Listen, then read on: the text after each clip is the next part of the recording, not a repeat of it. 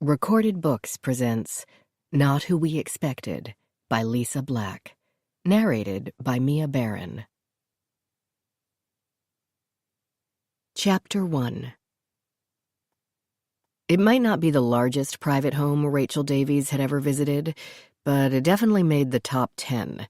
She stepped out of her car, leaving it on the wide circular drive behind two haphazardly parked SUVs. Slightly biting air refused to pretend it was still fall. Winter approached, without subtlety. The building's rectangular footprint spanned half an acre, according to her quick estimation. A balcony ran the length of the upper floor, held up by graceful white columns.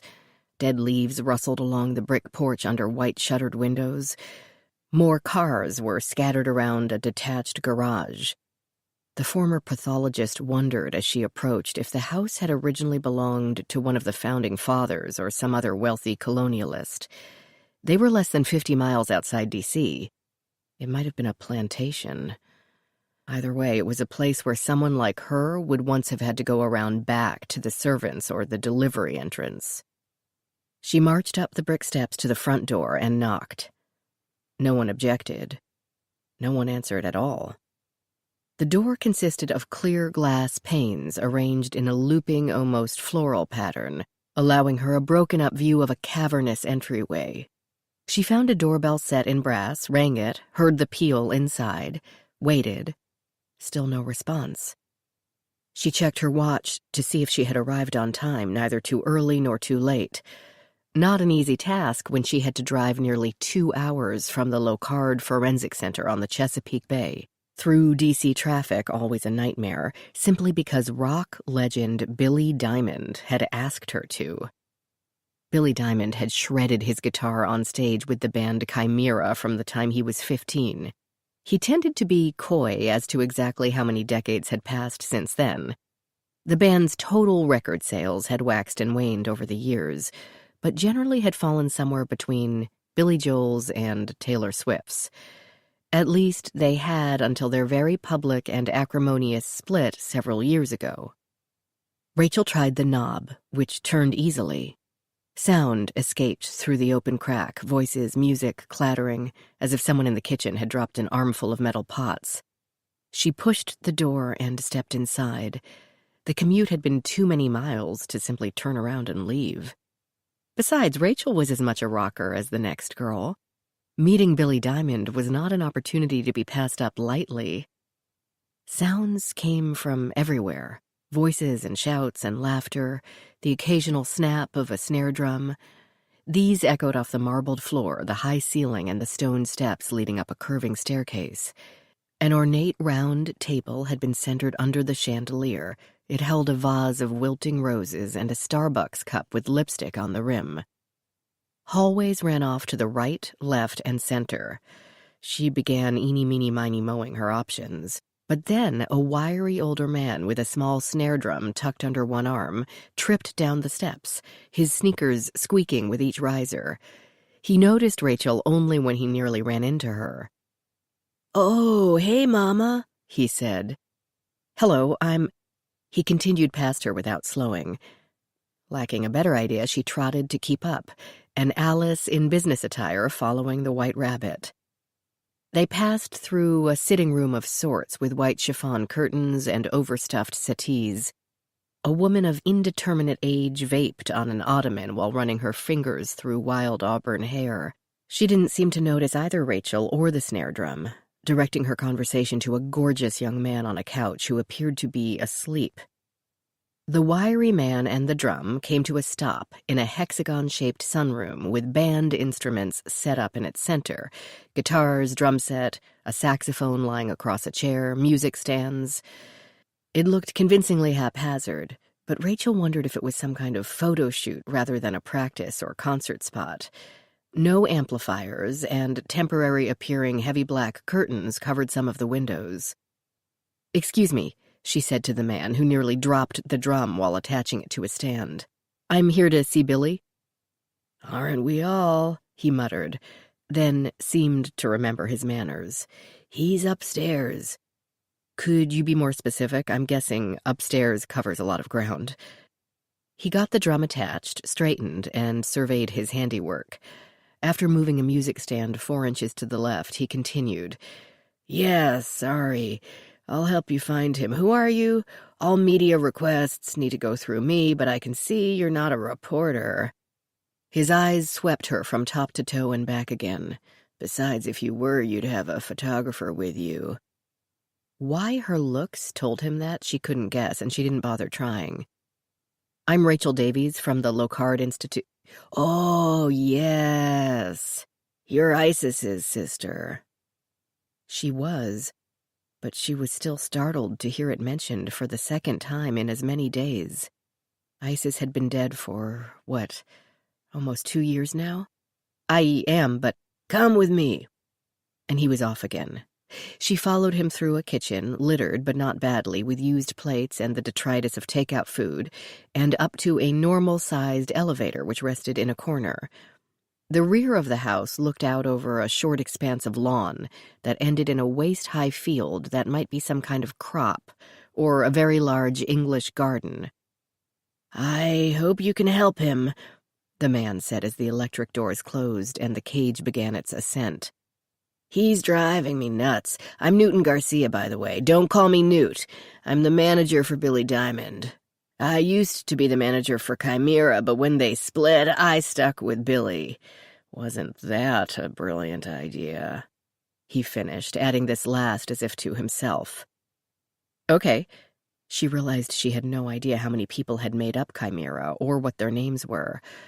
Rachel might obsess over a favorite song here and there, but she was no groupie. "I'm not quite sure yet why he's asked to see me." The aging rocker had called her personally at the Locard Institute, a center for forensic research, training, and investigation. He had told her he needed her help to find his missing daughter, and asked if she would come and talk to him about it. Because he had been a good friend of Isis, and Isis had always said that her sister Rachel was the smartest person she knew and could solve anything. Rachel had very much doubted that Isis ever said anything of the sort, but the combination of famous rock star and missing child had made her willing to sacrifice an afternoon in the lab.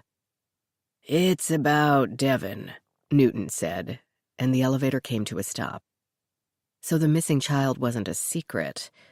But still, Rachel needed to talk to the client, potential client, before anyone else. "How is he driving you nuts?" The elevator opened onto a long hallway with doors on either side of the marble floor, the perfect place to use the child's big wheel beside a half-moon table. The table held a small lamp and a red lace bra. Voices and at least one television sounded along the way. Newton held the elevator door as she stepped out. "How isn't he driving me nuts? The venue is too big, it's too small, the sound is off. A solo tour is a terrible idea. A solo tour will sell millions.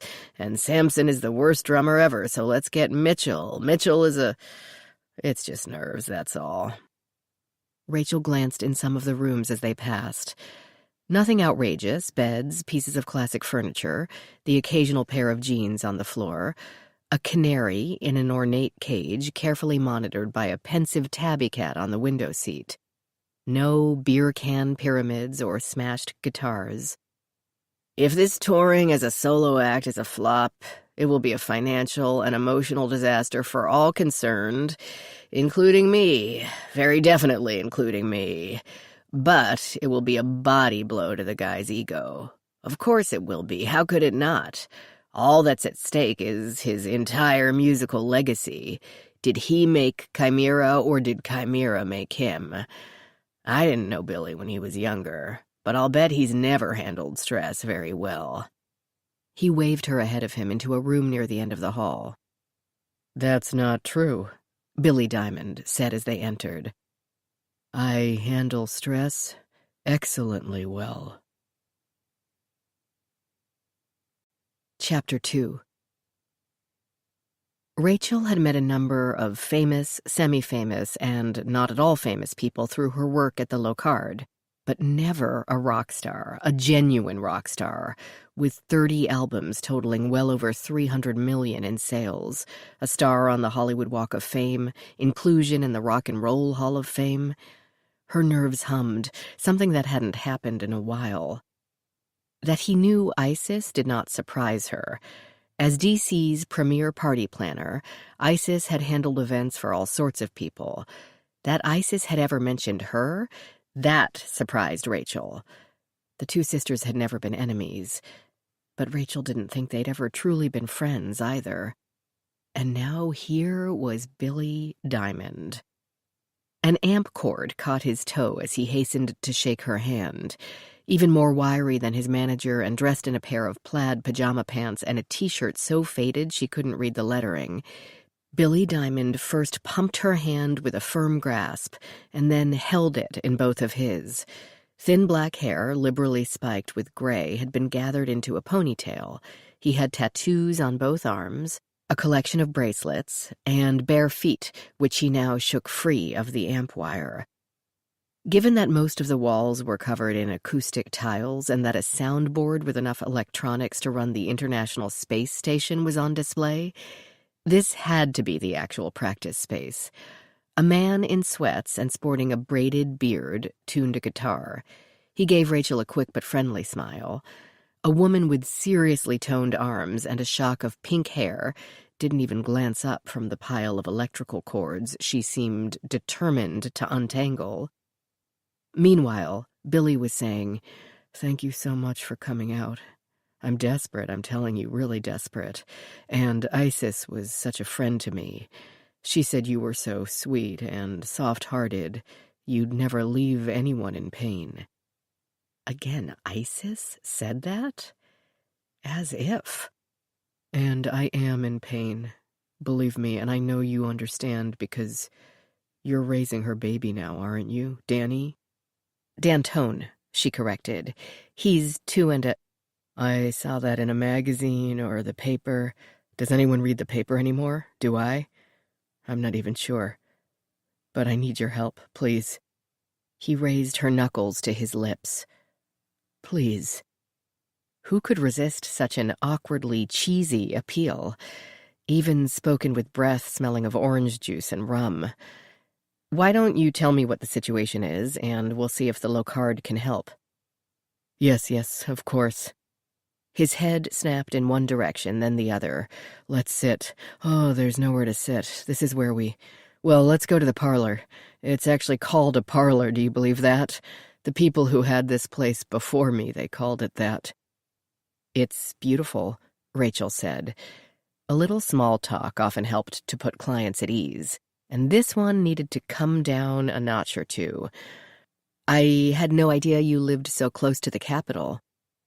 "Yeah, well, I had to get away from the craziness, just L.A. and Nashville and New York. I'd had enough." "He thought he might go into politics," Newton translated. Rachel felt her eyebrows rise and tried to stop them mid-flight. "I didn't. It's not. It was a good deal. The house was a good deal," Billy finished after a sharp look at his manager. "Let's go." "The photographer will be here at 2, Newton called after them. Yeah. Rachel caught the manager's eye roll just before Billy led her away, looping one arm through hers, as if they were going to stroll across the green bank of La Grande Jatte, or as if she might try to escape. The parlor now had a pool table and a poker table, heavy red curtains layered with dust, and a bar in the corner, which didn't seem too dusty at all. "Drink?" Billy offered. "We've got everything, wine, liquor, even sweet iced tea if you want it." She said that water would be great and found a grouping of armchairs, then pulled one closer to another. This interview needed to stay under control and on topic, she could see, or they'd be there all afternoon. Not that that would be a bad thing. He handed her an ice-cold bottle. "Water. Ugh. You know what fish do in that?" He slumped into the adjacent armchair without waiting for her reaction to the punchline. Ice tinkled in his own glass, probably not full of water, to judge from the darting gaze and the frenetic speech. But she could be wrong. He might just be stressed and chronically hyperactive. "So," she began, "do you like music?" Yes, very much. I'm a huge fan of Chimera. A huge fan of yours, always have been, she added, assuming his question had truly been, do you like my music? She'd guessed right. His face dissolved into a smile of pure happiness. Really? Which one is your favorite? Wait, don't tell me. It's When You Wake, right? You look like a hopeless romantic. Hopeful romantic. Not the way she'd describe herself, but she didn't tell him so, or that she'd never heard that particular song. I'm not sure I could pick a favorite. I considered New Road my theme song when I got my first car. He laughed merrily, then launched into a longish story about how the lyrics had popped into his head while he was driving through gorgeous Canadian mountains on his way to join the band in Alaska. She could have listened for hours, but wanted to get home in time to make Dantone's dinner. Her mother had book club tonight, and Loretta took book club very seriously. It took some gentle prodding to get him back on track. The singer clasped his hands together. Okay. Oh gosh, where do I begin? It's my kid, Devin. I have only one kid. Like you now, right? She's 19, amazing, she's so smart, and I know you must think she's my kid, grew up with this. He gestured around the room, maybe at the high ceilings and crown moldings, the beautifully maintained antique windows, or maybe at the wastebasket next to the bar, with the fruit flies hovering over the discarded bottles, an ashtray overflowing with cigarette butts and glass pipes. Rachel couldn't tell. You'd think because she's Billy Diamond's that she'd be stealing cars by the time she's 10, but she's not like that. Devin is... She's the most hard-working person I know, and I know a lot. The music business is not all drugs and jamming. It takes a massive amount of... Anyway, Devin has always been straight A's, soccer team, takes a homemade cake to her Nana on her birthday. Just the sweetest kid ever. Smart. I don't know where she gets it, certainly not from me. He stopped, and Rachel wondered if he was waiting for her to disagree. For all she knew, Billy Diamond might make pancakes every Sunday morning before church and tutor disadvantaged math students. What she wanted to do was ask about Devin's mother, but he went on before she could finish the thought. She's not part of this life. I mean, she doesn't trade on my fame like other celebrity kids, and I've tried to help her not be a part of it. Like, no social media. She doesn't party. Paparazzi don't follow her around because she's convinced them that she never does anything interesting. Most of my fans don't even know I have a daughter, and most of her friends at Yale don't know I'm her dad, and that's the way we both like it. She's a student at... Yeah, supposed to be in her sophomore year now. You know, she qualified for 3 scholarships but turned them down because they need to go to the kids who need the money, not people like us. Rachel nodded her approval. I see what you're thinking. If Devin's such a perfect kid, why am I here? Take your time. Background is vital. Well, here's the foreground. Now she's disappeared. A kid who didn't look old enough to drive walked into the room, carrying an electric guitar in each hand. The paint jobs were impressive. One had a waving flag motif over a field of grayscale zombies. The other had a collection of wild cats, tigers, lions, cheetahs, jaguars, of varying colors, all peering with menace through bright green reeds. Which one? The kid asked. After the briefest consideration, Billy pointed at the one with the cats, and the young man exited without another word. The rock star flopped one hand at his wake in a dismissive gesture. We donate those. I don't play them. They're just painted up to look cool for a charity auction. Real fans know I don't play anything but Geneva. She's been with me since... Let's see now. Devin has disappeared? Rachel prompted. Have you reported? From my life, I mean. Not disappeared like you're thinking. I know where she is, but she won't answer my calls, won't text. She's gone, what is it? Incommunicado. And I'm worried. He rubbed his eyebrows with both hands before summarizing. Devin wanted to take a gap year, have a break, do some traveling. Billy wasn't crazy about it. He knew all about losing your momentum, which was how he had screwed up the 4th album. But if anyone deserved a little time off, it was Devon. Then summer began, and instead of backpacking through Malaysia, she went to a sort of life coach retreat spa in Nevada. That was Devon through and through. Even her downtime must be productive. It sounded to Billy as if she was rethinking her major, economics, with the aim of going into nonprofit guidance, so perhaps taking some time to reassess would be the smart thing to do. She sounded enthusiastic about this retreat place at first, but then he heard from her less and less, until less became not at all. Cell phone service was spotty, and soon he couldn't get a hold of her or Carlos. Rachel jotted down notes on a small spiral-bound notebook. Carlos? Her boyfriend. That's another reason I didn't give a thought to her going, because it wasn't Malaysia and because she wouldn't be alone. And the boyfriend is... Sweet kid. They were two peas in a pod, really. He needed somewhere to go over last Christmas break, so Debbie brought him home, and that was that. What does Carlos's family think about this spa? This stumped him. I don't know anything about his family. I don't even have their number. I'll get back to Carlos in a minute, though I'm sure it was Carlos's idea, the counseling aspect of it. And it's not actually a spa, more like a ranch. It's called Today's Enlightenment, or something ridiculous like that.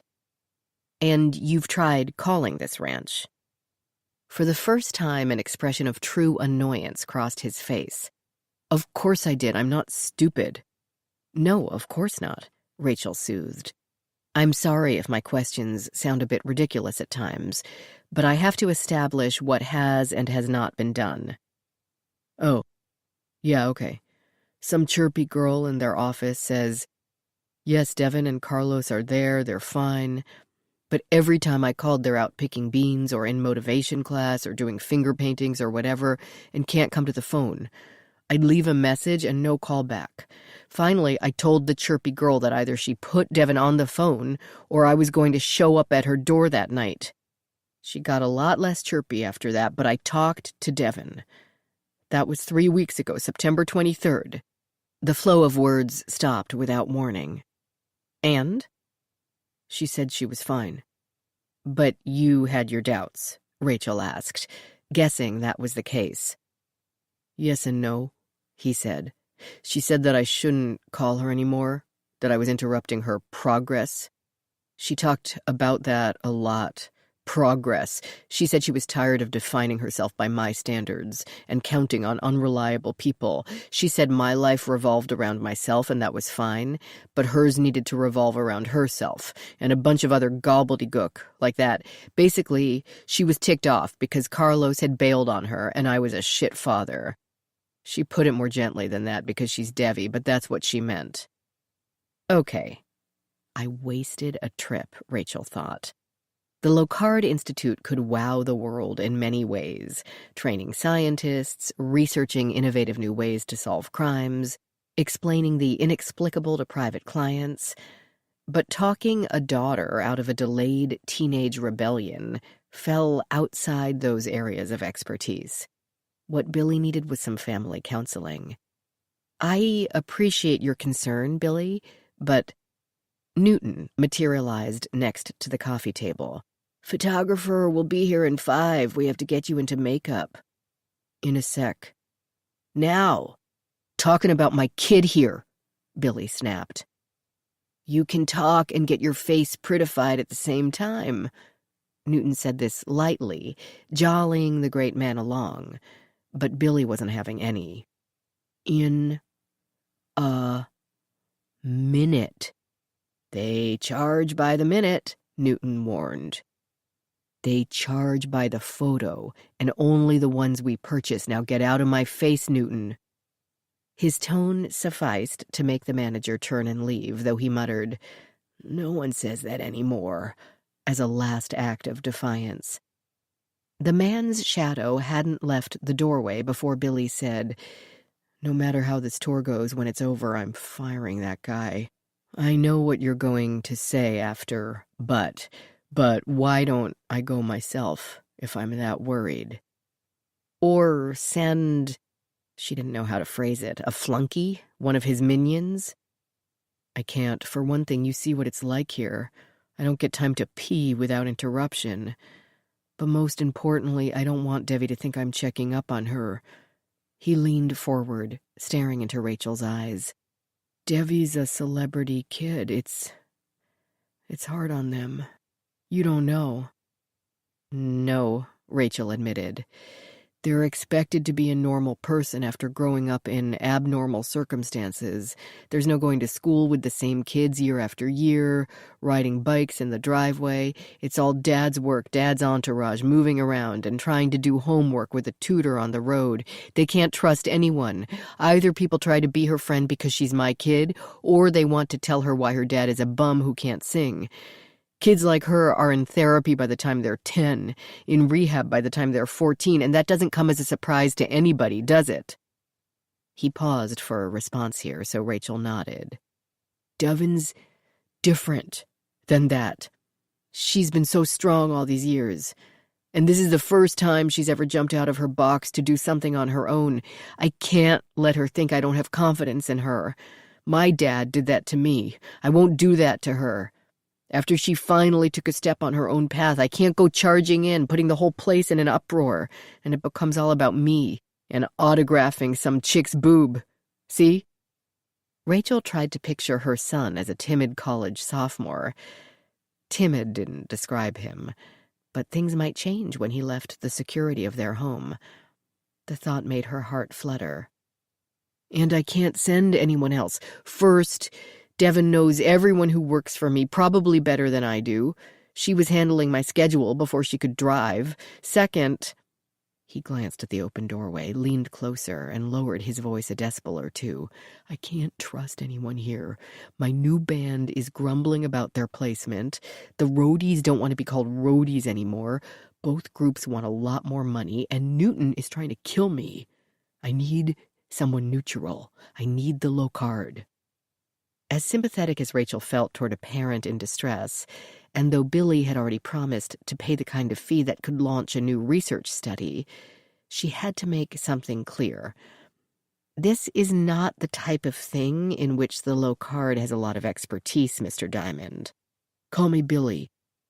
It sounds as if you want us not only to check on your daughter's welfare, but also to convince her to reconcile with you, without mentioning you or letting her know that you are involved or even aware. He considered that. Yes, exactly. I don't see how that would be possible.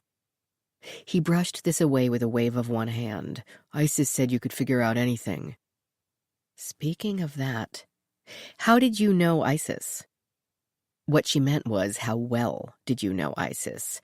Her sister had a long and varied history, the kind that had given their father prematurely gray hair and driven a wedge between the two siblings. But she had made a success at last of a party planning business, catering to the wealthy and high-profile clients of D.C., and Billy looked like he threw a lot of parties. It tugged at Rachel, this opportunity to find out a little more about her sister's life during the past 8 or 10 years. The years in which they hadn't spoken much, other than in quick, bitter arguments. The birth of Dantone had repaired some ties, but only a fraction. The abrupt change in topics had silenced Billy, so she prompted. Through her business, elite events? Yes, yeah. Isis and I did a lot of business together. She put together great stuff, and, I trusted her, and I don't trust many. She said you were the smartest person who ever existed. No, she didn't. Just please, go to Nevada or have someone else go there. You look too much like your sister. No, I don't, Rachel almost said aloud. Make sure she's okay. Beautiful blonde girl. You can't miss her. And maybe find out why she stopped talking to dear old Dad. If she needs some space, fine. If Carlos or someone else has gotten her into something not good, then I'll charge in, chaos or not. It sounded like easy money for the research department, Rachel found herself thinking. A plane ticket, spa fees, or whatever. Put this hyper dad's mind at rest. but she couldn't let her desire to learn about ISIS bias her. I understand, but if you think she's simply taking some space... He shook his head so sharply that the ponytail flopped between his shoulders. That is what I thought until yesterday. Until I found out Carlos was dead. Chapter 3. Ellie Carr paused with a coffee cup halfway to her lips. I'm going to do what now? Rachel had made it back to the Chesapeake Bay area in time to stop in at the Locard before everyone started heading home. She'd caught Dr. Ellie Carr in her office. The ex-FBI agent and crime scene expert had worked undercover before, and at 30 might have a slightly easier time talking to Billy's daughter. Here's the timeline, Rachel told her. 3 weeks ago, Devin tells Billy that Carlos left the ranch, bailed on her. Yesterday, Billy finds out that Carlos is dead. He apparently drowned in the Truckee River. His body was found last week at a dam east of Reno. The structure of this particular dam, it caused considerable damage to the body. The local medical examiner puts time of death at 3 to 6 weeks ago, which coincides with when Devin said he left the ranch. Ellie sat behind her desk. Her office didn't have much space, but did have a large window overlooking the center courtyard, already deep into the shadows of dusk. The Locard started life as a boys' school nestled in heavy woods and had 3 floors in a U-shape. It had laboratories of every kind, offices, a gymnasium, even a cafeteria. But somehow the radiators and heavy wood framing never let its occupants forget its humble origins. Ah! Carlos was dead before Billy last spoke with Devin, so no need to panic that she went into the same river with him. Yep. Does Devin know Carlos is dead? There's no way to know. He did try to call, but she wouldn't come to the phone, and he didn't want to tell her that in a message. Billy's worried that she'll be depressed or grieving if or when she finds out, even if she sounded more annoyed than upset about Carlos. He thinks she'd been cooling on the romance for a while now, but it's hard to tell with young emotions. What do her friends think? Usually when a girl is dumped, she runs to her BFFs. It didn't sound like the poor kid had many. She grew up on the road with adults, roadies, groupies, and managers. What about her mother? Billy doesn't think much of her, to put it mildly. Though I always take an ex's opinion with a few handfuls of salt. He said she blew a few months after the girl was born, and he doesn't know if she's even still alive. Gave me her last known address, though. And Carlos's family hasn't contacted him? Do they know who Devin is? I asked that, too. He couldn't remember either of the kids ever mentioning his family, which he claimed to realize only as we were speaking was weird. Maybe, maybe not. Rachel wondered if Ellie was thinking of her own childhood, of being orphaned at 4, growing up with various loving relatives. But at least Ellie had always had somewhere to go on a school break. He had a family, though. The medical examiner notified them, and they called Yale to let them know Carlos wouldn't be returning this fall and to cancel the automatic billing. Yale called back about a refund and got Billy instead because Carlos had put the Diamonds as his next of kin. From there, Billy turned to Google, which told him the rest.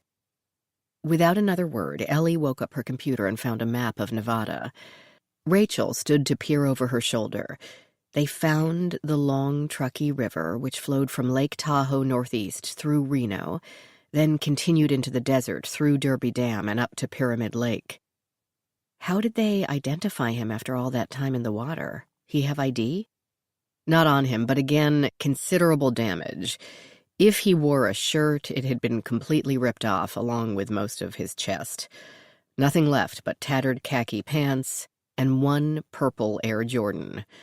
But someone managed to get a fingerprint. Ellie raised an eyebrow. He had a record? Nope. In high school, he was printed during the application process to be a camp counselor. Cause of death is drowning? I'll see about a copy of the autopsy report. But according to the Reno Gazette-Journal, the ME chalked it up to an accident. Means unknown. He's hardly the only person who has drowned in that river this year. The city has a large homeless population, and the river is prone to flooding in some months. Where is this ranch? Rachel read off the address, which pinpointed a spot southwest of Reno, between it and Lake Tahoe. Looks pretty close to that same river. Ellie sat back, crossing her arms. So, possible scenarios. Accident, suicide, murder. Accident. Carlos falls into the river at the ranch, can't swim. The stream carries him through Reno without anyone noticing and up to the dam, and Devin assumes he bailed on her. Suicide.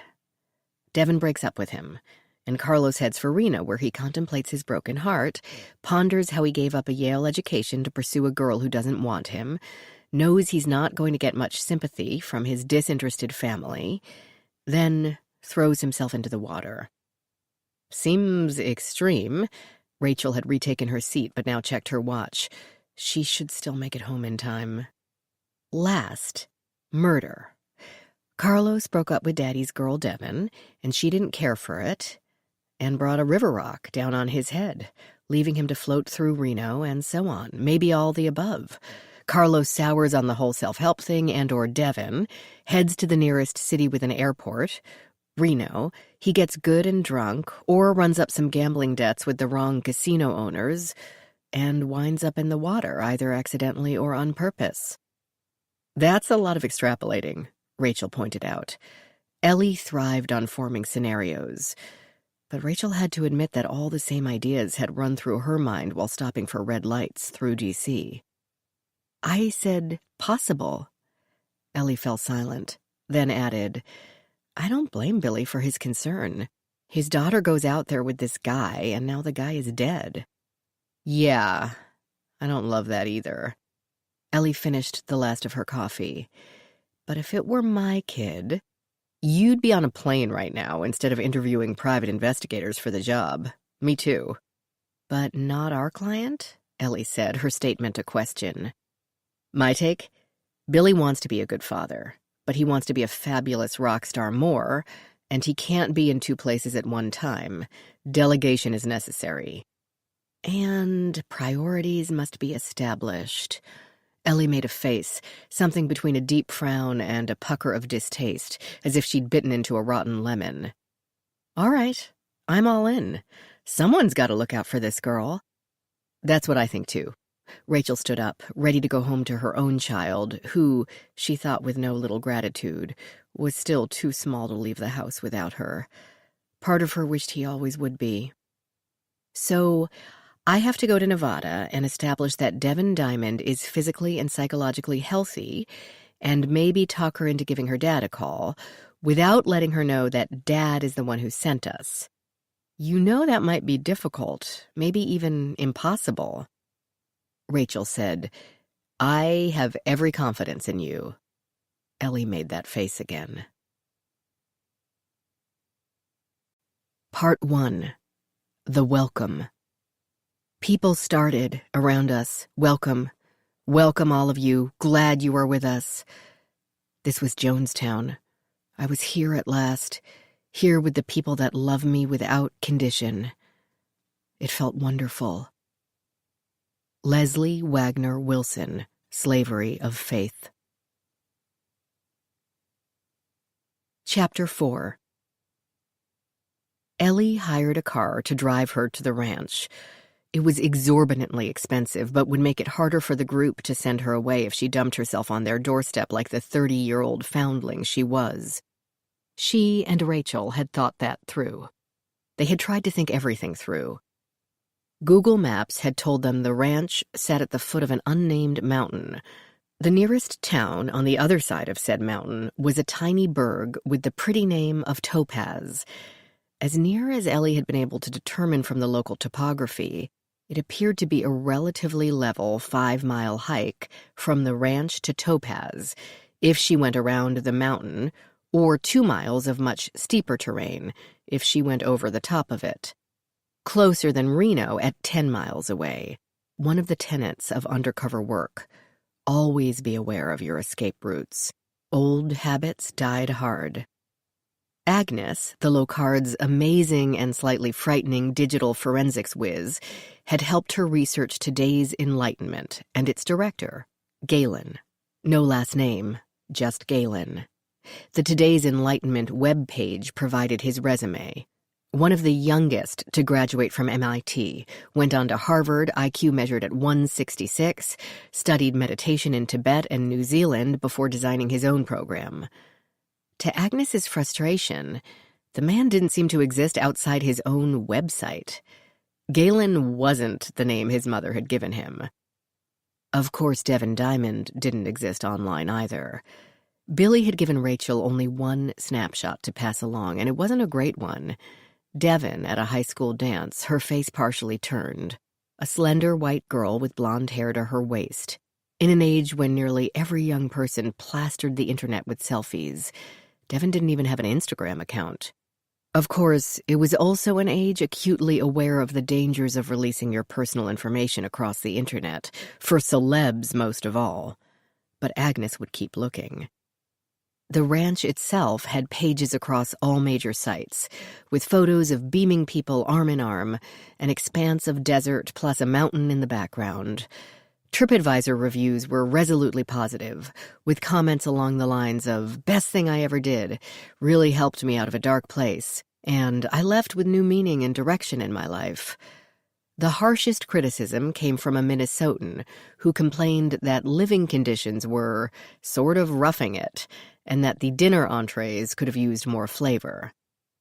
No news articles to be found, but then finding inner peace didn't grab media attention like prostitutes and the Comstock load.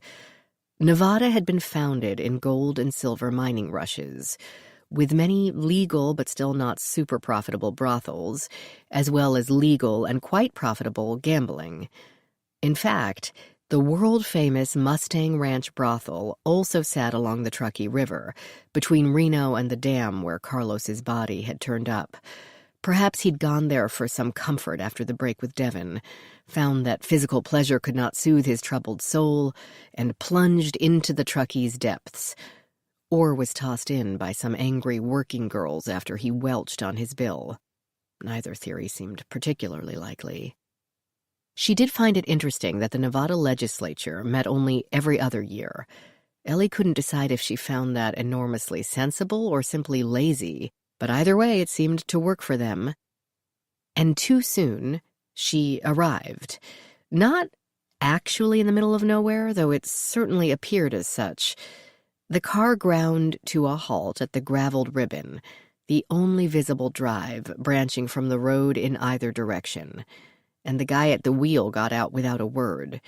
He opened the trunk to hand Ellie her backpack. Then he gazed toward the group of nondescript buildings scattered along the flat earth, the nearest about 100 feet away.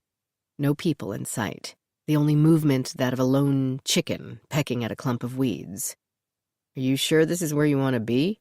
the driver asked her. Nope, not sure at all, popped into her mind. But Ellie was a grown-up and a former FBI agent, with more than a passing acquaintance with deception and violence, and should have a better-than-average ability to handle whatever today's Enlightenment could throw at her. If Devin figured out why she was there, she might feel a little embarrassed. Billy might withhold part of their fee. That would be the worst that could happen. At least, that was what she told herself. "Yes," she told the driver.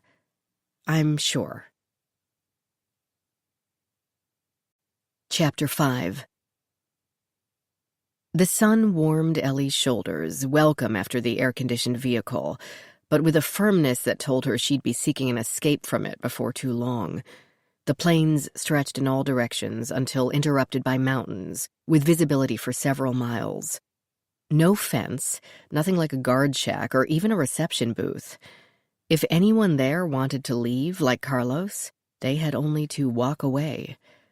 Of course, it would be a long, hot, dusty walk, so there was that.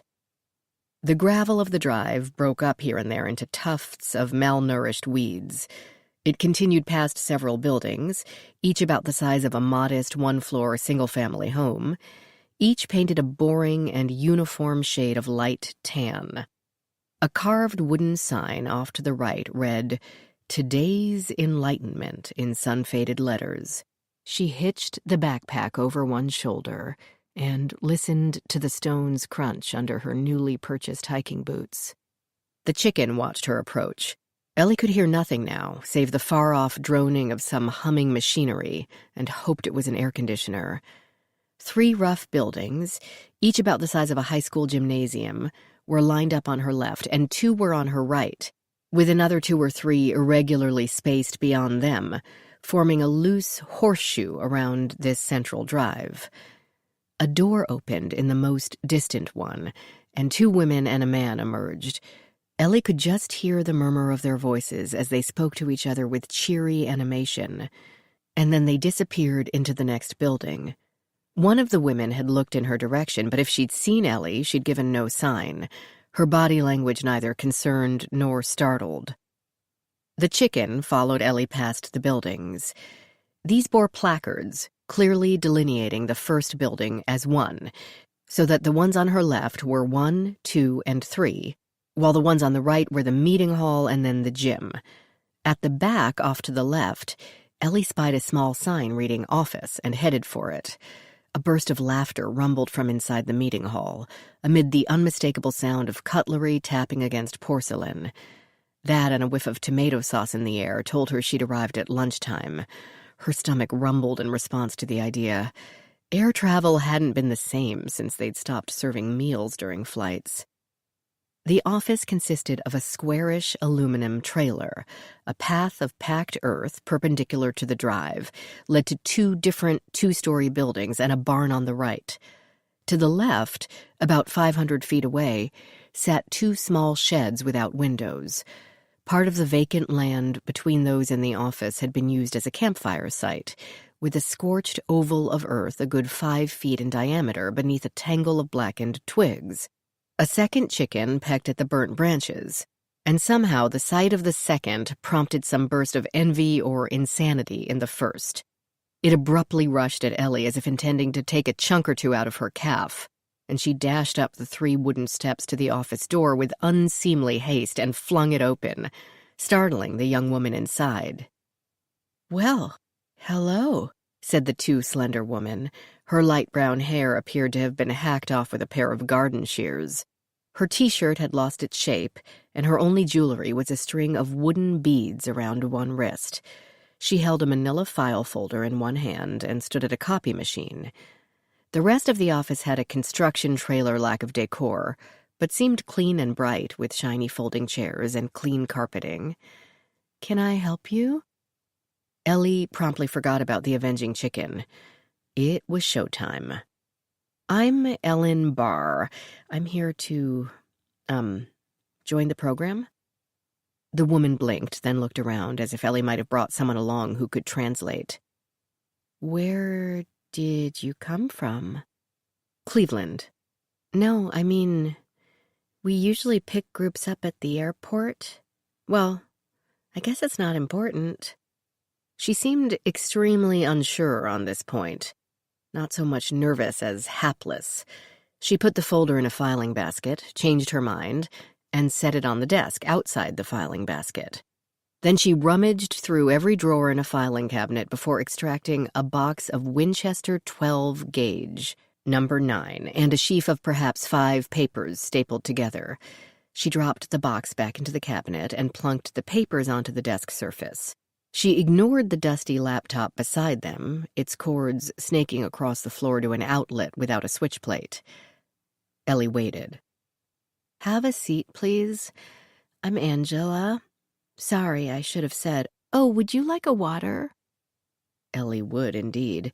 She dropped her backpack on the floor and dragged a folding chair to the side of Angela's desk. There were only 2 such desks in opposite corners from each other. A set of homemade shelves took up a third corner, with items ranging in type from toilet paper to bottled water to a dollar store-type pink plastic basket with first aid written on the edge in marker. The fourth corner had a card table covered with folders and cardboard boxes, with more stacked beneath it. Out of habit, Ellie scanned the room for cameras or any particular security. Nothing, save for a typical locking knob in the office's metal door. The 2 windows had minimal latches, no wires, no apparent alarms. Crime wasn't an issue in the middle of nowhere. The young woman pulled a bottle out of a mini-fridge and asked if they'd begun an account for Ellie, who said no. Then she began filling in the blanks on the new client record pages, writing down Ellen Barr's name, address, occupation, next of kin. How had Ellen heard about the place? Some woman she'd met in passing at a party had simply raved about today's enlightenment. When working undercover, Ellie liked to keep her fictional backstory full of convincing but unverifiable details. She had chosen a name very close to the real one of Elizabeth Carr. If someone called her Ellen or Ms. Barr, the common letters would alert her brain to react. The intimidating Agnes had also created a basic online history for her. A few social media profiles, messages posted in 2 professional online communities, and a job history complete with her new name listed in company directories. Ellen Barr had spent the past 6 years as a biologist testing food safety. Ellie and Agnes hoped that sounded dull enough to prompt only a few polite questions, which her scientific background would help her to deflect. "How will you be paying?" Angela asked her now. The website made it clear that today's enlightenment was not a charity. The coursework and counseling, not to mention room and board, cost more than a balcony suite on a small ship cruise for the same amount of time. Agnes had also obtained a quite legitimate credit card with an excellent payment history for the completely illegitimate personhood of Ellen Barr. If I ever need to flee the country, I am first going straight to Agnes. Ellie handed it over, noticing as she leaned forward a series of small holes in the surface of the desk. 3 on the side and 2 on the top, about 3 or 4 millimeters in diameter. Perhaps from that number 9 birdshot. "What happened here?" "Huh? Oh, the holes? I have no idea." Angela spoke absently, flipping back and forth through the new client record, as if not sure it passed muster. Ellie let her focus on her work. Each hole came at the end of a dented trough, which started at a taper and widened until whatever had skimmed the metal finally punched through it. The holes and troughs were all the same size but randomly spaced apart, which made her think of the typical damage from a hail of bullets, though these were small enough to come from shotgun pellets, or BBs rather than actual bullets. The tapers, or leading edges, indicated that the force had come from her own direction and had been aimed slightly to her left. She could use the trough's elliptical shapes to calculate an angle of origin if she needed to. But of course she didn't need to. Visually following the obvious trajectory, Ellie could not see corresponding holes in the wall behind Angela's work area, though the surface was littered with too many attached flyers, funny memes, photos, and sticky notes to allow much inspection. She scanned these for mention of Devon, or even a handy scoreboard of clients, but found nothing of the sort. Paperwork completed, Angela went on to explain the basics of the place. Clients were provided both group courses and individual counseling with their assigned coach, and sometimes other counselors, including Galen, the head counselor. Ellie would be given a bunk in the freshman quarters. Clients were generally divided into groups depending on their level of progress, and Galen, well, all of them, had fallen into the habit of nicknaming the groups as high school classes. The freshmen were the newbies. After coursework and individual counseling, usually a matter of weeks to months, clients moved into the sophomore group. Months? Sophomores were expected to know the drill and pick up more of the contributory work at the ranch. Everyone did contributory work to maintain the place, and also to engage in mental rest and a reconnection to their roots as physical beings. Work included cleaning, laundry, cooking, and working in the gardens. "Then, juniors and seniors, I suppose?" Ellie asked, not sure if that seemed fun or juvenile. "Yes, Though there aren't any seniors at the ranch right now. And like in high school, no skipping classes.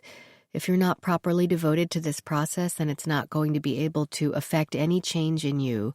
Oh, and don't bother Mrs. Coleman. She lives in a big house up the mountain. It's gorgeous, Angela confided in a moment of girl gossip weakness, before snapping back to crisp and professional mode. Her family was quite wealthy, and she lets us use this land, but she's very private and doesn't want visitors. She's so kind, and we promised her no one would trespass. Does that make sense? Leave the recluse alone. Got it. Great. I see you only have a backpack. Did you come prepared to stay a while? I mean, is there anywhere you're going to need to be?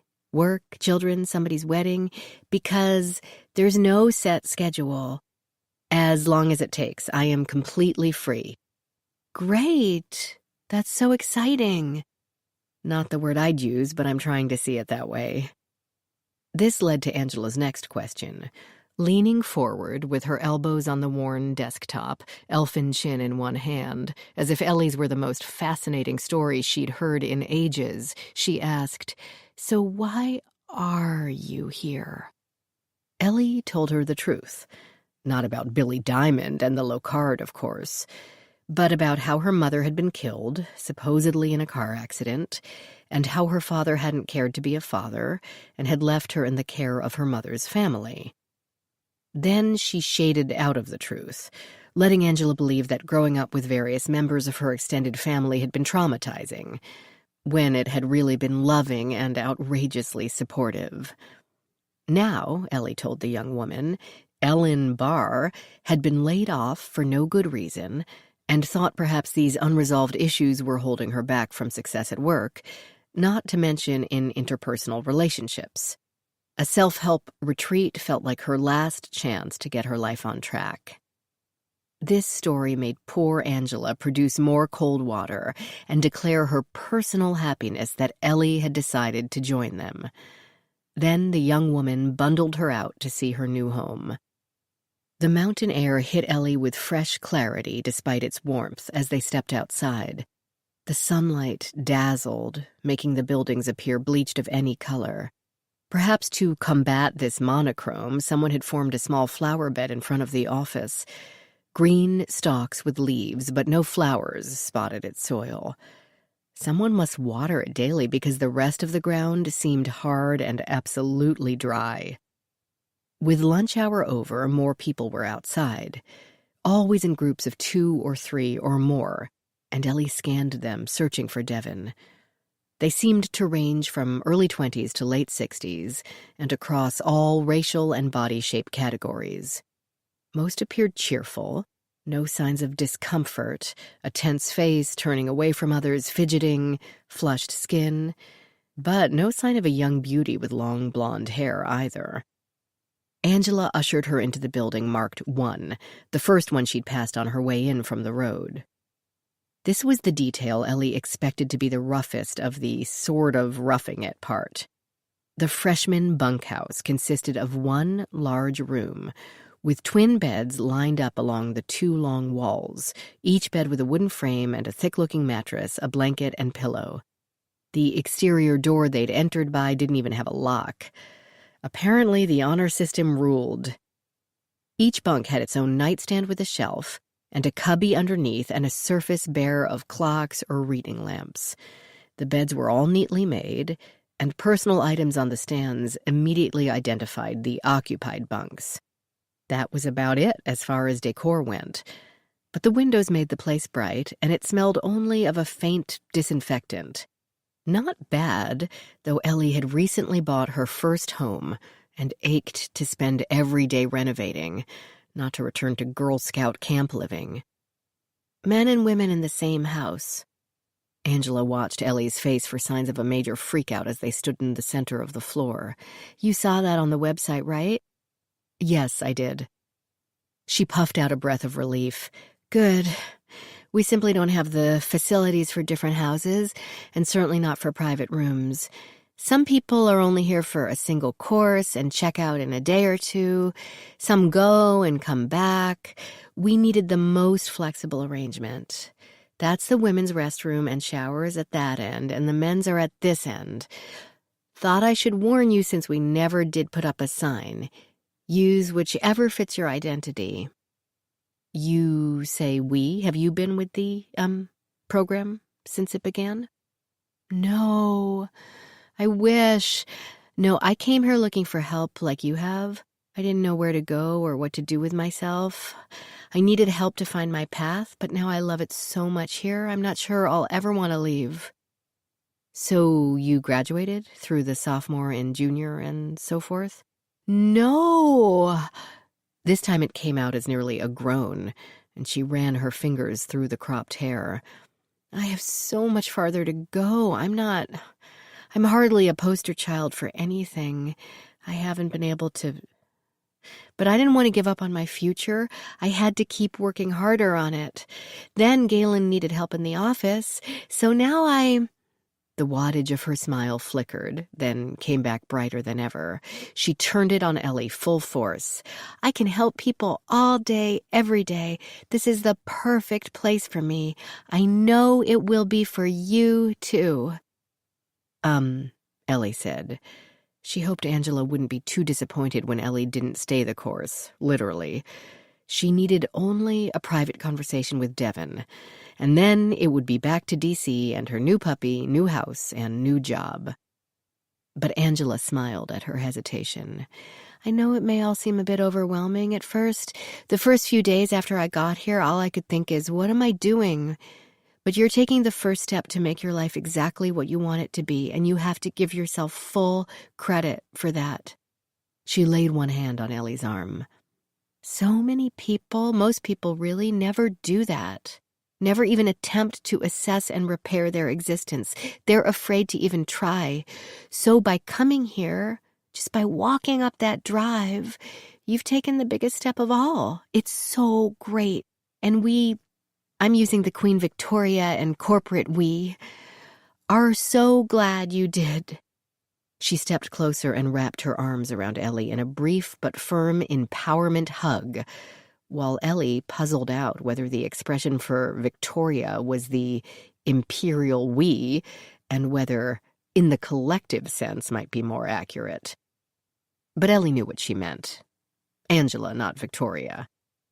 Ellie stashed her backpack in a nightstand along the north wall, one over from the next occupied bed, but still with one empty bed and nightstand set from the men's room and the exterior door, spacing herself like an electron around a nucleus, as far from others as she could get, but still in the right orbit. Like the building itself, the nightstand had no locking mechanism. But she didn't worry about that. She had brought only $50 in cash, her Agnes-invented driver's license, and the one, now no longer empty, credit card. Angela continued. Afternoon sessions should begin in 10 minutes or so. Sessions don't have to be done in order. Many clients take the same session 2 or 3 or 4 times before they feel they've mastered it. So it's no problem if the other clients have already been here for a while. Everyone is on their own schedule. So why don't we have you plunge right in? And in the meantime, I'll find out who your coach is and get you set up with them afterward? By all means, Ellie said. Let's plunge. Chapter 6. The empty meeting hall/dining area, like the bunkhouse, appeared strictly utilitarian, with the industrial long tables and stackable chairs of a high school cafeteria. Only half of the building served as this open space. A hallway led to the separate rooms that occupied the other half of the building.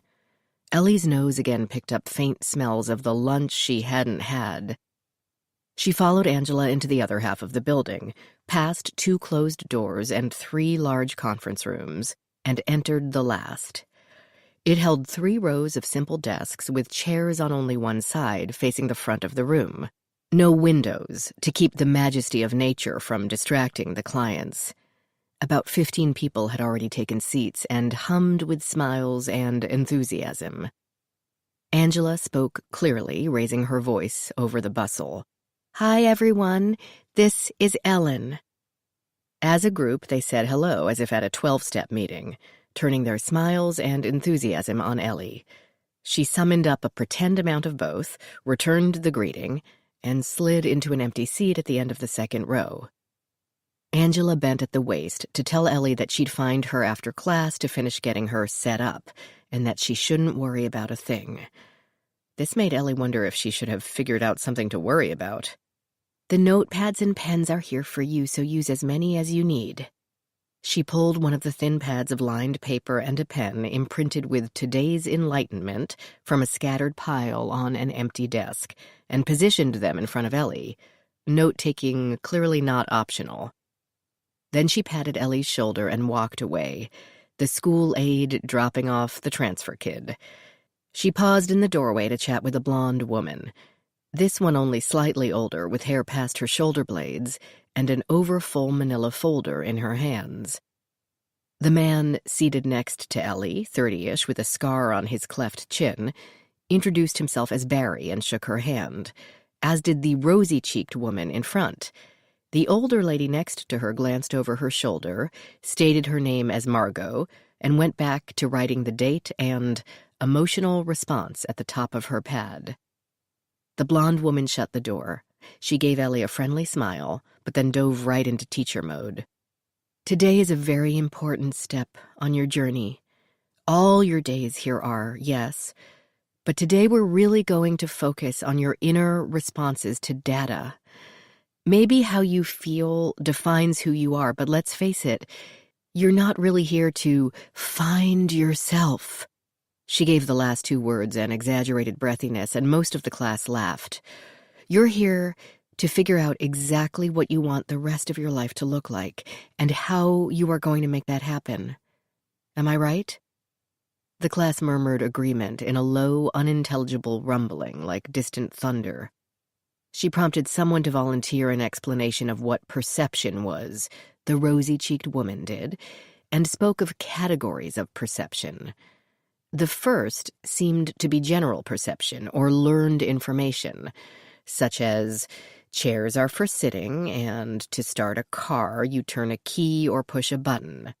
The second whole category apparently consisted of stuff humans forgot or deleted because they were bombarded with information nearly every minute of every day. If we didn't immediately toss the unnecessary and irrelevant stuff, our heads would explode. More laughter.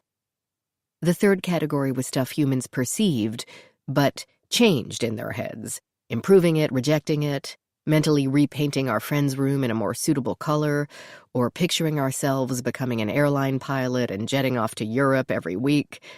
This drive gave human beings their creativity and ability to push boundaries. Ellie's fellow students took copious notes, faces furrowed in concentration. Ellie spent the time rehearsing what to say to Devin once she found the girl. It sounded as if Billy expected her to not only locate Devin, but also to reconcile her to her father. And Ellie had no idea how to do that. Her own father had walked out the day after her mother's death. If he showed up or sent an emissary, would she be interested in reconciliation? Hell no. Though Billy hadn't physically abandoned her, perhaps Devin was feeling some similar resentments, feeling like she existed only as an appendage to his fame, tired of being a satellite in his orbit. Perhaps they could bond over similar parent-child relationship issues. When Ellie had worked undercover, it had helped her to find one thing in each target with which she could genuinely identify: a love of dogs, a favorite singer, coffee with cream. It helped. Even when the person in question ran a criminal organization responsible for over a dozen murders in the past year alone. So, when the instructor told them to write down 3 things that made them happy, 3 things that made them unhappy, and why, Ellie wrote about her father. The talking points might come in handy when she found Devin. The hour-long class expired before she had to speak aloud, to her relief. The rest of the class promptly stood and said in unison, "Thank you for guiding us to find our own roads." Another protocol Ellie would have to learn if she wanted to fit in. Then they began to file out. Ellie realized she had no idea where to go next, but the blonde instructor rescued her, lying in wait at the front for the rest to leave. "You're Ellen. I'm so glad you're here. You should be really proud of yourself for taking this step. Most people never do, don't even want to know what they are and what they want, much less what they're willing to do to get it." Thanks. I'm going to be your coach during your time here. You've had a tour? I've seen the bunkhouse. I'll walk you through the rest of the property and we can talk. I have so many questions, and I'll bet it's been a long time since anyone's asked. Or since you've even asked yourself. Am I right? Here we learn to devote ourselves to ourselves first, because it's not until you know yourself that you can devote yourself to others. She laughed at Ellie's blank expression. Never mind. I'm sure that sounds like gobbledygook to you right now, but you'll see what I mean. I'm so excited to take this journey with you. She stretched out a hand. My name's Devon. Well, Ellie thought, that was easy. Chapter 7. Devon looked well. In fact, she looked great.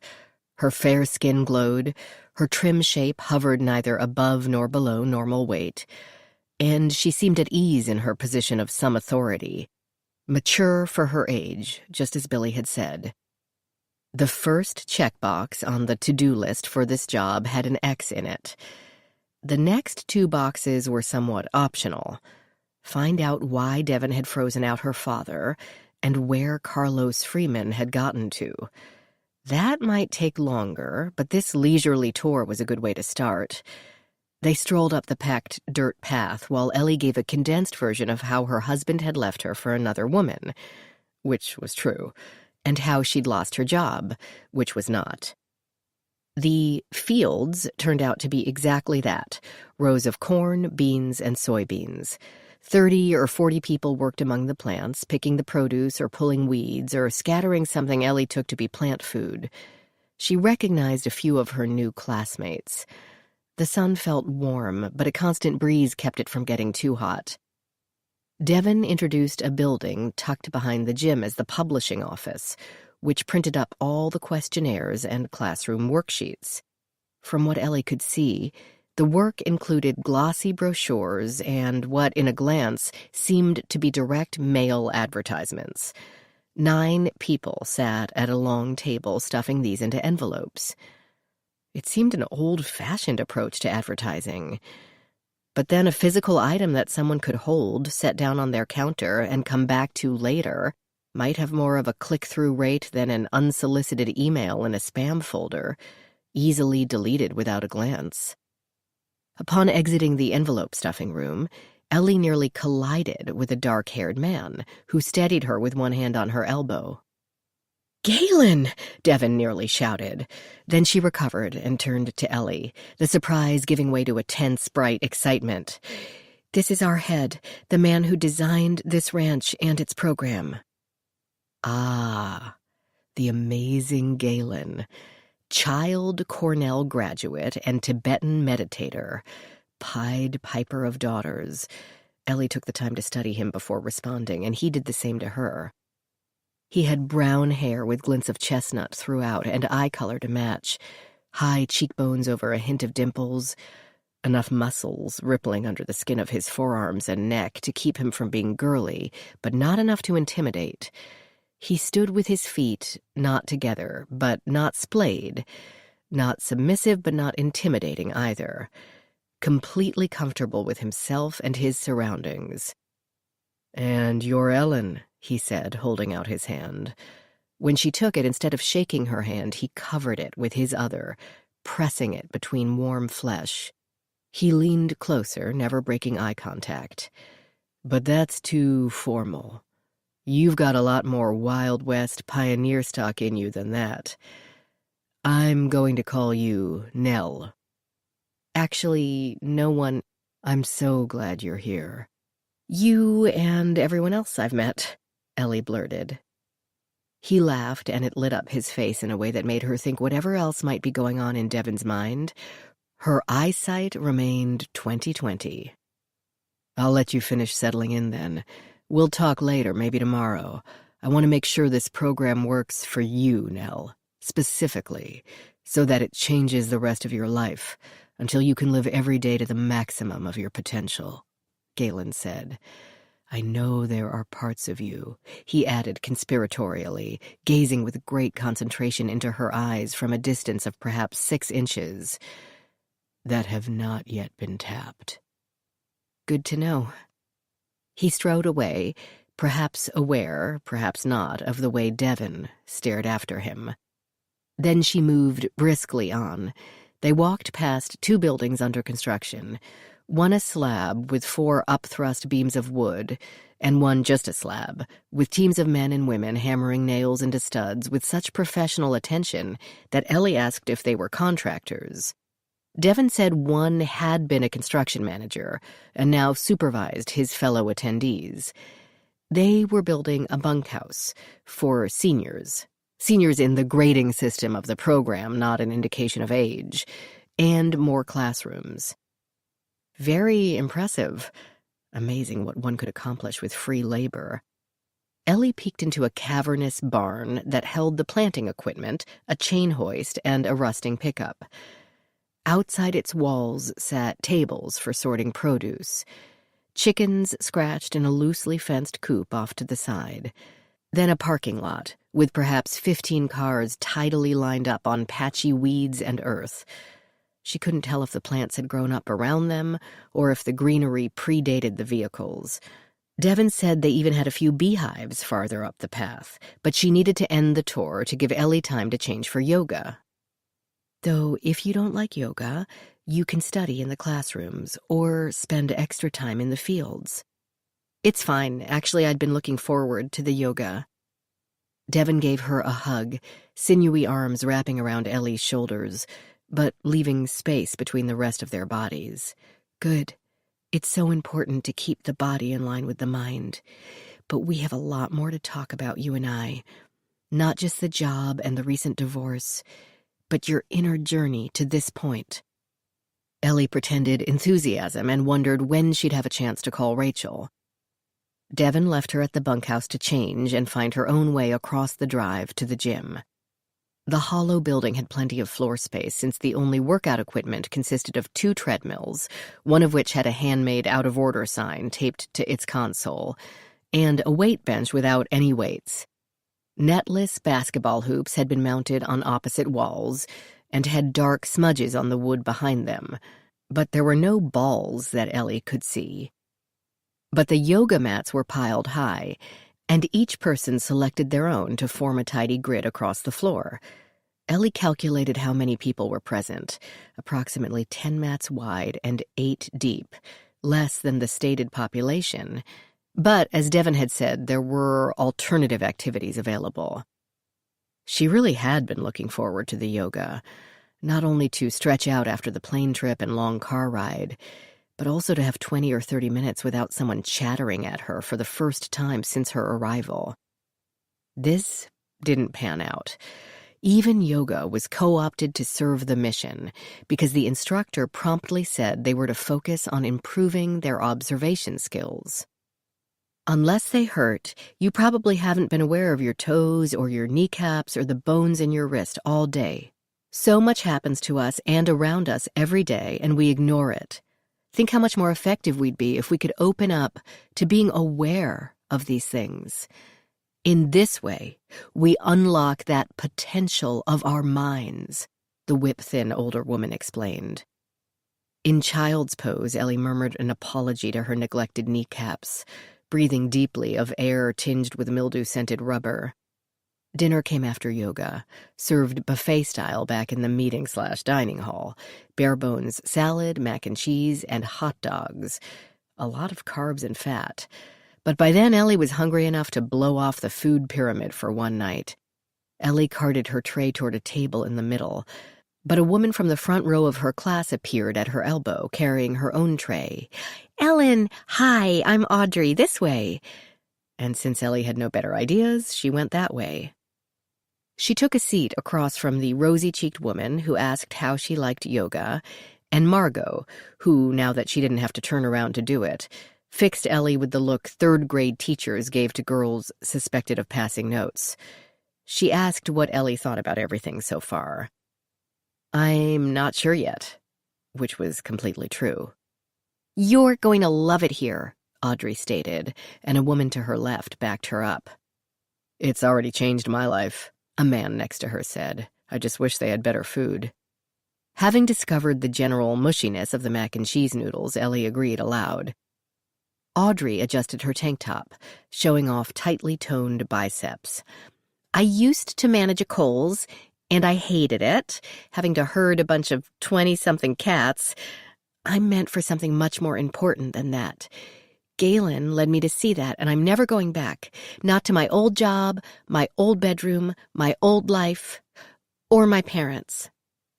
Ellie recognized most of the people around her as bunkmates and classmates, which she realized were one and the same, fellow freshmen. Did they have to sit at the freshman table? She didn't see any signs.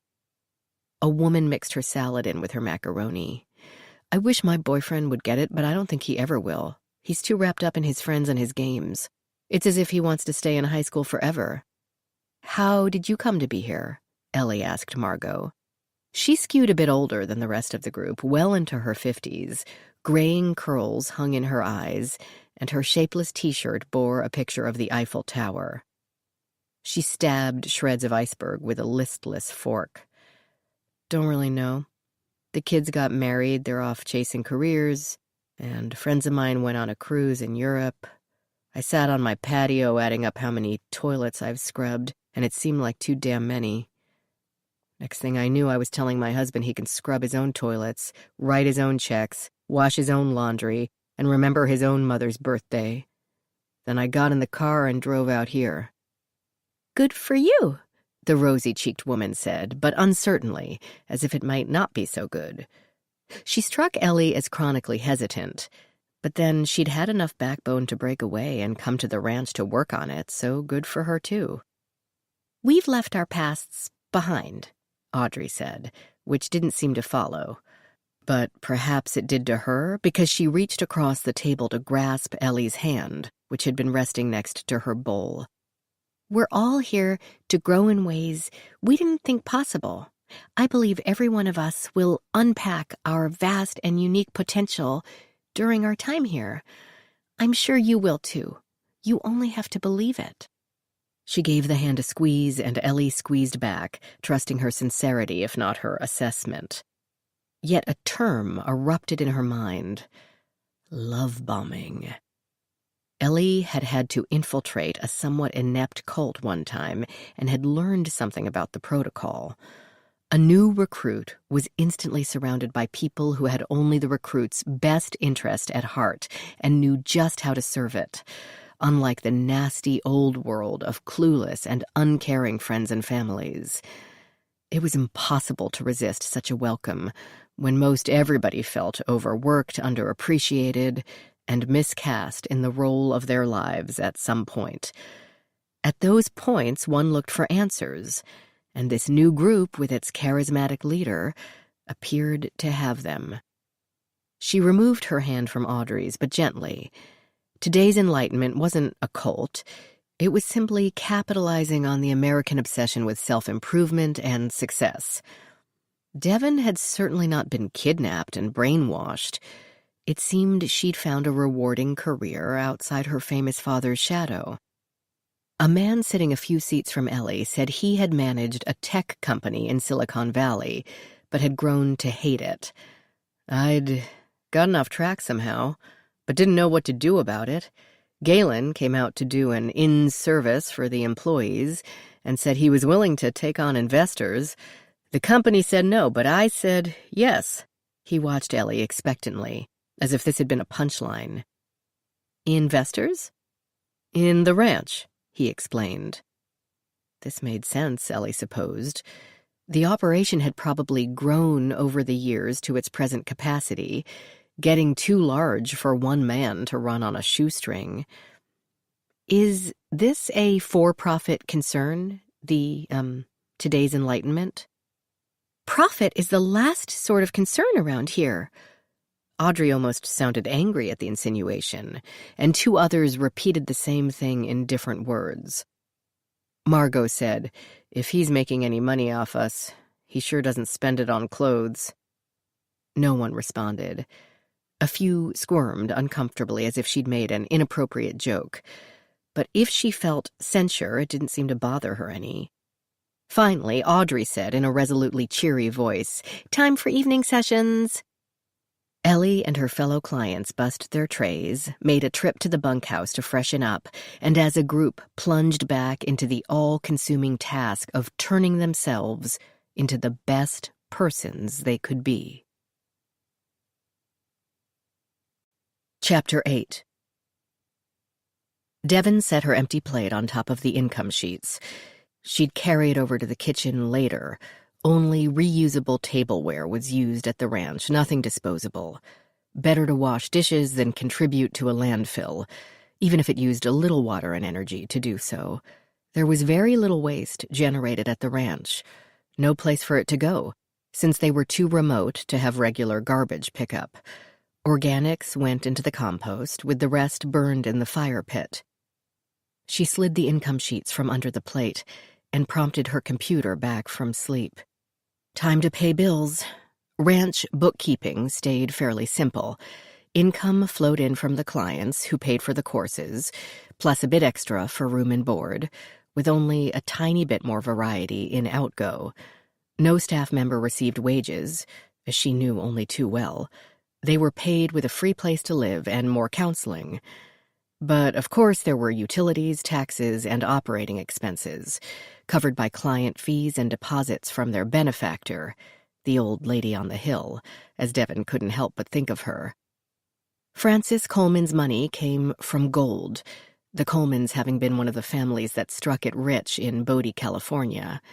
Now Bodie was a literal ghost town, a state park accessible only by 3 miles of dirt road, but its mines had produced over $30 million worth of gold and silver during the late 1800s. Francis Coleman's family had managed not only to hang on to their share, but also to grow it.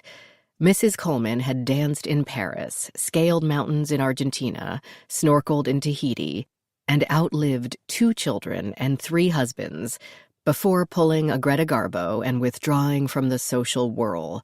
She had built a sprawling cabin nestled into the side of the mountain, and from her wide front porch, she could see the entire valley. How Galen had talked Francis Coleman into building the ranch for them, Devon would never know. But then, Galen could talk pretty much anyone into pretty much anything, so... And she probably enjoyed having them there. It must be a comfort to see other humans when she looked out her window, yet not have the obligation of interacting with them. Mrs. Coleman had cleaning staff in once or twice a week, and a visiting nurse made weekly stops.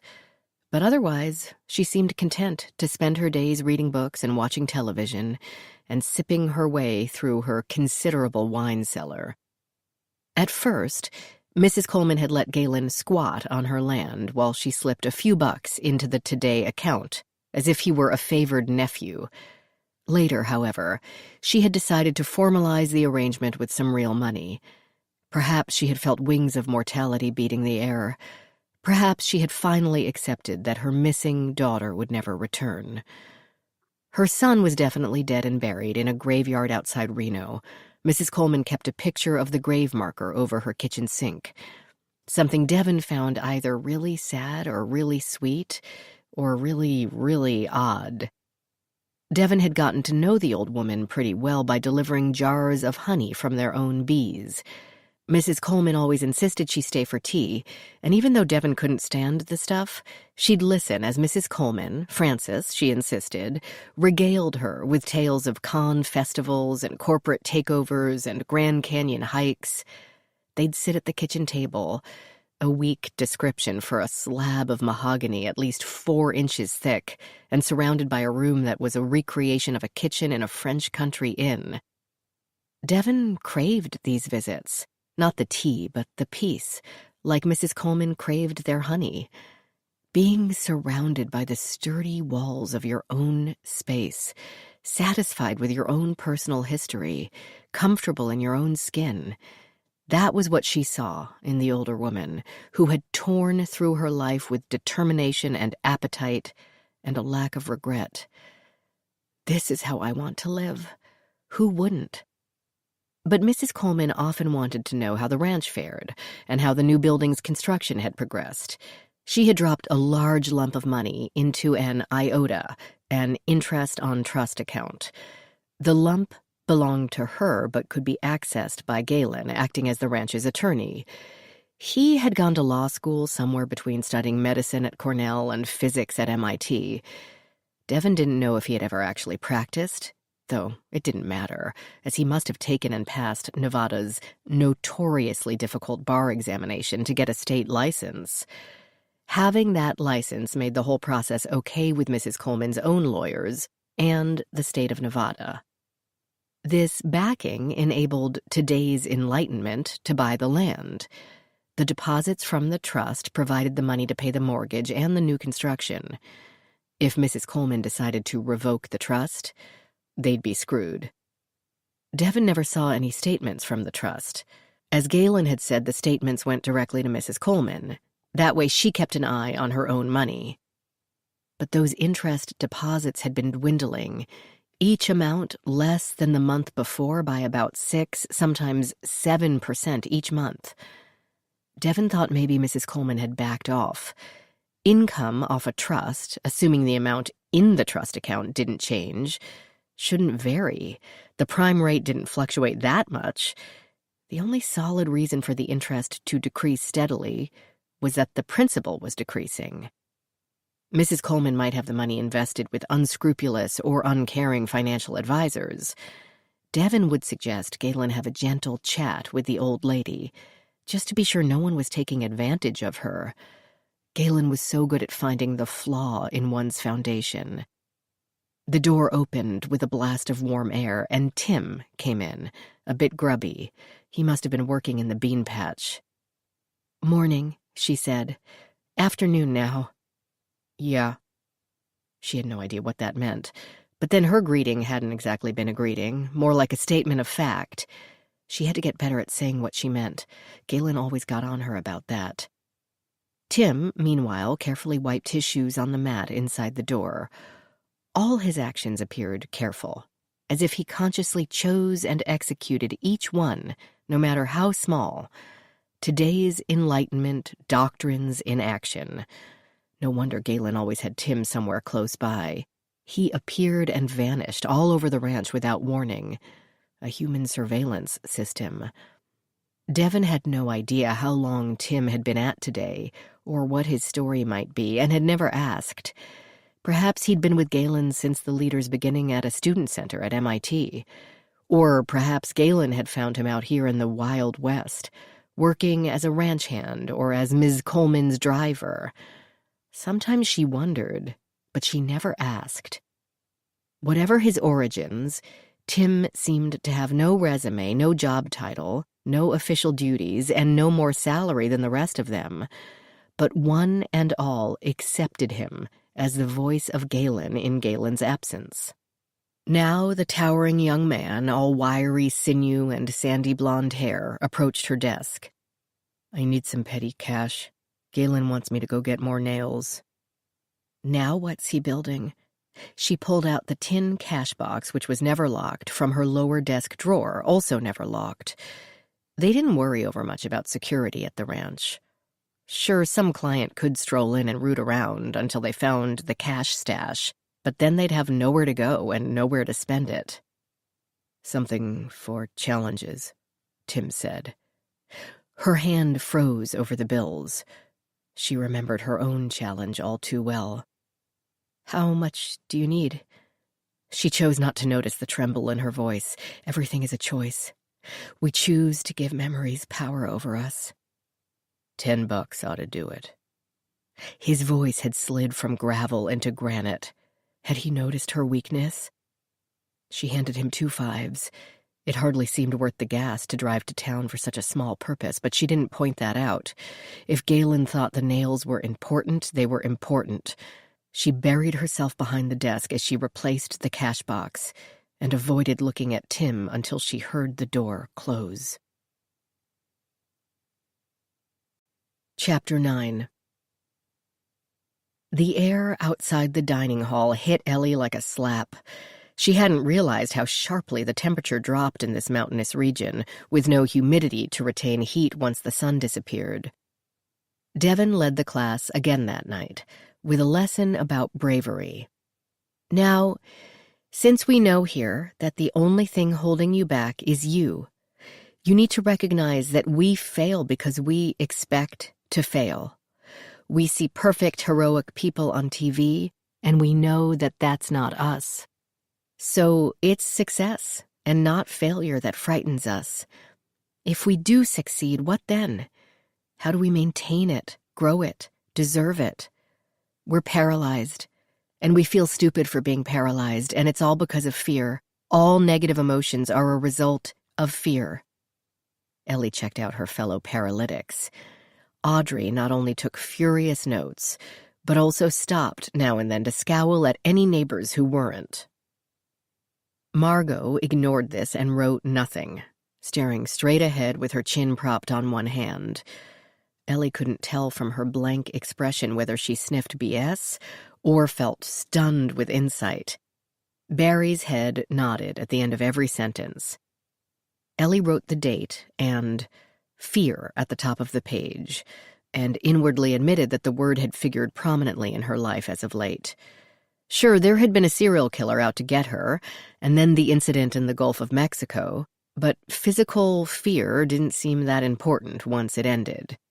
She had more potent fears of failing to meet low-card level standards, of never finding out exactly what had happened to her mother, of finding out exactly what had happened to her mother and the truth being worse than a car accident. All the way down to her new kitchen sink springing a leak. If Billy Diamond's daughter could tell her how to deal with all that, then she should listen. Devon continued. They might be large or small. Maybe you're afraid to do a headstand in yoga. Maybe you're afraid of snakes.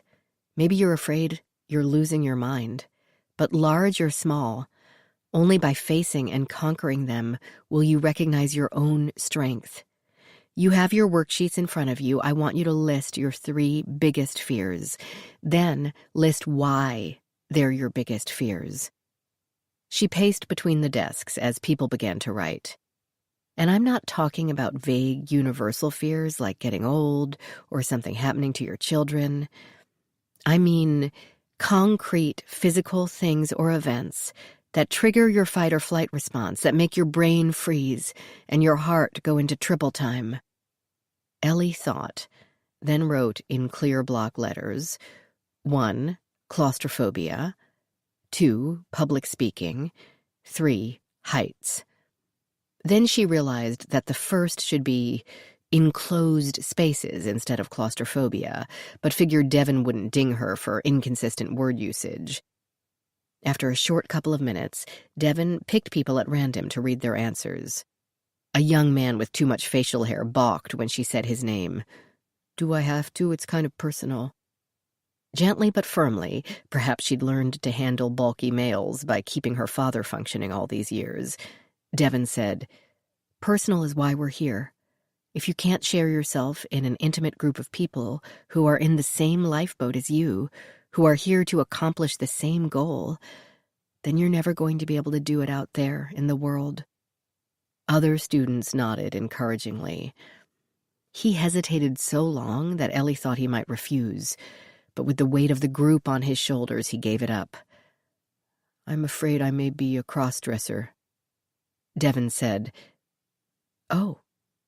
Plainly, this was not what she had expected, but she recovered and asked what made him think that. Because when I'd put my girlfriend's laundry away, I wanted to try some things on. Not like her underwear or anything, but some of her blouses and tanks and her jeggings. Anyway, that's it. Thank you for being so honest with us. We all need to take a lesson from you, because if we can't be honest, down to our very bones like that, then we're wasting our time here. Margot, what about you? Scrubbing more toilets? Devon chuckled, though she didn't seem too amused. "We've all heard about your toilets, Margot. But what do you really fear?" The older woman procrastinated by picking up her worksheet and looking at it, then said, "Drowning, tornadoes, and spiders." "Interesting. Why?" Like the young man, she hesitated before speaking. "I almost drowned in a lake when I was 5. "How did that happen?" The rest of the class waited in utter stillness, well aware that they were about to hear something painful. Margot traced one stubby finger along the desk's laminate. Ellie felt sorry for her. Margot wasn't the type to pull punches, not even with her own pain, especially not her own pain. "We'd rent a cabin on Lake Mead for a week every summer, back when you could do that without taking out a loan. Not always the same cabin, depending on when we went and what was available, and cheap, of course. One year, we got one that was directly on the water and had a little dock out back with a rowboat. My father would let me practice using the oars while it was still tied to the post. So I could only go out about 7 feet, but—" "You were 5?" someone asked. "It was a really small boat," she said in her father's defense. "Anyway, one night after dinner I ran down to the dock to feed the rest of my corn to the fish. This made my fingers sticky, so I knelt on the dock to dip my hand in the water." "And you fell in?" Devon suggested. "Not exactly. My sister pushed me." A collective gasp from the room. "Why?" someone asked. Margot gave her a quick scowl. "Because she was a kid? Kids do things like that. And I could swim. Sorta.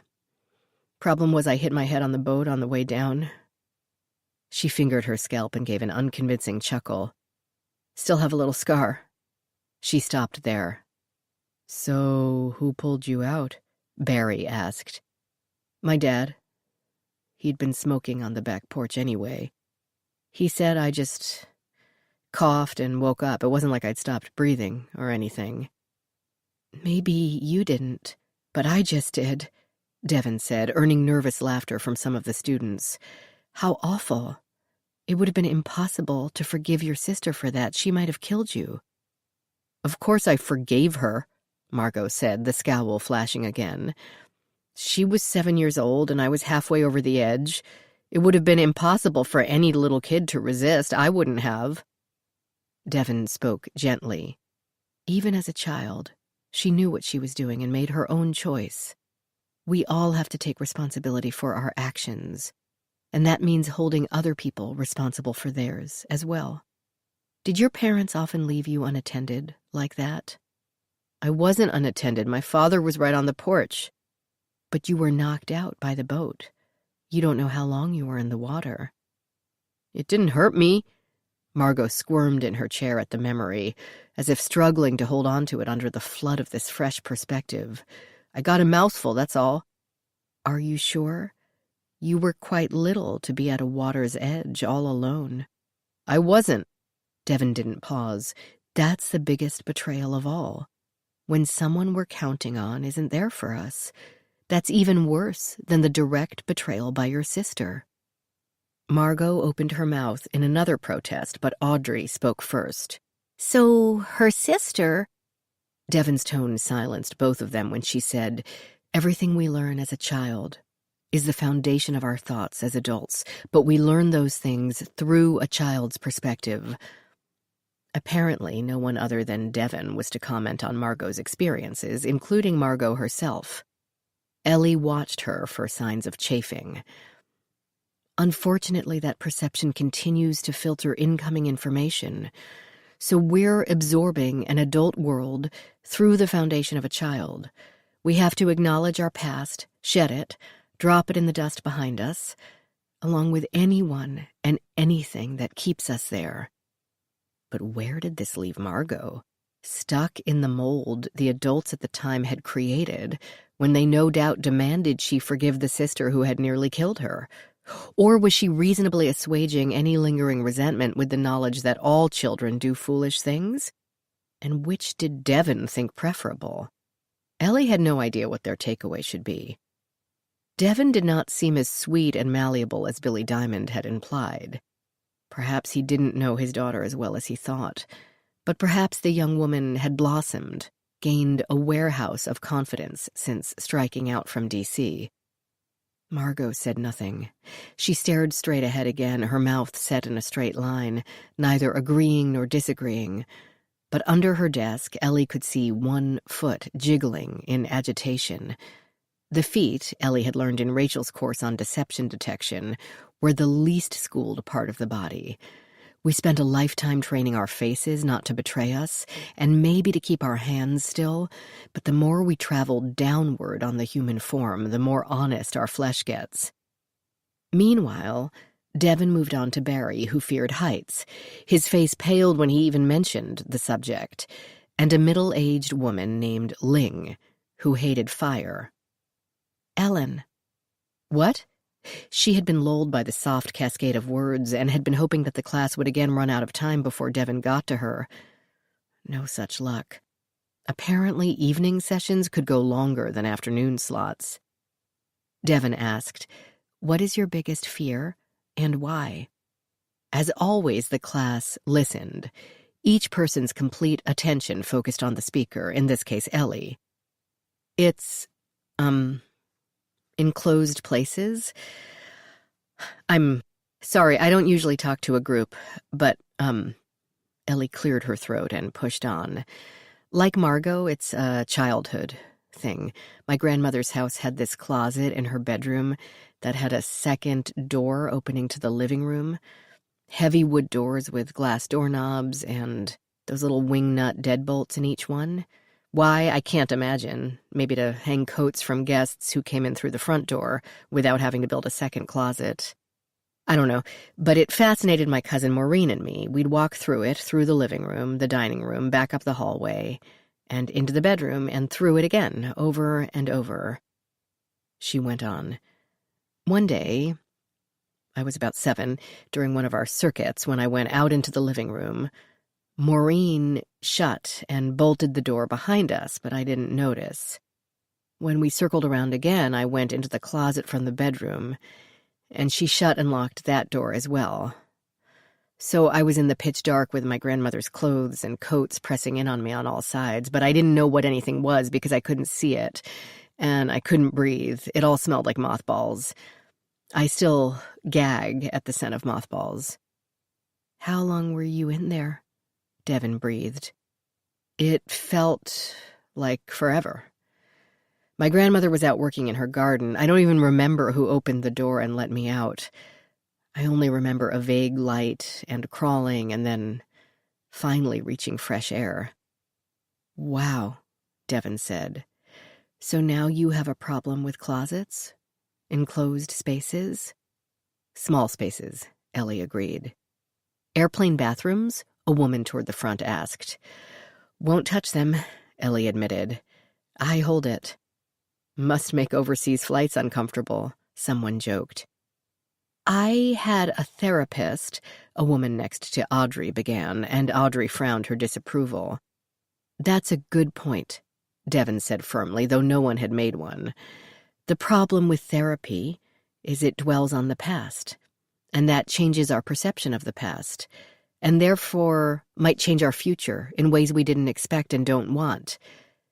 It's better to forget the past, take the present and future and change them, make them more complete." "How?" Ellie asked. Despite herself, the concept sounded interesting. Devon said simply, "You'll see. You need to shed what's holding you down before you can grow and move up. All these old fears and faults and preconceptions are the things we protect, we hold on to, because we use them to define ourselves. See, I told you I couldn't do it because of X or Y or this other thing that happened to me. What we're going to do here at today's Enlightenment is help you build a new internal infrastructure of yourself, so you can gravitate to that strength instead of hiding in your fears." "You're talking about self-fulfilling prophecies," Ellie said. This time, Devon's brows didn't crease at the interruption. That's an old-fashioned term for it, but something like that, yes. Everyone chooses their own responses and behaviors. If all of you get one thing out of your experience here, it should be to learn that we must take responsibility for those choices at all times and in all circumstances. She let that sink in, then ended the class. Ellie gathered up the few notes she'd made, ready to take a shower and crawl into her bunk, even though she had firmly not looked forward to the communal aspects of her time here. But between the flight and the drive and the tour and the barrage of words and the 3-hour time difference and the stress of being there under false pretenses, Ellie no longer cared about the lack of privacy. She wanted only to close her eyes. However, they had more to do.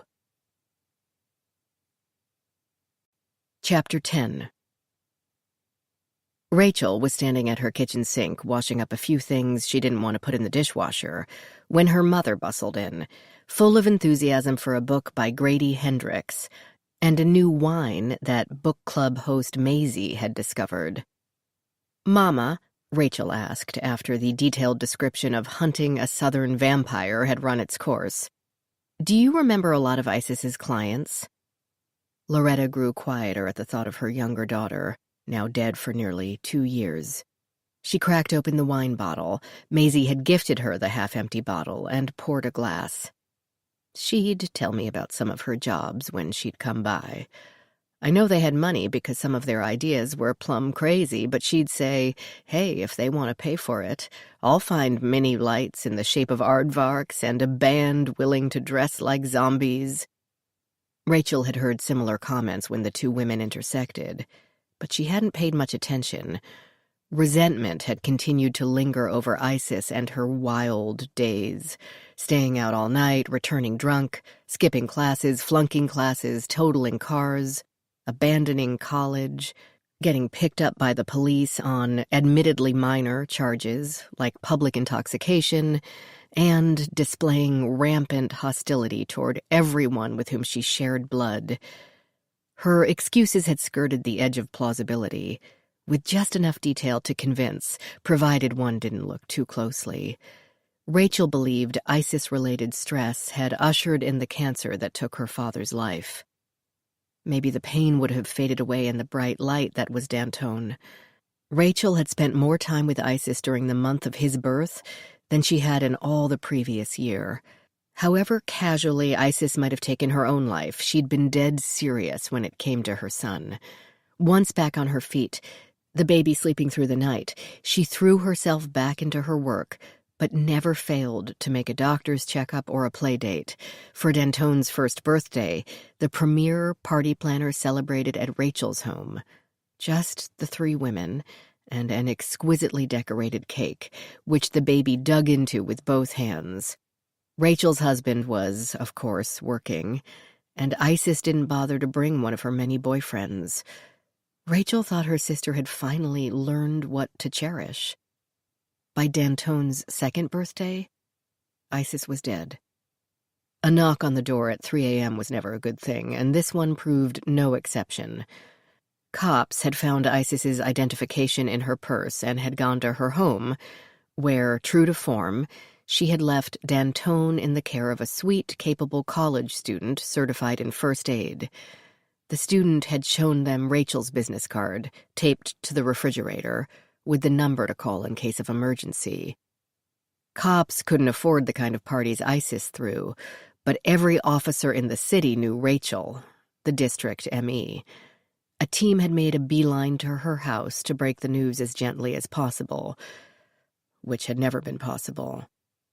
The murders were unmysterious. Though she had learned not to take them seriously, Isis had retained her bad taste in men. This last one had been no exception.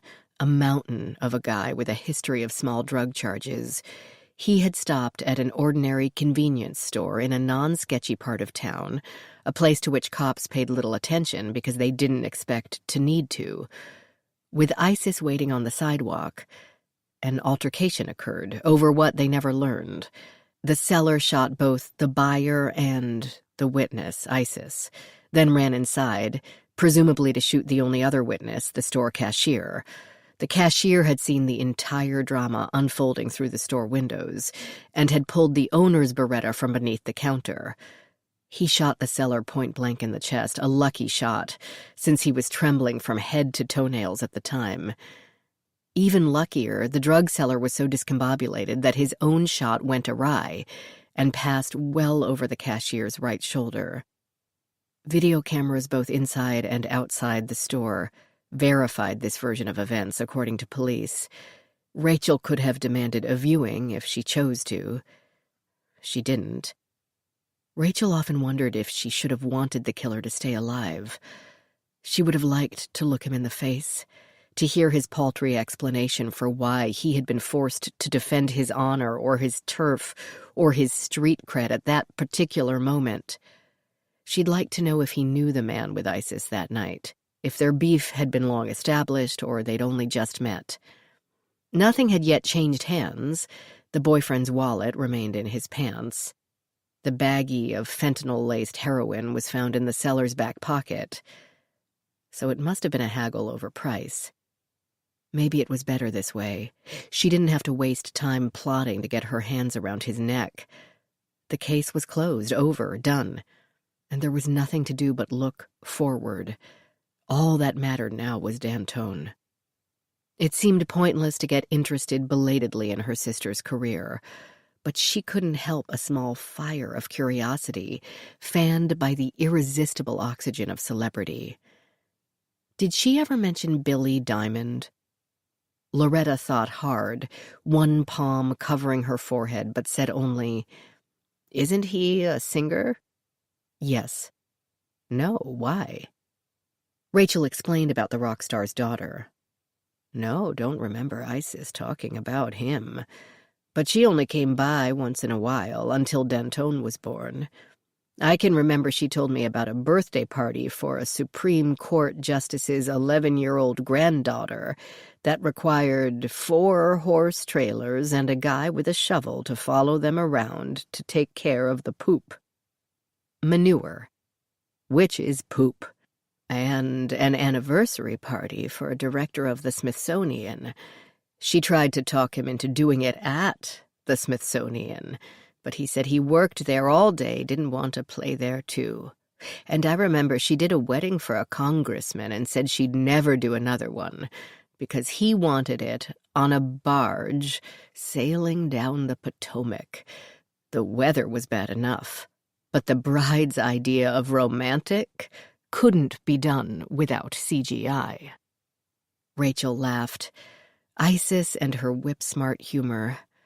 It made one forgive all, even her pervasive and imaginative lies, over and over.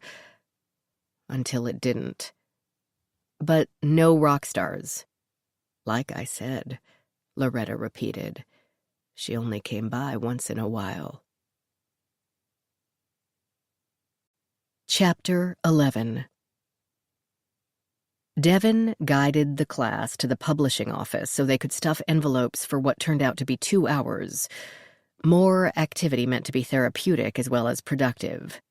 Ellie murmured her surprise and dismay, prompting Audrey to explain how physical labor gave one's mind a rest and got it back in touch with one's body. Having an activity after class helped the lessons and insights sink in. Audrey, Ellie could see, had been the kind of kid who ruined the curve for everyone else. Besides, Barry added, as if it made perfect sense, it had gotten too late in the day to work in the fields. The dark came faster at the ranch since the sun set on the other side of the mountain and left the land in shadow by late afternoon. Obviously, he had accepted that doing nothing, relaxing, watching — Ellie had not seen a television in the entire camp — reading, chatting, were not options. She wondered if he and Audrey were competing for an unseen, most committed to one's personal journey award. After some settling-in chatter, the group stayed mostly silent. Ellie heard only the sounds of paper being folded and brushed and then piled on top of others in faint, secretive whispers. The quiet did feel restful, mentally at least, so perhaps Audrey had a point. Or perhaps Ellie was plain worn out. At last, the slight Angela arrived to tell them to stop, and the group moved out into the now quite cold night. Even though Ellie wore a jacket, the chill managed to get to her bones, but at least it kept her awake long enough to walk to the freshman bunkhouse. As the rest of the class went inside, Ellie pulled her phone from her pocket. The hour marking a conservative bedtime in D.C. had already passed, but Rachel had made her swear to call the second she had an update. So she dialed. Call failed. Ellie tapped the call button, and the tiny machine attempted to redial. Call failed. She finally looked at the top of the screen and saw the utter lack of bars. And in case that didn't sufficiently explain the situation, the phone spelled it out. No service. She really was in the middle of nowhere. How could there be any place in the modern United States without cell service? Was that even possible? She bounced up and down on her toes, watched her breath materialize and then evanesce in the air. "There's no cell towers out here," said a voice to her left. She jumped. A foot is a cliché, and not even a very sensible one, as a foot is not that terribly far, but an apt one in this case, because Ellie ended up about half a yard to her right, gravel crunching under her feet without knowing how she got there. A young man stood in the dark, as straight and still as a totem pole. He had come around the back of the building, over the dirt and weeds, a much quieter approach than over the noisy gravel. Ellie could barely see his face, but managed to recognize him as another freshman in her class. He said, "It's not your phone. No one gets service out here, no matter the carrier." She sucked in what breath she could. "Oh, okay." "If you have an emergency, go see Devin in the office. She can usually send an email or something." "Okay, thanks." "You're welcome." He moved past her. "I'm Ellen, by the way." "Yes, I know." Which didn't sound a bit creepy. "I'm Tim." "Nice to meet you." He nodded, then disappeared around the side of the building before she could ask anything about his position at the camp, or what he did for Galen. Ellie remained standing in a cold, dark, 20-mile-wide valley without cell service. Her city girl self fumed. Seriously? How could there not be a tower somewhere? With all that open, flattish land, the signal should travel. She ground a few molars. The gravel seemed to crunch loudly enough to wake the citizens of Topaz on the other side of the mountain, so she moved along the edge of the long drive, where the stones tapered into dirt. Even the chickens had gone to bed, swallowed by the dark, and none followed her. Other than the swish of her legs, she heard nothing, save for the occasional cricket or whatever noise-making bug they had in the desert. Ellie stopped to turn all 360 degrees, taking in the moonlit alien landscape. She could see liking it here, the quiet, the openness, the crisp air. The serenity soothed her after the craziness of the past few months. Maybe this place could do her some good while she did her job for the Locard. She reached the road, a smooth strip of dark in the night. One bar. The call went through, triumph at last. Rachel answered on the third ring, her voice low and groggy. She woke quickly once Ellie began talking. "Wait, what? You're breaking up. Devin is fine?" "Seems fabulous. She's a counselor here. I haven't had any personal conversation with her yet." "Any what?" "Personal conversation," Ellie said more loudly, then glanced toward the bunkhouses. Sound could carry well under these circumstances. Crisp air, no intervening structures. She'd better avoid saying Devin's name out loud, lest her classmates figure her for a spy. She hasn't mentioned her father yet, but I haven't had a chance to work on it. But she's okay? Better than okay, I'd say. What about Carlos?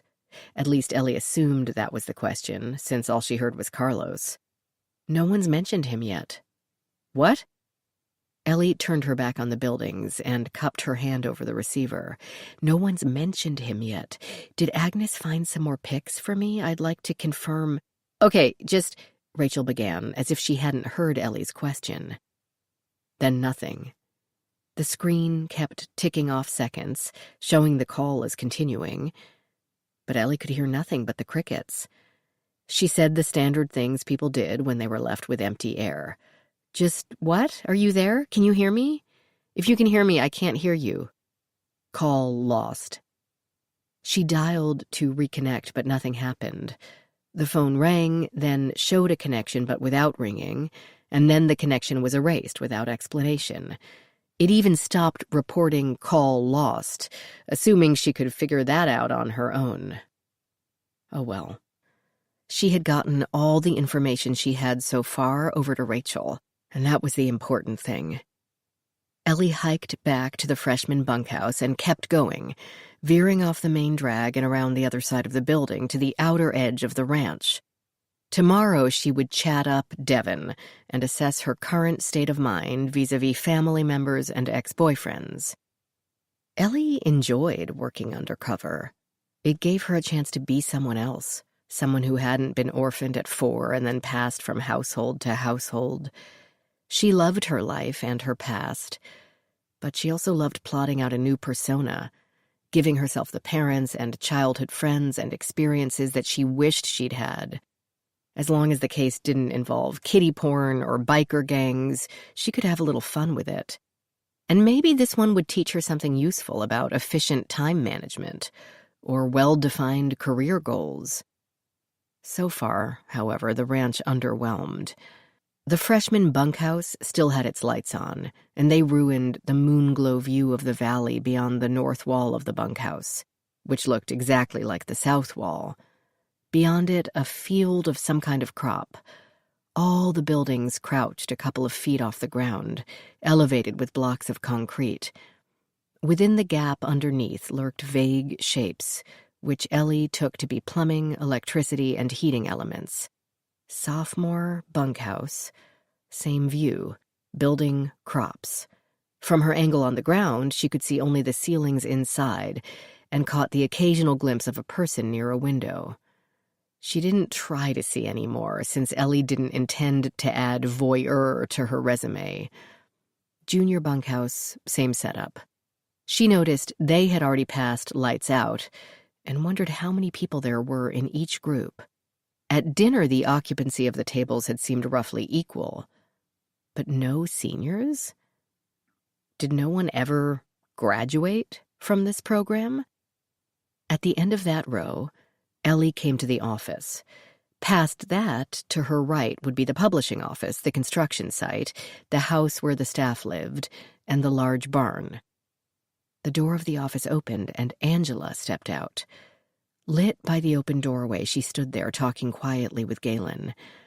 There didn't seem to be anything particularly romantic about the exchange until he put one hand on her cheek and caressed it. Even from 30 feet away in the dark, the adoration on Angela's face shone like a beacon. He leaned forward, but not for a kiss. He said something to her that caused her expression to change. The outline of her body had been soft, but it now stiffened, and the adoring look became uncertain and a bit sad. Another caress, and he shut the door, leaving her on the step. Ellie plastered herself against the wall of the junior bunkhouse like a Cold War spy, now cursing the moonlight that had lit her way. But Angela didn't see her, busy staring at the now closed door, until she finally gave up and walked away, with a disconsolate slump to her shoulders. Ellie waited until the sound of her footsteps faded, before emerging onto the path and moving toward the office. To the side of the window that was behind Angela's desk, she could see tiny glistenings on the building's exterior, like pinpoints of light. What was that? Bits of paint, glue, snail tracks, dew reflecting the moonlight? She stretched out her arm and was barely able to reach the lowest one, and then she felt a prick to her skin. With piercing, jagged edges turned outward, a hole in the siding covered, she assumed, on the inside by those notes and flyers, and these thin enough to let a bit of light through. Something had exited through the hole, possibly one of the pellets from the presumed shotgun blast that had put the holes in Angela's desk. So, barring one hell of a coincidence, the damage to the desk and the trailer were of a piece. Huh. Angela hadn't flickered an eyelash when Ellie had pointed out the holes in the desk, so the damage held no bad connotations for her. Perhaps it had been an accidental discharge or a drunken mishap, one that hadn't concerned the staff enough to bother patching the holes. The desks had appeared to be second-hand. Maybe the trailer had been purchased second-hand with the furnishings inside, and the damage had nothing to do with today's enlightenment at all. But if it did, then who had had a gun, and why had it gone off? And most importantly, had the shot hit anyone? The cheap carpeting in the trailer had seemed new. Could there be bloodstains underneath it? And where was the gun now? Carlos, at least, had not been shot. Therefore, the holes were curious but not relevant to Ellie's tasks. She continued off to the darkness to her left before Galen could exit and stumble upon her. The next two buildings seemed to be sheds, small, windowless, no lights, padlocked. She stepped up to each of them and could hear a hum of machinery in one. The other, nothing. Ellie had expected the path to end there, but it kept going, winding through the gathering weeds, passing over the river as a low bridge.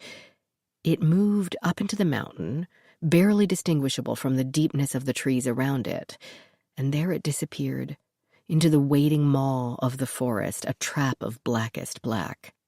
This must be the drive to the house up there.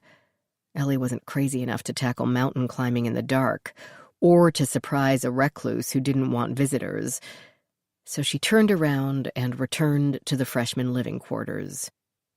Her bunkmates had already turned the lights out, but the sickly fluorescent glow from the respective facilities at each end let her gather her stuff and use the now vacated bathroom. It smelled of a strong disinfectant, and she passed a young woman walking out with a bucket of cleaning supplies and a heavy pail of dirty water. Ellie didn't recognize her and didn't ask why she'd been cleaning so late at night. No doubt there would be some kind of reason. There seemed to be a reason for everything done at the ranch. Ellie took a shower under a stream that had lousy pressure but decent heat, and finally crawled into her bunk. The mattress felt lumpy and worn, but at least the blankets were sufficient. In the dark, she wondered why Devon had stopped calling her father. Tomorrow she would find out. Then she slipped into a deep and dreamless sleep. Part 2. Showing the Way. But a powerful attraction drew me, rooted in an instinctive quest for self-knowledge and a recognition that I needed some discipline in my life. It had to be provided by a very special person, like David, a man I was beginning to feel I could trust with my life. David Thibodeau and Leon Whiteson, A Place Called Waco, A Survivor's Story. Chapter 12. 5 o'clock came early, but likely there was no other way for 5 a.m. to come. The clients breakfasted on oatmeal. Ellie had been hoping for a little protein, maybe some bacon and eggs, but no such luck. Afterward, after the coffee had settled, she expected to head into a class about self-actualization, or positive thinking, or some such thing. But instead, they trooped outside in the pre-dawn light for a crash course in joists. The assignment that morning was to assist the construction crew in laying the floorboards in the new building. 2 by 2, the newbies would grab the ends of a long plank in the barn and tote it over to the foundation footers. At least Ellie thought that was the correct terminology. Her brain functioned better in sunlight. The planks were cold and rough. Ellie had been sensible enough to wear her coat to breakfast, and also sensible enough to pack gloves with it. But some of her classmates had arrived in summer when the air was warmer. They had to work with bare hands and light jackets.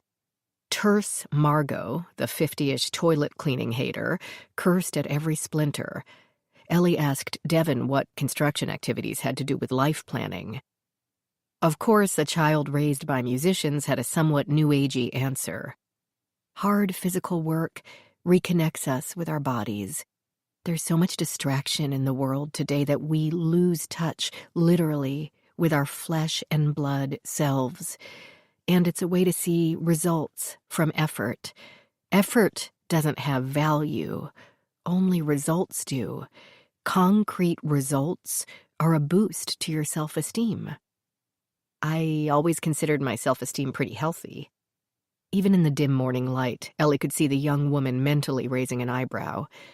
You're here because you've lost confidence in your decision-making abilities. We need to get your self-esteem back on track. She had a point. People came here to put their lives in Galen's hands, so it didn't seem unreasonable to go where those hands directed them. It wasn't Devin's fault that Ellie's goal was a fib. Will you and I have another coaching session today? I have a lot of questions. Devin had been watching a big guy who seemed to be the construction manager and interrupted Ellie with, I would love that, we'll try, but please excuse me right now. Galen had appeared on the scene, awake and chipper in a light jacket, but then he had Angela in tow with a mug of coffee. Ellie could have gone for a second cup herself, preferably in a Georgetown cafe with a digital copy of the Post. Galen made a beeline for the construction manager, and Devin made a beeline for Galen, before Ellie could point out that they should at least provide work gloves for their clients. She moved over to pick up another plank, making sure her route took her past their little knot. Going to need rafters. Can't do that without, the construction manager reported, his words constantly lost amid the shots of the nail guns used to secure the floorboards. I'll tell Tim to, Galen said. Devin stood next to him, with Angela, as always, in the background. Ellie picked up the end of a plank from the stack, providing slightly Three Stooges-like action as she pulled on it. Her illogical path forced her classmate, Barry, to fishtail about, and he nearly knocked over the slight Audrey. Going to need this made, too, Galen said, handing the construction manager what looked like a piece of paper that had been ripped out of a spiral notebook. Whatever was written on it seemed to confuse the construction manager. The paper fluttered in his hand, a butterfly in the throes of death. Okay, why? It's for challenges. The man asked nothing further. Galen added, have it done by tonight. Everything else on track? Yes, he said, fervently and unconvincingly. Yes. Then Barry's tugs grew demanding, and Ellie had to move on, reflecting on how Galen's influence extended beyond women. Men seemed eager to please him as well. But then he was the boss. Making the boss happy had always been a gender-neutral desire. 2 bruises and an errant splinter later, Ellie went to school. That morning's class focused on value, at least as far as Ellie could tell, because her brain focused instead on cell towers and Wi-Fi signals. Devin said again that effort had no value in and of itself, that ball teams weren't given trophies because they trained extra hard. They got trophies because they won games. Once they internalized that, they would automatically get more efficient in their work. They realized that spending more time on a project did not make it better or them more admirable. If they could get the same thing done in 10 minutes instead of 20, all aspects of the situation would improve.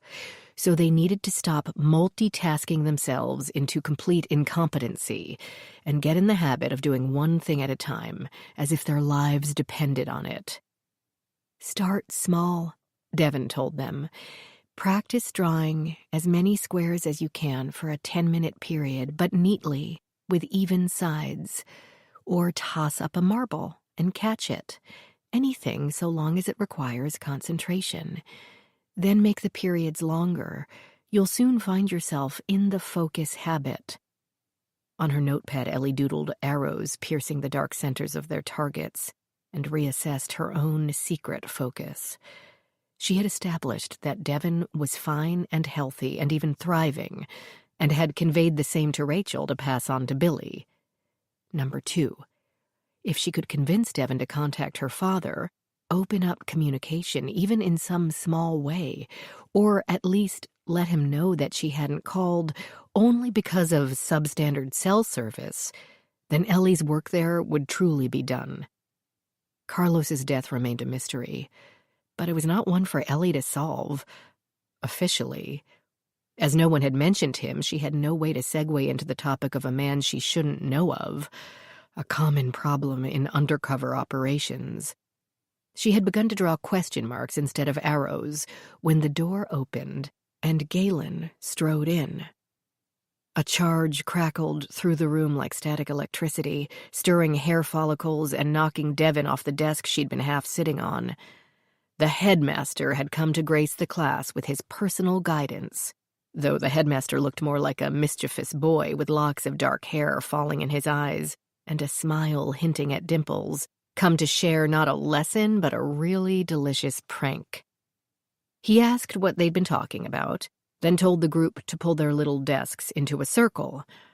Chair legs scraped against the unpolished floor, and the movement got the blood flowing again, whereas the early morning and the warmth of the room had been causing Ellie's eyelids to droop.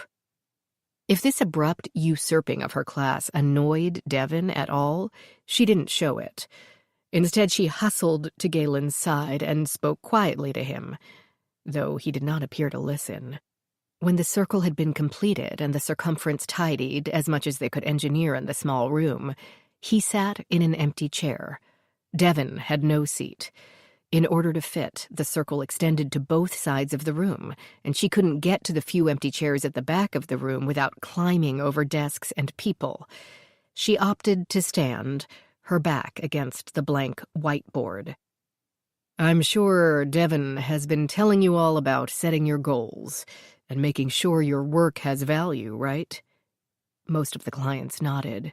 "You've been talking about doing things with intensity. You can learn to increase your intensity at will so you'll experience life more fully. We'll teach you to take your natural fight-or-flight response and channel that into a new physiology to find yourself with more stamina for the long term of any process." Masterful delivery, but Ellie could feel her eyes start to cross.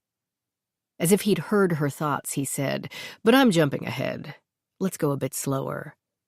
You're all here because you want to change your lives, want to start achieving your goals instead of consistently failing." Consistently seemed a bit harsh. "You're intelligent people. I know from your paperwork that you all have good educations, decent backgrounds. By all rights, you have carved a coach out of the pumpkin of your lives and hooked up a team of strong horses, all set to go charging toward your goal. You flick the reins, but the lead horse is going north, and the one behind it turns west, and the one next to him just wants to stand still and eat clover for a while. So guess what? Even with that decent coach and those fine animals, you're not going anywhere." Breaths of amused agreement puffed around Ellie. "You think this isn't working? Why not? Why did I only have a pumpkin to work with?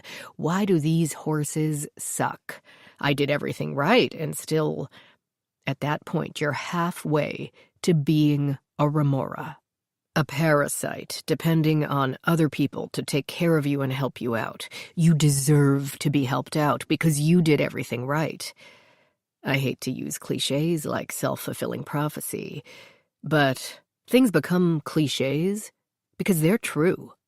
For example, we're all sick as hell of hearing about self-esteem, but that's because we've tried to mutate it into some sort of cure-all, when it's really a very simple truth.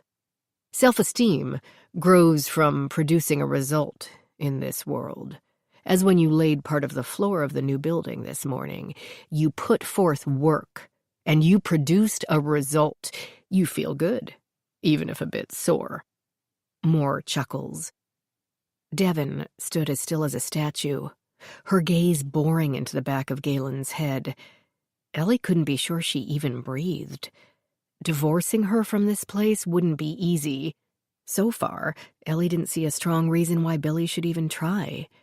Aside from the lack of communication devices, Galen and today's enlightenment seemed harmless and even helpful. The result is our reward. When we receive a reward without having caused the effect, it seems a whim of the universe, and this actually lowers our self-esteem. Getting a pat on the head that we know we didn't earn makes the world seem random, and ourselves powerless.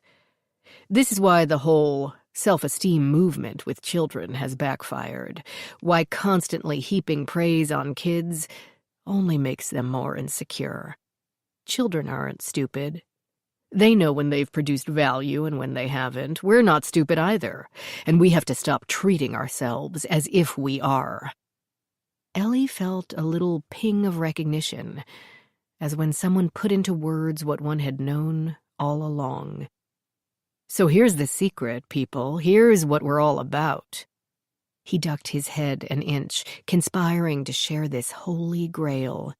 You chose that pumpkin. You chose those horses. You chose not to get out of the driver's seat and put the blinders on their bridles. Every behavior and reaction you've ever expressed has been your own choice. And you need to take responsibility for those choices, every single one, every single second of every single day. It's all yours, on you, and up to you. Huh, Ellie thought. That's it? You made your bed, now lie in it? Or we've had the magic ruby slippers all along, all we have to do is believe it? This was the same power of positive thinking that had been written about since the turn of the last century. You all know that, he went on, again reading her mind. You've known it all along. But it takes more than knowledge. It takes more than figuring out what your goals are and writing them on a piece of paper. It takes commitment. I'm sitting here and asking you to commit to reaching your goals. Commit to a program to reach those goals and work on that program every day.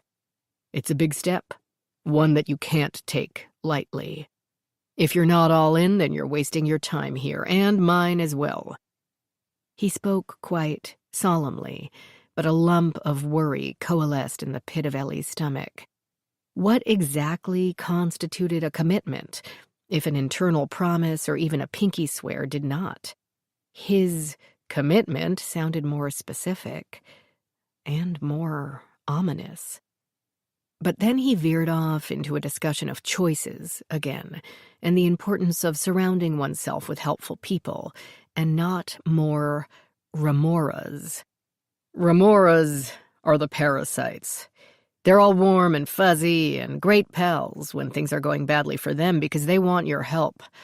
They love to be sick because that immediately obligates everyone around them. The rest of the time they're cold and uninterested in you. Result, people like you, your internal state remains the same no matter what's going on in the world around you. Resulters are stronger, more stable. But if they're covered in those sticky remoras, they can be slowed down or stopped. The room remained silent, save for the frantic scratching of Audrey's pen against her paper. Many others made the occasional note as well. Ellie drew another arrow without knowing what it pointed at. I don't mean the term remora in a bad way.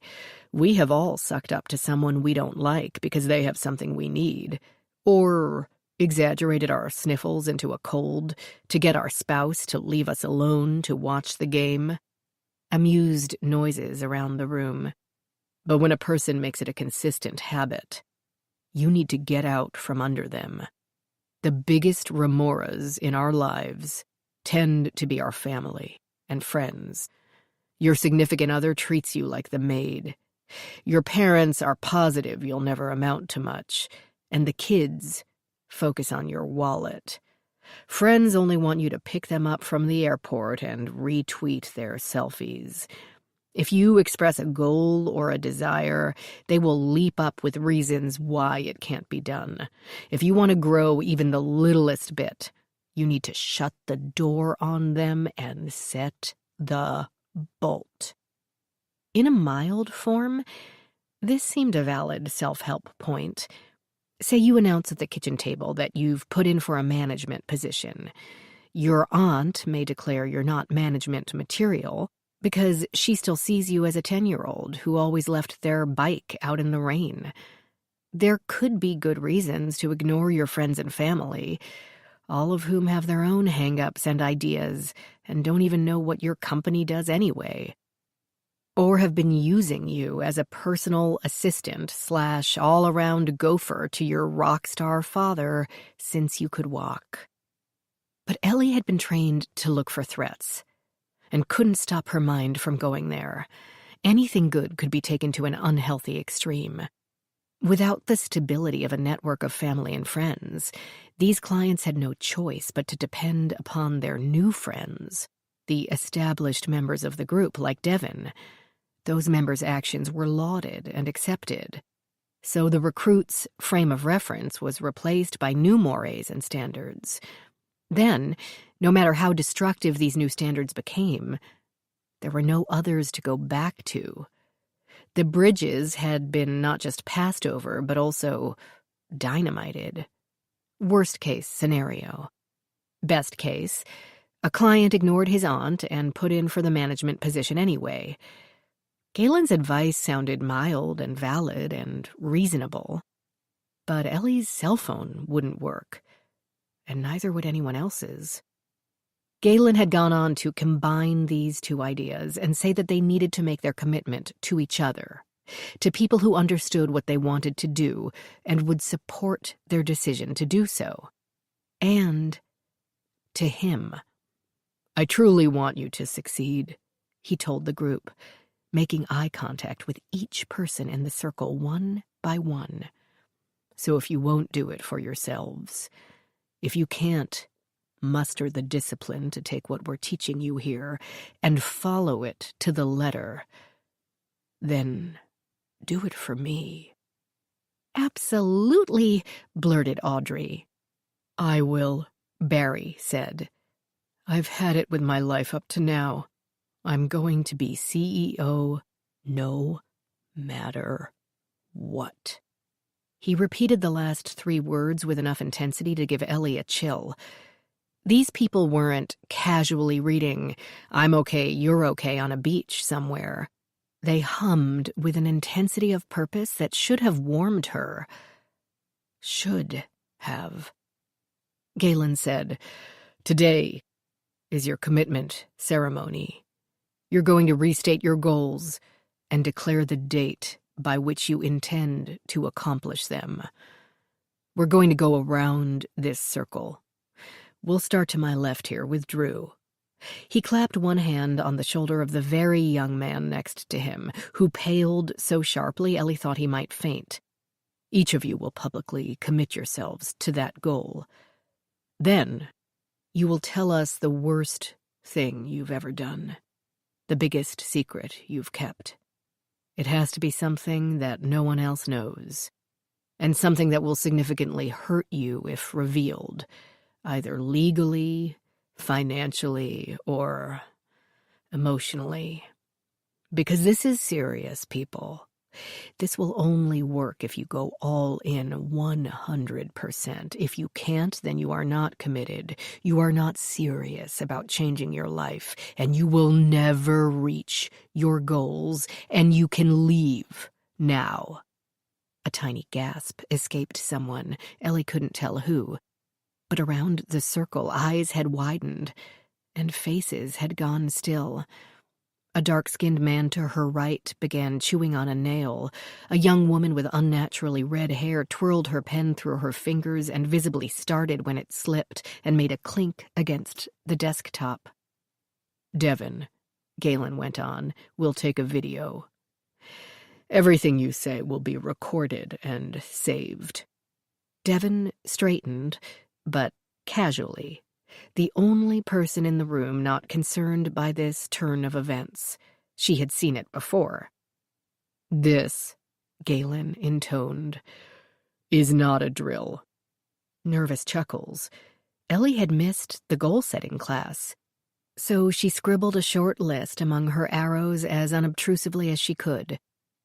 Devon took the time to make people move so she could get her camera tripod and miniature video camera, retrieved from a desk drawer, so clearly oft-used items, around to the back of the room.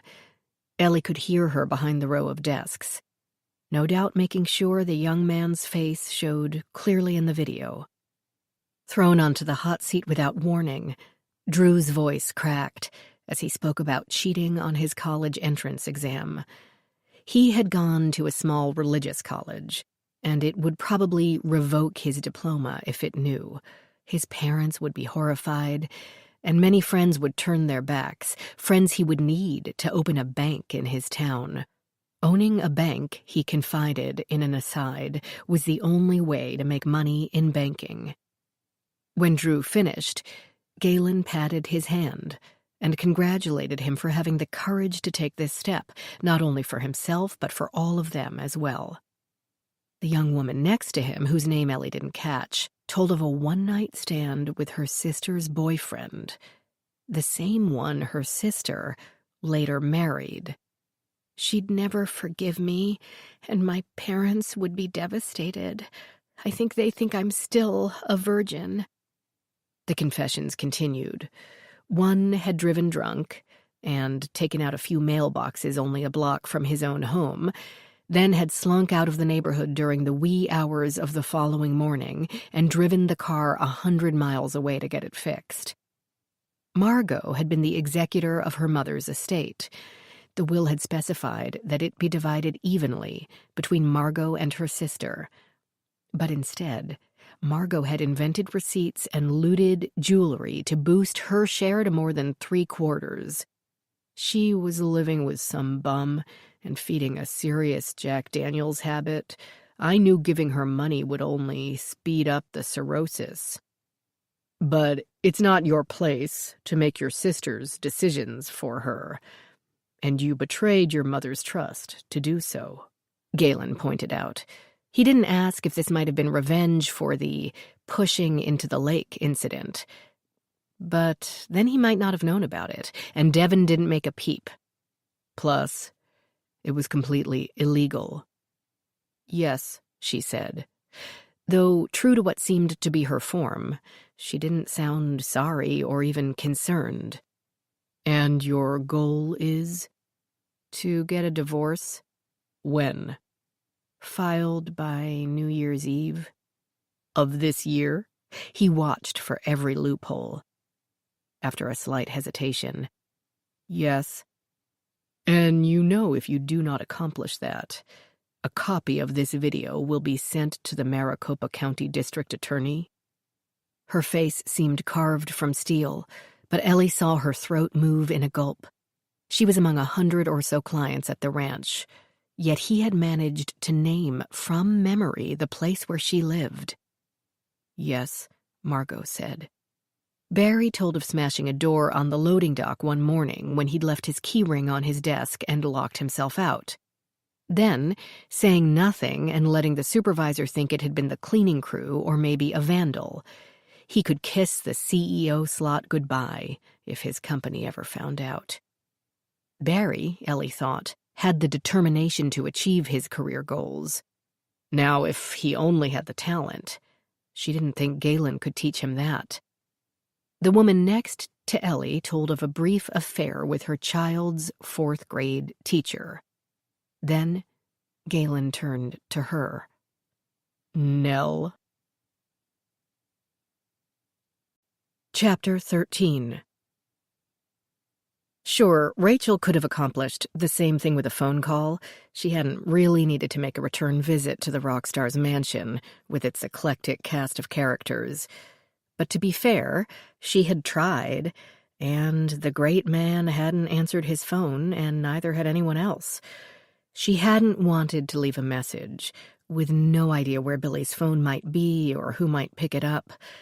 Nothing at the estate seemed particularly secure or organized. She wondered if Devon had been the one who saw to that. Besides, with nothing exciting planned at the Locard and DC traffic cooperating for the most part, why not take a drive to a famous rock star's house, whose music she'd been listening to her entire life?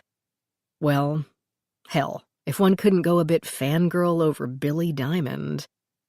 As before, no one answered her knock, though a few more cars littered the driveway, and as before she turned the knob and went in.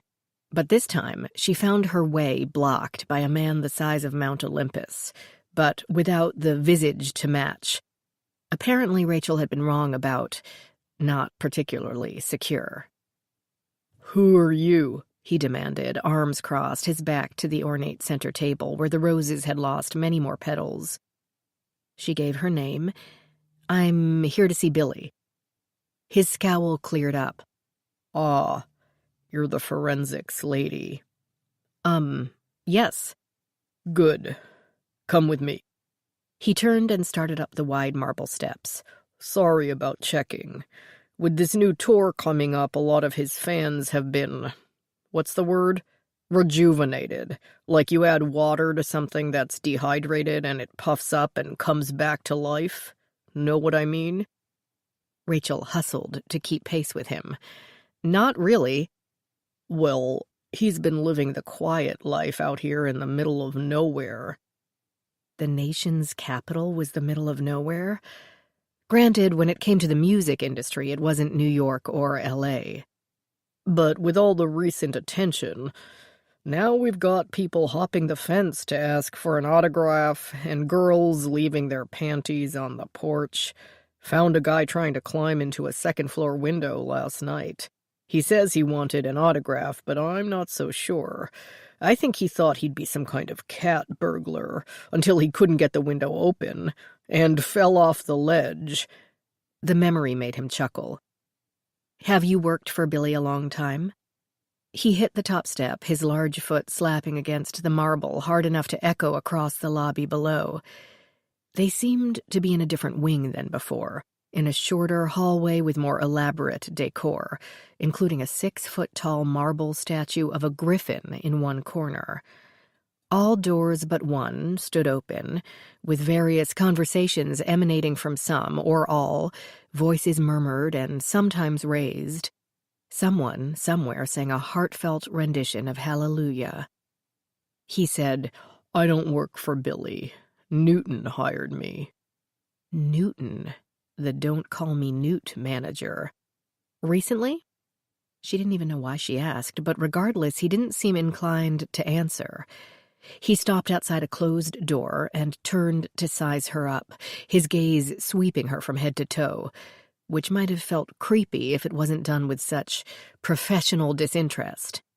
"You aren't carrying anything, are you?" "Like a gun?" No, like Fenty, Rit, Addies."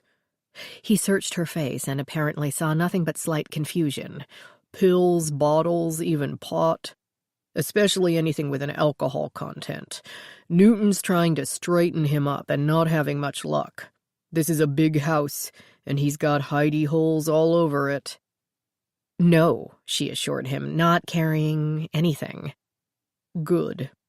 He twisted the doorknob and entered, but continued speaking, possibly to himself. "That's right, you're the forensics one. Hey, Bo, where's Billy?" He directed this question at a young man with an electric guitar who stood near a window, peering at pieces of sheet music pinned to a music stand. Rachel thought it might be the same young man who had been lying on the couch during her first visit to the house, the one a girl had been speaking to so earnestly. But now that he was vertical and minus the girl, she couldn't be sure. He said, "In the can." Rachel's guide gave a quick stare at a closed door on the other side of the room before moving closer to Electric Guitar Boy. "Oh, for... You didn't give him anything, did you? Nah. The large man invaded the kid's personal space, stopping 6 inches from his face, with only the guitar in between them. You sure? Because you're high now, aren't you? Yeesh, no. Back off. Do you want to make any money on this gig? Because people ain't buying those tickets to see you, mate. They never heard of you. The guitar player's lips became a hard line, the lower one turning out just a hair. So if you want to get anywhere, he has to stay on this planet, got it? I didn't give him nothing, it's my stuff. I took it before I got here, okay? I needed something to get through this. All you have to do is check the door and windows and beat people up. I have to actually make this, he waved at the sheets of music, sound like something. They glared at each other, and then the guide or guard or whatever he was turned and left the room without further comment. The guitar player strummed a chord, affecting nonchalance. Rachel did as well, strolling around the room, careful to step over the electrical cords and around the music stands. The room appeared to be a minimal rehearsal space. No drum set, no amplifiers as tall as her head, no sax or synthesizer, nothing but the 2 guitars for some intense practice, or maybe a composition session. Or reassurance.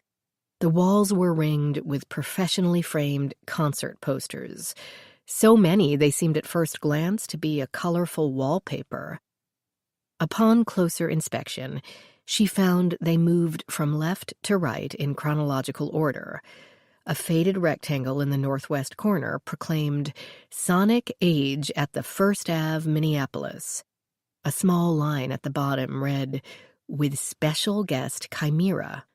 Rachel had only to glance over her left shoulder to see, as if with Langel's Tesseract, how far Billy had traveled since those early days. The last poster advertised Chimera at the Hollywood Bowl, a Thanksgiving Day concert 2 years past.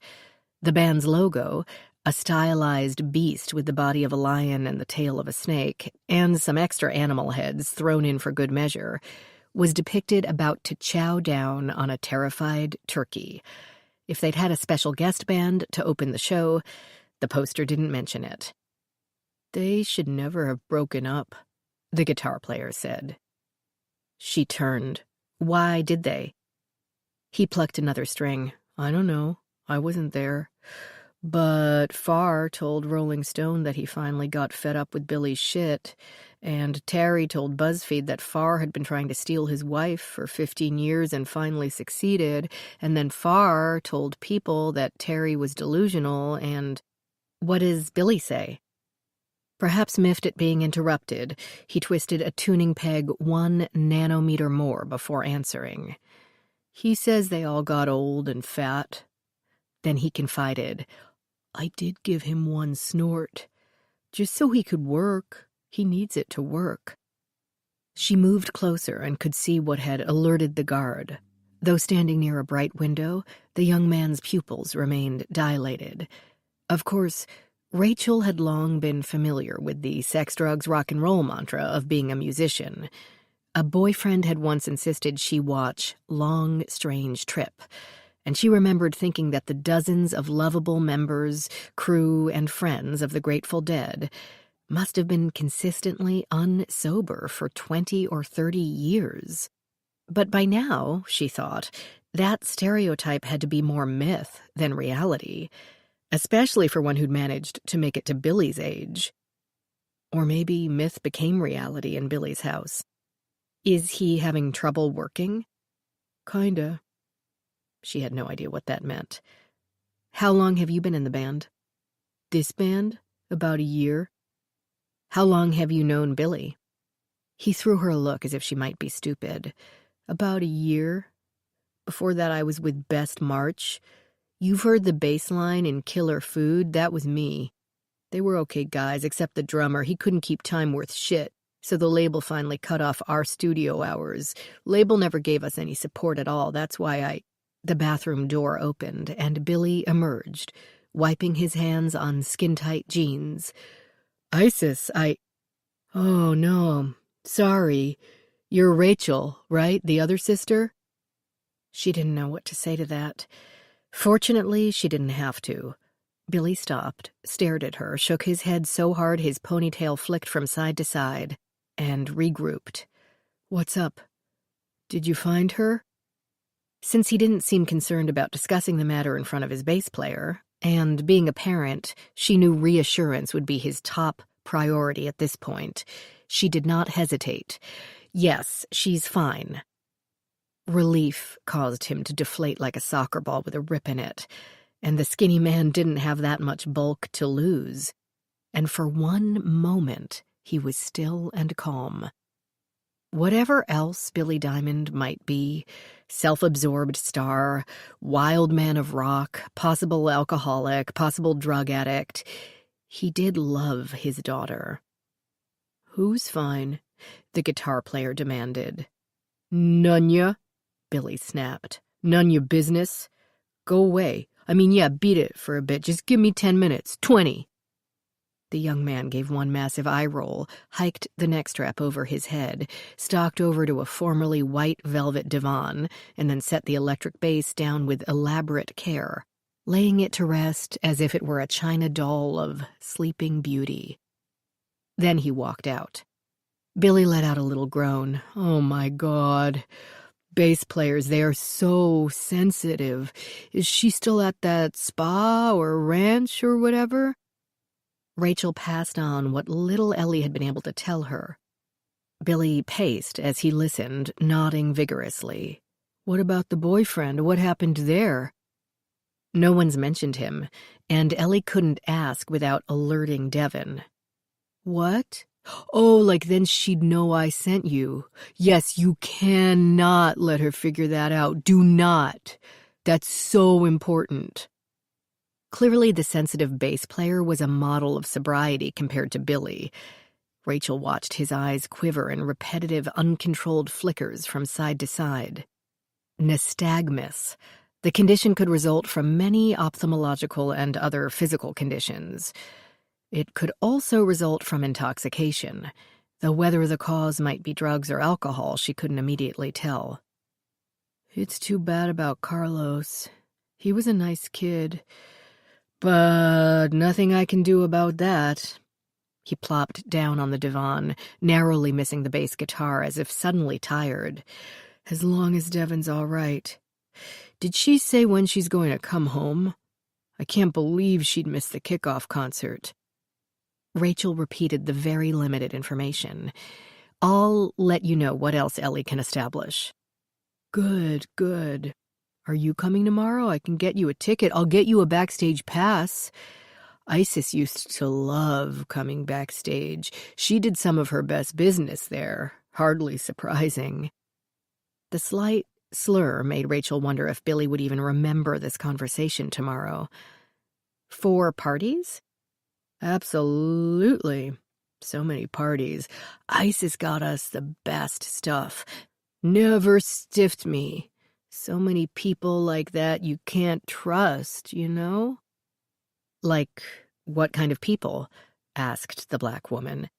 Perhaps her tone alerted him, penetrated the rosy haze he'd stepped into. His expression changed from melancholic to apprehensive to confused in quick succession, as if he couldn't remember himself what he'd meant. Like, party people. She put him out of his misery. Party planners? Yes, that. I'm so relieved about Devi. But I have to stop calling her that. She thinks it's juvenile. He bounced up to walk in an aimless little circle as Rachel watched. She had so much experience with mood-altering substances in tissues, in blood, in gastric contents. Not so much in living people. It wasn't her job to protect people from Billy, or Billy from himself. It was her job to find out not how people lived, but why they died. When Isis was killed, Billy stopped in his arc, swaying gently in a non-existent breeze. Did you know the man with her? Carson? I thought his name was Kevin Destina. It was? Despite the chemical influences at work, he seemed sure of this point. It could have been, but everyone called him Carson. Why? He laughed as if that were a silly question. Nobody uses their real name. Did you know him well? Long time. Yeah, long time. He started playing the bass guitar. She recognized the first strains of Flower, an uncharacteristically slow and pretty song of Chimera's. He and Isis were together a long time? Oh, yeah. Never saw one without the other. Do you think it was serious? Rachel didn't know why she asked, or why she'd never asked before. It had seemed normal, preferable, not to know any of her sister's friends. She'd gotten too used to keeping Isis and her whole life at arm's length. Other than Dantone, of course. Serious? Without pausing his fingers over the strings, he stared at her, then shook his head. No, they didn't date. Carson worked for her. Worked? Doing what? He went into the chorus, his fingers dancing across the strings. Muscle. People like her always got muscle. Rachel pictured Destina. She could conjure up only a vague image of his large, still body lying on the convenience store sidewalk, lifting large boxes of tablecloths and party favors. A handy assistant. But why would he and Isis be together on that last evening, when she didn't have an event? Why would he risk his job by doing a drug buy in front of his boss? Was he a heavy drug user or more occasional? Carson? Nah. He finished the song with a flourish. Then what was he doing at the convenience store buying drugs? Probably getting ripped off. Billy set the guitar to his side, then stretched out beside it, spooning it on the narrow divan. I think I need to take a nap now. The bass player returned in time to hear these last words. No, dude, we need to work. Rehearse, concert, your big triumphant return. Nanya. Billy's eyes had closed. Dude, get off my strings. Rachel found her own way out. Chapter 14. Ellie began and found her own throat dry. I'm sorry, I can't talk in front of a group. This isn't a group, Galen said in a kindly tone. This is your family. And it's okay. This can count as one of your fear challenges. Whatever that was. Then she got it. He referred to one of the fears on her list: enclosed places, public speaking, heights. Like Margot's home county, he had committed them to memory. Ellie took a deep breath and began. About 7 years ago, a few things happened at once. We moved to a new house. We won a car, believe it or not, at a town carnival. And my husband lost his job. We sold our old house, but still we had a lot of expenses with the new one, plumbing repair, and then the furnace went out, and on top of that, we had to save up enough money to pay the taxes, because the car we won had to be reported as income. We were drowning under it all. Sympathetic glances all around. She avoided Galen's steady gaze, playing up her nervousness to match the tone of the room. If she wanted Devon to open up about herself, she had to get the young woman emotionally invested in her first. Any con artist or undercover operative, a similar creature with a different objective, worth their salt, knew that. My husband worked on finding another job, but he wasn't interested in taking anything less prestigious in the meantime. I got desperate enough to take a second job at McDonald's, at night. I'd work from about 7 p.m. until we closed at 2. Then I'd sleep for maybe 4 hours, get up and go to my regular job. She didn't mention that her regular gig was in law enforcement. The less emphasis on that, the better. In retrospect, it was kind of stupid. I exhausted myself, and the little bit of money hardly made a blip on our radar. Galen kept her on track. So what happened? Ellie let her shoulders slump. By 2:00 in the morning, there would only be 2 of us there. And one night, we got robbed.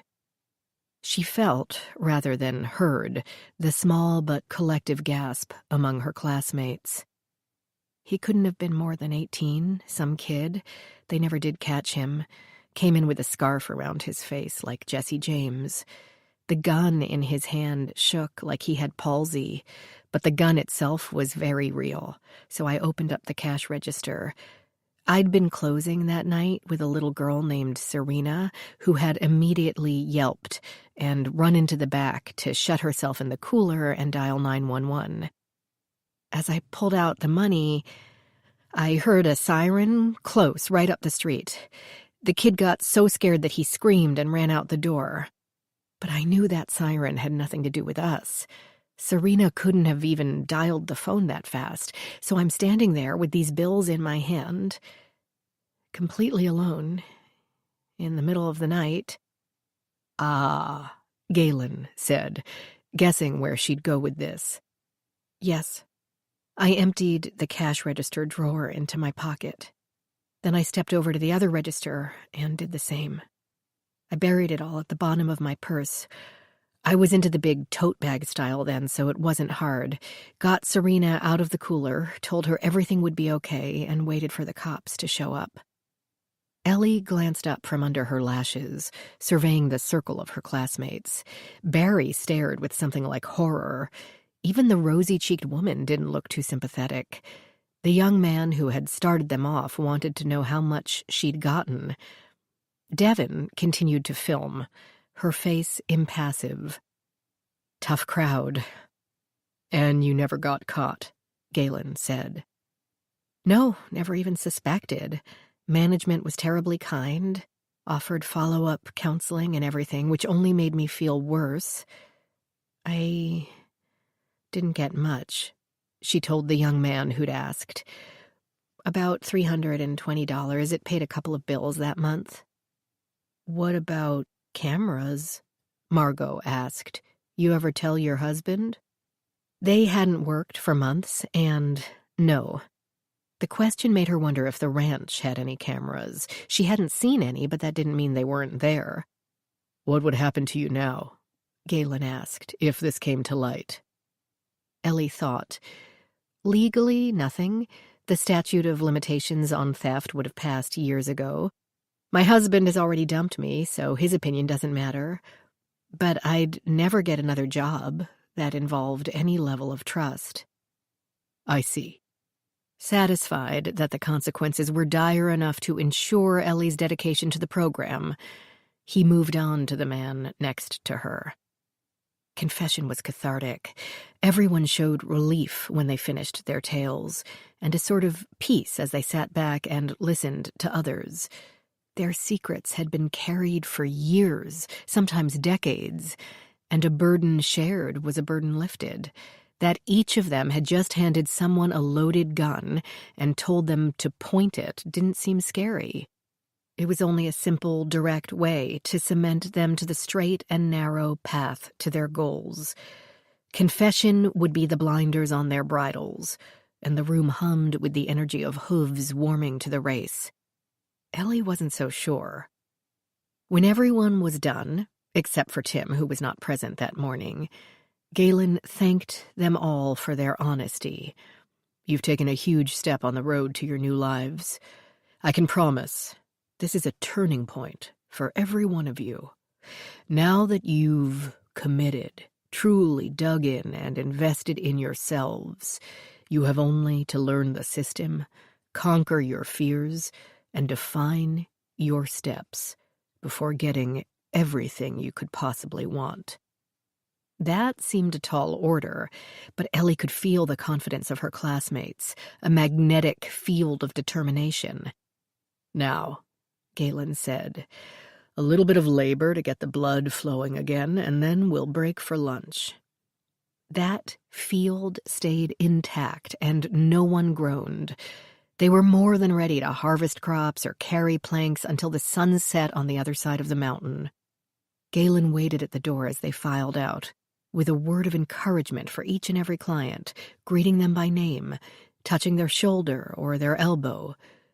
With her seat at the back of the room, Ellie trailed out last. "Nell." He grasped her hand, held it in both of his. "Let's talk." Chapter 15. Galen directed her to a seat at one of the tables in the meeting/dining hall. A young woman mopped the floor along the far wall, swirling the mop around with a desultory back-and-forth motion. An older man washed the windows, spraying on a solution before wiping it off with a cloth. They were both well out of earshot. Ellie wondered if Galen had somehow detected her reason for arriving at the ranch. Had Devon recognized her as an agent of her father's, somehow? Her radar honed by years as a celeb's kid? "Sorry to take you away from a chance to get outside this morning, but I haven't had a chance to do any one-on-one work with you yet." "That's okay." And what did one-on-one work entail? He gazed at her as if focusing his full attention. So Ellie returned the favor, mirroring his posture, leaning forward slightly with both hands on the table, a stance designed to put people at ease. He had wavy hair that fell past his chin, a 5 o'clock shadow over dimpled cheeks, and long lashes framing brown eyes with flecks of gold in the irises. She couldn't guess what he saw when he looked at her. "Devon's given me the basics of your story, but why don't you tell me why you're here?" Was he giving her a chance to confess? But his expression radiated nothing but interest. "Clearly, you're working through your own ethical lapses," he went on. "Yes," she admitted, "as you heard this morning." Without blinking, he said, "I don't mean you're pilfering from the cash box. I mean never telling your husband that you'd lost interest in him. Your marriage had died a long time before he figured it out and sought connection elsewhere, hadn't it?" A tingling started at the base of Ellie's neck and spread up and over her scalp. Her throat closed up. How could he possibly know that? He kept up the deep gaze as if he'd heard the question aloud. "You're not remotely upset about your husband's affair." Her ears began to burn. "I said I understood." "You're relieved as hell that he took care of it for you, that he had the courage that you lacked. Good girl Nell, always following the rules. You didn't have the guts to break out of the mold society formed for you. And that's okay." He gave her hand a reassuring pat. "Hardly any of us do. All those nonsense rules get programmed into us, some by others, some by ourselves, in order to maintain our own preconceptions and fears. Here, we help you deprogram yourself so that you can live in honesty, not only with yourself but with everyone around you." "But it's not okay." She spoke without thinking. "Marriage is always work. Just because I screwed up and married the wrong guy—" "As you have to accept responsibility for your own choices, others must do that as well. Your husband made his own decisions." Her head swam. We're all responsible for every choice we make, yet we're not responsible for how those choices affect others? It felt as if he had assigned her the blame and then taken it back, all in the same sentence. Did it even matter? She was there undercover. She wasn't here seeking absolution for screwing up her life. A sly voice way back in Ellie's head whispered, "There's no reason you can't do both." "As for your career," Galen went on, "we need to examine whether you have the strength to make decisions for other people when you haven't been able to make them for yourself." This she found confusing. I don't make decisions. I only determine what the food quality is. But the evidence is speaking through you, so your level of honesty is extremely important. Evidence? Had he found out who she was? So what you do here will help you decide if you can go back to doing that or not. Or if how you handled your marriage tells you who you are. If we can't achieve our goals with honesty and integrity, then those are the wrong goals. That's what today's enlightenment is all about. Her brain sighed with some relief. Galen's takeaway. Ellie had, mentally and emotionally, checked out of her marriage years earlier, but hadn't informed the one person who needed to know. She had not been living with honesty and integrity, despite what she'd told herself. I know this is a lot to absorb all at once, but we're here to help you through it. He clasped both her hands in both of his, again leaning forward over the table. She caught a whiff of spice-scented shampoo or maybe aftershave. It's going to be all right. You're going to integrate your own mind until everything becomes crystal clear, both your own motivations and other people's as well. Once you've mastered that, there won't be anything you can't do. He squeezed her fingers, not uncomfortably, but hard enough to drive the point home. You came here to learn how to live, and I'm going to teach you how. Everything about you is going to change, Nell. Change for the better. When you're done here, you'll hardly recognize yourself. That could be taken two ways, but one chose everything in one's life, apparently, to think of it in a good way. But his words also implied that she needed to be there for a while, perhaps forever, or at least as long as Billy's funding held out. And Ellie didn't agree with that at all. Devon sat at the scratched second-hand desk in the corner of the trailer that served as her office, writing the videos she had just collected to DVDs for storage. She had learned to record each person as a separate video, so that she didn't have to go into a video editing program to separate them. Each video went onto a blank DVD, labeled with the person's name and the date. They were stored in individual hard plastic cases and kept under Galen's bed, in a metal trunk with a padlock, to which only Galen had the key. All of which seemed a bit silly, since if someone wanted to retrieve their collateral, they had only to break the glass in the entry door of Galen's little house, reach in, turn the knob, find the trunk, and walk away with it. Sitting miles from civilization kept the clients nicely isolated from outside influences, but it also limited how secure they could really get. If they were in a city, she could keep the DVDs in a bank's safe deposit box, or at least reinforce Galen's bedroom door. It surprised her that he'd never installed cameras. At least, not that she knew of. She damn sure hoped there wasn't one in his bedroom. Burning completed, the DVD drawer popped open, and she slid another blank into the incredibly delicate little disc writer, reflecting that the isolation worked both ways.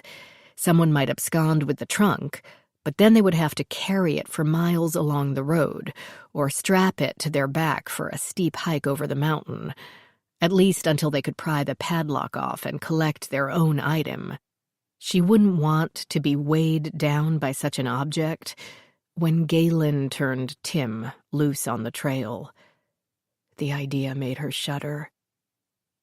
Rachel stifled a groan when her phone rang for what seemed like the 47th time that morning, then quickly answered after noticing the Nevada area code. Perhaps Ellie had borrowed someone else's device, since hers had such poor reception. "Hello, Ellie?" "Dr. Davies?"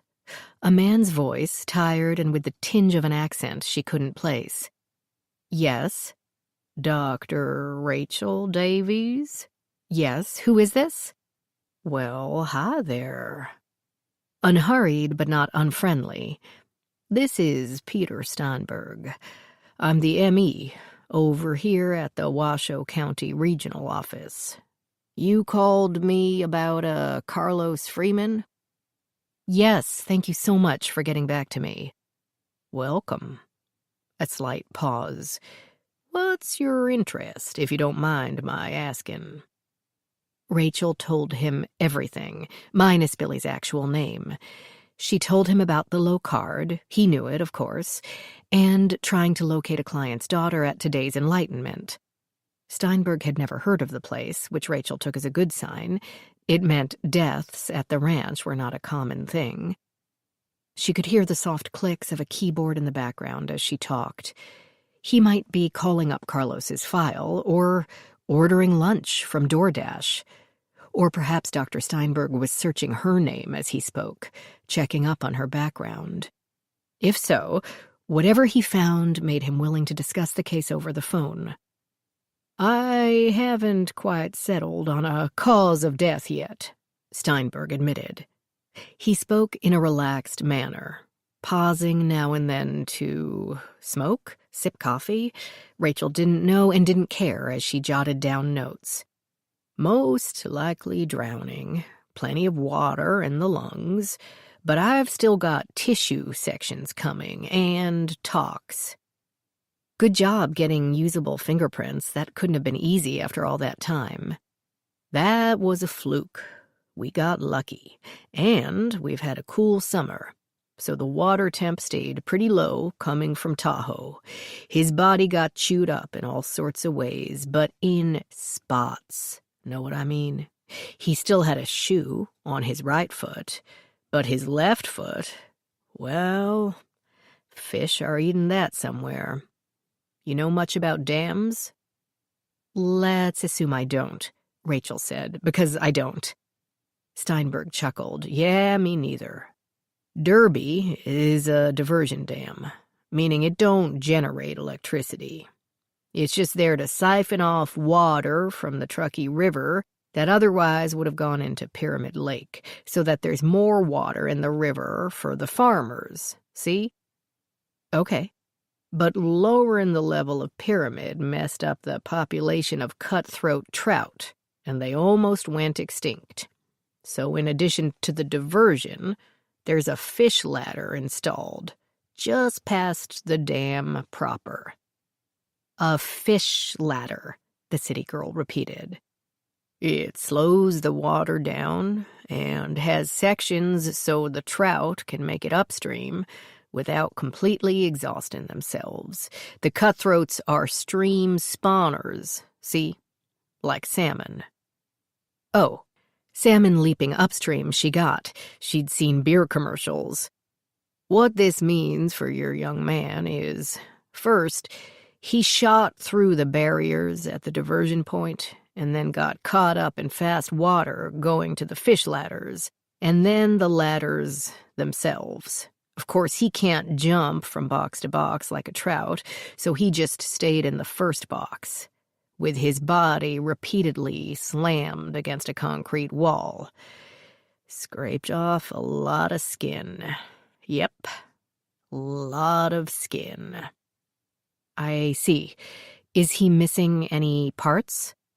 The left foot, like I said, a couple of fingers, one ear's pretty sheared away, as well as almost all his ventral torso. His innards were beginning to fall out, only the ribs holding them in. The left kneecap was nowhere to be found, but the right knee didn't even have a scratch. Random, that's what I mean. The skull? Still on him. A few post-mortem lacerations. No bruising, fractures, signs of foul play. More tapping. Meh. Intact. Except for what the concrete scraped off. No weirdness, no fractures. Nobody popped a cap into his brain, if that's what you were thinking. What are you thinking? Nothing yet. Just seems odd that a healthy kid is suddenly dead for no apparent reason. That's not so odd. Happens all the time. Really? People think a river is like a lake, which is like a pond, which is like a big puddle. If it's not the vast ocean and a tidal wave, it must be harmless. They don't know how cold and how fast and how quickly it can take you right down." He paused. He underestimated his opponent. "I'm sure you're right," Rachel told him. But which opponent? Mother Nature? Or someone all too human? Chapter 16. Lunch consisted of limp green salad and antipasto dripping with Italian dressing. Ellie doubled up on the greens and tried to pick the bits of protein from between the tomatoes and olives. Conversation stayed minimal. The attendees were mildly tired out from an hour of picking beans while the chickens chattered in their pen, and no one wanted to discuss the morning's lesson. It seemed impolite to bring up others' past indiscretions, though Ellie caught several "I can't believe you did that" glances from across the table. Some were directed toward her. This didn't bother her, since she had never worked at McDonald's. Adam had never lost his job, and the couple had never won a car. I should be so lucky. Quiet except for one young man who, now that he had begun, couldn't seem to stop talking about his entrance exam transgression. But it was algebra, and I'd never been able to get that X and Y stuff. Who actually uses algebra in real life anyway? Those around him murmured ahas and let him talk. After lunch, Angela led them over to the gym. She seemed even more nervous than she usually did, though from worry or excitement Ellie couldn't tell. The two emotions might be indistinguishable when it came to Angela. "This will be a big step in your progress," she told them, prancing along the gravel. "Some of you, we can't get everyone done today, but eventually everyone will complete theirs." "Their what?" Ellie asked. "Their challenge." She puffed her breath out, walking fast enough to form a trot. "Part of your training here is to overcome your fears. They are a huge factor in what holds us back from our goals. We need to push through those fears, conquer them for all time, and discover the strength within ourselves before we can really begin to change our lives." Straight out of the company text. But the words landed on Ellie's ears like pinpricks, representing only the tips of the iron spikes to come. Yesterday they'd spoken of fears. Today they would be asked to face them. She wondered what form her challenge would take. Making a speech before the entire contingent? Yoga equipment had been put off to the side. The ceiling of the gym had been built more than high enough to accommodate basketball games, with the center beam 2+ stories up. Now she noticed that a pulley had been installed in its center. A rope was draped over its wheel, both ends reaching the floor. Devon and Galen waited for them. "Barry," he said, his voice echoing slightly around the chamber. Ellie's tall classmate took in the rope, the pulley, the height of the building. She watched the blood drain from his face, sink through his capillaries, and run for cover to some inner organ where it might not be noticed. "You said you were afraid of heights. You can function in buildings over 2 floors only by staying far away from any window. You drove 3 days to get here because you can't get on a plane. That's what you said, right?" Standing next to him, she could hear the gulp. "Yes." "CEOs have to be fearless, Barry. A major company isn't going to elect a leader who can't hold a meeting on the 10th floor and has to take the slowest mode of transportation everywhere he goes. So that's going to end. Stop. Today. Come here." He swooped up one end of the rope and held out what dangled from its end, a contraption of straps and buckles and Velcro. A harness. Barry seemed frozen. He stared at that harness as if it were a living thing composed of snakes and barbed wire. Angela, nearly as pale as Barry, put one hand on his back and one on his arm. "You can do this," she told him quietly. Mine was bees, and he got a hive for me to put my hand in. I thought I was going to die, but I didn't get stung. Not once.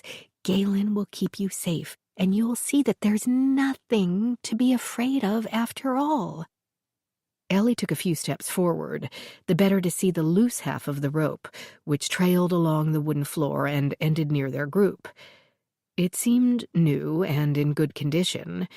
So did the pulley contraption, though she couldn't see exactly how it had been attached and hoped its massive bolt hadn't been simply screwed into the wood.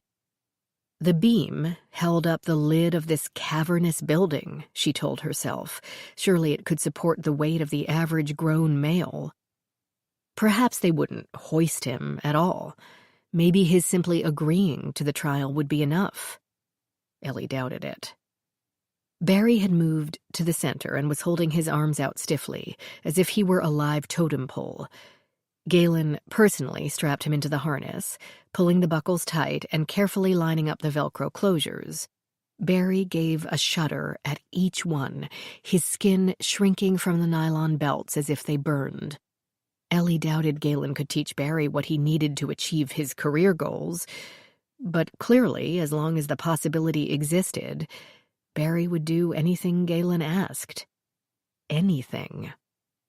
"This will be great for him," Audrey said, though for once she didn't sound completely sure. "Wait," Barry said. Galen said, "No procrastination allowed. That's a bad habit you're here to break, just like this heights hang-up." "No, I'm going to throw up." He tried to move away, and the rope slithered past the group, almost tripping a young woman who accidentally straddled it. But even with one loose end, the volume of rope had enough weight to restrict his movements. He made it only halfway to the exit before he ran out of slack, held in place like a toddler with a leash, or a mime pretending to fight a snowstorm.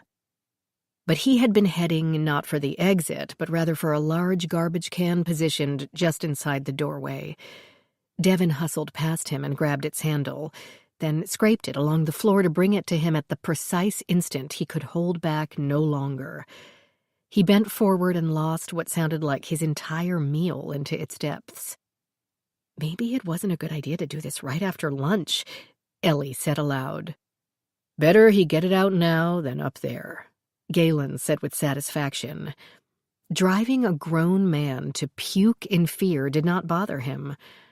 Or perhaps he felt it would all be worth it, since this fear of Barry's truly crippled him, and it was better for all of them if he lost his lunch while still on the floor. Barry straightened and wiped his mouth on his cuff. Devin waited to make sure he had finished. When he turned back to the center of the room, she dragged the garbage can to the exit, and even took it outside with an expression of utter distaste. Barry stood before Galen and said, "Okay." Ellie didn't particularly like Barry, but in that moment she felt like a witness to true bravery. "You go, pal. You deserve to win this." "Ready?" their leader asked the room at large, grinning widely. "Okay. Everybody pick up the rope. When I say go, you pull. Barry's life is now in your hands, right? He's trusting us. He's trusting you. Don't let him down. Literally." With a decidedly greenish cast to his paleness, Barry waited for them to pick up the rope. Ellie put her hands around the deep blue threads, trying to catalog all her misgivings about this venture. Barry had to weigh about 200 pounds, but 15 people should be able to control that. If they ran out of floor space, they'd have to hand it. But what if they all moved their hands at once, and he began to slip? If the rope began to run, it could burn. Once again, they were working without gloves. And if some of the crew fell out from injuries, it could overload the remainder. Letting Barry down might be more precarious than hoisting him up. She doubted any of them were experienced hoisters, herself included. Ellie tried to quiet her qualms and squeezed the rope with both her hands. The class, as a unit, began to walk backward. Audrey was the first in the line. A bad placement, given her size. The angle of the rope as it descended from the ceiling could lift her right off her feet. Tim had reappeared, and he and another largish man had positioned themselves behind Audrey. And then came Ellie. She felt one of her classmates at her 6, his arms brushing hers. The slack quickly disappeared, and Barry's feet stopped touching the floor. He gave one short, strangled cry as he dangled, gently swinging, the harness positioning him so that he had no choice but to gaze downward. It might have been fun if his terror hadn't infected nearly all present. He looked ridiculous, but no one laughed. They kept moving, 10 feet off the floor. What if the rope got tangled in the pulley? Did the ranch have any equipment that could reach that high? It must, for the pulley to have been installed in the first place, right? Though the original buildings could have been built by contractors who took their equipment with them. 20 feet. "How you doing, Barry?" Galen called. When the man didn't answer, he repeated his question. "Oh, okay." Ellie had never heard a grown man's voice quaver. He grasped the front of the harness with white knuckles. "I sure hope he got all that lunch out," said one of the men in front of her. The ranch must have insurance. Did Galen's carrier know about these activities? Would Barry's medical expenses be covered if the harness failed or the rope broke, or it slipped too quickly away from them and he broke his spine? Though the last scenario seemed unlikely. With that many people on the rope, it moved easily. Many hands did make light work. 30 feet. "How about now, Barry?" Barry had worn light gray slacks that day, perhaps having packed for more of a business meeting type program. This turned out to be an unfortunate choice, since all of them could clearly see the dark stain form in his crotch. "He's pissed himself," one of the men said unnecessarily. Someone burst out, "What's he going to do to the rest of us?" If Galen heard, he gave no sign. A scuffle sounded from the back of the group, and someone called, "We've reached the wall. We can't back up anymore." "Hand over hand," someone said, and they adjusted themselves to shorten the rope that way. Audrey did indeed rise up off the floor at times, but she gamely hung on, using every ounce of strength she had to bring the rope under control. Ellie could smell sweat, and it wasn't all hers. Galen continued his attempts to engage Barry. "How's it going now? Look around. It isn't all that terrifying, is it? You're not hurt. You're not in pain. We're all here with you. There's nothing to be afraid of, is there?" Finally, mercifully, Barry reached the top, the knot of rope at his back colliding with the pulley. "Don't let it tangle," Ellie prayed silently. "Stop," Galen said. "Hold it right there." Ellie hung on, shoulders and biceps straining. She didn't need to.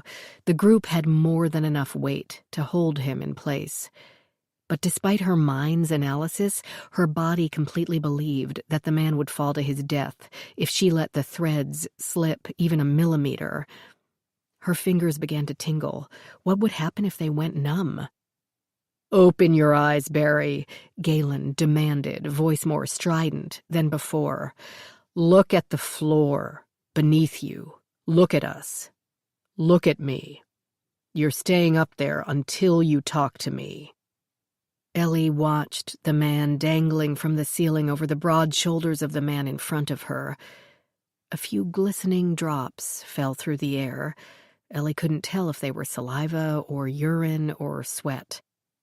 Barry squinted, then slowly opened his eyes. His gaze darted around the gym in panicked sweeps, which eventually slowed. "How you feeling, Barry?" Galen called. He said okay in the same quavering voice as before, but then cleared his throat and repeated the word. "You're high up," Galen pointed out. Ellie saw the man gulp before he answered with a yep, but Remarkably, some of the color had come back into his face. "But you're not dead." "No." "You're not hurt." Barry murmured something we couldn't hear. "What was that?" "The harness is a little tight." Galen laughed. "Better than loose, right? You're handling it." "Yeah." Barry spoke as if he'd discovered something very interesting. "Yeah." "Let go of the harness." That wasn't so interesting. Barry's hands tightened all the more. "They're not holding you in, Barry. The buckles are all in the back. It doesn't make any difference where you put your hands. It won't make you any more or less safe. It's your insecurities making you feel that way, and you're here to conquer your insecurities. They can't hold you back anymore." He continued in this vein until Barry's fingers loosened, and his hands dropped entirely. Slowly, he spread his arms out. "There you go, like Superman. You've become Superman. Now, keep them out as we lower you. Don't let the insecurities flood back in for any reason. I see those hands move, you go back up." Ellie questioned the psychology of using the trip to the ceiling as both a triumph and a punishment. Didn't one cancel the other? And also grumbled that she may not be up for another trip. Behind her, someone muttered agreement. "Don't be a wimp," the guy in front of her said with the hint of an East Coast lilt. "Awareness of physical limitations is not wimpiness," she told him, in no mood for schoolboy machismo. "It's being a grown-up." He spared her an argument when Galen spoke, telling them to let Barry down. The classmates inched forward, literally, as in moving an inch at a time, leaning back against the tension and planting their soles as flat as possible to avoid slipping. They lowered him to the floor like he was an angel in the school play. He kept his arms out until his feet were firmly planted. Then he stood there in his wet pants, a small but distinct smile on his lips. "How do you feel?" Galen asked him. The rope fell to the floor, and Ellie rubbed her sore palms together. "Good." Barry seemed stunned and relieved and amazed and proud. "Really good." "You did great. You're not going to be afraid of heights anymore, right? Business meeting on the 10th floor, in a boardroom that's got floor-to-ceiling windows." The smile widened. "Bring it on." The rest of the group gathered around to voice support, while keeping a healthy distance from whatever it was that had dripped onto the floor. "Team-building hike up a mountain? Maybe even get on a plane? Good job. You can go change," Galen told him, and Barry didn't hesitate, moving through our group with many claps on the shoulder. Galen waved at the wet spots on the hardwood and told Devin to clean them up. For an instant, Ellie saw Devin's brows knit with anger and the same disgust she had shown for the garbage can full of Barry's vomit. Then she turned away and headed for a door near one corner of the gym. It seemed the young woman wore a number of different hats at the ranch, but with a small staff, most likely each one covered a great variety of tasks: feed chickens, set up a 2-story pulley, run group therapy sessions. Galen clapped his hands and said, "Next, Margot." After the words sank in, all of them turned as a unit to stare at their unlucky, or lucky from today's point of view, colleague. She glanced up at the ceiling. No, Galen clucked. "No harnesses for you. You're not afraid of heights, so that exercise wouldn't do you any good. This is all about you, specifically freeing you from your personal fears. Only that way can you be free to achieve." Ellie saw the woman's throat move and her lips compress. She remembered what fear she'd told them about. So did Ellie. Chapter 17. Rachel knew she'd been unusually quiet all through dinner. Even D'Antone, her adorable tiny toddler, had to keep patting her arm to direct her attention to his adorable tiny antics. Her mother, who'd had more years to inure herself to Rachel's obsession with work, shot her only a few considering looks in that way mothers had. Rachel let her assume the Locard had her thoughtful. No sense bringing up worries about her late sister. No sense revisiting the many pains of the past where Isis was concerned. But once D'Antone had been bathed and put to sleep with a bedtime story and a hug and a kiss, and Loretta was sitting up in her bed with the Great British Baking Show, Rachel made her way to the stuffed closet in the baby's room. The weeks after Isis's death had been full of shock, grief, and myriad court appearances to ensure that D'Antone would be coming to her home and no one else's. Rachel's husband had moved out, and her mother had moved in. The party planning business had dissolved with the filing of a single piece of paper. The trappings of Isis's adult life, the very expensive wardrobe, the utilitarian and underused dishes, pots, and pans, the wall art, which Rachel found too jarring, were quickly dealt with. Rachel and Loretta cleaned out her sister's tidy penthouse in a weekend, sold her car, shoved anything that might be sentimental or relevant to D'Antone in the nursery closet, and looked to the future. Rachel had to get back to work, and both she and her mother had to adjust to structuring their new household around a human being who couldn't yet walk. So the boxes had sat. Rachel had packed them herself, and did not expect to find any earth-shattering clues now. Isis hadn't been a great one for sentiment, and she'd moved around a lot during her wilder youth. She hadn't kept her second-grade report card or a pressed corsage from the high school prom, but had kept a box of photos, a ticket stub from a scary movie at the Cinemark Egyptian, and the speckled sundress that had been her favorite at the age of 10. Rachel had tossed in one box party planning receipts, forms, ledgers, and USB drives, in case there were tax issues or items needed to close the business completely.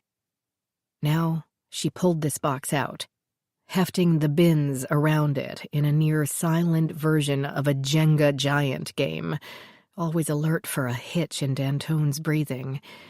He slept well, but if disturbed, best that didn't happen. And she didn't want Loretta to find her either. Rachel didn't know what she might find, but knew she wouldn't like it. No sense distressing Loretta yet again over the antics of her younger daughter, or forcing her to take sides between the two girls. Like most parents, Loretta couldn't help defending her child even when all evidence supported the case against her. Rachel's complaints had been met with disapproval and instructions to be more empathetic or more understanding, as if Isis had some disability she couldn't control, as if she couldn't help staying out all night or skipping school or riding without a helmet on yet another boyfriend's stolen motorcycle. The child in Rachel still rankled at the unfairness of it. Rachel told that child to disappear. Her time was past. Rachel was mature now. If there was something about Isis that Billy wasn't telling her, she would face any truths on her own without further unrosying her mother's memories. With the awkward light from her phone's flashlight app, she delved into the contents of the box. The uppermost pile was made up of tax forms, which Isis had filed quarterly as required, listing herself as both the company's president and employee. An old-fashioned green ledger with jotted dates, names, amounts. Was it a backup in case electronic files went kaput? And an external hard drive with unknown terabytes of storage. Isis had had a laptop slide into the Potomac once, and afterward had become fanatical about backing up files. Brochures of venues, DJs, caterers, printers, bounce house renters, people she would have hired for clients to provide a turnkey party. All the brides or proud parents or execs would need to do was show up. A small stack of invoices, itemized expenses for the most recent jobs. It didn't take long to find one for Billy, ISIS had listed 4 tents, copious amounts of liquor, 5 bartenders, something called a Mediterranean menu, and 2 DJs. Did professional musicians really hire DJs for their own parties? Did they insist that only their own music was played? Probably yes, and maybe no. Who wanted to work at their own party? The total bill had come to just under $650,000. But that didn't surprise Rachel as much as the date on the form. Thanksgiving Day, 2 years ago. Chimera's last concert at the Hollywood Bowl. A day to be throwing a party, certainly. But how could said celebration, or memorial service, be thrown at his house when he was in California? She read the invoice again. Date of party. Rachel checked her calendar app. Yes, that had been Thanksgiving that year. Location, the same address Rachel had visited that day. Billing address, same. Maybe Billy had played the evening concert, immediately jetted across the nation, and gone straight into party mode. All-nighters would not be unusual in that milieu. Maybe the celebration had been for his crew, family, and hangers-on who didn't attend the concert. Throwing a party he wouldn't be going to sounded like a very Billy thing to do. Maybe someone had noticed the date conflict and changed the day of the party, and ISIS hadn't updated the invoice. It was curious, but nothing more. D'Antone stirred in his toddler bed, made a cross between a sigh and a snore. Rachel muffled the glow of her flashlight in her lap, willing the boy not to wake. After a long minute of silence, she went back to work, paging through the sheets as silently as she could. More invoices, some for Billy, one with a prominent senator's name on it, more tax forms, some bank statements, rental agreement for the penthouse. Nothing seemed strange to Rachel. Other than that one errant date, it seemed like the dull detritus of an ordinary business. Rachel didn't know what she was looking for, and knew she didn't know, but she knew who might. She dropped the stacks of paper back into the file box, where they landed with a whump. Almost immediately, D'Antone let out a grunt, fidgeting under his blankets. "Oh, no, no, no. Go back to sleep, baby. Snooze under your binky in that adorable toddler bed from Restoration Hardware, which I put together myself with nothing but a Phillips screwdriver." A full-blown wail. Oh, hell. Now she'd done it. Chapter 18. Margot's challenge required a field trip. Ellie thought that since she hadn't seen a lake on the property, there would be no way to recreate Margot's childhood incident. But apparently the river would suffice. East of the bridge to the recluse lady's house, the river widened to span 30 feet, moved fast, and created a series of tiny rapids along the base of the mountain. The rushing surface made it difficult to see the bottom in a few spots. But surely it couldn't be deep enough to drown somebody. Like Barry, Margot wouldn't be in any actual danger. Would she? But to judge from the stack of towels Audrey carried, the victim would definitely be getting wet. Said victim, for her part, walked next to Galen at the head of the pack, with a grimly determined cast to her face. Margot would be described by younger co-workers as a tough old bird, and neighborhood kids probably found her intimidating. She might be firmly into her middle years, and with no ambition beyond having her own designated bathroom, but she would be damned before she'd let these young people dismiss her because of her age. Or perhaps she wouldn't back down just because she was Margot. Galen reached the water and stopped, then turned to the class. Ellie had been sticking close to him and stood only a few feet away. "Here we are. We are going to release Margot from the burdens of her past, from the guilt and shame and anger and sense of betrayal, or rather help her release herself." Margot didn't seem remotely convinced of either the disease or the cure. He beckoned to one of the two guys who had been in front of Ellie on Barry's rope, not Tim, but the other one, whose name was Andre, then took Margot's arm. All three of them walked out into the water without further explanation or regard for anyone's shoes. Margot hesitated at her first wet foot, but pushed on. The currents lapped hungrily around them. Ellie crouched down to feel the water, wondering if it really came from the melted snow of mountaintops. It flowed over her palm, still raw from the rope trick. Not freezing cold, but definitely below pleasant swim temperature. The river must have magnified the stones along the bed, foreshortening the visible depth, because the group reached waist level, chest level on Margot, by 10 feet from shore. Galen spoke. He and Andre each grabbed one of Margot's arms, and Galen put a hand on her head.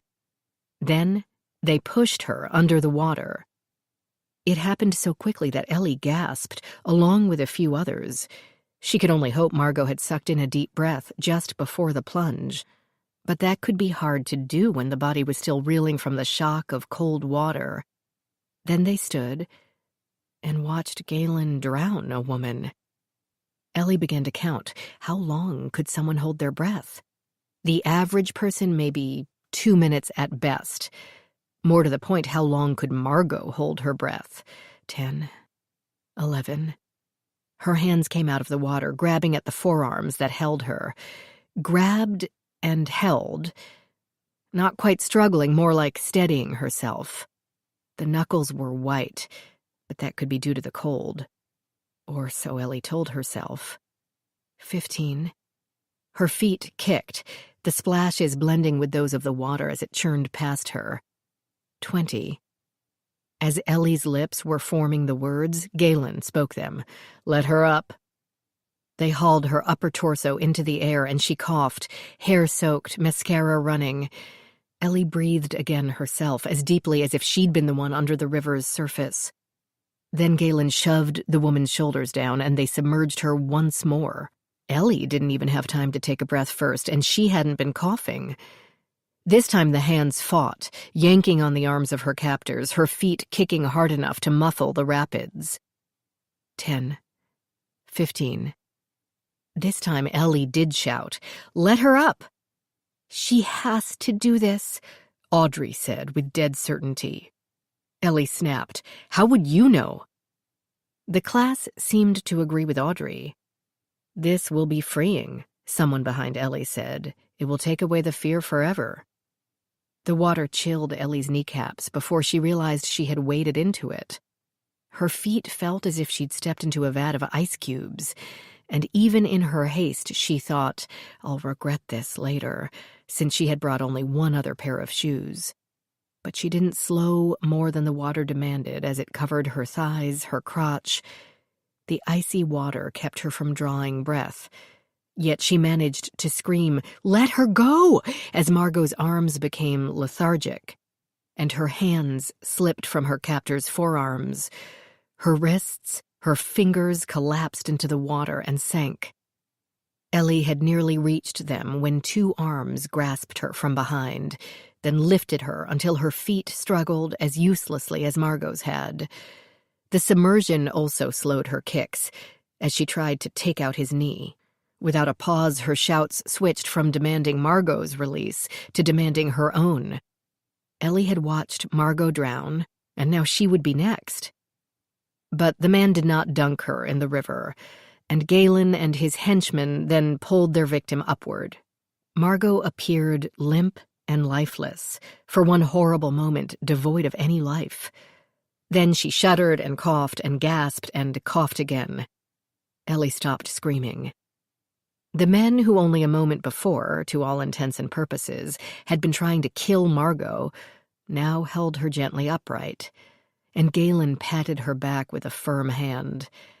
He asked how she felt. Dripping curls hung in front of her face, but she shook her head up and down. "Great job," he crowed, and they dragged her toward the shore. The classmates cheered. Ellie's captor turned her in that direction, and she bobbed along for a few steps before he let go, sliding his arms away from her torso and moving back. When she turned, he stood in the river a few feet away, as if waiting to see if she might slug him, a possibility she, at least, had not ruled out. Tim, of course. He said nothing, only watched for sudden movements. Ellie couldn't find any words murderous enough and instead splashed her way to shore, her hands balled into fists. "You are reborn," Galen was saying to Margot, as if this had been some sort of baptism, "into your new life, without fear and without regret. You arrived here as dumpy Marge, and I've turned you into resilient, vital Margot. You can move on." Ellie neared them to see this new, reborn Margot for herself, and Galen turned to Ellie. "There's our little Saint Bernard. You soaked yourself for nothing." "You were drowning her." "Does she look dead?" And indeed, Margot's skin bloomed with excited color as Devon wrapped a blanket around her and Audrey blotted her hair with a towel. Andre, a nice-looking if imposing guy of about 30, used another towel to wipe the last vestige of mascara off one cheek. The rest of her classmates glanced at Ellie and away again. Awkward that she had injected herself into the drama, or maybe awkward that they hadn't. Probably the former, now that the drama had turned out to be make-believe. Galen said, "This was her journey to take, not yours. You had no right to interfere." His tone stayed level, but his face did not, and he held her gaze until everything around her blurred. Ellie had the sensation of seeing one vision while everyone else saw another, as if he could slip the mask up for Ellie, while the others saw only a calm, wise guru gently scolding a child. Ellie crossed her arms, her blood too high to yield. "You got wet for nothing," he said again, "and you made poor Tim soak himself as well. Let that be a lesson to you. Stay on your path, and let others stay on theirs. Perhaps if you remain out here and let the sun dry your clothes, that will sink in." With that, he dismissed her and put his arm around Margot. Ellie watched the woman's face, waiting for support, gratitude, or even just empathy.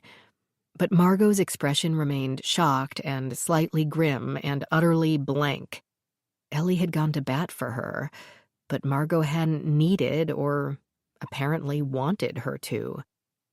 Galen began to lead the group back toward the compound. If conversation sprang up, Ellie didn't hear it. No one wanted that gaze turned on them. But when Ellie picked up one foot, Tim appeared again, now in front of her. How did he move so quietly? And held up a hand like a traffic cop. "You'd better stay out here for a while, until he cools down." Cool had already set in. Despite the sun, her wet clothes felt icy against her skin, the steady breeze snatching any body heat away as soon as it peeked out of her pores. Her shoes were sodden, and trickles ran down her legs. Even worse, she knew the now-soaked, stiff rectangle in her back pocket had been her cell phone. He cools down. What the hell is this place? I doubt anyone signed up to be tortured. "Injuries teach you to be strong. That's what my dad always said." He stepped closer, obviously not worried about any punches of hers. He had at least 6 inches and 100 pounds on her, and no idea she'd been trained at Quantico. "And you have no idea what you're talking about, because you did sign up.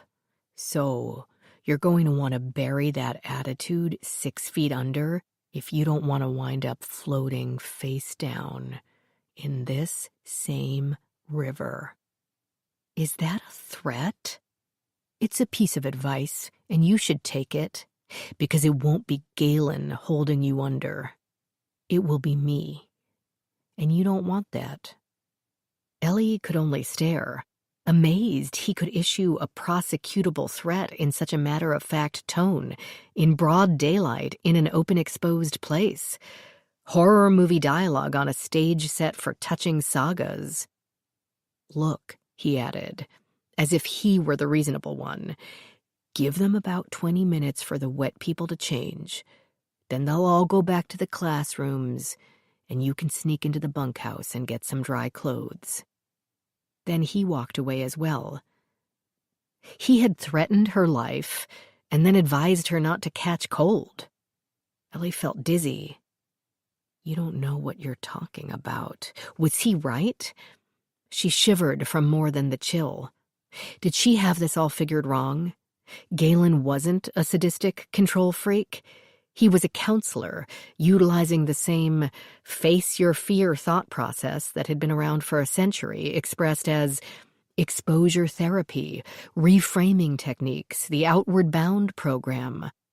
Barry and Margot, at least in the short term, seemed to have not only survived but also thrived, emerging from the fire with a new self-confidence. Whereas Ellie had arrived only to spy on a grown woman for her overprotective father, and so far she hadn't even managed to do that to any extent. She still had no real sense of Devon's emotional well or ill-being, and even if she did, she could find no way to relay that information back to her father, especially since she'd likely destroyed her phone. In the meantime, Ellie had been left in a patch of desert with squishy shoes, shunned by the only other humans within a 5-mile radius. She turned in a slow 360, taking in what she could see. Definitely no humans, not even an errant chicken. Then, on the other side of the water, higher up the mountain, she saw the edge of a structure built into the trees, glass panes twinkling through the branches. It must be the house of the ranch's benefactress, Mrs. She worked to summon the woman's name. The house was the big, gorgeous place that Angela had gushed about. It had to have a phone. And Ellie had some rare, unsupervised moments to check in with Rachel and tell her the investigation would take more time. On the surface, all seemed well in Devon's life, but there were undercurrents still hidden and possibly dangerous. She walked upstream and crossed the river where it grew shallow just above the rapids, balancing on rocks as best she could. The bridge sat on the other side of the compound, and she didn't want any more attention. Better if all of them believed she still sat on the riverbank, contemplating her poor life choices, when instead she splashed over the rounded stones to the opposite bank. She couldn't get any wetter after all. Chapter 19. Devon stood outside their bathroom in the little house, holding the towel. Holding the towel was one of her many jobs. Steam wafted out, a spot of moisture in the dry valley air. Maybe it would help her skin. She had run out of her good moisturizer months ago.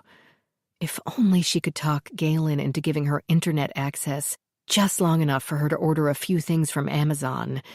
Selections in Topaz were limited, and Reno might as well be on another planet. She tried to calculate how long it had been since she'd been in a town with more than one gas station. He'd thrown his wet clothes over the back of the chair, no doubt swelling the wooden slats as the clothes dripped onto the carpet. Only Galen's bedroom had carpeting. Other tenants in the house, like herself, made do with bare floors. She could see from the wet jeans that Galen had collected the mail before plunging into the river. Only Galen could get the mail, one of his many rules. He tried to tell her it was against federal law for anyone other than him, the director, to open mail addressed to the ranch. If so, millions of corporate secretaries were violating that law every day. But whatever. She suspected instead that Galen intercepted written pleas to come home from the client's loved ones. But if it satisfied his need for control, fine. Though now the mail would stick together in one sodden mess, and messes invariably got dumped in her lap. She threw the towel over her shoulder, listened for the water, and eased the bundle out of the pocket. One envelope already opened. Her attention perked up when she saw the bank's name in the upper left corner. The wet pages were delicate, requiring care to unfold while she remained alert to any change in the sound of the running water behind the door. The shower continued to run. Even with the pages made confusing by their sodden near-transparency, she knew what she was looking at. The trust account, not the ranch's account, but the main trust account, from which their monthly income derived. The statements for which Galen had said went straight to Mrs. Coleman. The total balance remained huge, but the statement, a quarterly summary, showed bi-monthly withdrawals, transfers to another account, $50,000 for each transfer. No wonder the interest payments to the ranch had been decreasing, because the principal had been as well. But where had it gone? The statement noted internal transfer to account number and so on. Maybe Mrs. Coleman thought a gradual decrease would be a gentle way to ease the ranch into self-sufficiency. Maybe someone was siphoning off funds to their personal account, and there was only one person who could. She realized the shower had stopped. He emerged from the marble-clad bathroom in a cloud of steam, wetting the carpet further and letting her get a long look, which she dutifully took, plastering a wide smile of admiration across her cheeks. Here I am, a human towel rack. Look at me, not at the wet clothes and the envelope that's now falling out of the pocket with a crease in it that it didn't have before. He took the towel from her hands. Devon tried to suck in a breath without letting it show. That went well. 2 real breakthroughs. Of course, her cheer didn't work. Who does that bitch think she is? She was just scared. She feels stupid now. Actually, Ellen hadn't looked sheepish at all, more like suspicious and pissed as hell, but Devon saw no upside to saying so. She won't do anything like that again. Galen toweled himself dry, carefully rubbing every inch of his skin with the butter-soft towel. He had 5, specially imported from Italy, and Devon had to launder them herself along with his clothes. You better believe she won't, jumping in like that, attacking us like she's going to take over, like she knows what people need. She hasn't listened to a word I've said. We've said, Devon mentally corrected. She hadn't moved, needing to wait until he'd finish with the towel so she could drape it back on its rack, keeping his gaze in her direction and away from the wet clothing on the chair. It's not the first time someone's overreacted during challenges. It always turns into a really good teaching moment for them. Like Carlos? The name fell as both a memory of the past and a threat to the future. She'd almost rather talk about the trust account. Carlos and his 2 years of psychology courses, which had made him think he was some kind of genius. Carlos and his gentle eyes, which made you feel warm and accepted, even more than Galen could, because Carlos never turned that warmth off. It didn't disappear when people stopped watching. Sweet, weak Carlos. The guy had faced his own challenge, a live snake, without too much drama, but had objected when Galen made Angela put her hand in the beehive. Galen had been giving the group the usual pep talk about having to overcome their fears in order to become resulters, and Carlos had gone off. For once, his bearded, zen-calm face had scowled, and, unaccustomed to long speeches, he had stumbled over his words. But he'd managed to launch into a history of places like today's Enlightenment. Those words mean nothing, he'd said to Galen's face in front of an entire group of sophomores who were waiting to see if Angela would be stung. They all heard him. The entire valley could hear him, provided there were any humans in the valley besides them. And you're not the first to use them. Change always requires work, Galen began as the tips of his ears turned red. You haven't invented any new way for human beings to function, Carlos stated flatly, then turned to his classmates.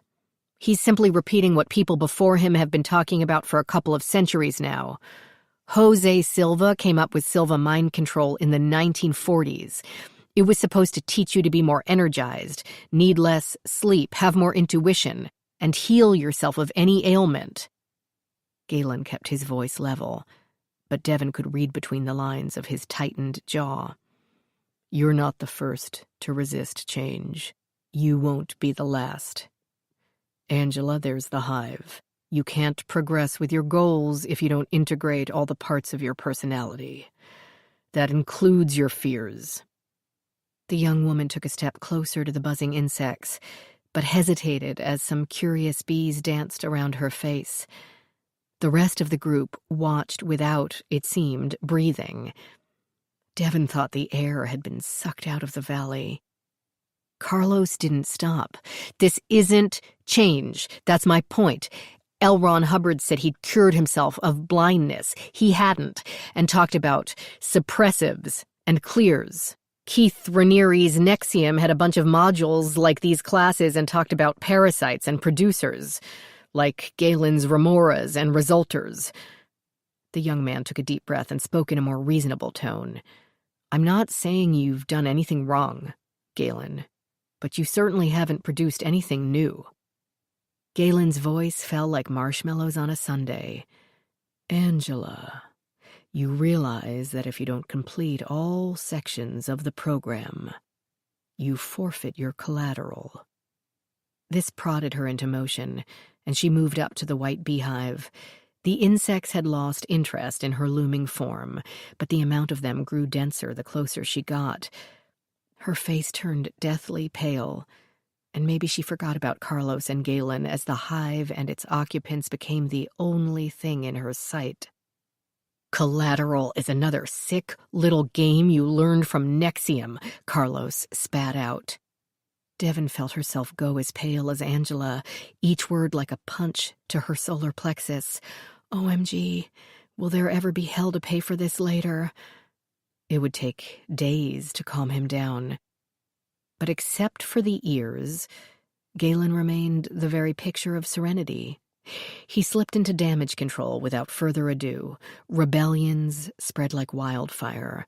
If one person resisted the training, more might follow. All right, Carlos. Obviously there's some disconnect here. Let's do a private session, just you and I, so we don't hold up the rest of the class. Angela plunged her hand into the hive and held it in a frozen, spread-fingered sprawl without touching the honeycombs on either side of it. Devon couldn't see inside the box, but knew what must be happening. The bees would climb all over her fingers looking for pollen and would give up when they couldn't find any. She had to hand it to the kid. She wouldn't have thought little Angela had the guts. The shoulders of both men slumped. Galen's in relief. He had won. Carlos's in disappointment. Perhaps in Angela for not backing him up. Perhaps in himself for failing to convince the rest of the group. When Galen beckoned to him, he went. It seemed as if the young man had decided to give the program another chance. The program he had traveled far and paid heavily to join. His classmates never saw him again. The young man, his belongings, even his records, receipts, and video, all disappeared. Galen told Devon, I pointed out that he came here to get advice, and then refused to listen to it like a spoiled child, and that I wasn't about to waste any more resources on a moron. He packed up his things, and I called a car service. The tool had the nerve to ask for a refund. No bad reviews were posted on social media. No visits from cops. It seemed that whatever Galen had said to him, or whatever deal he had made, had shocked Carlos into silence. But after that, a few people did not sign up for another session, and 2 more left before completing the first. And now here was Ellen, wanting to leap in like a superhero with no idea how much she might be screwing things up for other people. Devin, for example. Her boss said, "This has ruined my day. Maybe this whole week. I'm going to need a release." Oh, hell. Ellen isn't like Carlos. She didn't challenge the idea of challenges. Great grammar there, sweetie. You know what I mean. Oh, that was a mistake. Never express impatience, certainly not exasperation. Yes, he said. I need a release. I'm way too tense. He handed her the towel, sat down on the bed, dead center at the foot of it, and waited. I have afternoon sessions to set up, she said. Let Angela do it. She hung up the towel, leveling the sides over the rack. She doesn't have enough Module 4 experience. It's just one day. Come on. It would do her no good, should the freshman pepper Angela with questions she couldn't answer, to remind him that this had been his idea. No good at all. She moved over to the bed. Chapter 20.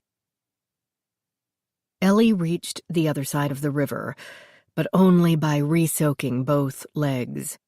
She hoped the shoes wouldn't be completely ruined. They'd have to spend the night in front of whatever delivered heat inside the bunkhouse. She'd been so tired the night before that she hadn't even noticed. Forced air heat? Radiator? Pot-bellied stove? The real estate on the opposite bank had no gentle spread, but immediately tilted upward into a forest of towering trees and brush-choked earth. Pine cones lay abandoned amid protruding roots and rocks of every size, from gravel to jutting boulders, and all at a 20 to 30% incline. Ellie used saplings to pull herself along, the thin trunks flexing, refusing to provide security and snapping away quickly when released. Birds chirped their protests, and she heard the occasional rustle of a squirrel or a chipmunk, or what she hoped was a non-biting animal.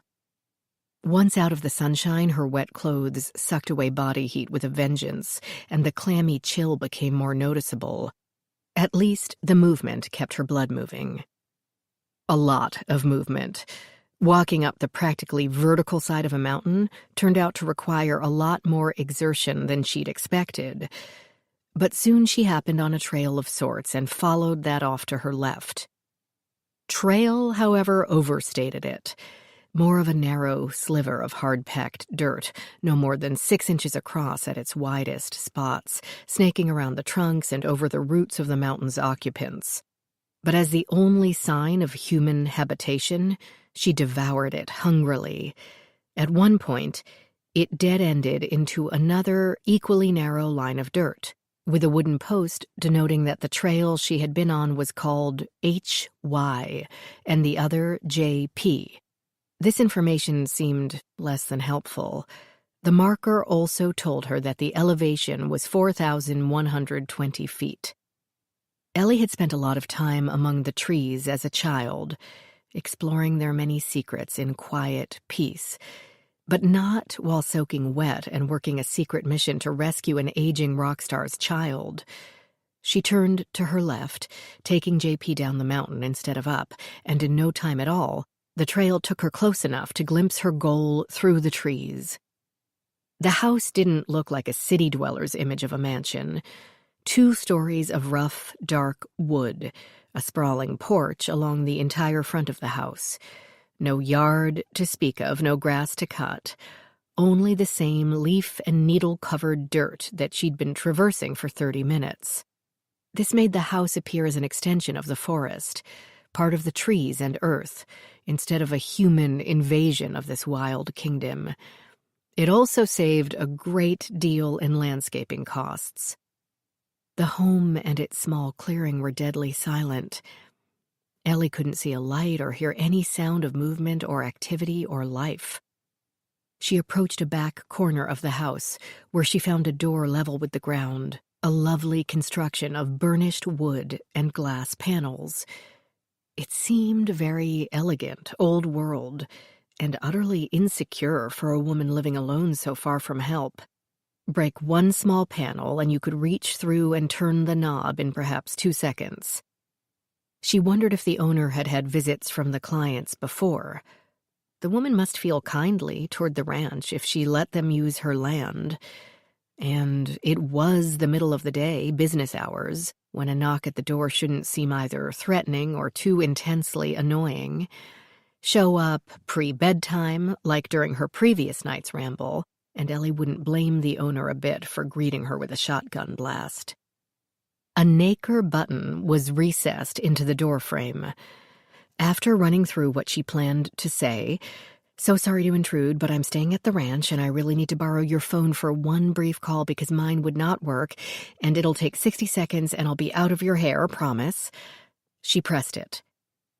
She peered through all those glass panels as she waited. The granite and walnut kitchen inside was twice the size of any she'd ever been in, with copper-bottomed pans hanging over the center of a marble-topped island, and, beyond it, a table heavy enough to withstand the building's collapse. Ellie didn't know if Nevada had earthquakes, but if one occurred, she would want to hole up under that sucker. No humans appeared.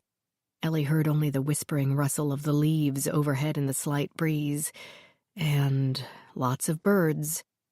Perhaps the bell didn't work. She knocked, carefully hitting the wood and not the glass, shifting her weight in her sodden shoes. The climb had drained off some of the water, so she only scattered drops instead of leaving a puddle. But her clothes were still plenty wet. A puff of wind reminded her that it was fall in the mountains, and that she stood in the shade. No signs of life. Ellie knocked again, on the glass, this time, striking it as hard as her hand and the panel could take.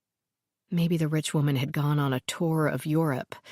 Maybe she'd gone to the grocery store. Maybe Galen had killed her and stuffed her body in the woodpile. Unbidden, Ellie's hand fell on the knob. It turned. The door swung open on well-oiled hinges. Definitely not safe for a woman living alone so far from help. "Hello?" she called, then called again, louder. Nothing. And then she saw the phone hanging on the wall. An old-fashioned, heavy plastic model with a cord and everything. The solid item that a phone used to be when people had only one in the house. A dark green color to coordinate with the kitchen's accents, and push buttons instead of an actual dial seemed the only concessions to modernity. Ellie shut the door behind her and moved over to the phone. She'd given propriety her best shot, and it hadn't helped, and all she wanted to do was make a damn phone call. She'd be in and out before anyone noticed, if there was anyone there to notice. She put the receiver to her ear. Nothing. Not even static. Certainly not a dial tone. A voice behind her said, "That thing hasn't worked in years." Rachel and her filing box stood at the door of the Locard's resident forensic accountant. Desiree Lavoie had been a voodoo priestess in a former life, or at least that was what she told people. Rachel had never been sure if Desiree meant it as a joke or not. The slender Haitian transplant seemed to have a sly sense of humor.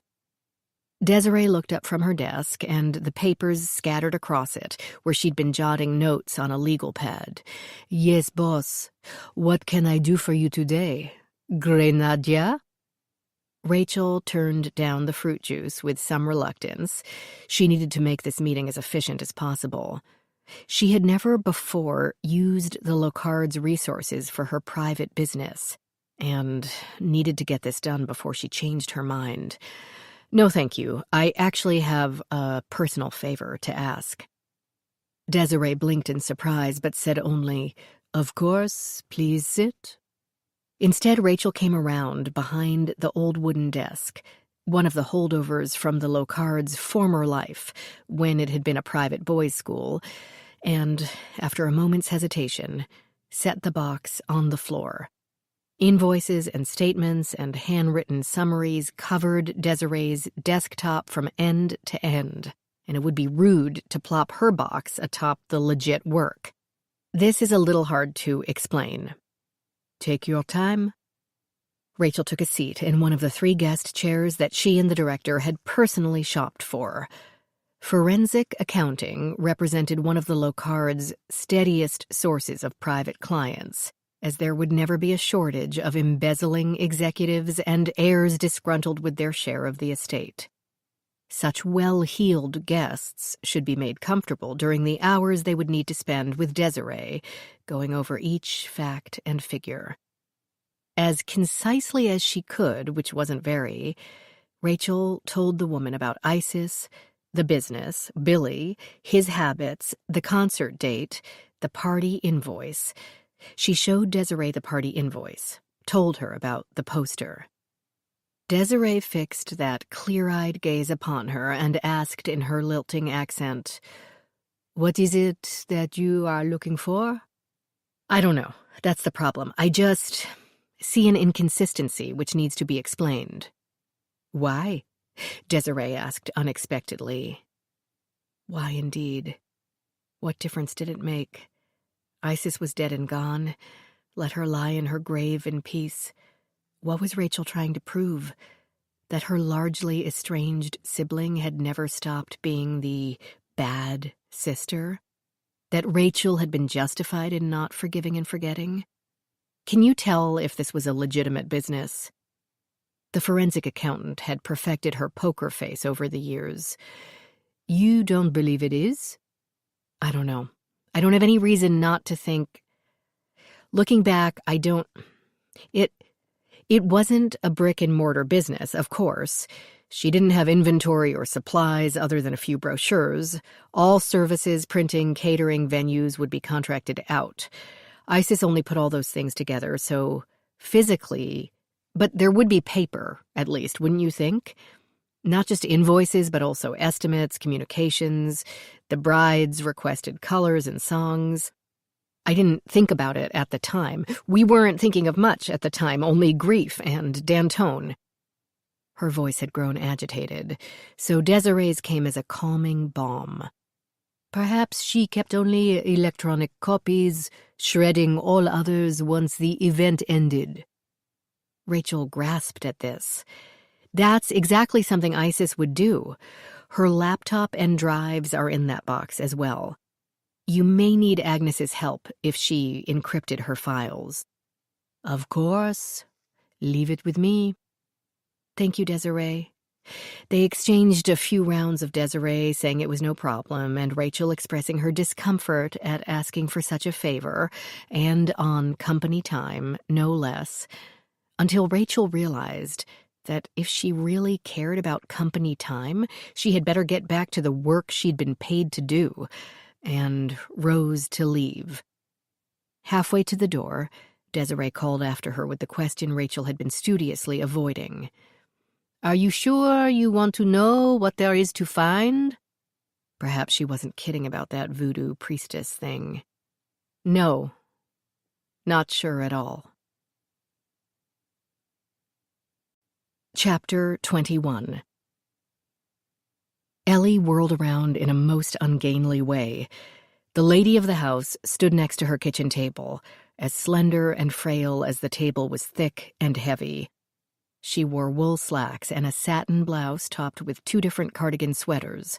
Her silver hair pulled back in a haphazard braid or bun, Ellie couldn't tell which. Her skin had a pale, translucent glow, and faded blue eyes studied Ellie.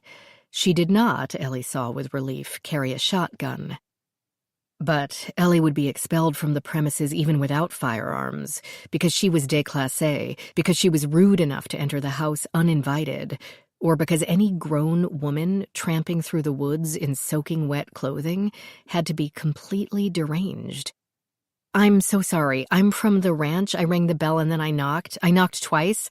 I just wanted to use the phone and I couldn't tell if anyone was home and the door wasn't locked and... I heard the bell, she said, but I don't move as quickly as I used to. No, of course not. I mean, I should have been more patient and waited. I'm so sorry, Mrs. Ellie could not remember her name. She didn't seem particularly fascinated by Ellie, or quite ready to throw her out either. That's quite all right, my dear. You're from the ranch? Today's enlightenment? Yes, I am. Oh, Are you wet? Ellie looked down at the drops she'd scattered on the deep red ceramic tile, then shivered in the well-insulated house. Yes, I'm so sorry. My goodness, you must be chilled. Would you like some hot tea? Mana, quite literally in the desert. Yes, 1,000 times yes. The woman put the water on to boil and went to retrieve some bath towels after Ellie turned down her offer of a dry outfit. It would have been sensible to accept, but between the day's events and the altitude, the ex-FBI agent already felt otherworldly enough without wearing the manor lady's clothing. Blotting her pants with towels would have to suffice. They sat on stools at the island, since Ellie didn't want to risk getting water spots on one of the table's matching chairs. The woman poured tea into a delicate china cup with a saucer and added honey from an adorable pot in the shape of a beehive. No cream or sugar, but with temperature more important than taste right then, Ellie didn't quibble. The woman climbed onto another stool spryly enough and faced Ellie. So, you're staying at the ranch. Going through their program? Yes, I arrived only yesterday. And you've already been dunked? She seemed to find this amusing, which was good, Ellie supposed. She wanted her hostess to feel at ease and not to tell Galen that a crazy lady had broken into her home. You are making quick progress. Do dripping people often show up at your door? She answered seriously. Oh, yes, not dripping, but hikers come by, and occasionally patients wander up here, or Galen brings them. Ellie didn't comment on the patient term. She needed to tread carefully, hoping to gain more than a phone. It's very kind of you to loan them the land. Oh, that's no skin off my nose. It was just lying there baking in the sun anyway. And the Colemans have always maintained a strong social commitment. She leaned forward with a conspiratorial air, meaning her words as a joke, and said, We try to use our powers for good. Coleman. That was the name. Her posture bespoke girlhood training, and Ellie flattened her spine to keep up. Not that she stood a chance of looking regal while wrapped in 2 different towels. Did you grow up in this house? Goodness, no. I was a city kid. Well, at first. We lived in Manhattan, then Westchester County. Then I got married the first time, and he worked in Chicago, and after that... She waved her hand as if detailing her location history would take too long or would require too much effort to recall. They were all gone by the time I came here. I forget which of my parents or uncles bought this land way back, but I walked around this mountain and decided, this is it. This is where I need a house. I felt ready for quiet, so I sold all the other ones. I used to travel quite a bit. I got too old. Ellie exclaimed something, made some sound meant to imply that old might be too harsh a judgment. Mrs. Coleman, though thin, seemed in good health. It's beautiful, the house. Do you have children? The lines in her face deepened, but she spoke calmly. My boy was killed. I'm so sorry, that's terrible. She added more honey to her tea. But I have a daughter as well. Her name is Teresa. She's, let's see, how old is she now? She was born in 58, yes? That's wonderful, Ellie spoke with sincerity. Does she live nearby? No, goodness, she's in Bolivia. Ellie's expression betrayed her surprise, and the woman laughed. Yes, it's quite a ways. She's in the Peace Corps, rejected all the money and the fancy homes, and argued with her stepfather about unions, and argued with me about health care all the time. She wanted to help people. How nice. A friend of mine joined the Peace Corps. She comes to see me often, though. She was just here last night. No, the night before. Ellie hadn't heard any cars moving about. So perhaps it had been the night before, prior to her arrival.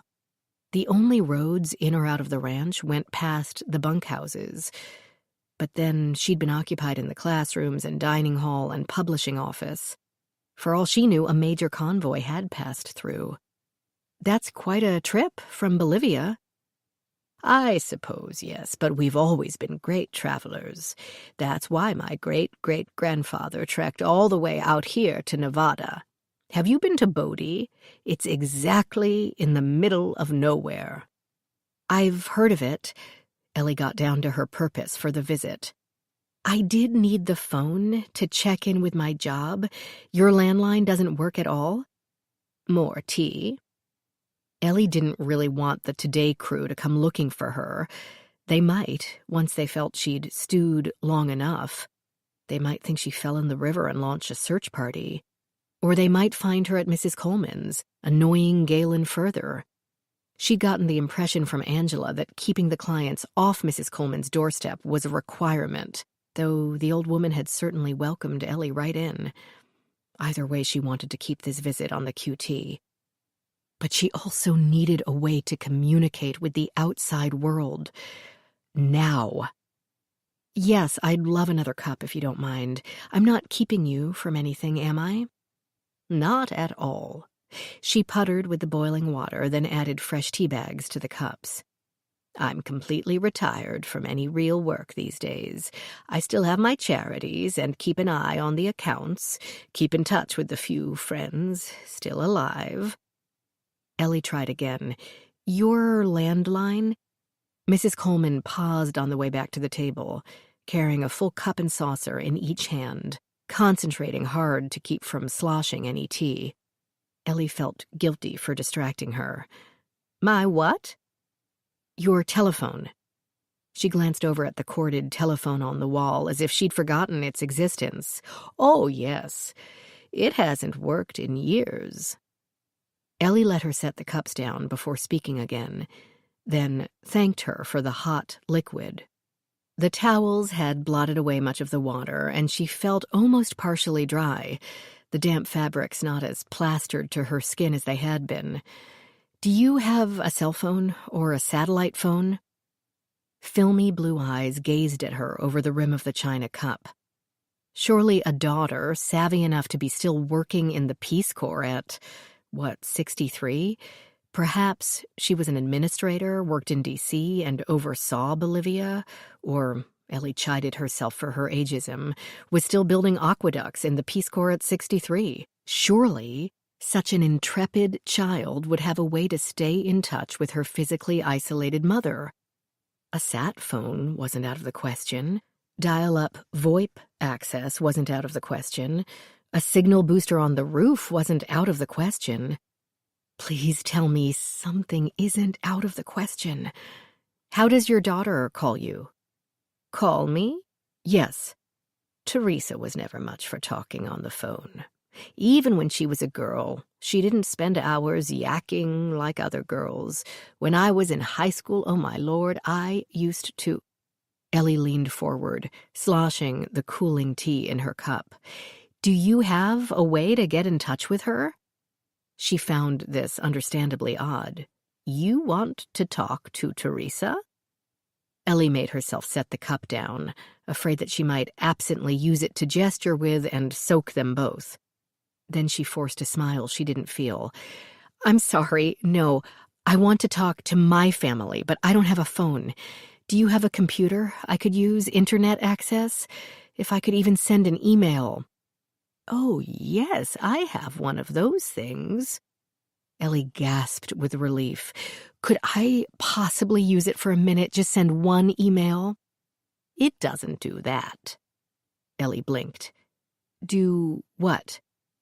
It doesn't have the modem or the Wi-Fi or whatever. It's too easy to get hacked, my dear. Robbers can get in there and take all my accounts. Best to stay off it. Besides, the monthly fees were ridiculous. I only use it for balancing my books and typing letters. She spoke with authority, bursting any idea that she had mistaken the question. Ellie couldn't comprehend living in such isolation without Google to keep her company. But if Mrs. Coleman didn't feel any real need for it, then she didn't. Ellie went back to the phone idea. When your daughter calls, what does she call you on? She put off answering, stirring more honey into her cup with a tiny furrow between her eyebrows. Call? Maybe she wasn't such a good daughter. Maybe she visited often enough to make phone calls unnecessary. From Bolivia, though? If there were an emergency, what would you do? What emergency? She asked this as if Ellie were impertinent for suggesting such a thing. If there were, say I broke my ankle and needed an ambulance, what would you do? She raised one eyebrow. Dear, she said with the gentle tolerance of a veteran schoolteacher, you are hardly my responsibility. No, of course, I know that. But somehow there is no cell service, and I haven't seen a phone yet, so my question is, do you have a telephone of any kind? She allowed a tiny sigh to escape the patrician nose, only that one crack in her elegant patience. Well, of course I have a phone. Could I, please, borrow it? Just for one very short call. I promise I wouldn't ask if I weren't desperate. But I couldn't let you use it. Full stop. Ellie's mouth gaped, and some voice deep in her head had to tell her to shut it. What? Why not? Are you charged for long distance? She probably was. Older people tended to get the less inclusive cell plans. It would set your recovery back. Ellie picked up the teacup, going for a casual look, and tried to pull this conversation back from the land of the absurd into which it had tumbled. Mrs. Coleman, the ranch isn't for drug rehab or any other substance abuse or any sort of addiction, really. It's a career development retreat. That's all. The only reason my phone won't work is because it got wet, and because I can't get a signal to save my life. I don't have any recovery to worry about. Mrs. Coleman smiled and nodded and didn't budge. Of course not, my dear. But Galen's told me all about the program, and I've had very strict instructions not to indulge anyone who might turn up. You have to heed your internal disciplines, or you're not going to get anywhere. That sounded like Galen, all right. Mrs. Coleman, not being able to make a phone call is not part of developing our internal discipline. Galen has never, ever said we couldn't make phone calls. Everything outside this ranch is holding you back. Being cold, wet, hungry, perplexed, and extraordinarily frustrated began to reach an apex, and Ellie could feel that internal discipline pulling out of her grasp, as if it were covered in oil. No, this ranch is holding me back. You'll be fine, dear. You'll come out stronger on the other side, you'll see, and be amazed at how powerful you can be. But we have to choose the path that will take us to success. Ellie's mouth slipped again at this fortune cookie piece of nonsense. Then a shadow covered the doorway to the rest of the house, and Galen stepped through it. Chapter 22. Ellie started so violently that she sloshed tea over her thigh, though without much real effect. The pants hadn't dried, and the tea had cooled. Quite right, Francis, that's exactly our goal. He spoke to her, but he looked at Ellie, dark eyes appearing darker in the shaded sunshine of the kitchen. He had changed from his wet clothes. Lucky him, and now looked like a Gap model in worn jeans and a heavy tee. He moved over to them more quickly than Ellie was ready for, his tread vibrating up from the floorboards. She created a barrier with the cup and its saucer, showing him how she was a sort of invited guest, not an invader, and Mrs. Coleman liked her. Angela said Mrs. Coleman had a phone that the ranch could use if necessary. Best to keep the emergency requirement out of it. Wanting to report to Rachel would not qualify.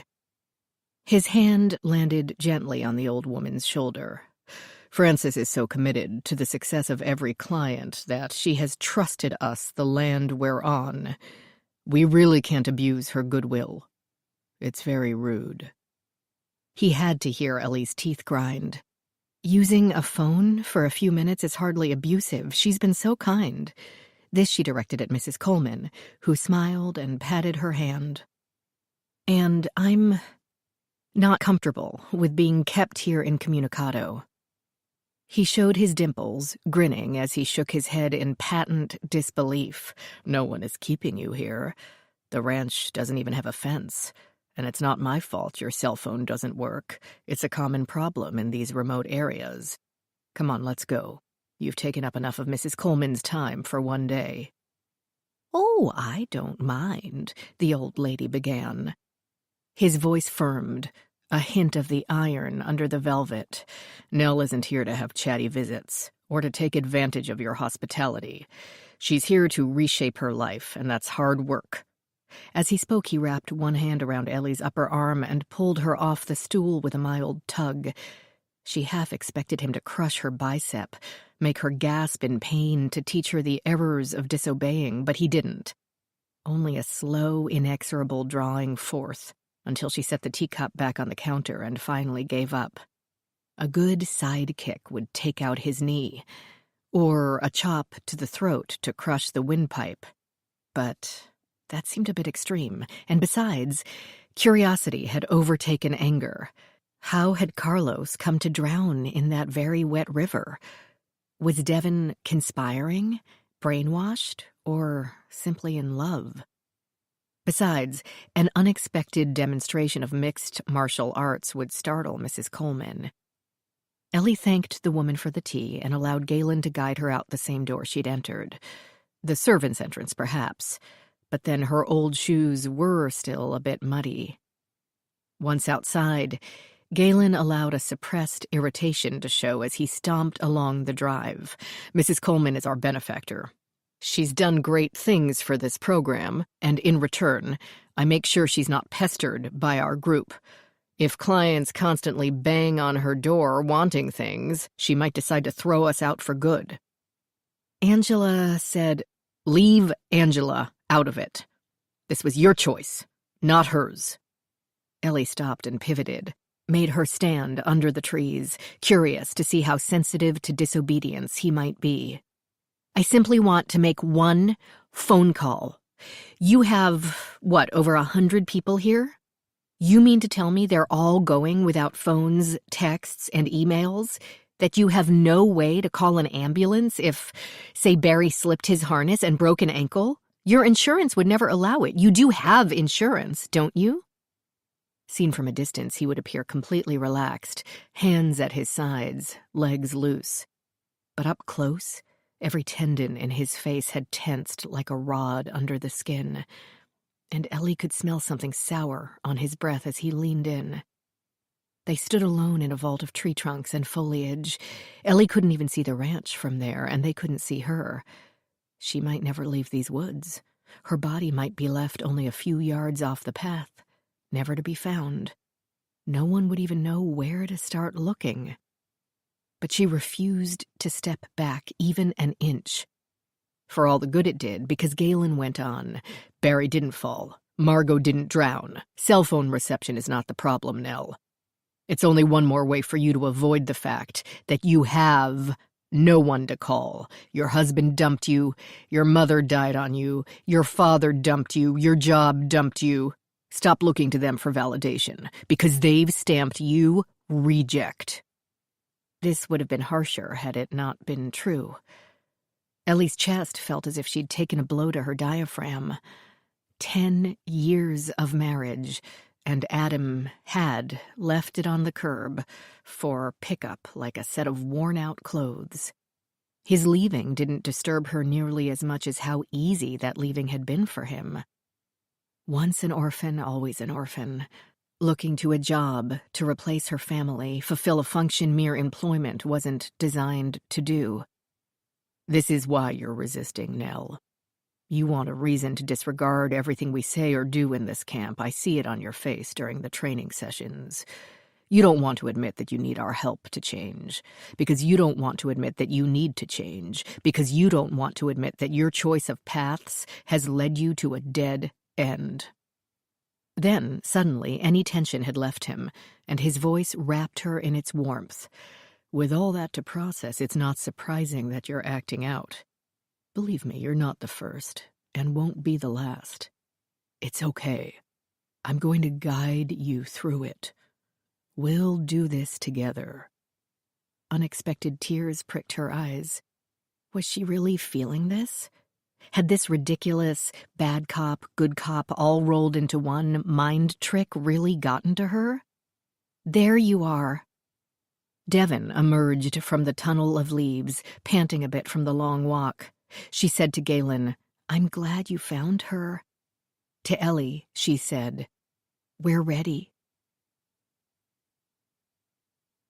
Chapter 23. He graciously allowed Ellie to go into the bunkhouse to change clothes, with instructions to be back in the gym in 5 minutes. She ignored that on principle, taking time to prop her soaked cell phone against her meager pillow on the far, far-off chance that it might come to life. It would be Murphy's Law to get a signal after the fuss she'd made. But Murphy's Law dictated that when you wanted Murphy's Law to work, it didn't, and the screen stayed dark. Her thumb itched to press the power button just to see what would happen. But she figured any electrical shock would fry any diode struggling to revive. She dug some fresh clothes out of her backpack and headed for the bathroom, where she purposely used all her remaining 5 minutes on a shower. When Ellie emerged, the same young woman she'd seen the night before exited a toilet stall, carrying a bucket with brush handles sticking out the top. She started on the sinks, sprinkling scouring powder over the first, then taking a grout brush to it. Her hands were reddened, the fingertips raw. Ellie began to pack her shoes with paper towels. "You work a long day." The young woman glanced up and away again, mumbling something like yeah or uh-huh. "Do you live around here?" Perhaps civilization wasn't as far off as it seemed. She wasn't chatty. "I live here." "On the ranch?" "Yes." Her tone described how that should be blatantly obvious to all but the brain-dead.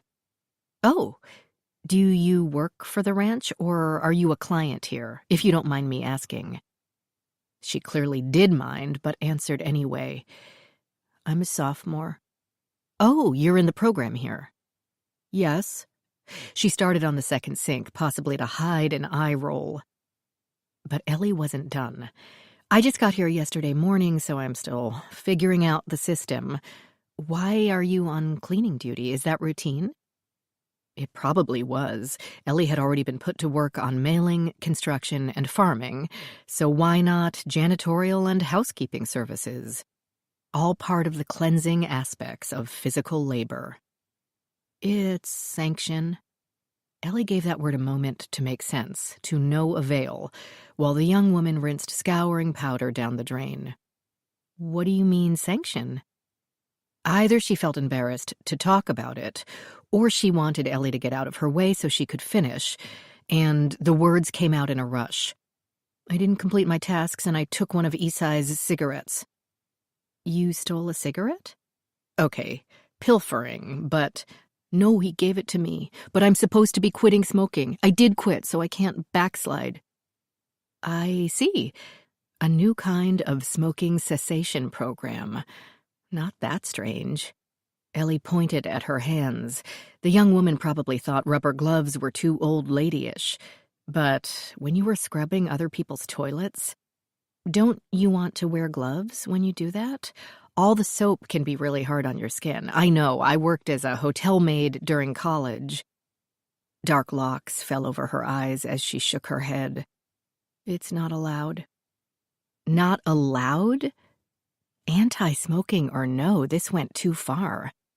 But it's not healthy to be working around toilets with your skin all cracked like that. There's so many illnesses that, when there's a direct route to the bloodstream, nightmares from Microbiology 101 swam through her head. I won't get sick. You can't be sure of that. There's no one gets sick. It's all a weakness trap. Are you done? She had finished all the other sinks, and now she and her bucket waited for Ellie's. Yes, I hope your hands heal quickly. The young woman turned her back to sprinkle powder over Ellie's abandoned sink. Ellie returned to her bunk and spread her now nearly dry clothes over the footboard. Perhaps her sanction could be laundry duty. Ellie had interfered with Margot's challenge and had browbeat Mrs. Coleman over the use of her telephone. Surely a punishment loomed in her future. Maybe it should. She just hoped it wouldn't be scrubbing toilets without gloves. Really, that was over the top. Effective personality fine-tuning or cruel quack psychotherapy. Such lines were murky and in the eye of the beholder. Ellie hustled out of the bunkhouse. Unplugging the clients from phones and the internet had seemed to be a power play until she began to think it might be a good idea. Now, after meeting the bunkhouse maid, Ellie felt herself swinging back. Did Galen's little project produce broken drones or success-focused adults? Was he a healing guru or a dangerous control freak? And which would Devon turn out to be? Ellie wasn't going to leave without an answer to those questions, no matter what it took, not only for Devon's sake, but for Angela's and Barry's and Margot's and the former nicotine addict turned housekeeper's. The heavy push bar on the gym door created a clang that echoed through the open space.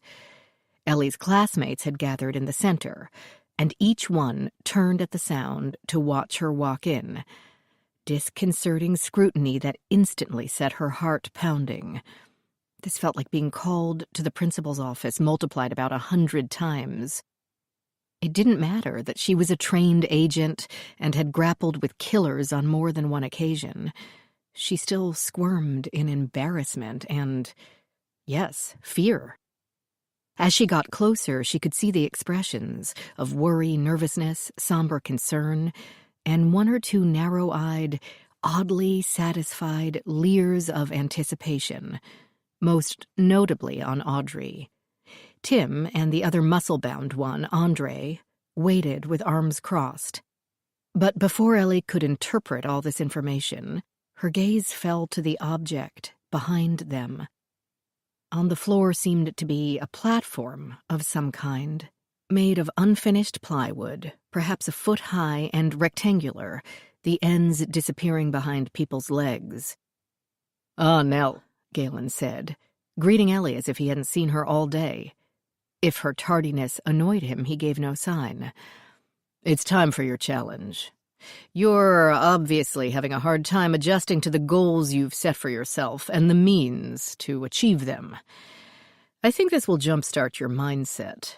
Your fear of change is paralyzing you. Everything in your life has been altered, and this has overwhelmed you. But if we can get you over one fear, you can begin to conquer them all."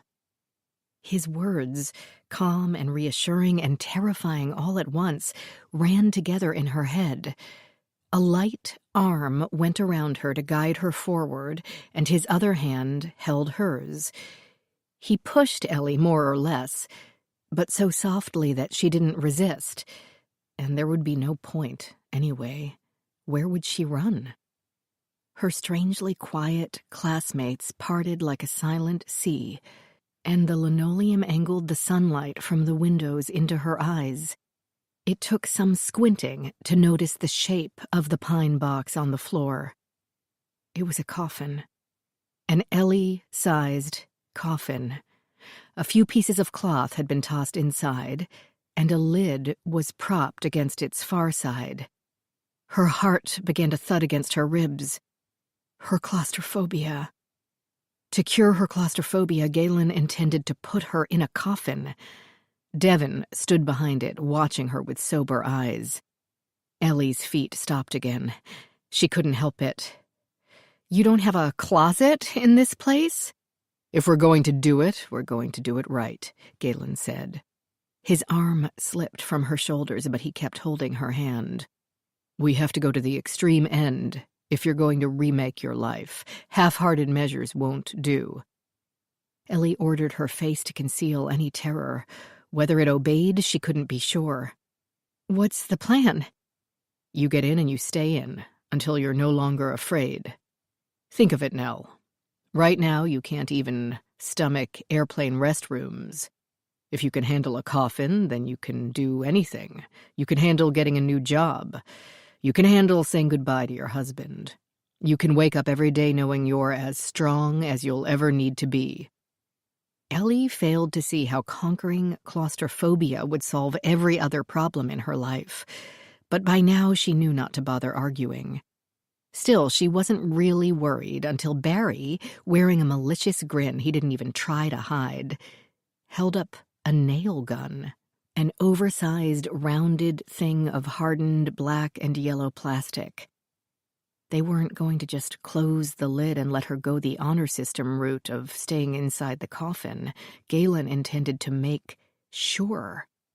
And once she was enclosed, helpless, then what? Send her down the river like Moses? Like Carlos? Bury her? "No," she said. "This is necessary," Galen said. "No, it's not. I quit. Fear is a vested interest emotion. You don't want to let go of your fear because you don't want to change. That's all it is. But without change, you'll never get anywhere." "Fine, I won't. I'll stay a failure and you can keep my fee. I don't care." "But I care, Nell," he said, and his fingers had tightened like a vice. "I told you I wouldn't let you fail. And I won't." "No!" Ellie pulled away, or rather tried to pull away. Tim, Andre, and Audrey each grabbed a limb and, as Ellie continued to struggle, lifted her bodily to set her down inside the coffin. It was not a comfortable process. She tried to wrestle her arms out of their grasp, but fingers dug into her flesh. And all at once her previously stone-like classmates burst into a churning, shuffling mass of agitation that murmured and spoke with various intensities. She heard one man laugh, and two different women ask if this might not be truly necessary. Once they closed the lid, she would be completely out of options. She would simply have to endure whatever tortures Galen felt she deserved. They shoved Ellie, not gently, into the box, and she thumped her spine and the back of her head against the bottom. Her view of the ceiling became a mural of faces, some worried, some clearly excited, some curious to see if she would speak in tongues. Nubs of the rough plywood poked her legs and shoulders and bit into her scalp as they held her down, working hard as she kicked and pushed. Even worse, they hadn't planned out their process and had put her in upside down, so that the slightly bowed-out section meant for shoulders actually fell at her calves. Ellie knew she may have screamed. She definitely shouted. She told all assembled that this was stupid, illegal, and easily considered torture, that they shouldn't fall for Galen's crap, that they were idiots for falling for Galen's crap. In light of the situation, these comments likely did not help her case. Ellie grabbed an open edge of the coffin with each hand and pulled herself upward like a pesky corpse, then refused to lie back, even as they positioned the lid and the bare wood ground against her knuckles. She could glimpse Barry at the ready with the nail gun, as he frowned at the inability of those around him to stuff her hands and feet back into the box. Each limb would be placed inside, but as soon as they let go to retract their own fingers, she'd pop it back out again. Ellie wasn't about to make it easy for them. Then the lid slammed her in the forehead hard enough to force several splinters into her scalp, and without thinking she freed one hand to put it to her face. That shifted her leverage enough that they shoved her feet in and lowered the lid edge onto her other hand. Ellie would have liked to think they weren't purposely intending to smash her fingers in order to make her let go, but that was what happened. The last two faces she saw before the light disappeared belonged to Margot and Devon, both of whom were standing there without participating, faces somber and concerned, but not, apparently, concerned enough to do anything about it. As soon as the lid was lined up with the coffin's edges, she heard thumps. When she pushed against it, nothing happened, save scraping the skin off her palms. Ellie felt pretty sure some of her classmates were sitting on it. Good thing it had been properly placed. If one side fell in under their weight, she could have instant and serious bodily damage. Then she heard a much louder thump, which rang in her little space and annoyed her eardrums. Barry had finally gotten to use the nail gun. More thumps followed on the opposite side. Not taking any chances, Galen must have armed two people with nail guns. Ellie would be sealed shut too quickly to do anything about it, even if she could stop her classmates from using her as a bench. Not that she didn't try. She spread her palms flat against the inside of the lid and shoved, steadily opening her elbows to exert as much pressure as possible. When this produced nothing, not even the slightest shift, she gave in to her rage. Heedless of her splinters and scrapes, Ellie pounded the lid with both fists. She couldn't get a lot of momentum going as she swung her clenched hands through maybe 12 inches of space, minus what her shoulders took up. So this effort had no more impact than pressing had. But it relieved a small amount of frustration. A very small amount. Barry wasn't much of a shot with the nail gun because one nail, then another, missed the side wall by at least a half-inch and poked through into her little space. But too many made it into the wood, securing the lid all too well. The thumps stopped, and the sudden quiet silenced her. Nails stopped turning her container into an Iron Maiden. Without a thought, she kicked and banged. She had no more room for kicking than she did for hitting, and it produced the same effect. None. At first, she demanded to be released, but this quickly devolved into simple wails of animal fury. Ellie wondered how long she should keep that up. She wondered how long she could keep it up. In movies, people in coffins, when they were still alive, always worried about their oxygen supply becoming depleted. But Ellie wasn't in a real coffin. She was inside a hastily built stage prop, and a sliver of light showed from at least 3 seams. Suffocation would not be a danger. Ellie let her kicks slow.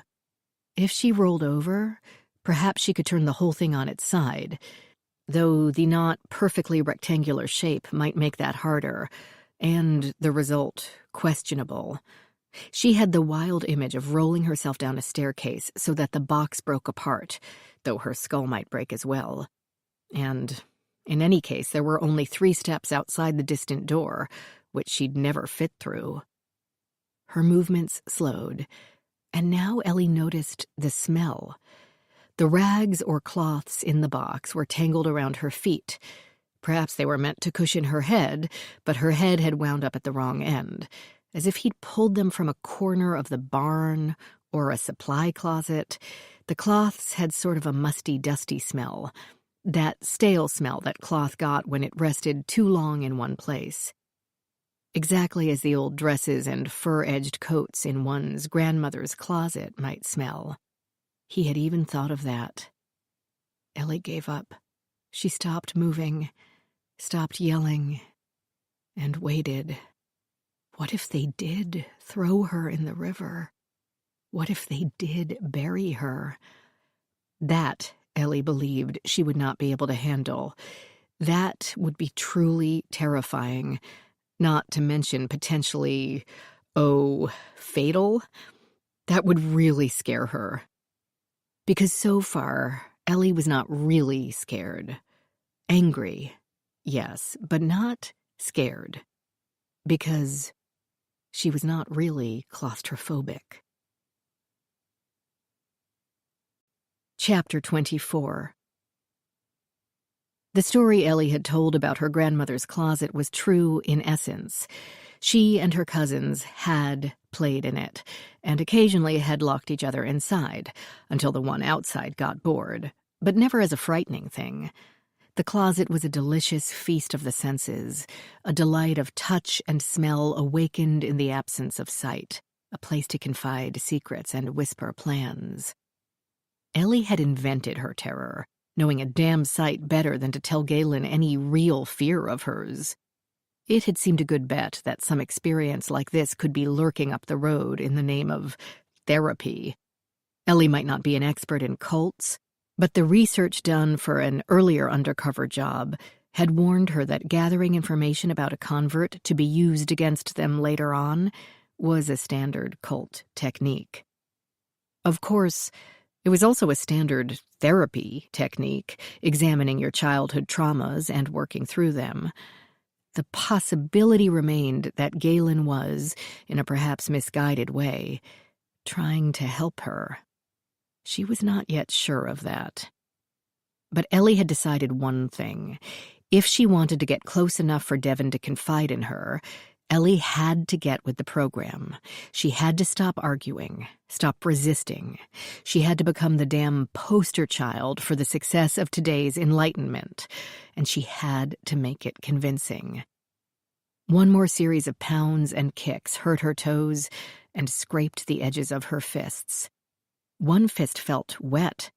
The splinters must have drawn blood. She shouted, "Let me out!" as loudly and piteously as she could. Galen's voice, close, came through a gap in the wood. "Stop and think, Nell. No one is hurting you but you. You're creating your own pain." "I can't breathe," she moaned, though she could. "Yes, you can. It's not airtight. It's just a box, Nell. Nothing is hurting you.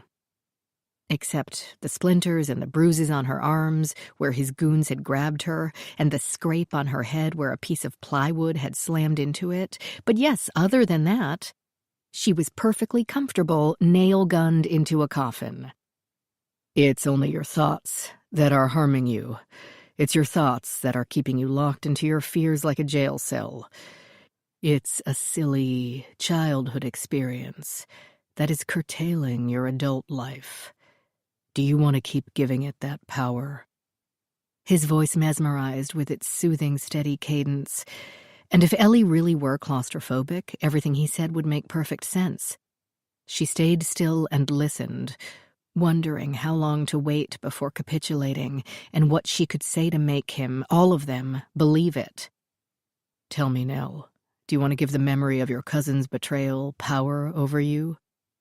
Again, she noted, he rephrased one's experience in words designed to turn that one against family and friends. "No." "Do you want to give your ex-husband power over you?" Get the gist. Get with the program. "No." "Do you want to give your absentee father power over you?" "No." "Do you want to give your cousin power over you?" She had got the rhythm now and made her answer louder. "No." "Who gave them that power in the first place, Nell?" "I did." "Should we let you out now?" Was this a trick question? "Should we let you out?" "Okay." Ellie figured that was neutral enough to show her command of her fear. Sounding terrified or full of false bravado might extend her stay in the pine box. "Are you ready?" Ready for what? Again, she tried to stay non-committal. "I think so, yes." A thump sounded near her feet, and then another, and then came the ringing sound of metal striking metal, then the screeching cry of pieces of wood being pulled apart, as they began to remove the lid with a pry bar. Ellie sucked in a huge breath of oxygen and relief. It was all very well to tell herself that she wasn't really afraid, but still, you couldn't get much more helpless than when nailed inside a box. She thanked her lucky stars that maybe Galen had thought burying the thing would be too much work. The sliver of light, as the lid began to lift, seemed like a tangible lifeline she could grab with both hands, and she tried. That only got her another bump on the head, so she counseled herself in patience and stayed supine until the man with the pry bar had completed the task and her classmates had set the lid aside. Galen himself held out his hand. She gave him hers and played the part of Venus rising from the sea, resurrected from her tomb. Her classmates burst into spontaneous applause, which should have seemed sweet. Audrey appeared transfixed. Devon watched her with a vague concern, Margot with a vague curiosity, and Ellie couldn't help a surge of resentment at the woman's inaction, after Ellie had both soaked and embarrassed herself to help her. But then Margot hadn't drowned, and thus could assume Ellie wouldn't be harmed either. Barry seemed a bit disappointed and glanced at her crotch. Ellie wondered if Galen had encouraged her to change into fresh clothes, so that if she did pee her pants, it would be more noticeable. Ellie stepped out of her box, visibly ready to be a new person.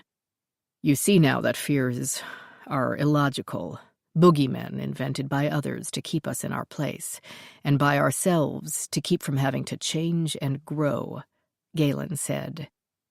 He waited, and she realized that it hadn't been a rhetorical question. Yes, I do. He let go of her hand and made a sweeping gesture around the group. This is for all of you. You're trapped inside boxes of your own making, and you don't have to be. You can break out of them at any time. Technically, Ellie hadn't had that option since he'd neglected to drop a pry bar inside the coffin, along with the musty cloths, but she didn't interrupt. Your fears and your habits and your obligations and your beliefs are your coffins. And despite what you think, you can leave them behind. You can reduce them to ash. Would you like to reduce your coffin to ash, Nell? Sure. Again, she examined the question for road mines. Yes. Then pick it up. Pick it up, he said, first to her and then to the group. Ellie grabbed aside and tried to pull, but even quarter-inch plywood was heavy in that size. A few classmates joined in, and in an instant they had hoisted the thing up to their shoulders, easily bearing the empty box. The wood chewed Ellie's raw palms anew with its tiny, rough splinters. The last few people picked up the lid, and Galen led their little procession out the double doors and up the center drive of the camp. The day had slid into late afternoon, and with the sun sinking toward the other side of the mountain, the valley lay in partial shadow. The air felt cool on her fevered skin. They followed Galen toward the river and then to the left, to the side of the office where a patch of scorched earth and charred branches awaited fresh fuel. 2 chickens milled about, still somehow fascinated by the ashes. Obviously, the statement about burning their psychological coffins had not been figurative. They set the coffin in the approximate center of the fire area, over the scorched earth and the remains of burnt wood. 2 of the larger guys turned it over and jumped on the long edges until the pieces broke apart. Galen had the rest gather sticks and twigs from under the trees near the river for kindling. A stump off to the side had a small hatchet protruding from it, and Barry took that to the plywood for a bit before giving up. He gave Ellie a smile and offered it to her, as if it might bring further catharsis. But Ellie could only remember his enthusiasm with the nail gun, and her fingers itched to bury that hatchet in his skull. Her expression must have given her away, because Barry's eyes widened, and he hastened away to stow the weapon somewhere far from her reach. Devon had gone into the office and returned with a bottle of lighter fluid, which she sprinkled at random over the pieces of caved-in coffin and kindling. Then she gave Ellie a pack of matches and told her to do the honors. With a healthy respect for fire and how careless work with lighter fluid could cost one in eyebrows and fingertips, Ellie tossed 3 matches before one caught, the liquid igniting and infecting the wood with flame. She thought the fire might fizzle out as soon as it used all the fluid, but the plywood burned better than expected. Ellie had not seen Angela throughout this event, but now the young woman showed up with a bag of marshmallows. Clearly this had been planned, since Galen did not look surprised, nor did he ask for an explanation. The sweet kid presented the bag to him with a face aglow and spoke with enthusiasm and animation. Across the fire from them, Ellie couldn't hear what either of them said. But Galen's lack of either enthusiasm or animation for Angela or her words or her marshmallows caused those feelings to be wiped from her face as if swept with an eraser. He didn't seem at all angry, yet Angela recoiled as if she'd been struck. She turned and walked back to the office, stumbling from either the terrain or her emotions. Only 5 or 6 feet away, Devon had also watched this, frowning. Ellie couldn't guess if she was mad at Galen for his treatment of Angela, or at Angela for her obvious fawning over Galen. Maybe both. Maybe she really hated marshmallows. But Galen turned to his clients with a huge grin and told them to find a good stick to roast the candies. In her new, converted mode, Ellie dutifully poked around in the weeds until she found a somewhat straight twig that would suffice. She broke off the end to create a sharp point and returned to the fire. "How are you feeling? Do you feel great?" Audrey asked, with such happy glee that she bounced on her toes. She even hugged Ellie, her wiry arms crushing Ellie's shoulders, her heart beating firmly against her ribs. She held Ellie for too long, her body warm. Or feverish. Yes, really good. Meaning, it did feel terrific to be out of that stupid box. Ellie watched it burn with satisfaction. 2 beetles dashed from the conflagration, one skimming over the toe of her shoe, and she saw why the chickens hung around. They pounced on the fleeing arthropods. As the other clients searched for sticks and dug in the bag for marshmallows, Margot stood next to her with one already nicely browning. She gave Ellie a friendly smirk, but said nothing. Ellie took the opportunity to give her fellow novitiate a quick but deep gaze. One hang-up-laden student to another, "How are you doing?" Subtext, no hard feelings. Margot stared into the flames. "Fine." "Really?" Smoke twirled into the air and the shifting winds threw some in their faces. She coughed and said, "I'm not sure, I'm still..." "Assimilating? Me too. I think it's going to take a while to process." The white fluff at the end of her stick burned in a bright flame, but Margot didn't seem to notice. "Part of me wants to strangle everyone here, starting with the beloved guru himself. But part of me thinks I survived that. I did it. The world does look a little different now. Maybe I'm overdue to tell a bunch of people I know to go... Well, go, like I'm a computer, and I've hit restart." A breakthrough. And other than her story for the class, the most words Ellie had heard from her at one time. Perhaps she'd become an ally after all. "Huh," Ellie said aloud. "I kind of feel the same. Maybe I've learned something really valuable, but maybe I'm just telling myself that to make up for the fact that I let a bunch of people lock me in a box." "Yeah, like that." She studied her marshmallow, now incinerated beyond hope. "Damn, I'm going to have to start over." Margot walked off to claim another from the dwindling supply. The coffin continued to burn with purpose. Uninterested in marshmallows without chocolate on them, Ellie used her stick to poke at the ground beneath the edges of the fire. It gave her a reason to avoid eye contact, as she was not quite ready to discuss her entombment with the very people who had done the entombing. Something glittered underneath the burning twigs. A flat, yellow metal disc about the size of a quarter, in the roughly triangular shape of a guitar pick. Ellie crouched for a better look, which only got her a gust of smoke in the face. When the wind shifted again, she scraped the disc free and let it cool against the dirt before picking it up. The shape of a guitar pick, but too thick to use as such. Like most teenagers, Ellie had dabbled. Unlike most teenagers, she had dabbled on a very basic acoustic guitar that Aunt Katie had picked up at a garage sale for $5, hoping at least one of her 2 daughters would become a musical sensation. After competing to see who could produce the most obnoxious sounds, neither of her cousins had ever touched it again. Ellie rubbed the object clean with the inside edge of her pants leg, revealing a silver framework inset with cloisonné. The colors on half its face had blistered into a distorted jumble, but the design had originally been of some sort of dragon or maybe a lion. She flipped the item over, observed the other side. "Nell!" Audrey stood nearby, calling her name for, apparently not the first time. "Ellen, tell us what you've learned."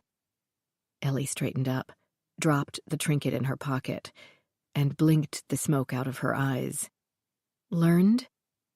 "From your experience, you pushed through your fears. Now they will have no power over you ever again." Audrey waited expectantly. So did all the other classmates, holding their sticks over the dying fire. Everyone except for the 2 big guys, who were quietly confabbing off to the side. Galen and Devon watched her as well. "Learned?" "Poster child," Ellie reminded herself. "Poster child for success." "I learned that fear is all in your head, and you can conquer any of them if you believe you can. I know now that all my geeking out over the recent knocks I've taken is just that, geeking out. My future won't be anything I can't handle, ever. I can make my own circumstances." Audrey literally clapped her hands, and Barry beamed behind her. Maybe Ellie's hatchet impulse had been unfair. Maybe he honestly rejoiced at her progress. Surely Audrey seemed to feel genuine happiness for her. Another classmate exhaled with patent relief, and most of the remaining clients smiled and nodded. "Not so successful that you don't need them, though. Of course, that doesn't mean I have any idea what to do next. I still have to figure out what I want my life to be." That drew even more vigorous smiles and nods.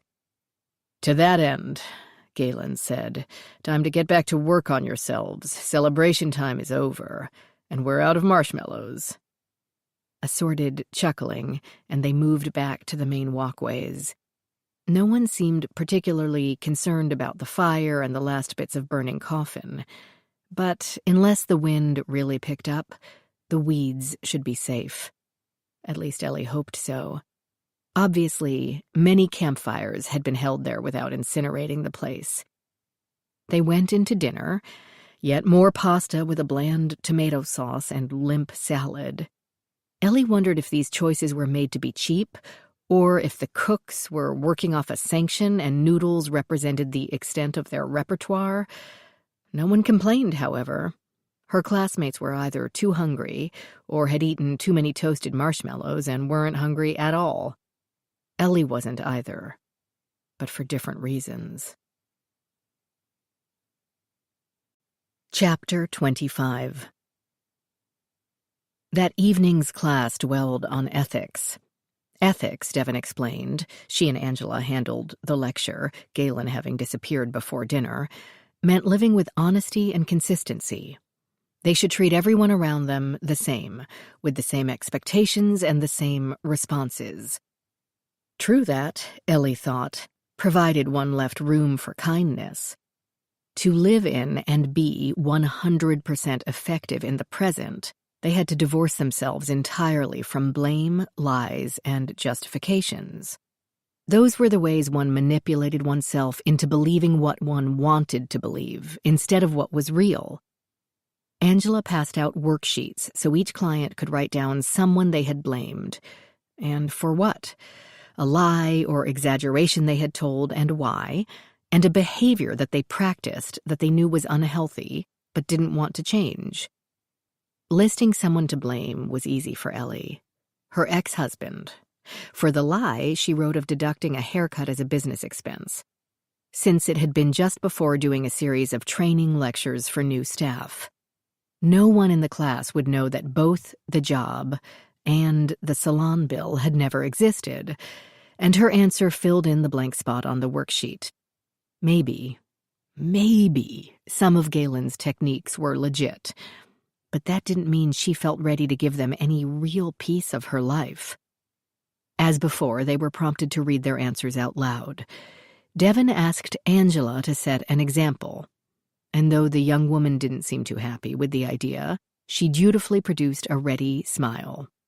"I blame my parents," she read aloud, her tone wavering with each word, "for my complete lack of self-esteem. I lied when I told Galen I had nowhere else to go. I kind of do, but I wanted to stay here." "Manipulation," Devon said, "is always the goal of lies. That seems like a no-brainer, but if you remind yourself of that when you're tempted to tell one, you'll see how falsity leads you into a death spiral."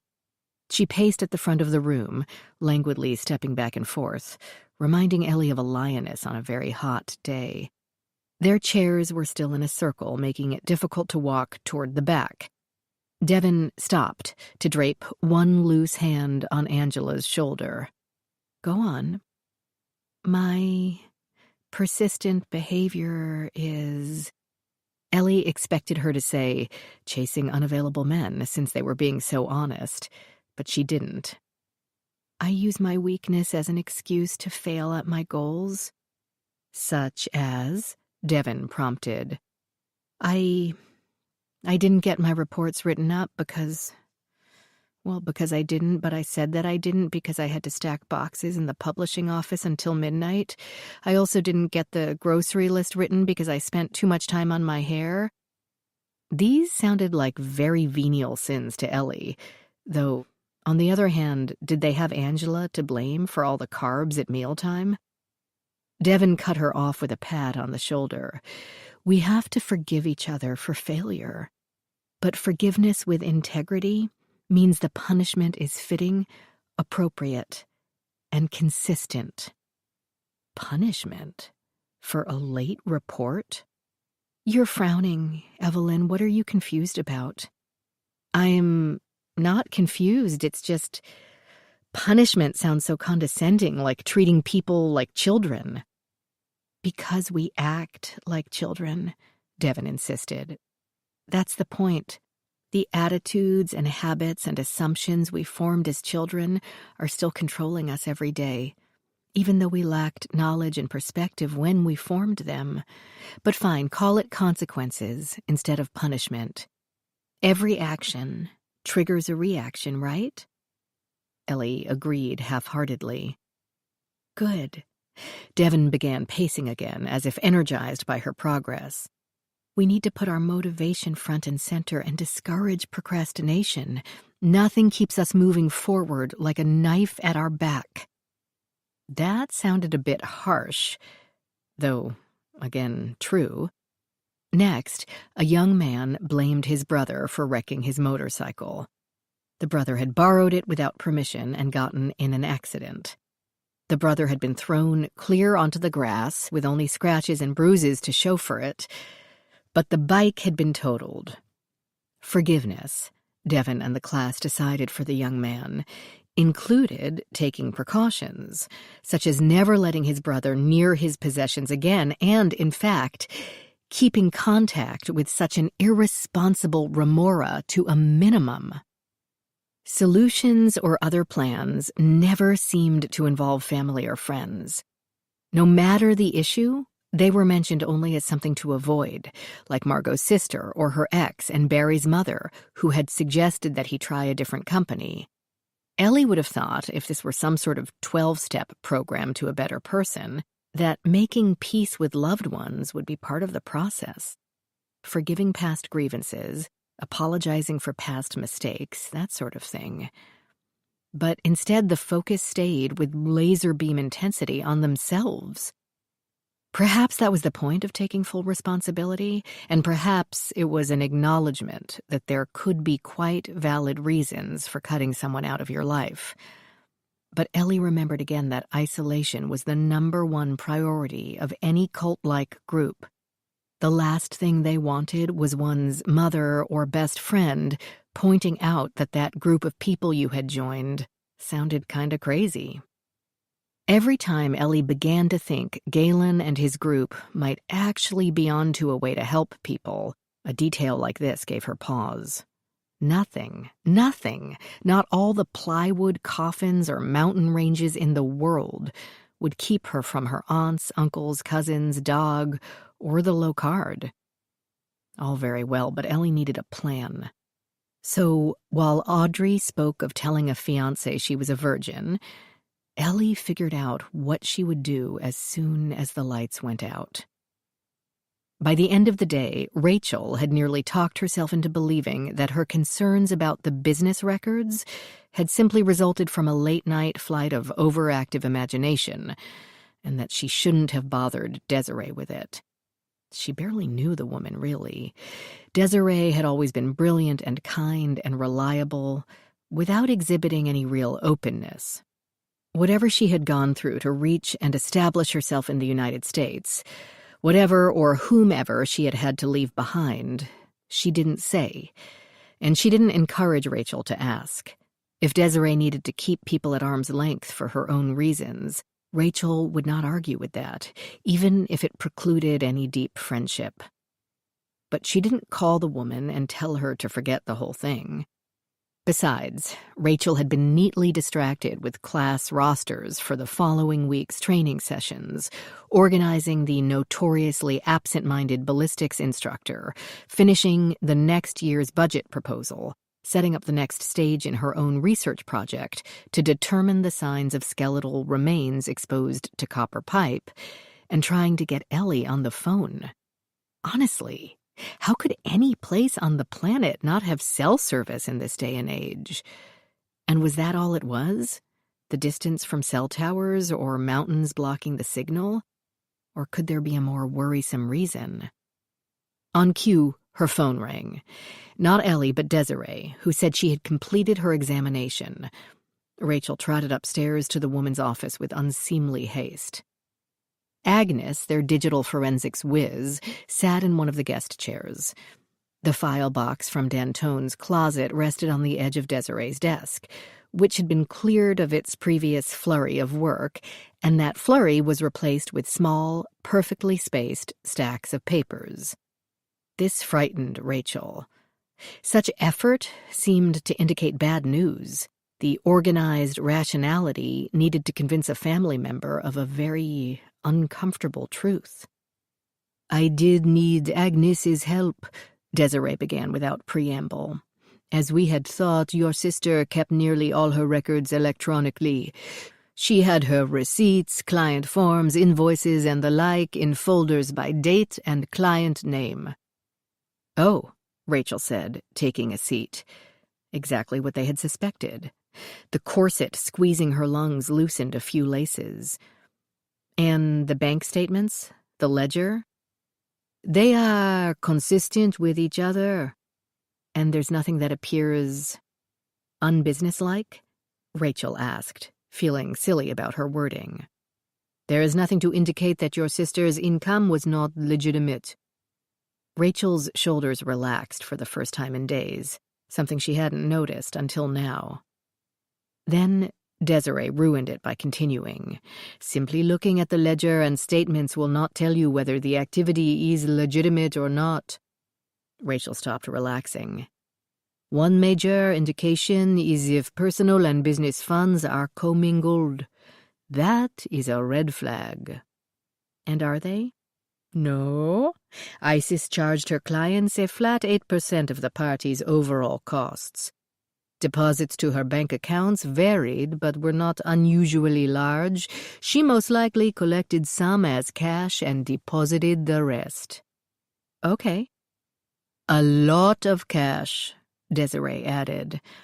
And the party on the concert date is still a mystery. Agnes said. Billy did play the concert. There's videos of it all over YouTube. Of course, there's nothing to say he had to be at this party at his house. Okay, Rachel said. But that's not the problem, Agnes went on. The laces began to tug. Desiree spoke gently, her delicate accent a contrast to Agnes's blunt statements. We examined each vendor, Montileone Catering, Starling Music and more, Motown Bakery, and so on. She paused. Agnes forged ahead. They're fake. Somehow Rachel kept breathing, even as her brain stumbled. What? They don't exist. I combed the internet, state business databases, court filings, nothing. Take Billy's party. Twist of Lime Entertainment staffing billed $20,000 for rented bartenders. The closest thing to that name I could find was a Twist of Fate art gallery on M Street. Rachel opened her mouth, but Agnes anticipated the objections. Maybe they're out of business, maybe they're a new business, and records haven't caught up even yet. Or they didn't last long enough to be listed. Maybe they're subsidiaries of larger concerns. But all of them? Rachel clung to strands of hope. Isis's best friend in grade school was Marika Monteleone. Maybe it's a small family venture, a boutique, not even a formal business? Agnes shot that down. The address is fake, too. All the addresses are wrong. Starling Music is supposed to be at 3300 Forestville Road, but that's actually a convenience store and has been for the past 10 years. Motown Bakery is at 25 Parish Lane in Mitchellville, but addresses there are 5 digits. They'd had a dog named Motown, Rachel remembered, and wanted to cry. Most of the clients don't exist either, Desiree went on, her voice gentle. The names, the home addresses cannot be found. Some can. A senator, an assistant to the minority whip, a professor at George Washington U. They are real people. Agnes said, but 6 of them out of 18 were traveling or doing something else on the day of their supposed event, according to their social media. Perhaps the rest really were having a gender reveal party on a Thursday night or whatever, but we can't tell. Then there's the invoices and forms themselves. I examined the metadata. ISIS ran this business. Here Rachel could hear the slight hesitation, the unspoken quotes around the word business. For almost 5 years. Invoices during the first 2 or so were actual scans of pieces of paper. By 5 years, they weren't scans, but the original documents in Word or Excel. All the metadata is there. They were created once, saved, and never modified. The fonts became uniform. The client needs form with details like what kind of flowers the bride wants, or if the quinceañera girl has any food allergies, stayed identical for each file over the past 2 years. Rachel didn't recognize her own voice, too flat, too lifeless. She got lazy. At first, she created the paperwork and scanned it. As time went by without audits or questions or interest, she cut and pasted and saved. If the IRS got curious, she could produce records. On paper, Desiree said, Elite Events was a small business. Its forms were filed on time and its taxes paid. The IRS rarely audits concerns like that.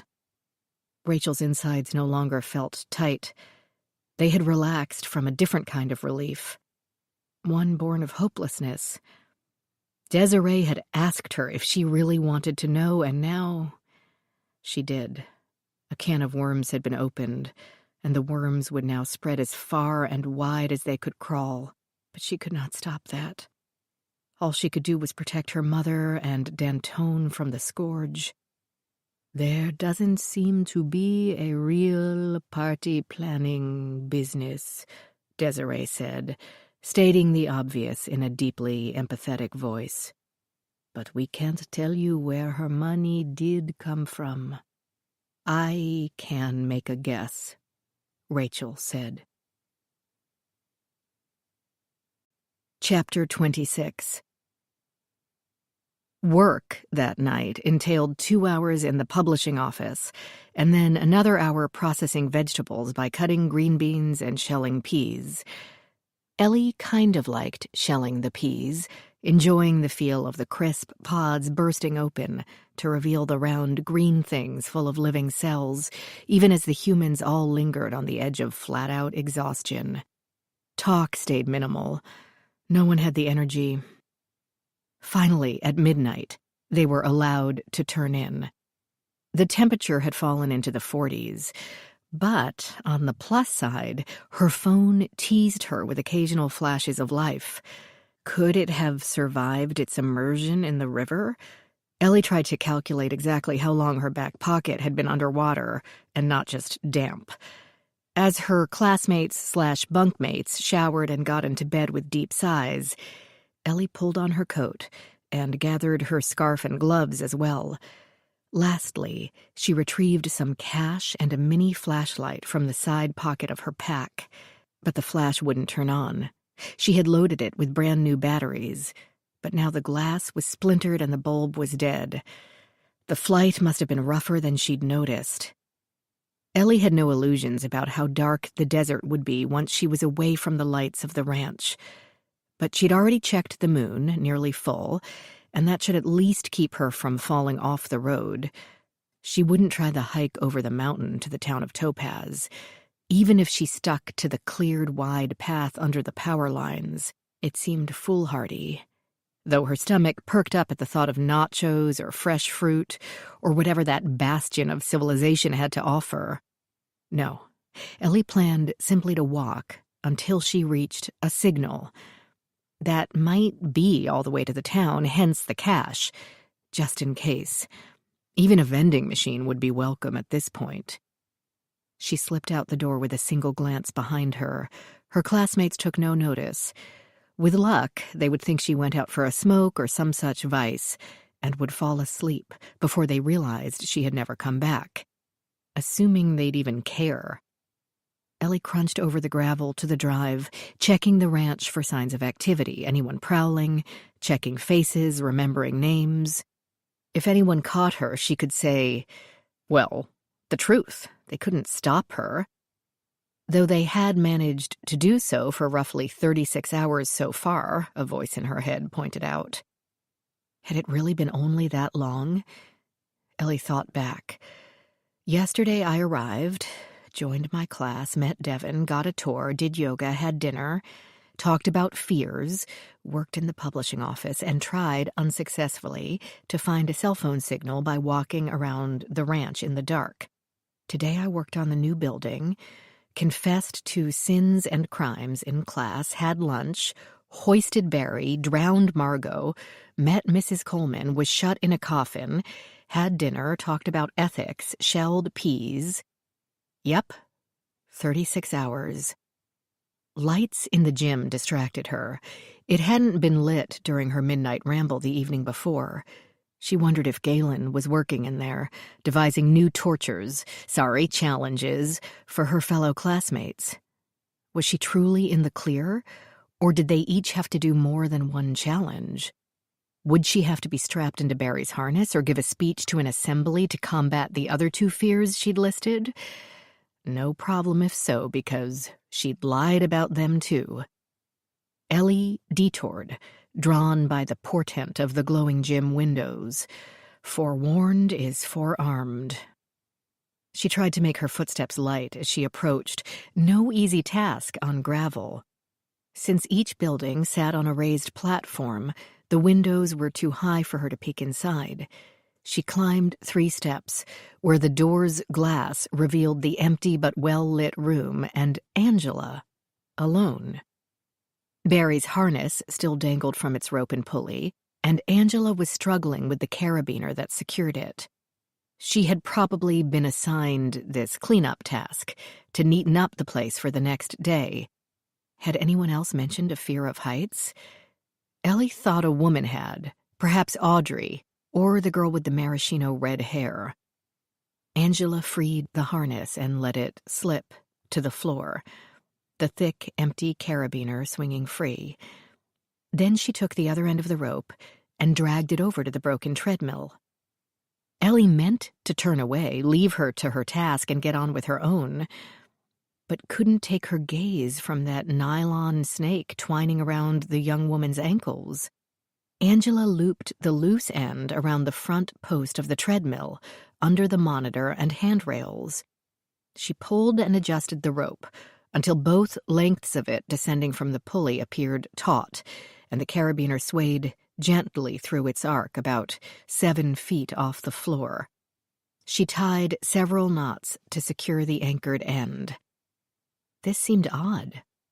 Angela picked up the weight bench, staggering a bit with its bulk, then seemed to check and rethink the distance to the harness. She set the bench back down with a thud and moved to the northwest corner of the room, out of Ellie's sight. She reappeared a moment later, carrying a folding chair. Ellie did not like this. Stepping onto the chair, Angela pulled the rope through the carabiner, forming a loop, an easily cinched loop. I do not like this. Ellie's body reacted before her brain caught up, and she turned the latch to open the door and spilled inside. Angela! Angela fell off the chair, overturning it, and its clattering protest echoed through the room. But she hadn't yet put the rope around her neck, and used it now to regain her balance over shaky feet. Her face had never seemed paler, the chalky cast of the already dead, or her eyes larger. "What are you doing?" Ellie demanded, unable to keep the harshness from her voice. I...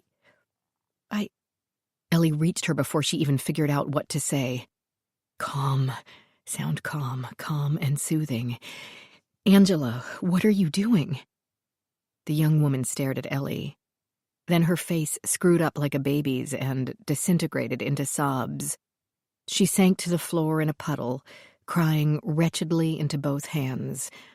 Ellie sank as well and stretched one arm around her. Ellie had worked around people under great stress, but suicide attempts were a different category altogether. After the racking sobs had finally mutated into a snuffling misery, Ellie asked what was going on. "I can't do it." "Do what?" "Anything." Good thing they had all night. "Angela, what do you mean? What can't you do?" "Anything. I'm terrible at everything. I haven't fixed any of my failings. Galen says I'm making him sick." "Well, that's a mean thing to say." "No, literally sick, like he has been having stomach pains because of my negativity." "Hold on. Don't move." Ellie rubbed her shoulders and then made a very quick trip to the tiny kitchenette at the end of the large room. She checked cabinets until she found a towel, or maybe a rag, though she couldn't be sure, but it smelled clean enough, and doused it with water. All that took less than 60 seconds, and yet she nearly ran back to Angela in the center of the floor, not wanting to turn her back on her for even that short time. Ellie plopped down next to her and held the cold, wet cloth to Angela's face. The young woman sighed. "Honey," Ellie said, "people's attitudes can't make other people sick. Unhappy, maybe, but not physically sick." "Yes, they can." Angela shook her head, clearly disappointed but not surprised by Ellie's lack of faith.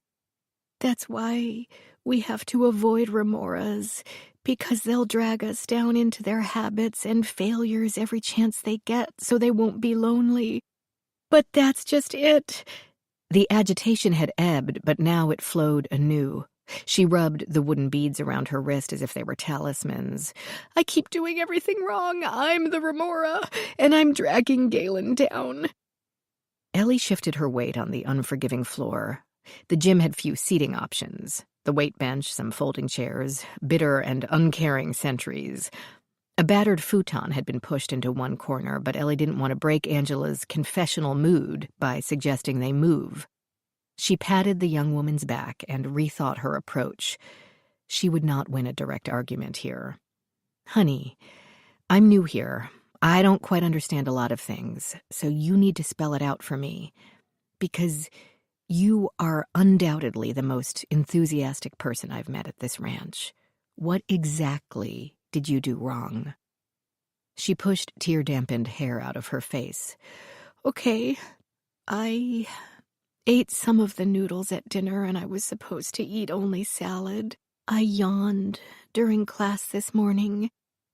Ellie badly wanted to interrupt with, wait, but she bit her tongue between her teeth. If she pooh-poohed Angela's agony, the young woman would stop talking altogether. Ellie had learned at least that much from interrogations over the years. If the subject was talking, let them talk. Nobody at home sent me more money. I tried to stay at the bonfire when I was supposed to stay away from him for a while to quench my obsession with attention. I got the mail when I know that's Devin's job, but I forgot because I was trying too hard to get approval. I forget things all the time when I'm supposed to be able to remember everything. She began to squeak again as she spoke, so Ellie interrupted the crescendo. I'm still trying to catch up here. Why are you supposed to eat only salad? Angela blinked, as if she'd already forgotten she'd said it. Either that or she was wondering why Ellie couldn't figure out such an obvious answer. Because I weigh too much. You? You're a perfectly normal-sized girl. You don't have an extra pound on you. I have 3, and there's too much fat here and here. She pinched the extra skin on her tiny belly and taut thighs. Ellie chewed her lip, having also learned never to argue about diet with a female. Okay, I'd like to know who told you that, but let's go on. What about yawning in class? We all yawned in class. Days here are pretty long. I've been here less than 2 and I'm already exhausted. But you're a new group. You haven't learned all Galen's insights yet. He knows each of us better than we know ourselves and can teach us how to know, too, if we let him. This stymied Ellie, or perhaps she was more worn out than she realized. You'll learn in the later classes that if we focus on our desires, our goals, and get in the habit of feeling enthusiastic and energized about them, we can develop a trigger, a word or sound that will bring back that energy and enthusiasm whenever we want, so our energy can never flag unless we want it to. As handy as that would be, we're still human beings, and physical bodies need food and rest and maintenance. Not really. Most of that is psychological. So I shouldn't be tired ever. But I'm tired all the time. So the people in the upper classes, the ones who have taken more lessons, they don't ever sleep? Less and less. Ellie tried to keep the disbelief from showing. Every minute she kept Angela talking was another away from the noose. But they couldn't talk forever. Would the young woman rush right back into its arms, or find some other method the moment they parted? Should Ellie tell someone? She didn't know if Angela had a friend anywhere in the camp. Galen would be the obvious choice, but it seemed equally obvious that he'd only make her insecurities worse. I see them going to bed about the same time as we do. Their lights are out now. Ellie jerked her chin toward the windows. Angela ignored this.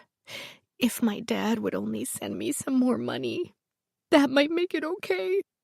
How so? Money is a representation of effort, so it would be another way to show how hard I'm trying. Giving is a form of trust, and money is given, so without it my progress is stuck and I can't demonstrate trust. Ellie's head felt as if someone had stuffed it with cotton. Maybe boiling weeks of instruction down to a few sentences simply couldn't be done with any coherence. And maybe someone had fed this young woman a trough of hogwash. Ellie chose her next words carefully, aware that each could go off like a grenade. "Tell me about the bonfire." That was all she needed to say. Angela's eyes swam and overflowed again. "I can't help it," she wailed into a wad of paper towels. "I love him." Ellie didn't bother to ask who him might be. "He's the most amazing man I've ever met. I knew the minute I saw him on the quad that he was going to change my life. I'd been so boxed into my life at home that I felt suffocated every day, like I was swirling down a drain, and no one ever noticed. Then Galen was there and told me that I could help to change other people's worlds, so I came here. But first, I have to change my own, and I can't." Hopeless wail. "Because you yawned?" The wrong thing to say. Don't shut her down. But Angela writhed in too much agony to care. "He said I have to stay away from him unless he calls me until I learn to stop being so lazy. I'm supposed to be stretching myself, and instead of inventing my own energy, I'm hanging on to him and sucking all his away. I haven't gotten any closer to being a resulter. I'm more of a remora than ever." Find a path through this tangled lexicon, Ellie told herself. Let's step away from the terminology for a little while. As I said, I just got here, so I don't know a lot of the terms. But what is it you actually want to do? With a loud sniff, the young woman paused for thought. Angela had been in the trees for so long, she'd forgotten why she had entered the forest in the first place. "I want to stop living other people's lives for them while ignoring my own. I want to do something to help people. I thought maybe I'd work with children, like be a gym teacher or maybe a nurse in an elementary school. And I'd like to get married and have my own house and children." She said this last part quietly, perhaps trying to picture fitting that life into this world. "And why is that so impossible?" Ellie asked. Angela didn't answer. So Ellie did. "Because there's no room for your own job and your own house and your own children on Galen's ranch. Maybe that just tells you that it's time to go." "But I don't want anyone else. I want Galen." "Then why don't you go home for a while, just to visit? That will make him realize how important you are to him." Ellie didn't believe this, but time away from this place could reorient Angela to the real world, break the mass hypnosis. "I can't go home. I can't bear the thought of being away from him." Ellie hugged her again, as a way of easing into her next question. "Have you slept together?" A sniff and a shy nod. "Yes, but it was only to help me work on my body issues. If I can't trust someone else with my body, then I won't be able to trust myself." Ellie bit the inside of her mouth. "But he doesn't love me." She blew her nose into the sodden towel. "It was only 3 times, and only to help me." Sure it was. "I am supposed to leave all the conventional obsessions about sex and flesh behind with my other old habits. But I couldn't help it. He's all I think about. But Devon is the right one for him. She's strong, like him. And you know what? We're the same age, practically, but she's so much more mature than I am. She's a real resulter." "Angela, listen to me. Those are just catchphrases. Galen is pushing people's minds around and saying it's therapy from someone with no training, degree, or license." "Oh, but he does. He went to MIT. He studied, like—" The words faded into a sniff. 2 tears continued to travel down one cheek, marking their territory. It was not really possible to talk someone down from lovesickness, but Ellie had had some experience with her cousins and even an aunt. Applied logic usually got them over the worst of it until the pain faded. though their dramas had never been this extreme. Ellie felt like she was the one providing therapy without a license, training, or the slightest clue. But she had to do something to keep Angela away from that noose. Picking her way with caution, Ellie went on. Some things disturb me. First of all, don't ever, ever let anyone tell you they know you better than you know yourself. Second, when they begin by telling you you're special and wonderful and then begin to list all the things that are wrong with you, then they always intended to tell you what was wrong with you. They only told you the good stuff first to get you to listen. Telling us to forget our families, changing our names, like calling me Nell, changing Marge to Margot. You know who also did that? The moisture magnified Angela's eyes. She shook her head. Charles Manson. The girl's mouth opened, closed, opened again. Yeah, but it does work, she argued, though arguing for Angela meant offering a soft protest in a barely audible whisper. He's helped lots of people. He helped you. You said he cured you and you would never be afraid again. Ellie hadn't said anything of the kind, but that didn't matter. It was what Angela had heard. And she had heard what she expected to hear, that Galen was benevolent and all-powerful. I, exaggerated. A lot. My claustrophobia was never actually debilitating. I talked it up more than I really felt it. Angela didn't seem to be tracking. In truth, getting locked in that box was terrifying, not to mention dangerous, and if I had a heart condition or some real mental health issue, it could have been disastrous. And I guess I wanted to convince myself that it hadn't been for nothing. For sure, I didn't want him to do anything worse to me, so I overplayed my seeing the light, or whatever you'd call it, my epiphany. No response. Angela didn't seem able to process this. Fabulous. Ellie's play acting to get close to Devon, who didn't seem to need or want rescue, had been one more pebble on the scale tipping Angela to suicide. Ellie had, accidentally and with the best intentions, gotten not only herself but also someone else into murky depths way over their heads. Time to push off the bottom. Angela, look at the facts here. You came here for a little bit of life coaching, and now you're about to kill yourself. Kill yourself. Ellie made the word as harsh and real as she could. That cannot possibly be a good outcome for Galen's program. Maybe he's helped some other people, but he certainly hasn't helped you. So he's not all-knowing and all-powerful. QED, Ellie thought. But that's because of me. Because of my weakness. It's because he doesn't really know what he's doing. He's thrown together all the self-help, power of positive thinking precepts into a soup kettle and served them up. Believe in yourself, define your goals, and work toward them every day. Don't let others drag you down. Simple and true. But what's really benefiting people is getting away from their daily routine and having the peace and the time and the emotional freedom to think about themselves and their desires for a little while. That's all, not any special magic that Galen is doing. Lovesick or true believer or both, she wouldn't give it up. You've been here only 2 days. She spoke harshly, which for Angela meant she sounded like a kindergarten teacher reprimanding a toddler for a minor playgroup infraction. That is true. But you've been here for a while, and you were about to end your life. You were about to hang yourself in the most public place on the ranch. Obviously, all is not perfect here. Angela looked up at the ceiling from which the noose still hung.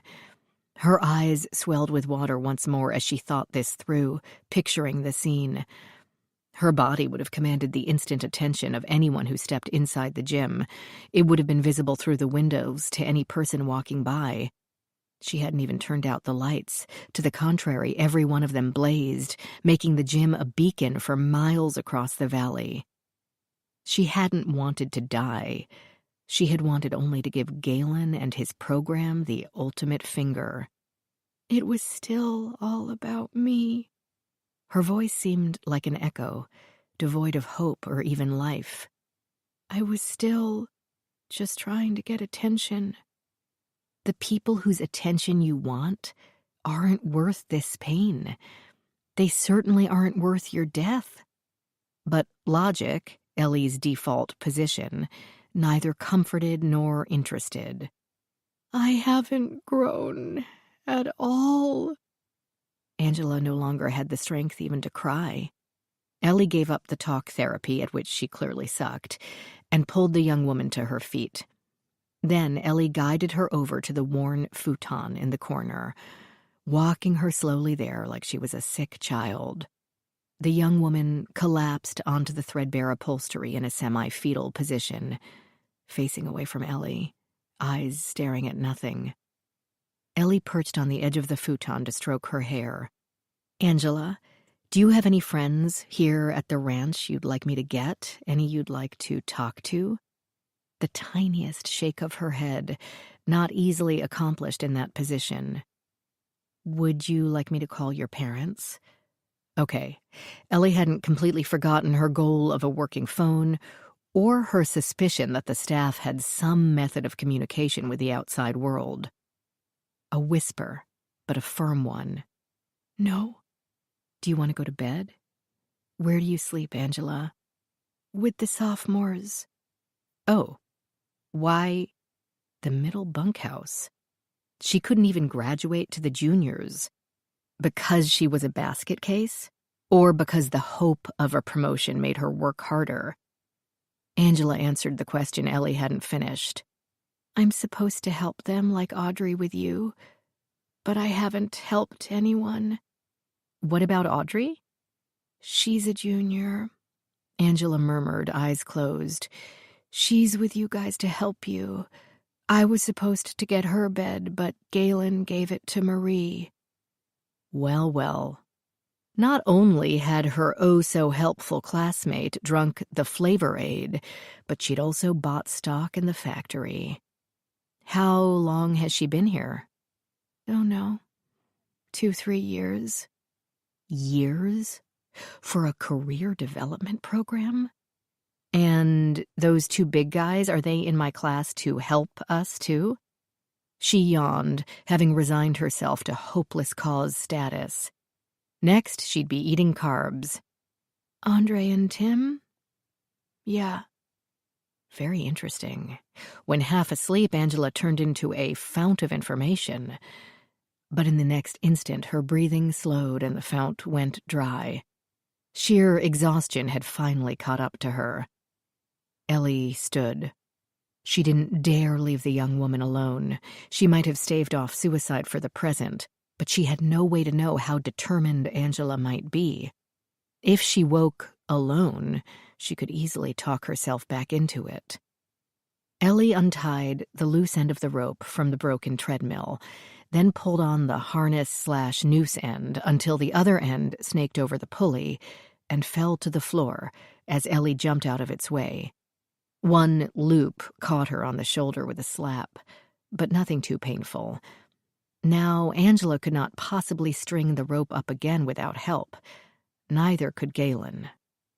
Ellie coiled the rope neatly, lugged it over to the open supply closet, then placed it inside after retrieving a half-dozen yoga mats. There were no towels or old uniforms or anything else that could be used as blankets. She turned the button on the knob and closed the door, locking it. If the keys could not be located, yoga might have to be canceled the next day, but at least Angela could not take that rope and find another handy beam under which to do herself in. Then she found the thermostat for the room and kicked the heat up a little. If that month's electric bill made Galen unhappy, so be it. She covered Angela as best she could, lying on a dirty futon with nothing but yoga mats for comfort. No young woman should sleep that way. Neither should Ellie, but she made herself a bed on the floor next to the futon and sank onto the thin foam. All the positive thinking in the world could not keep the body from eventually crashing. Her search for a cell phone signal, assuming the phone even rallied, would have to wait. While Devon did not seem to be in immediate danger, Angela quite definitely was. All life change gurus throughout history have evidenced certain similarities, such as the habit of keeping inductees overtired through constant activity, physical labor, no downtime, and insufficient sleep hours, and undernourished, with minimal food lacking decent nutrition. Their own insider lingo is designed to make established members feel exclusive and newbies feel a bit stupid, and therefore less likely to ask questions.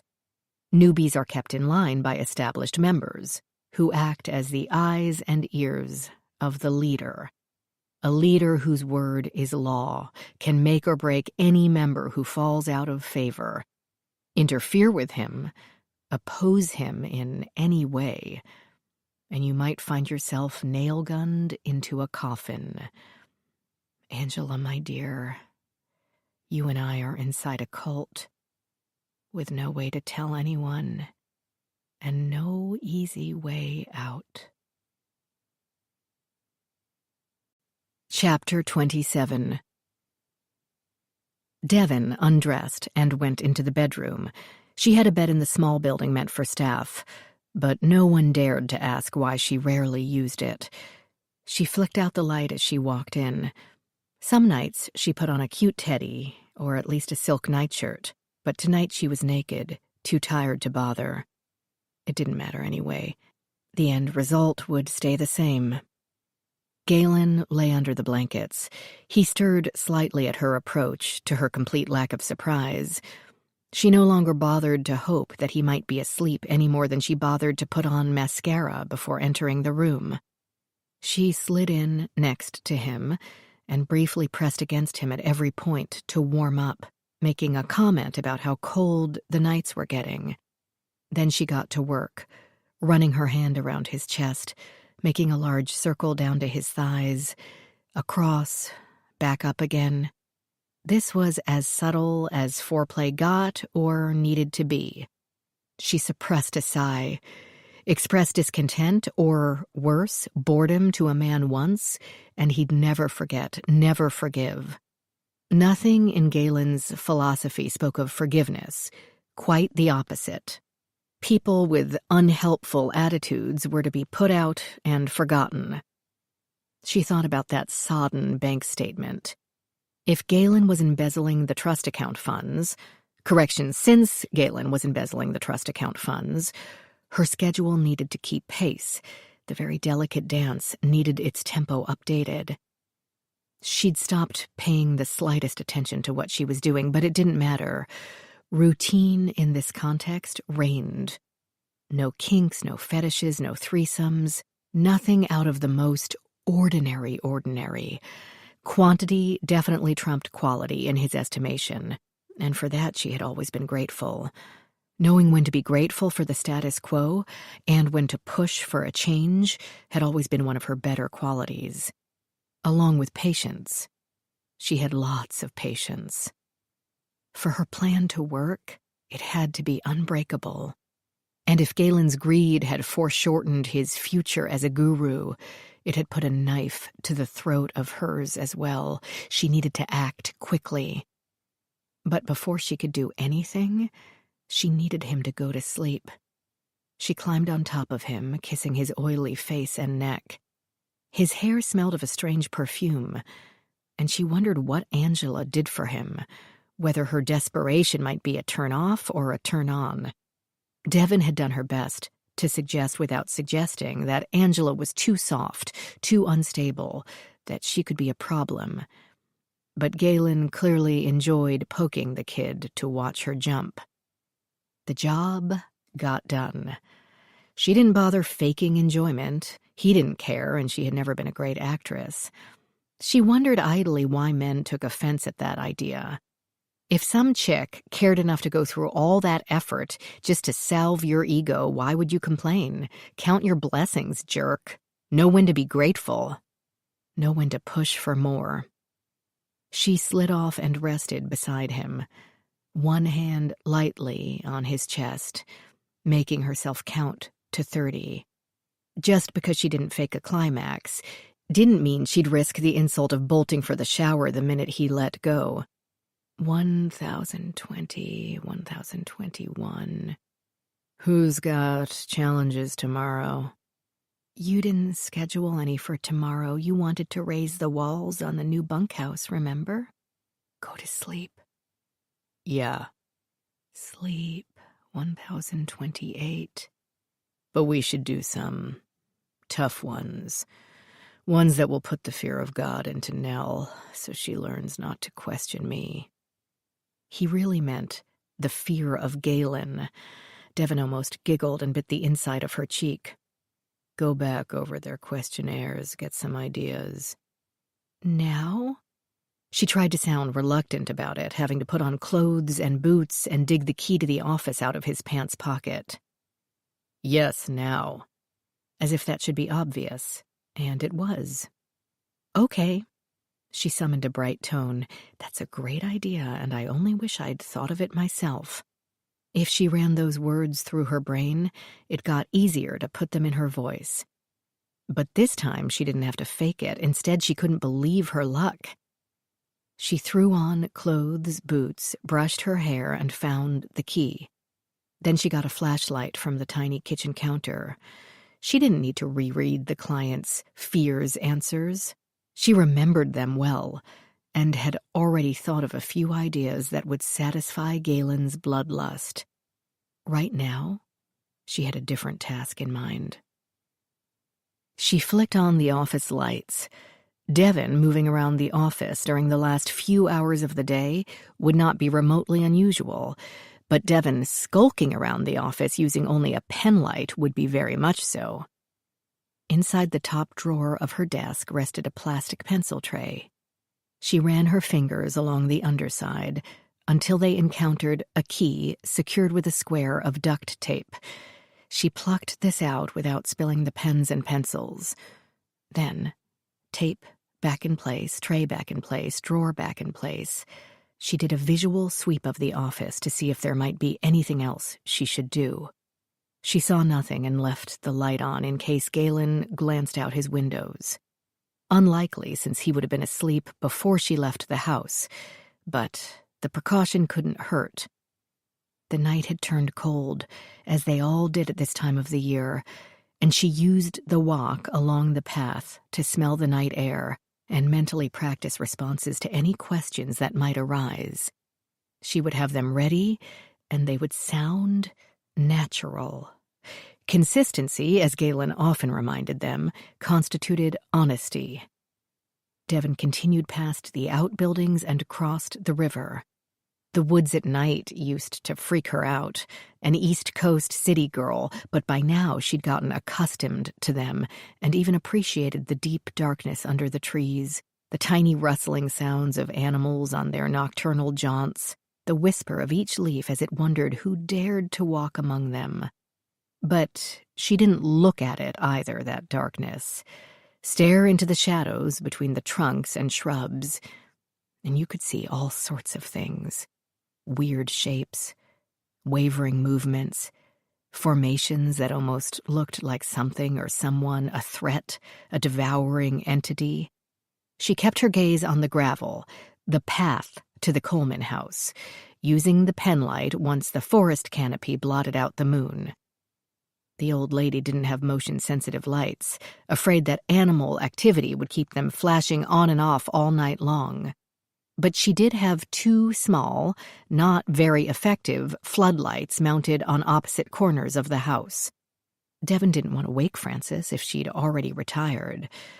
But the woman was something of a night owl, often up until the wee hours and then asleep until lunchtime. One could do that with no job, children, or husband to look after. Devon couldn't wait for that to be her life. 6 steps led her up to the porch. The windows on her left revealed gorgeous rooms ever so dimly lit by residual light from somewhere in the house. To her right, past the porch railings, black nothingness. She kept her footsteps light, even though the old lady wouldn't notice them. Her hearing had deteriorated along with the rest of her body. Poor thing. Devon peered into the main foyer, the formal living room, the drawing room, or what she guessed might be called the drawing room, whatever the hell a drawing room was anyway, and the smaller, cozier room at the south end of the house, across from the kitchen. One small table lamp had been lit, and she saw Mrs. Coleman. She'd fallen asleep in her armchair, a book on her lap, an empty wine glass on the doily. Devon continued along the porch to the kitchen door. The knob didn't turn. Mrs. Coleman hadn't drunk enough wine to forget to lock the doors last night. But no matter, as she'd given Galen a key, of which Devon had made a copy on one of her increasingly rare visits to civilization. Devon also kept the lock well-oiled. The ranch showed its appreciation for Mrs. Coleman's generosity by providing free home maintenance. She entered the kitchen, then relocked the door behind her. She might have ignored the black nothingness, but that didn't mean she had forgotten about it. Then she walked into the south room and sat on the edge of the coffee table, in front of Frances Coleman's chair. She laid one hand over the blue veins that corrugated the back of Frances's bony fingers and said in a near whisper, "Hey." The eyelids flickered, opened, blinked. She saw Devon, and the wrinkles in her face creased into radiance. "Teresa," she said over an exhaled breath. "Yes, Mother," Devon said. "It's me." Chapter 28. Devon made 2 cups of tea, using the most ornate bone china cups she could find, because it made her laugh to use such expensive things, then carried them back to the armchair. She didn't turn on any more lights. "How have you been?" she asked Mrs. Coleman. "I'm all right," which meant she wasn't, but she was both too ladylike and too unconventional to be a complainer. It would take another few minutes before she would consider confiding how her aches and pains had been making her so forgetful. "Are you back to stay now?" "Not quite. There are still a few things I have to take care of in Bolivia." "That awful place. I don't know why you've been there so long. Don't sit on the coffee table, dear." "Sorry." Devon moved to the other armchair, better anyway, with the lamp in between. She had been startled the first time Mrs. Coleman had confused her with her dead, presumably dead, daughter, and had been filled with pity the second time. By the third, a plan of sorts had formed.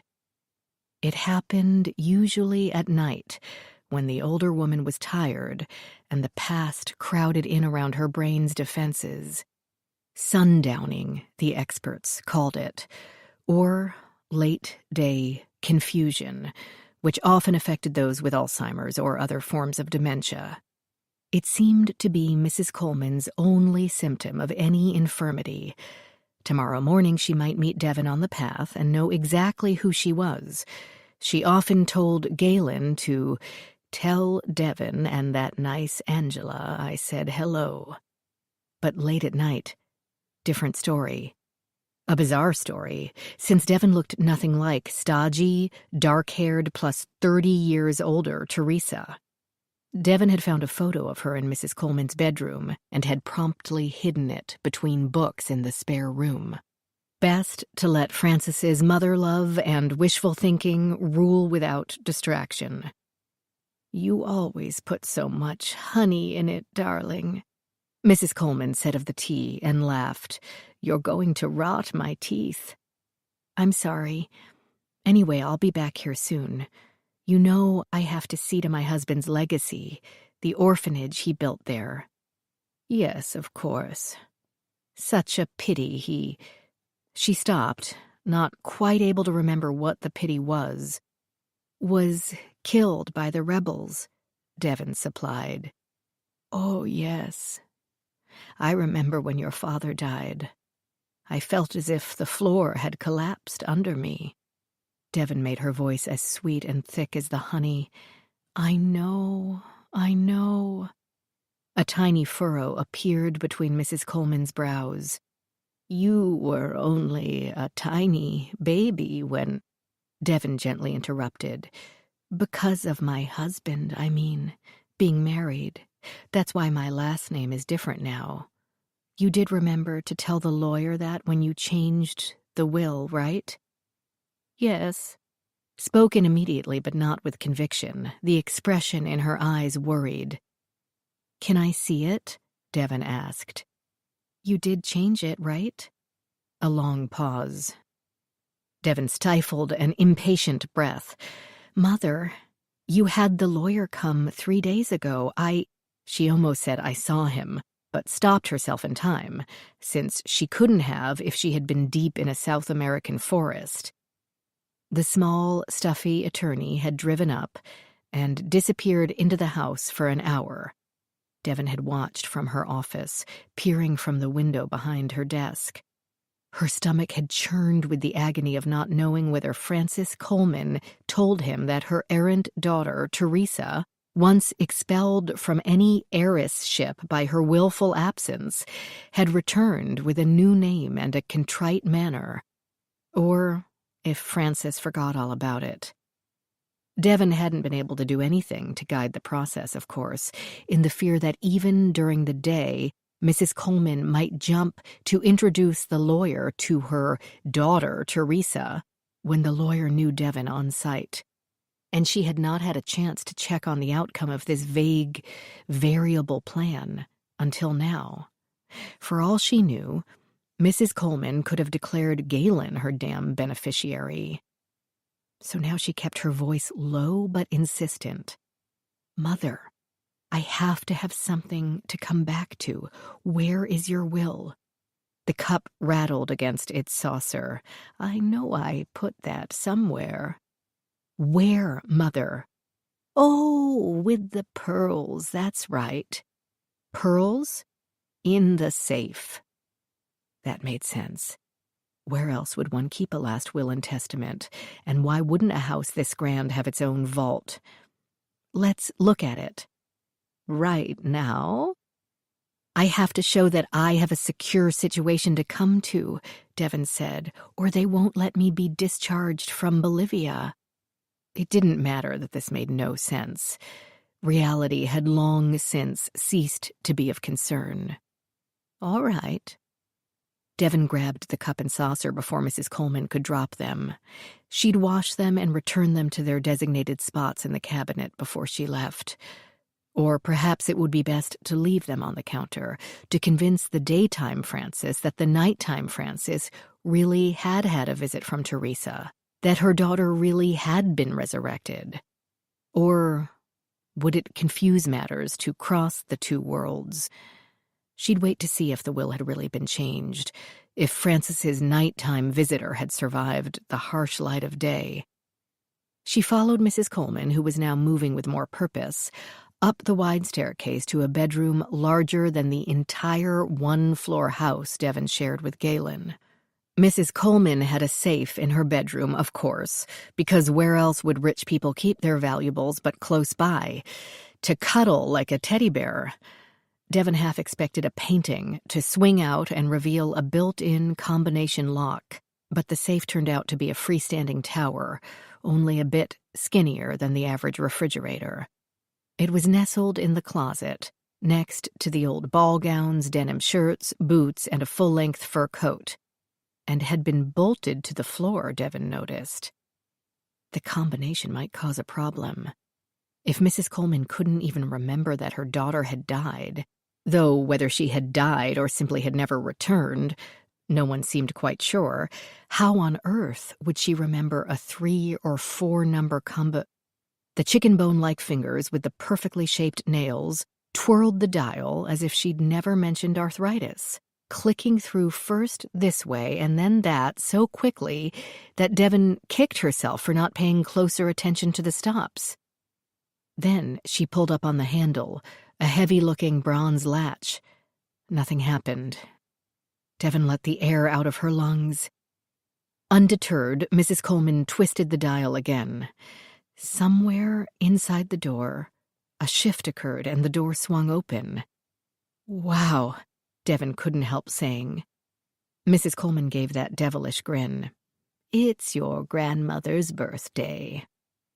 The safe didn't exactly turn out to be the cave of Ali Baba's treasures. It contained only a stack of velvet cases and shiny boxes, a small painting of what appeared to be a toddler playing on a beach, an alligator purse with worn straps, a haphazard pile of buff-colored folders, and an even larger pile of bound volumes of different sizes and colors. Ledgers? Diaries? Devon couldn't guess, and didn't care anyway. She cared only for the topmost folder, which Mrs. Coleman now withdrew, opened, and passed to Devon. "Here it is. I told you I didn't forget." Devon held her breath, would have said a prayer if there existed any god who might sanction her goal, and read the document in her hands. "I, Frances Coleman, being of sound mind and body, leave the entirety of my estate, including all foreign investments and properties, to my daughter, Devon." The daughter part might raise some eyebrows in the probate system, but it could be explained as a term of affection, her spiritual daughter, her emotionally adopted daughter, whatever. Let the eyebrows waggle. Devon would find a way to explain it. She flipped to the next page and noted not only Mrs. Coleman's spidery signature at the bottom, but the scrawls of her attorney and a witness, Lou May Tunney, the cleaning woman. Very official. And if the attorney had a copy, he would have filed it with the county, or whatever it was an attorney did with a will, right? Totally real. Incontrovertible. There would be nothing anyone could do about it, nothing Galen could do about it. Done deal. "Thank you, Mother." But Frances had been distracted by a blue satin dress hanging a foot away. "Look at this one. You always loved this dress. I wore it to Cannes one year when we took you, and you said I looked like the blue fairy in Pinocchio." "You did," Devon said. "That was a magical time." "That's just what you said then." The old lady beamed at the memory. "You said the plane was magic because it made us fly like birds, and this one, you remember this pink silk? You wore it to your senior prom." Devon put the will back in the safe and gently reined in the reminiscing by reminding Mrs. Coleman to lock it. Devon didn't poke about the velvet boxes or ask about the painting. There would be plenty of time for that. All the time in the world. Nor did she ask about the combination. It shouldn't be that hard to find out Frances's mother's birth date, and even if she couldn't, who cared? If the lock had to be drilled out, that would only make Devon look more innocent, right? She had no idea dear Mrs. Coleman had become so fond of her. She helped the old lady get out of her trousers and blouse and into a worn flannel nightgown, then tucked her in and turned out the light. Then she bid her goodnight as sweetly as a real, loving daughter would a real, caring mother, something Devon had never had, and tiptoed down the stairs, the woman already asleep and snoring behind her. Devon didn't bother to hide the grin that lifted both cheeks until they hurt. A huge hurdle had been leapt. A long bridge had been crossed. Her vague plan had become written in stone, or at least in a legitimate legal document, which was even better. She'd never have to ask her father or Galen or the government or anybody else for anything ever again. She'd be free. For the first time. Really, truly free. Once the next phase had been completed. Part 3. Heeding the Water. None of us knew that his teachings, which promised to make us leaders, were actually making us followers, his disciples. He wanted us to worship him. Sarah Edmondson, with Christine Gaspari, Scarred, the true story of how I escaped Nexium, the cult that bound my life. Chapter 29. Early morning pinpricks of light forced Ellie to wake the next morning, cocooned inside the smelly yoga mats. First, she groaned. Second, she opened her eyes. Angela had disappeared. Third, Ellie sat up so quickly that her head swam. The futon sat sullen and abandoned, the yoga mats slumped to the floor, and her own agitated breaths were the only sound in the vast room. How did that young woman get up and out without waking her? Ellie neglected to restack the mats before she checked out the small lavatory, really the only separate room in the building other than the supply closet, which remained locked. Angela wasn't in the building. That was all right, Ellie told herself, as long as wherever she was still alive. Ellie moved outside and stumbled down the few steps. Already high above the horizon to her left, the sun stabbed her eyeballs. The long days had worn her out, so this particular morning, when she needed to be on the ball, instead she'd had a ridiculously long lie-in. Her mind may have needed the sleep desperately, but her body didn't care for where it had been accomplished, and she ached in strange places. No people, no movement, save one lone woman trudging into the junior bunkhouse. Leftover breakfast smells wafted from the kitchen. Ellie would be in trouble for missing breakfast, the morning class, the bed check, and the roll call, or however one might classify her absence from the group. She didn't stop to remind herself that as a legal adult, she could miss all the meetings she wanted. What could they do, dock her pay? Instead, she recalled that Angela had said she had a bed in the sophomore bunkhouse.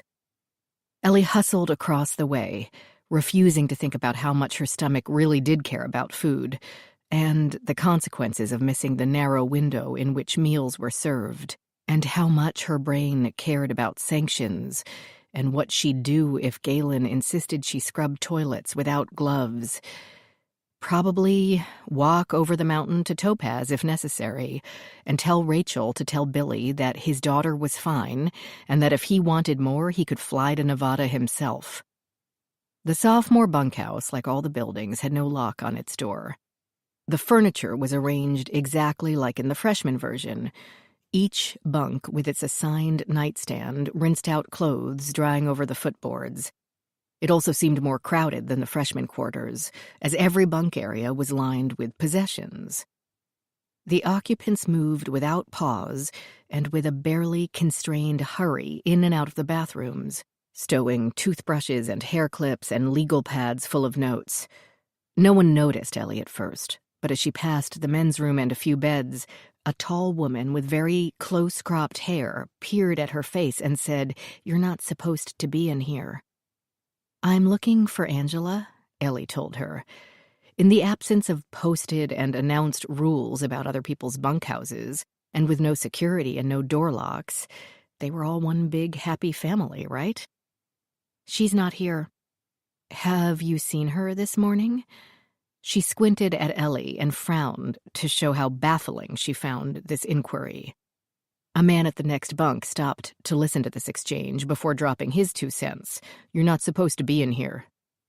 "Says who?" Ellie demanded, but rhetorically because she gave up on them and went into the women's restroom along the far wall.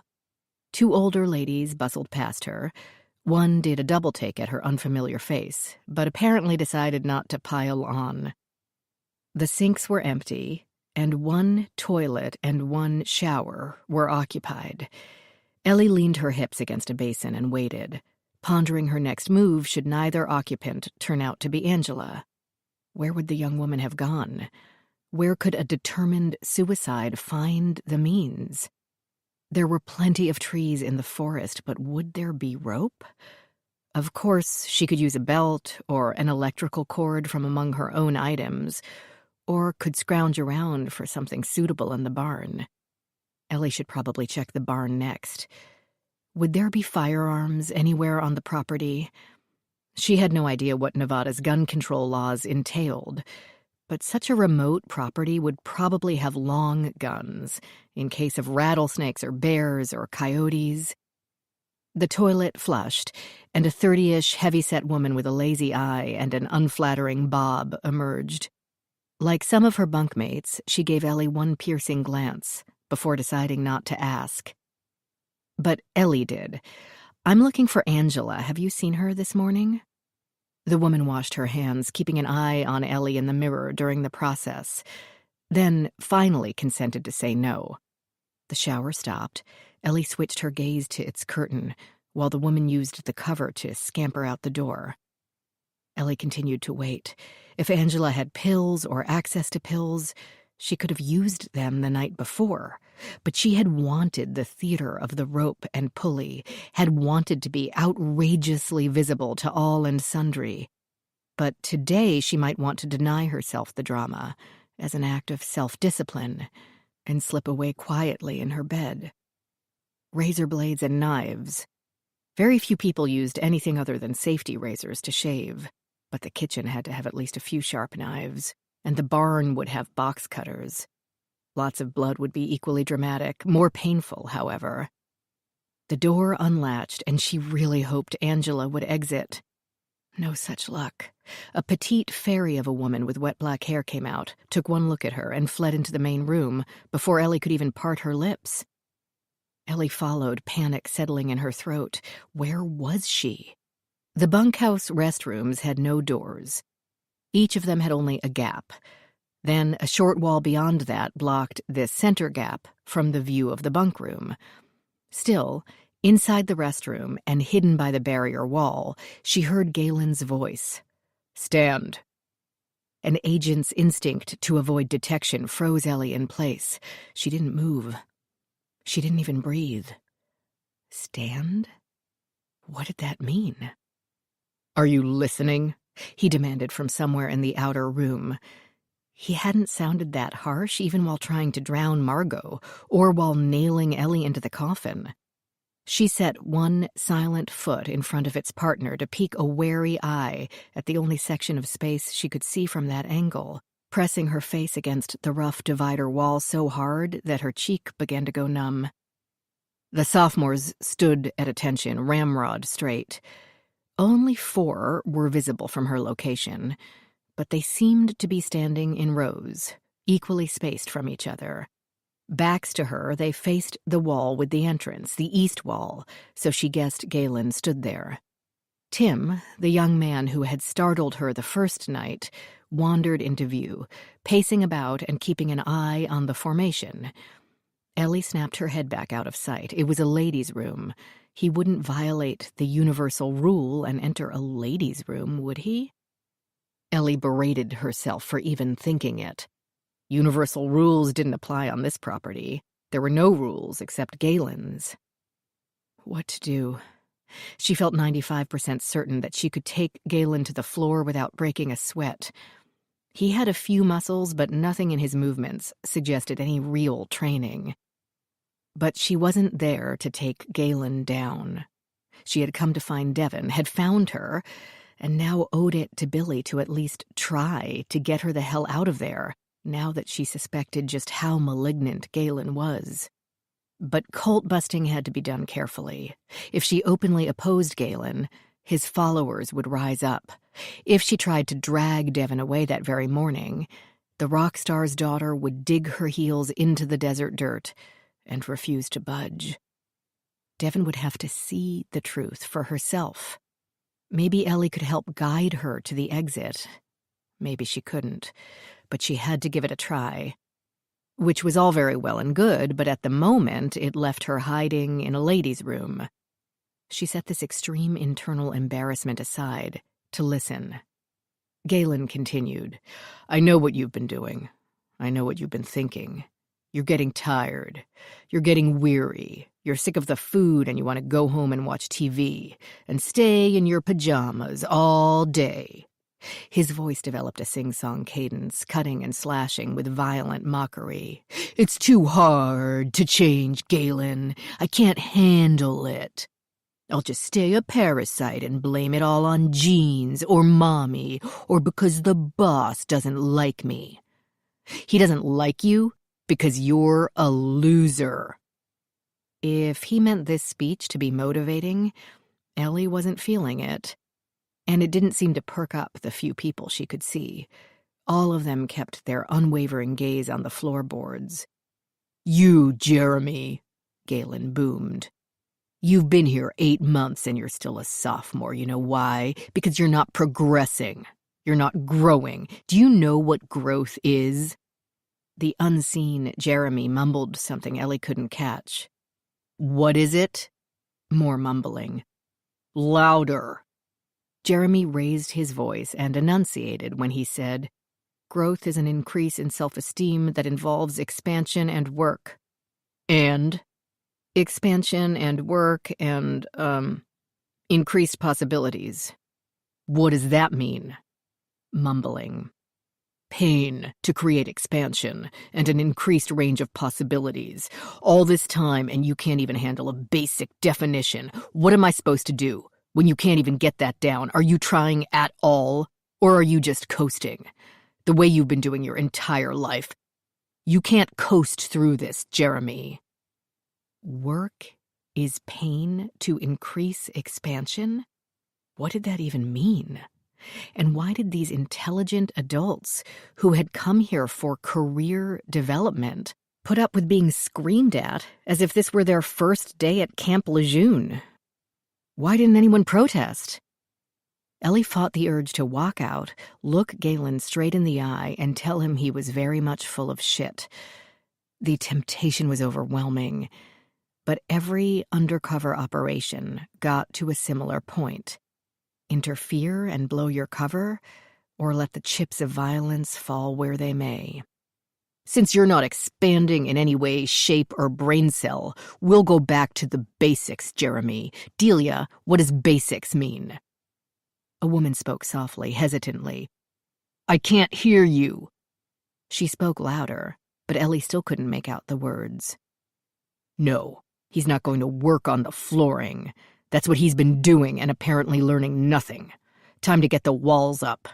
And since you're trying to soften the blows to Jeremy's lack of progress, Delia, you and everyone else in this bunk room are going to do nothing else today but put hammers to nails on the new building. Nothing else. No lunch, no dinner, no drinks, no going to the bathroom. No taking a smoke or resting your lazy little asses in the shade. I want the walls up and the roof on by sundown. Ellie didn't know much about construction, so this demand could have ranged anywhere from routine to difficult to completely impossible. Still, no one protested. No one even questioned him.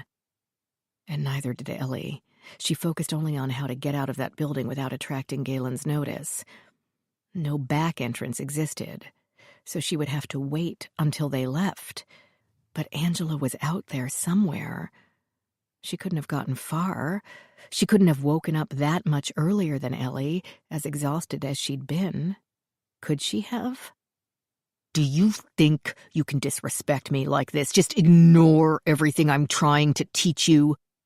Spread your parasitic ways to your colleagues and keep them down in your cesspool of failure so that you won't have to be alone, do you? No, his target croaked. Yes, I mean... Ellie had to get out of there and couldn't wait until Galen finished eviscerating poor Jeremy. The ladies' room had a frosted window at each end of it, a regular old double hung with a latch in the middle. While Galen's voice rose in condemnation of two others whom Jeremy had corrupted with his germs of sloth, Ellie gripped the latch and slid it to one side. Then she pushed upward on the lower sash. Creak. She froze.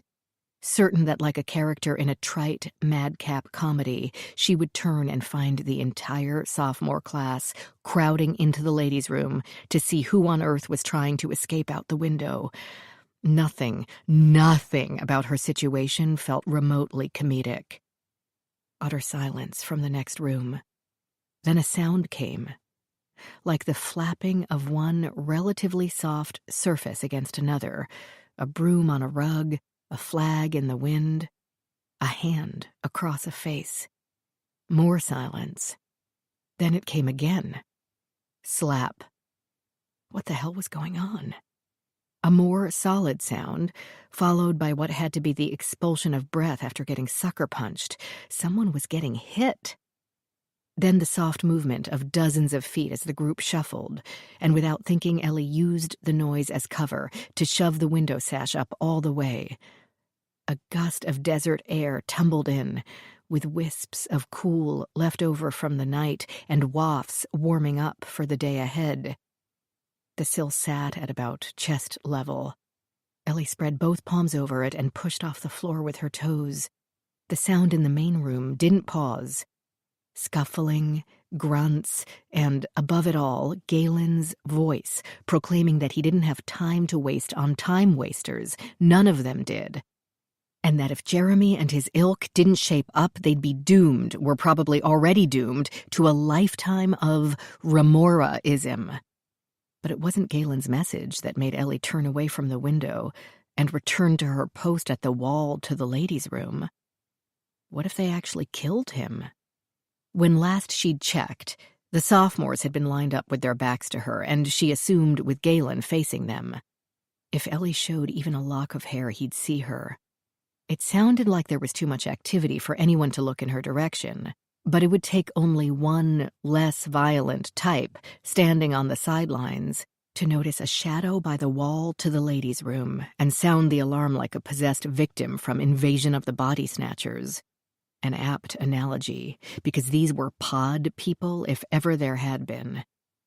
Ellie dropped to the floor and hazarded a peek from there, hoping that the group of legs and feet would hide her. And she made it fast, snapping one eye past the edge of the wall and then back again. The group no longer stood in neat rows, but had gathered in a rough circle around the man she presumed to be Jeremy. Galen faced him, kept up the invective, and, during her second quick glance, slapped Jeremy's already reddened face. A short guy to the side followed up with a punch to Jeremy's gut. Shoving the flannel shirt into his midriff with a visible depression, Jeremy whooshed air and bent forward, at which point a woman hit him on the back of his head, bringing her balled fist down like a hammer. Without loosening her fingers, she pivoted and backhanded the chin of a taller woman, knocking her face to one side. The woman didn't react, didn't protest, didn't even raise her arms to defend herself. Ellie guessed that she was one of Jeremy's co-conspirators in the crime of indolence and failure. The debate of the undercover operative. What was more important to stop? A crime that might occur in the future or a crime that was occurring right now? But was this a crime? These people, even Jeremy, were adults and voluntary participants. The 15 or 20 people taking part out there had listened to Galen, their leader, until his word became law, prophecy, the only truth they knew, and thus they had no choice but to obey him. If Ellie tried to stop them, they would only turn on her. That justification had been used before, during, and after every conflict since the beginning of time. But that didn't mean it wasn't true, or accurate, or sensible. Assembly beatdowns were not new or even unusual in unhealthy group structures. From the group of friends in grade school who decided they were mad at one particular girl and let her know, to the project managers who decided not to share research leads with the guy from marketing because he might be dating the boss's daughter, all the way back to when others in the cave didn't let Ugg have any of the mastodon because he had too conveniently forgotten his spear. Community censure had always been a part of human life. In many ways it could be a good thing, If the disapproval of peers kept one from littering or from letting one's dog dig up the neighbor's flower beds or from sleeping with one's coworker's spouse, then it produced a healthy outcome for all. But it could become extreme in isolated societies. Jim Jones directed members' smackdowns at prayer meetings when the accused's behavior didn't meet his standards. Members of Scientology were punished by confinement, malnourishment, and humiliation for months to years at a time. Using the biblical quote about not sparing the rod as an excuse, radical Christian cults, such as Word of Faith, Word of Life, The Move, and Grace Road, beat members, and always as a group activity. Even if this wasn't the first time Jeremy had been on the receiving end of this treatment, he probably wouldn't leave the group.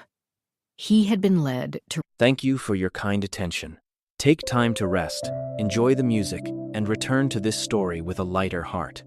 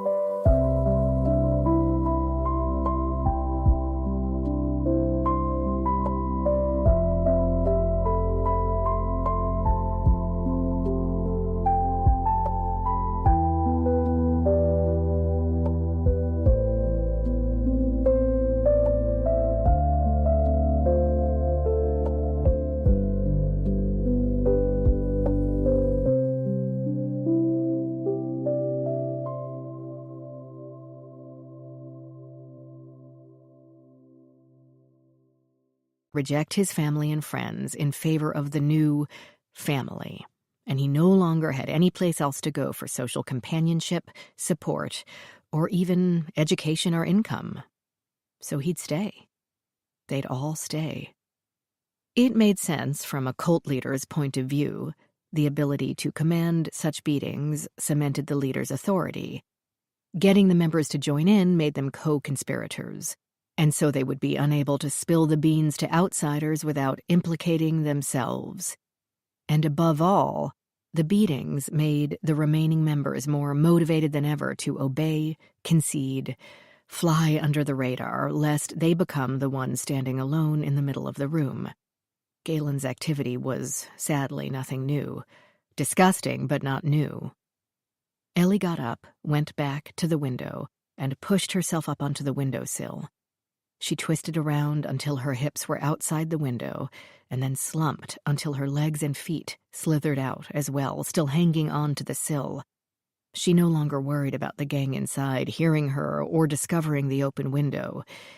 It would probably do them a world of good to realize they'd been witnessed.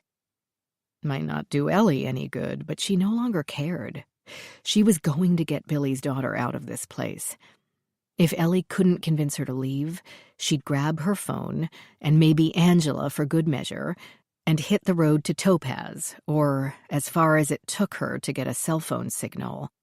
There may not be much Billy could do ultimately about Devon, but if Ellie could expose Galen's tactics to the world at large, at least it might save future clients from a trip to Hell Ranch.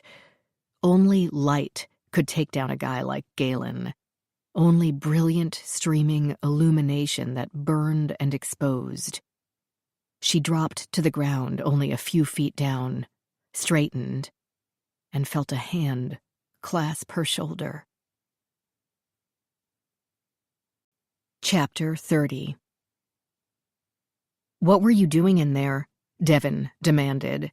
She carried a bundle of whitish clothing under one arm and gripped the handle of a 5-gallon bucket with the other.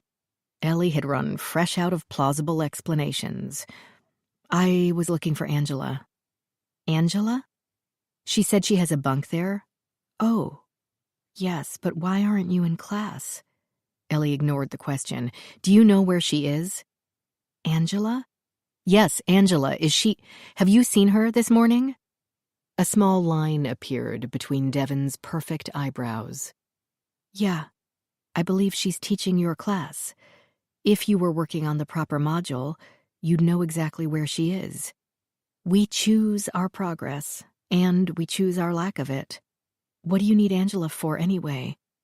"To tell her I'd be late. I thought you'd said Galen didn't allow lateness." "No, you'll have to wait in the hall until they break." This settled, Devon turned to walk away, but Ellie was lighter on her feet than that and kept pace beside her. "Why aren't you teaching the class?" "I have other work to do." Ellie gave her best imitation of a sincerely eager child. "Like what?" "I'm tending to the bees this morning. There's the classrooms. You'd better go." "That's fascinating. Angela said her challenge involved a beehive. My nephew used to raise bees. I'd love to see the hive." Devon didn't hide the impatience in her sigh as she stopped and faced Ellie. "You really should be learning the module. That's the training you're paying for, you know." "I know." And she waited. Ellie very rarely lost a stare down. People began to spill out from the front of the sophomore bunkhouse. They walked mostly in silence, Galen among them, Tim bringing up the rear. Galen had his arm around a limping Jeremy and was rubbing the man's shoulder in either encouragement or concern. A woman had red marks on her face. Everyone in the group appeared grim. Except Galen, of course. He talked easily, gently comforting, then noticed the two women. "We're heading over to the new building. Nell, my dear, why aren't you in class?" "Devon's going to teach me about bees." "All right." Bestowing permission he hadn't been asked for, he didn't pause before he spoke, carried along in the sea of sophomores. Tim passed by, giving her a long look that was probably supposed to mean something. A warning not to make his day more difficult? Thus, committed, Devon said, "This way." They walked well past the new building, where Galen shouted enthusiastic instructions to the worker students. No one appeared to share this enthusiasm, but Ellie knew that had nothing to do with weariness. Each seemed lost in thoughts of guilt or fear. Guilt at what they had done and hadn't done, and fear that they would be next. She considered telling Devon what she had witnessed, but the young woman seemed preoccupied. Besides, it wouldn't come as a surprise to Devon or anyone else who had been around Galen for a while. He didn't hide his philosophies or his methods. Angela obviously had survived the night, a great relief, and now stood in a room surrounded by others. Ellie didn't know what else to do for her. The sensible thing would be to tell her colleagues that she might be a danger to herself, and that they should remain hypervigilant about her condition. Ellie couldn't be with her every minute, but surely someone could, as there seemed to be very little privacy at the ranch. But Ellie feared that would make things worse for Angela. Even if Ellie didn't reveal her reasons, how could anyone miss Angela's slavish devotion to Galen? The embarrassment might tip her over into the abyss. Ellie also didn't know what sort of sanction might be applied. If sneaking a smoke put one on midnight bathroom duty for days or weeks, what would a suicide attempt garner? Devon led her down a path past the barn, past even the erstwhile parking lot where cars baked on the hard earth as their wheels grew flat and the daily dust blotted out the windows.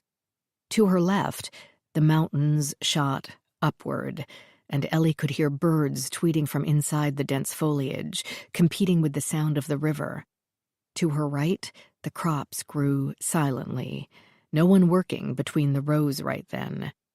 At her feet, large stones and patches of too stubborn brush dotted the dirt walkway. "Does that ever flood, the river?" she asked Devon, remembering Carlos's cause of death. "It gets high in the spring, when the winter snows are melting, but it never reaches the buildings, so far as I know. How long have you been here?" She blinked, surprised at this interest, or perhaps the sun got in her eyes. "A while." "Lots of happy clients? Do graduates ever come back and speak to the current, students?" Ellie stuck to their own terminology. "Not often, but we are rather remote." "Have you been through the whole course yourself?" Devon laughed unexpectedly. "Me? No, to be honest. I did a bunch, but then Galen needed an assistant director, and somehow I didn't finish." 5 white boxes sat in a neat row. Ellie heard the humming, low and insistent, and was now close enough to recognize the dark specks on the boxes as individual bees. There were no other structures in the clearing, and the river ran at least 60 feet away and down a slight incline. This probably kept people out of harm's way, and the hives safe during the spring floods. A wooden pallet rested just off the path, a very clean metal canister slightly larger than a 5-gallon bucket next to it. The canister had a crank on the top and a valve at the bottom. 2 quart-sized mason jars with lids and what looked like a metal watering can, but with smoke coming out of the top of it, also sat on the pallet, as did a large marble mortar filled with deep green leaves, a pestle at its side. A bee or two floated by. Devon suited up before wading in.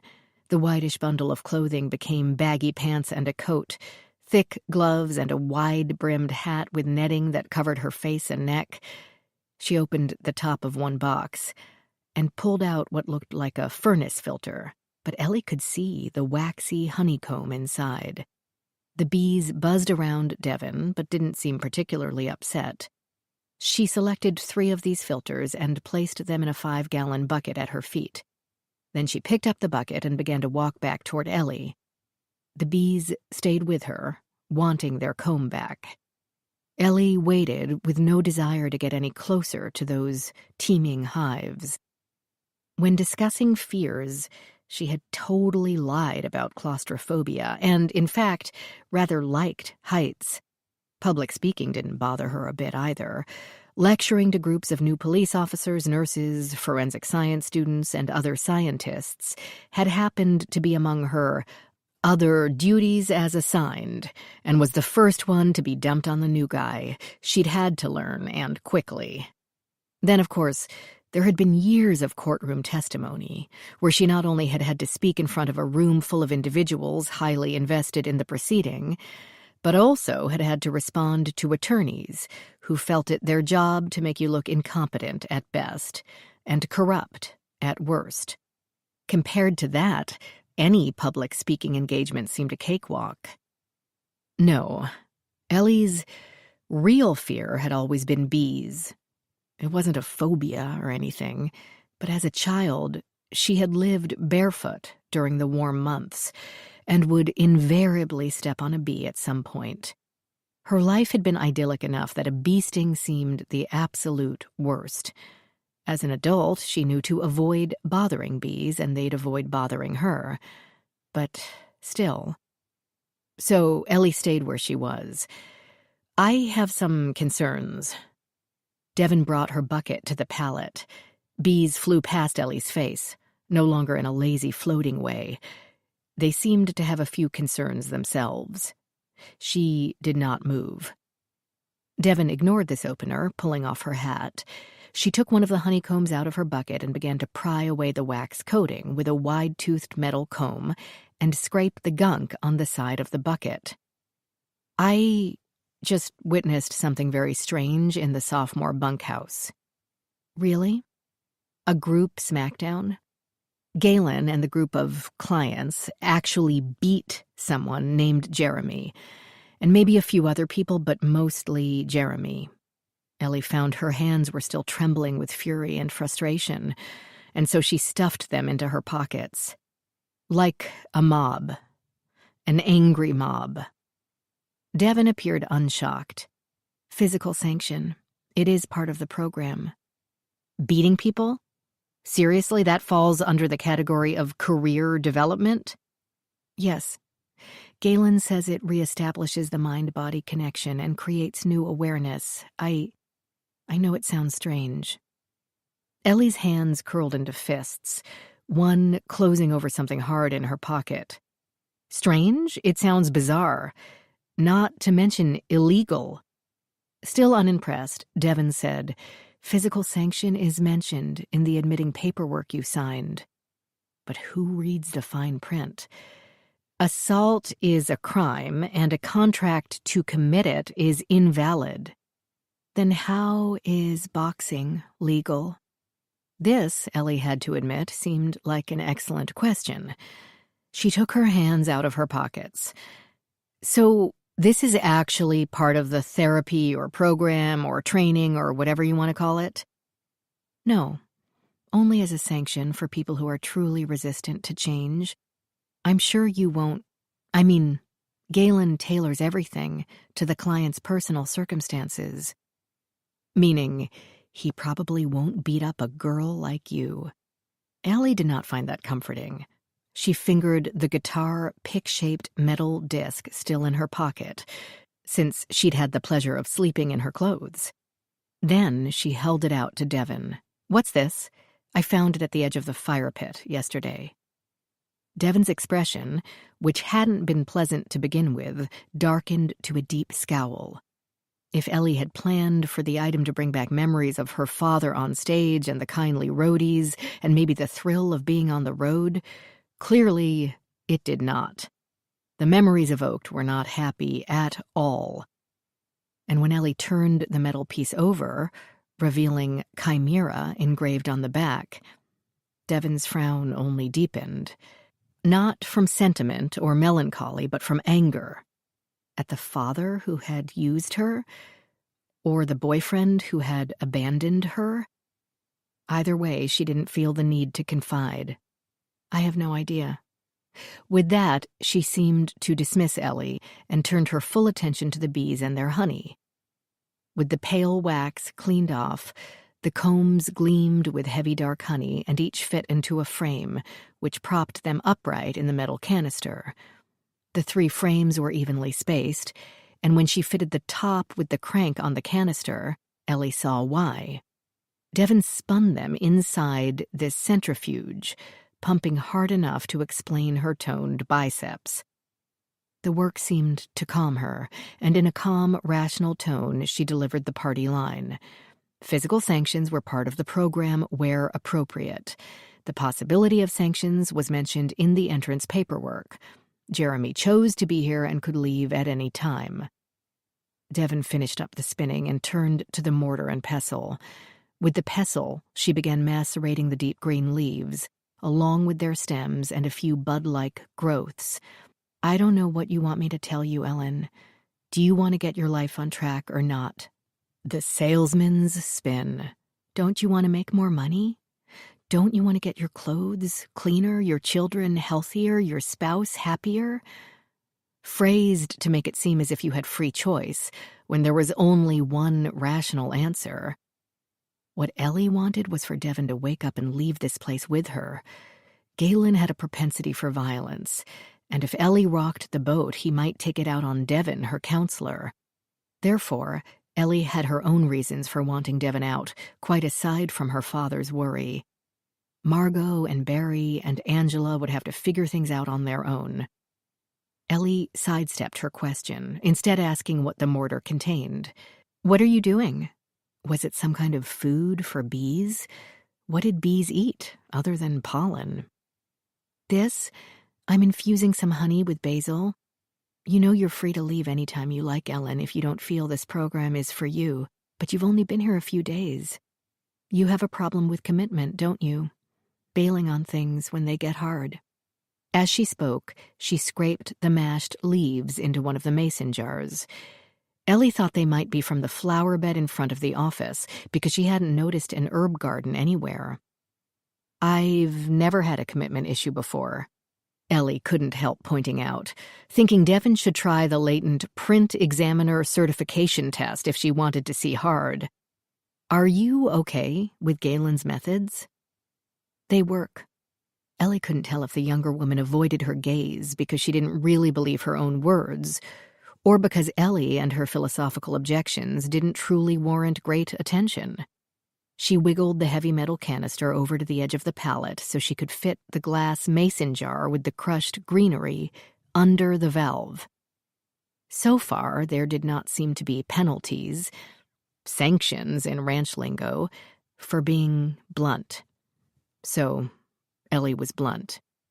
"Has he ever hit you?"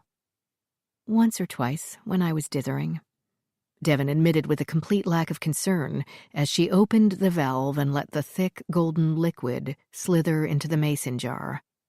"It was good for me. It shocked me back into the present, instead of getting lost in the jungle of what might be or should be." She straightened up and finally looked directly at Ellie. "Don't worry.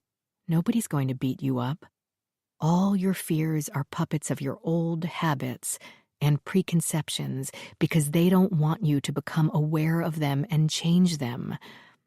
The only person you're battling right now is yourself, but we're here to help you do that." All Ellie heard was blah, blah, blah, "We don't have a problem here." She would never be able to talk Devon into leaving, but perhaps she could do the next best thing. It would be necessary to play the poster child a while longer. Ellie shut up until Devon had replaced the honeycombs in the hive, removed the protective suit, and checked it carefully to be sure no bees still clung to it. Ellie helped by carrying the steel canister back to the barn, carefully since parts of her hands were still sore from her internment in the rough coffin the day before, while Devon piled the remaining items into the 5-gallon bucket and tucked the suit under an arm. 2 chickens appeared from out of nowhere and followed them, probably hoping they'd filled the bucket with mashed corn. "I'm sure you're probably right," Ellie said as they walked, then edited out the qualification. "I'm sure you're right. I am resisting any future changes in my life because it gets more difficult to adapt as you get older." 30 wasn't exactly older, but it probably seemed so to a young woman Devon's age. "It shouldn't, though. It should get easier, because increased experience gives you increased confidence." "It should, but it doesn't always." They reached the barn, where Devon stowed the equipment on some primitive shelves and hosed out the bucket. She hung the now clean bucket from a hook on the wall and took to rinsing the steel canister. Ellie tried again. "I'm sure your parents must worry about you. I know I would if my daughter was here and I was back east instead of vice versa." Devon hung the washed canister on the wall as well, and the valve dripped water on the dirt floor below. Then she turned off the hose, picked up the mason jar with the infused honey, and headed for the exit, not bothering to check that Ellie kept up with her before speaking. Our families are perfectly capable of getting along without us. We tell ourselves otherwise, only to salve our own egos. Surviving is not thriving. There's no reason career success has to preclude loving relationships. I'm sure your dad would appreciate a call. We could go together to find a signal. By this point, Ellie had to trot to keep up with her. Devin wanted to be rid of her, and how.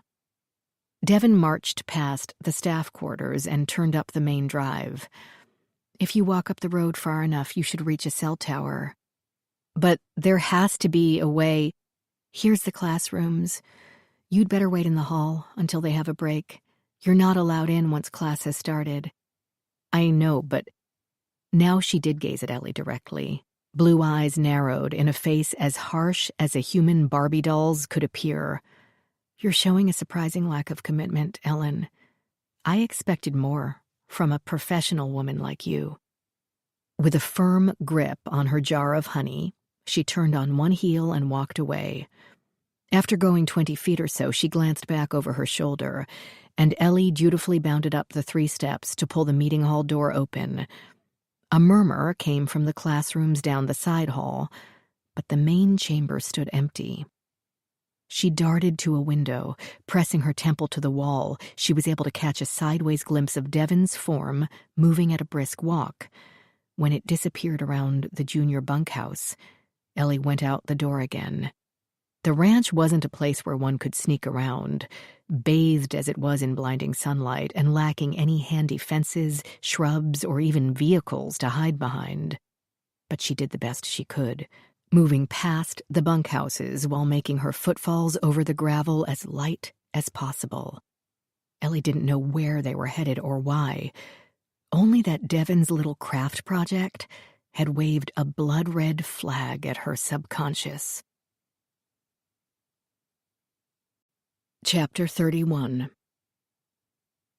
Rachel ate her lunch at her desk, hardly a new phenomenon, but instead of reading a book or writing up her research as she ate, she scoured the internet for mentions of DC parties, Billy Diamond, and her sister's name.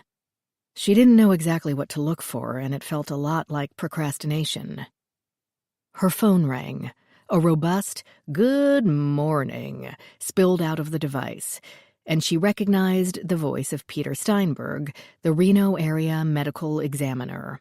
Or afternoon. I can never remember if you're 2 hours different or 3. It's 1 here. How are you, doctor? Happily, he didn't care for the small talk, since she wasn't in the mood for it anyway. Found something else on your Carlos Freeman. I said I still had to go through the tissue sections. Well, I found something in his heart slices. He chose that moment for one of his maddening pauses to smoke, sip, or just enjoy the dramatic effect.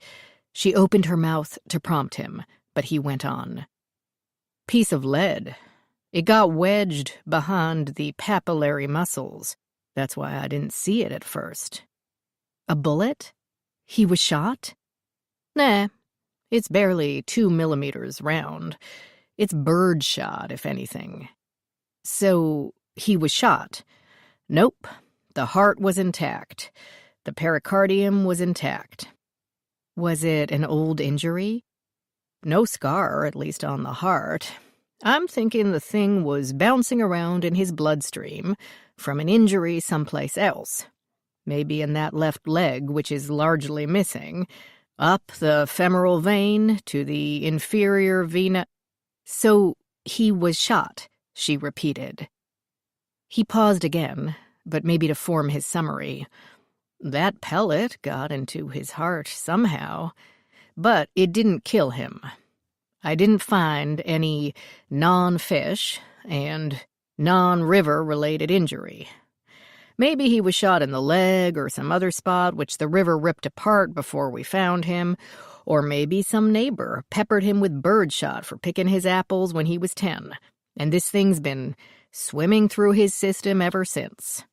Seemed pretty clean, though. No real deposits formed. It might explain why he fell into the river, Rachel said. It might, if it happened at the same time, and not last year or last decade. If you find out anything like that, you let me know, right? Absolutely. What about talks? Clean as a choir, boys. The hair showed some drug use a year and a half ago, but that's it. Your man had been living healthy for a while now. Not healthy enough to save him. She thanked Steinberg for his time, and they signed off with mutual promises to get in touch should anything interesting arise. Rachel pressed the hang-up icon on her phone and immediately tapped on Ellie's number. The connection did not ring, only sent her directly to voicemail. There could be a number of reasons for that. Ellie could be attending or pretending to attend, as it were, one of the sessions. She might have the phone on silent for the duration of her work there. She might have left it behind in a coat pocket. But it was annoying. Not worrisome, she told herself. Just annoying. She left a message. Possible shotgun wound in victim's left leg. Not at all confirmed. COD still drowning. Tox clean. Call me when you can. Then, Rachel sat back, her lunch forgotten, and told herself not to worry. Devon continued up the drive toward the river and Mrs. Coleman's house. Ellie approached the office, becoming immediately visible to anyone inside it, but didn't care. Next to the rickety steps, the plants of Devon's infusion thrust up from the ground, their healthy green leaves erupting from the dirt in slender ovals with a pointed tip. Ellie moved around to the back of the office and crouched behind the cold skeleton of the bonfire. She planned to make up a bad excuse about checking the remains of her coffin if caught. A few of its planks, thinned and gutted from the fire, were still distinguishable from the tree branches and construction leftovers. Flies buzzed her, and a beetle charged her shoe as if to warn her off its property. Across the river, Devon paused at the entrance to the forest, where the land began to slope sharply upward, and turned to look behind her. Her gaze swept past the burnt wood and Ellie without pause. Ellie waited. The beetle made another run at the toe of her sneaker before pausing to think better of it, though a caterpillar-like creature, the same insect in its larval state, came to back it up. They were carpet beetles, capable of burrowing into all sorts of things like grains, meats, and other food stores. These were probably hungry, since burnt wood provided little nutritional value. They were also not her favorite things. Bugs, another personality trait she had purposely not shared with the leadership of today's Enlightenment. Ellie could easily picture Galen tossing a few of these carrion eaters into the coffin with her. "Stay away from the crops," Ellie hissed at them before hopping up and trotting along the riverbank, following her erstwhile mentor into the woody depths. Devon had effectively disappeared, but Ellie soon caught up with her just as she reached the Coleman house. She went around the back, so Ellie hugged the outer rim of the front porch, moving as hastily as she dared. Its elevated surface hid her as she avoided twigs and leaf piles, anything that would make noise under her weight. Nearing the end of the porch, she heard the unmistakable sound of a key sliding into a lock. Then turning, Devon's footsteps trailed inside, and after exactly 2 seconds, Ellie poked her head out to view the kitchen door area. Nothing. The door had been closed, but not pushed all the way shut. It occurred to Ellie that her goal had become impossibly muddled. She had come to check on Devon and maybe convince her to call her father, not to spy on the young woman. But Devon didn't want rescuing, and what she had put in that honey wasn't basil, so Ellie needed more information before she could decide what to do next. She pulled herself up onto the wraparound porch, scraping her body between the floor and the lower rung of the porch railing. Wriggling out of windows, doing pull-ups with sore hands on a rustic veranda. This trip was turning into a much more physical job than she'd imagined. She liked it. Ellie plastered herself against the wall to peer through the window, and saw Devon at the sink, washing out a cute beehive-shaped honey pot. Or rather, she ran the water at a trickle while she dumped the contents of the honey pot down the drain. She'd cut classes to let herself into Mrs. Coleman's house in the middle of the day, only to do a little housekeeping? Ellie doubted that very much.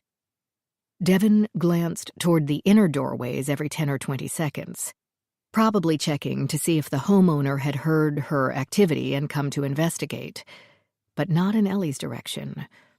Once the ceramic pot had been emptied, she placed it on the counter without further washing, picked up the small, handheld strainer she had pulled from a drawer, and poured the new honey from the mason jar into the beehive-shaped pot. The strainer caught the macerated leaves. Devon stopped for what seemed like a quick internal debate, staring down at the strainer in her hand. Then she dumped the leaves back into the jar, using one fingernail to scrape the greenery off the mesh. She wiped a few drips off the ceramic pot with a paper towel, replaced the perky lid, which featured a porcelain bee grinning out from the center of a daisy, and put the pot back on the center island. She rinsed the strainer, stowed it neatly in the dishwasher, picked up the now half-empty mason jar, and stared around the kitchen. Ellie tiptoed along the porch and around the corner, crouching well below window ledge range in case Devon checked the rooms before leaving. She needn't have worried. She heard Devon trot down the few steps to the packed earth and step around the back of the house, her feet crunching loose leaves and twigs. Either she didn't worry about Mrs. Coleman hearing her or even looking out a window, or she was in a hurry to get back to the ranch. Possibly both. Ellie kept her steps light as she walked to the kitchen door. She hadn't heard Devon relock the door, and indeed, the knob turned in her hand. Perhaps Devon meant to return shortly, though the kitchen door had been open upon Ellie's previous visit, so perhaps security didn't weigh heavily in anyone's mind at the ranch. Ellie stepped inside and glanced into the adjacent room. Empty. She could again glimpse the view through the front windows. Through a frame of trees and branches, the valley and the larger ranch buildings appeared serene and gentle, picturesque, from a distance. She listened for Mrs. Coleman, her maid or nurse or handyman if she had one, anyone else who might be in the house. Silence. She might not be home, or she might be napping or reading a book, or quietly moving about in a remote part of the house. It didn't matter. Ellie knew what she had to do. She took the honey pot and poured Devon's contribution down the drain, aided by a bit of hot running water, just as Devon had been. Unlike her, Ellie washed out the pot with more water and some soap, then rinsed it thoroughly. Then she blotted it dry with a paper towel and explored Mrs. Coleman's vast pantry. She found an unlabeled mason jar filled with golden fluid, but opted instead for a half-empty commercial product. She refilled the pot, put it back in its place just as it had been, returned the honey jar to its spot on the pantry shelf along with Devon's now empty mason jar, and did one last survey of her surroundings. Again, just as Devon had, to be sure she had not left any evidence of tampering. Right then, Ellie heard a scrape upstairs, as if a chair had been pushed back. A simple everyday sound that set her heart jackhammering in a panicked flutter. At the same time, she felt relief at the sound. Mrs. Coleman, alive and well. And with luck, she would stay that way. Ellie nipped out the door, but first turned the lock in the knob and checked to be sure it caught. She had already foiled part of Devon's plan. Might as well be thorough. Ellie opted to go back the way she'd come, along the less noticeable path in front of the house. If anyone noticed her, she'd give them the "I'm looking for Galen" excuse. No one at the ranch would question why someone would seek out Galen. Each of them would assume everyone wanted to be around the guru every minute of every day. It might even be a good thing if Devon saw her. It might discourage the young woman. Yes, the goal had shifted in the past half hour. She had come for some family intervention, then had decided to save Devon from Galen. Now it seemed she had to save Devon from herself. Because the plants that grew in front of the office, the ones with the long, slender leaves and the stems that Devon had picked and said were basil, were not basil. Ellie wasn't much of a botanist, but she knew a bit about hazardous greenery, and foxglove had always been her favorite. It had a cool name and bright, bell-shaped flowers, with each cell chock full of digitalis. The plants in front of the office had no flowers, but only because they had been planted recently, perhaps during the past spring, and foxglove didn't flower in its first year. Digitalis, used in some heart medications, made the heart beat stronger by increasing the calcium in the heart's cells. It slowed the signals from the sinoatrial node, alleviating arrhythmias, which could be a lifesaver to someone with congestive heart failure. But given to someone with a relatively normal cardiac system, digitalis could increase the heart rate to a dangerous level and precipitate a heart attack. It could kill easily and quickly, all while the flowers bloomed prettily in the garden, making foxglove a favorite of mystery writers from Agatha Christie on down. She crossed the low bridge over the water and took the shortcut along the riverbank, heading back to the ranch, and not at all certain what she would do when she got there.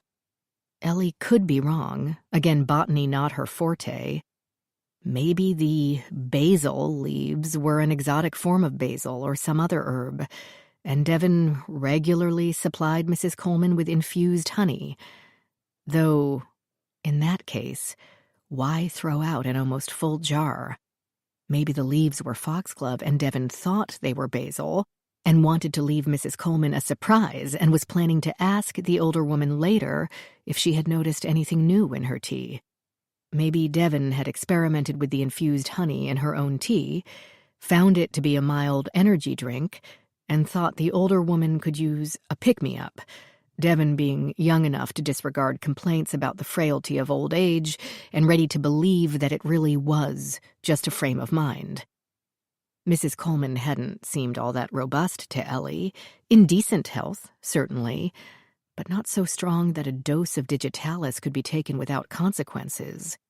It could precipitate a heart attack in someone of any age, so it certainly wouldn't do the elderly Mrs. Coleman any good. But Devon's focus, her grimly aimed work, did not smell of a cheerful little gift to Ellie. Ellie could be wrong, yes, but she didn't think she was, which meant she would have to find a way to tell the very wealthy aging rock star that his daughter had just tried to murder someone. Then, crying out with an abrupt peal that could have easily pushed Ellie into cardiac arrest herself, even without the aid of digitalis, her phone rang. Chapter 32. Rachel, you mean this thing actually works again? What thing? Her boss's voice sounded faint and somehow staticky, but enough words came through to make sense. This phone, it got, wet. I haven't been able to get a signal since the last time I called you. Why not? The city girl asked. Don't know, but I'd better talk fast before it fades. But how to summarize? Her words faltered. Things are weird here. Very weird. Devon okay? Yeah, about that. Are you okay? Other than being nail-gunned into a coffin, but that would take too long to explain. Yes. Carlos may have been shot with birdshot. It probably didn't kill him, but it may be why he ended up in the water. Anyone there handy with a shotgun? Don't know. I've seen the ammo, but not a gun. Blood trail by the water? I know it's been weeks. Haven't seen anything interesting. Ellie paused on the bridge over the river that had carried Carlos away and gazed at the remains of the bonfire. Carrion beetles would be interested in any human tissue, including blood, not to mention the bits of flesh that a shotgun blast, even with birdshot, would produce at close quarters. But then I haven't been looking. She started to leave the bridge, hoping to use the afternoon light to examine the riverbank more closely.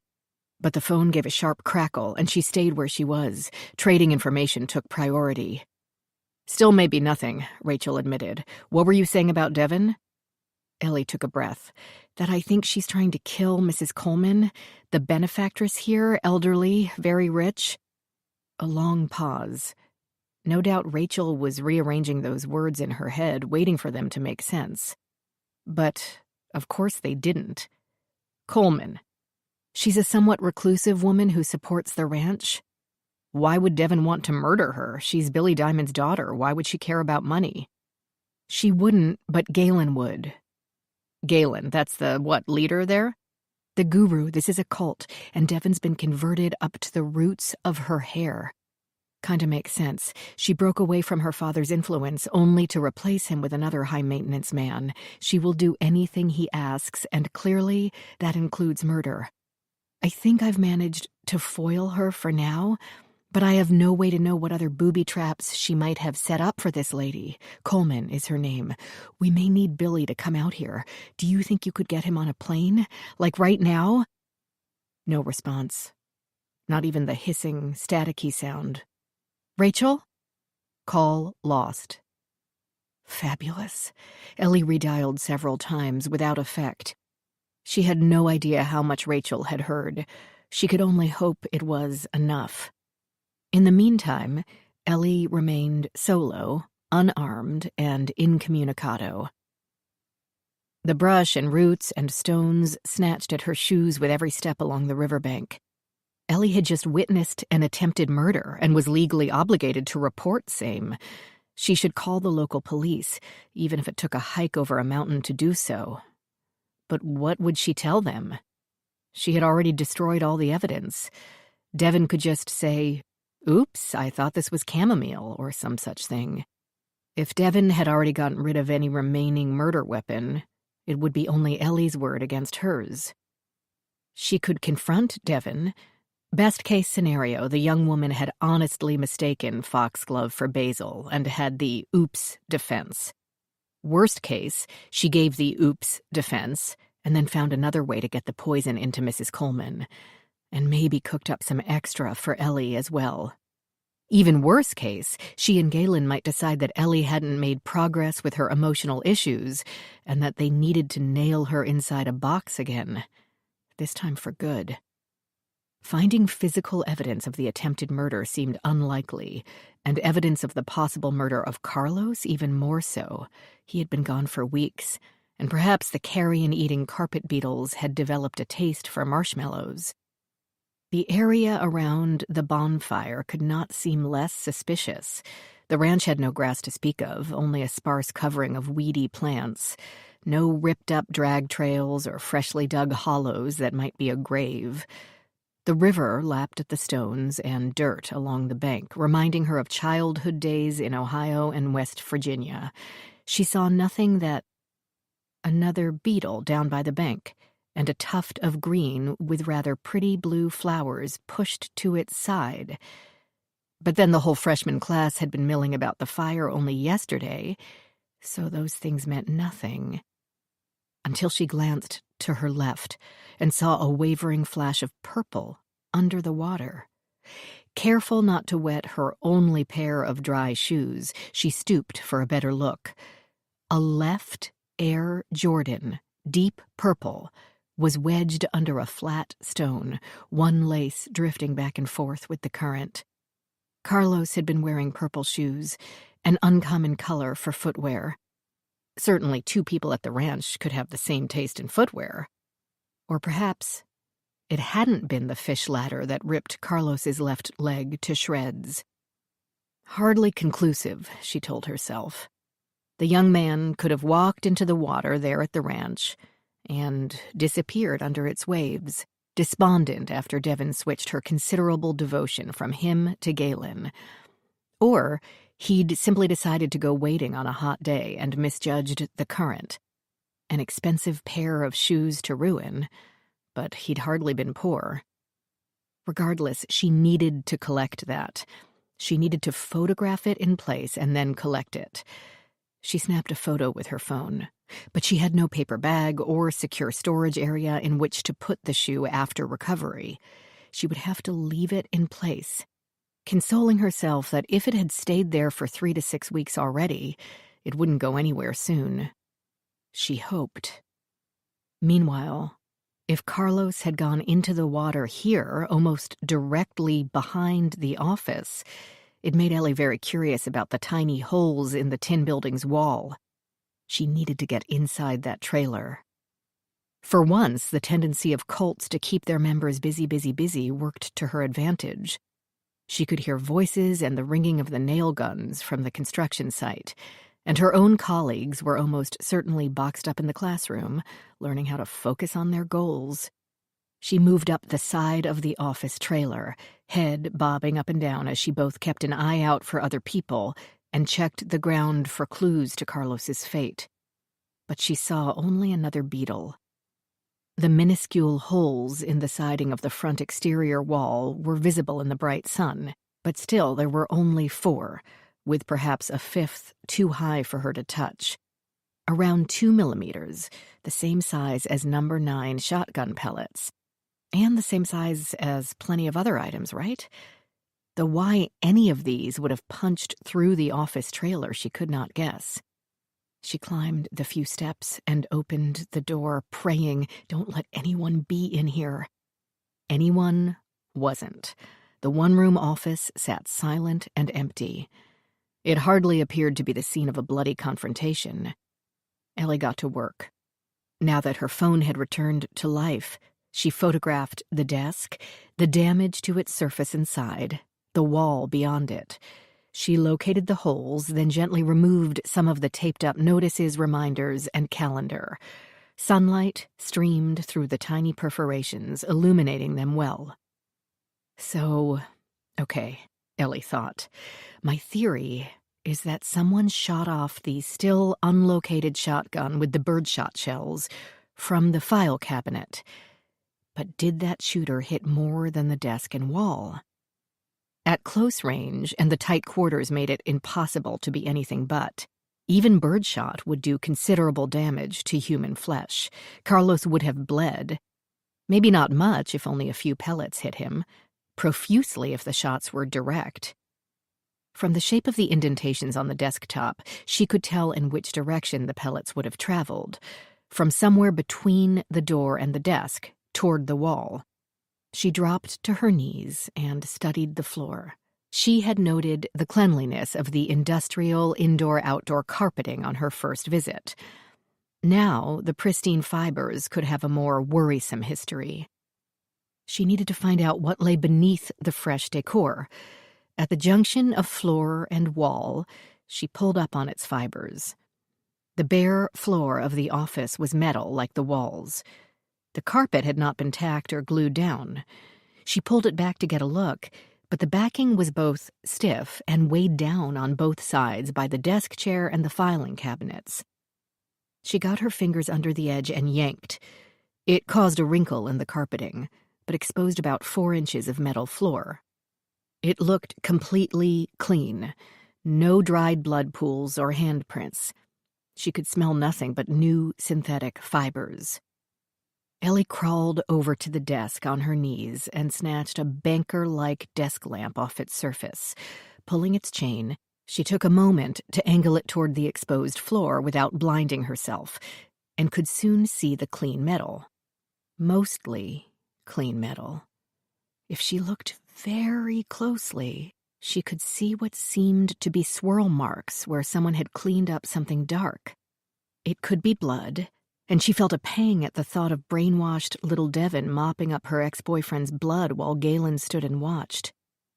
Of course, it could be dirt, or a pesticide, or something the metal had been treated with to make the carpeting stay in place. She needed her crime scene kit. She needed phenolphthalein and an OBTI test, but they were 2,700 miles away. She'd have to improvise. The pink basket with first aid supplies still sat on its shelf in the corner, and Ellie yanked it toward her, moving her lips to this unusual prayer. Please have hydrogen peroxide. Please have hydrogen peroxide. The basket overflowed with bandages, antiseptic creams, aspirin, and every type of alternate painkiller, tinctures for sunburn and bug bites. And yes, the standard brown plastic bottle of cheap hydrogen peroxide. Next, she pulled a paper towel off a loose roll on Devon's desk and helped herself to an unopened bottle of water from a case under the card table. She tore 2 one-inch square pieces from the paper towel, wished she had latex gloves, then realized that really wasn't too important right now. And then the door opened. She had been too absorbed in her task to listen and hadn't heard the footsteps on the wooden steps outside. Angela stared at Ellie, crouched on the floor next to her desk, with the carpeting peeled back. She said nothing, but her mouth hung open in surprise. "It's an experiment," Ellie told her. "Come here and hold this carpet out of my way." Angela shut the door and did so. Angela was a young woman who so desperately needed direction that at this point she'd take it from anyone. Ellie didn't give her a chance to reconsider. "Did you know Carlos Freeman?" "Me? Yes, of course I did. What?" Ellie dampened the first square of paper towel and used it to wipe the possibly stained floor. Then she set the square on a clean paper towel and shuffled along the edge of the carpeting, using the desk lamp to study the floor. "He have any conflict with Galen? Or Devon?" "Yes, he loved Galen at first. But when Galen was telling us about not needing sleep, Carlos said this other guy said the same thing in the 1940s and how L. Ron Hubbard said he cured himself, but he didn't. He'd say stuff like that. Carlos was a psych major. What are you doing?" Ellie had done the same wetting and wiping with the second square of paper towel when she found an edge of the floor that seemed clean. "I need a control sample. I bet Galen didn't care for the challenge." "He got real mad. He didn't act like it, but you could tell, especially when Carlos said that calling ourselves resulters and how the people holding us back were remoras was stolen from Scientology and that sex cult." I remember. Ellie now had both squares on the clean paper towel and used the cap of the peroxide bottle to pour a few drops of the liquid onto each square. "Yeah, had a bunch of modules like these classes. He said Galen was just rehashing derivative concepts. It's the only time I've seen Galen really angry. He didn't know what to say." "When did you get new carpeting in here?" Angela blinked at the change of topics, but, true to form, worked to fulfill the request. "I don't know. A few weeks ago? A month? I walked in one morning and the old one was gone." "What are you doing?" Ellie peered closely at the square she had used to clean the steel floor nearest the desk. The dirty spot on the small square of paper towel had foamed up under the hydrogen peroxide. Tiny bubbles had appeared over the darkened area. The square with the sample collected 4 feet away, her control sample, merely looked wet. "I'm testing for blood." "Blood?" "It's not confirmatory. Other things can react with peroxide, animal tissue, plant tissue." "What did Galen do then?" "Huh?" "When Galen and Carlos had an argument." "He and Carlos walked away. Carlos decided to leave after that." "Why are you looking for blood? Whose blood?" "Did you see Carlos leave the ranch? Or did Galen just tell you he left?" "Galen told..."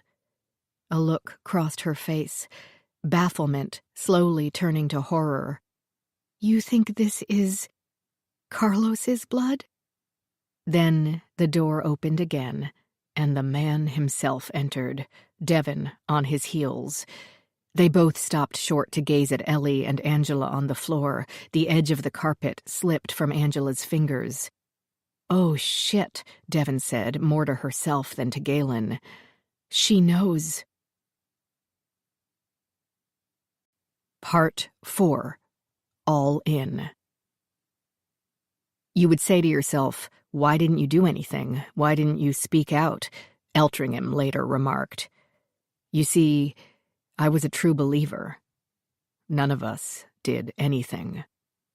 Lawrence Wright, Going Clear, Scientology, Hollywood, and the prison of belief.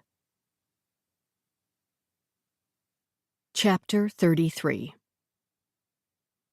With D.C. residents hypervigilant about any change in the beleaguered traffic system, the owners of the Snapple Sports Arena had been forced to move farther and farther away from the city center before they could obtain the necessary construction permits. Therefore, the arena, the perfect place for loud, crowded events that no one wanted in their backyard, had been built in the swamps outside Dentsville, Maryland. This worked to Rachel's benefit as, unlike with Billy Diamond's estate, she could drive there without having to go through D.C., and this was one concert she didn't intend to miss. She arrived 2 hours early, yet still waited in a crawling line of traffic to get into the venue. Most of the 50 or so thousand fans would be sitting on the first-come, first-served grass and wanted a good spot. She paid the outrageous fee to park, also on grass, grumbling to herself how society had begun to crumble once event planners realized they could charge people not only to attend the event, but also for the privilege of leaving their car in a poorly lit, vast space exposed to any element that cared to visit. The line to get into the arena also crawled, largely because all those grass-sitting early arrivals had thought to bring their own provisions. A nice meal of chicken wings and beer to have while lounging on a blanket under the late afternoon sky, or maybe even a thermos of coffee or brandy to keep them warm on that blanket once the sun dipped. But this idyllic image had evanesced thanks to the arena's no outside food or drink allowed policy. Rachel handed over the ticket Billy had given her and moved on, wondering absently whether the policy had come from the same people who had thought to charge for parking, forcing concert-goers to purchase all provisions from the company store had to give quite a fluff-up to the bottom line. Then she wondered if rock band fans were, statistically speaking, the type to throw bottles and cans at the stage. The arena might turn a blind eye to a Mendelssohn fan carting in a magnum of Dom, calculating the much lower odds of that bottle being chucked at the cello player. Then she shook off these frivolous things and focused on what she would ask Billy. She had so many questions, but needed to prioritize. Time would be short, and she didn't have time to wait behind the people arguing over the contents of their cooler. She found a security guard, no trick since there were at least 6 working the entrance gates, and flashed her pass. He took it, glanced at it, unimpressed to the point of ennui, and handed it back. "What's that supposed to be, ma'am?" "It's a... Oh." She had handed him her Locard Institute ID. "Sorry, not that. This." And she pulled out the laminated card Billy had made Newton give her. It hung from a purple lanyard and glowed a brilliant shade of coral. It said a number of things on it, but Billy had summed those up as, "This will get you anywhere." "I see," the man said without any change of expression. "Come with me." She followed him past the heavy lines of concert-goers, feeling their resentful gazes as she slipped past the turnstiles. She disappeared into the trees, still behind the security guy, using a small, unmarked trail. If the guard turned out to be a serial killer, her body might go undiscovered until the spring thaw. But they emerged on a hill overlooking the venue, an oversized, half-moon-shaped, dirty white structure opening to a wide, grassy slope. A crowd had already settled there and was relaxing and enjoying the last of the late-day sun before the cooler night air swept in. A crush of colors and styles and shapes, ages and genders. Some fans walked around with canes, and some were clearly dragging their parents, too young to attend by themselves. Billy had not lost his universal appeal.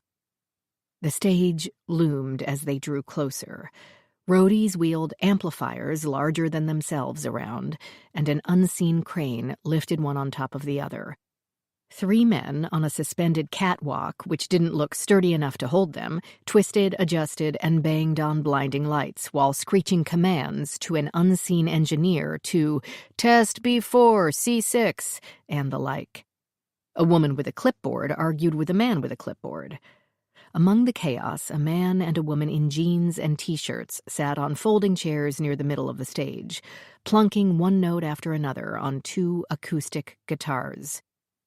How can they hear to tune? Rachel wondered aloud. The security guard surprised her by answering, "Years of practice." She hadn't seen this couple at the mansion. Are they in the warm-up band? Nah, they're roadies.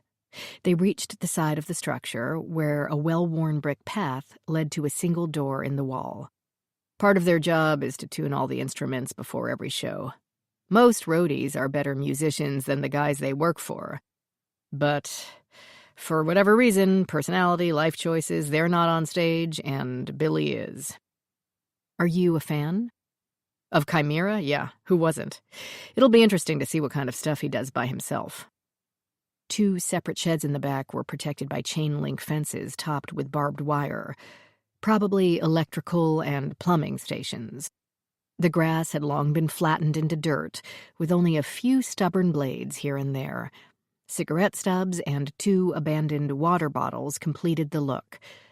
The security guard stopped at the door and looked around, no doubt to check for crazed fans who might use the opening to storm the backstage area. Then he waved his keycard over the pad, and the heavy door unclicked. He held it for Rachel, and she entered. It didn't look anything like the stage of her college drama club productions, or the numerous auditoriums in which she'd lectured. In contrast to an open stage, she immediately saw that the back half of the structure had been built for security. The walls were concrete, and the doors were heavy steel. Inside this area, the pervasive noise from the stage became a dull hum, which probably protected the eardrums of those present when the concert got going. She stood in a room that was larger than expected and was painted an industrial white, with fluorescent tube lighting overhead, illuminating the space with a nearly operating room brightness. 4 rows of picnic tables sat in the center, some with occupants eating dinner, which clearly had come from the permanent galley kitchen against the opposite wall. Others bustled around, carrying wires and boxes, more guitars, and a small snare drum. No one paid the least attention to her, and the guard had already left. His job had been to deliver her to the restricted area, and he had. She would have to find her own way from there. She stepped in front of the boy with the snare drum. "Hi, where's Billy?" Young enough to still battle acne, he scrutinized her just as the guard had, but with much less authority. "Are you supposed to be back here?" She held up the bright pink pass. "Oh, 3rd door on the right." "Thank you." She counted doors from where she stood and moved to the one directly across from the kitchen, knocked. No answer. She could hear someone talking inside and knocked louder. Same result. She turned the knob and went in, with very little idea of what to expect from a rock star's dressing room, except what she'd seen in movies. This wasn't it. Another concrete cube with stained indoor-outdoor carpeting, an equally stained dressing table with the requisite light bulb-rimmed mirror, a rolling rack of clothing, an old-fashioned corded phone mounted to the wall. It smelled of sweat and stale pot. The 3 armchairs and a couch, if a bit battered, were very well cushioned, though Billy Diamond failed to lounge on any of them. Pacing between the dressing table and the armchairs, he whirled around to greet her and nearly lost his balance. "There you are," as if he'd been waiting for her. "And it's about time. Do you have my stuff?" "Stuff?" Yeah. He scowled at her, swaying on his feet until he almost lost his balance and had to shift them to maintain equilibrium. Then he rubbed both eyes with his fists like a sleepy toddler and gave her a sharper look. "Who are you?" "You're not Isis." "No, I'm not, Billy." "Oh, yeah. You're the other one." "You don't look so good. How are you feeling?" "Like death." He added a few expletives between like and death. "Newton's bossing me around like Nurse Ratched. He's killing me. I'm not going to make it through the first song." Rachel feared that might be true, Billy's skin glistened with a sheen of perspiration, and his cheeks had turned ruddy. His hands shook, and he would pace a few unsteady steps, then tire and stop, then pace again. He stumbled into the back of the couch and angrily pushed it away, nearly falling over backward from the effort. And he hadn't asked about Devon. "Billy, let me take your pulse." "What? Why? You don't need to do that. Just give me something." "Like what?" "Like anything. Don't play dumb, Isis." "I'm not Isis." This came out a lot harsher than she intended, but someone needed to take control of the situation. "I'm her sister, Rachel. Now sit down and let me look at you." "No." The toddler had returned. "If you're not going to help, then go away." Mom voice. "I am going to help. Sit down." With a petulant glare, he obeyed. She sat on the couch next to him and felt his wrist. It had been a long time since her patients had had a pulse, but med school and residency experience all came back to her. "You're suffering from delirium tremens. You have tachycardia, too fast, irregular heartbeat, and you're sweating, trembling, and keep mistaking me for my sister. You're in alcohol withdrawal." "No shit." "I can help you." He brightened. "You got something? You got some candy?" "Isis always had candy handy." "Candy handy." He giggled, the sound a bit nauseating. Cocaine would probably help with the worst of the symptoms, but of course, she wasn't in the habit of dispensing illegal drugs, unlike, obviously, her sister. "But first, you have to tell me what you paid Isis for, because I know it wasn't to throw a party." "We gotta lock the door. Newton pops in here like every 3 minutes. He started to get up, but she pulled him back down. "What was Isis doing?" "But it was to throw parties. I mean, Isis threw the best parties." He giggled again, and Rachel wished he'd stop. "Guys would blow into town, and I could call Isis, and she'd be there in an hour with the best stuff. What do you have? Give it to me." She'd sell you drugs. She used the party business as a cover to launder the money. "What do you have?" "Yes or no?" "Yes." He collapsed back against the cushions. "You're her sister. How could you not know that?"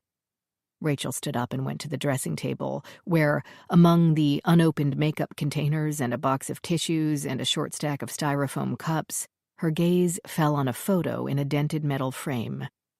A rare picture of Billy and his daughter, taken close enough to read the tattoo on Billy's neck. Dust, caught in its cracks, made Rachel wonder if he carried it around in his guitar case. She plucked off the uppermost cup, turned to Billy, pulled a flask from inside her blazer, and opened its cap. His eyes followed the movement of her hands with a desperation that made her feel dirty and guilty. When she brought it to him, he drained it in an instant and held the cup out for more. But she had backed away, out of his reach. He seemed too weak to stand, but that could change in a flash. "What kind of drugs would she sell you?" He answered promptly this time. "Anything I wanted. It wasn't the quantity, it was the quality. I saw too many people die on Fenty. But Isis always made sure what we got would be kicky, but wouldn't kill us. It's not easy to get that kind of reliable product." A tremor shook his body, scrambling the last 2 words, but she got it. He waved her closer. The transaction had been completed, so she needed to pay up. Watching him carefully, she took the cup and poured another shot of the expensive bourbon, which had been her father's. His gaze never left the cup. But she didn't pass it back to him. Who was Kevin Destina? He frowned. His eyes tried to focus on her. "Carson," she added. "Carson. Her bodyguard. Don't know how that little punk got the drop on him. Carson was sharp. He came up in Philly." He held out one trembling hand. She didn't move. What about the guy who shot them? His name was James Flynn. Who was he? The focus didn't become any sharper. He was a little punk. Give that to me.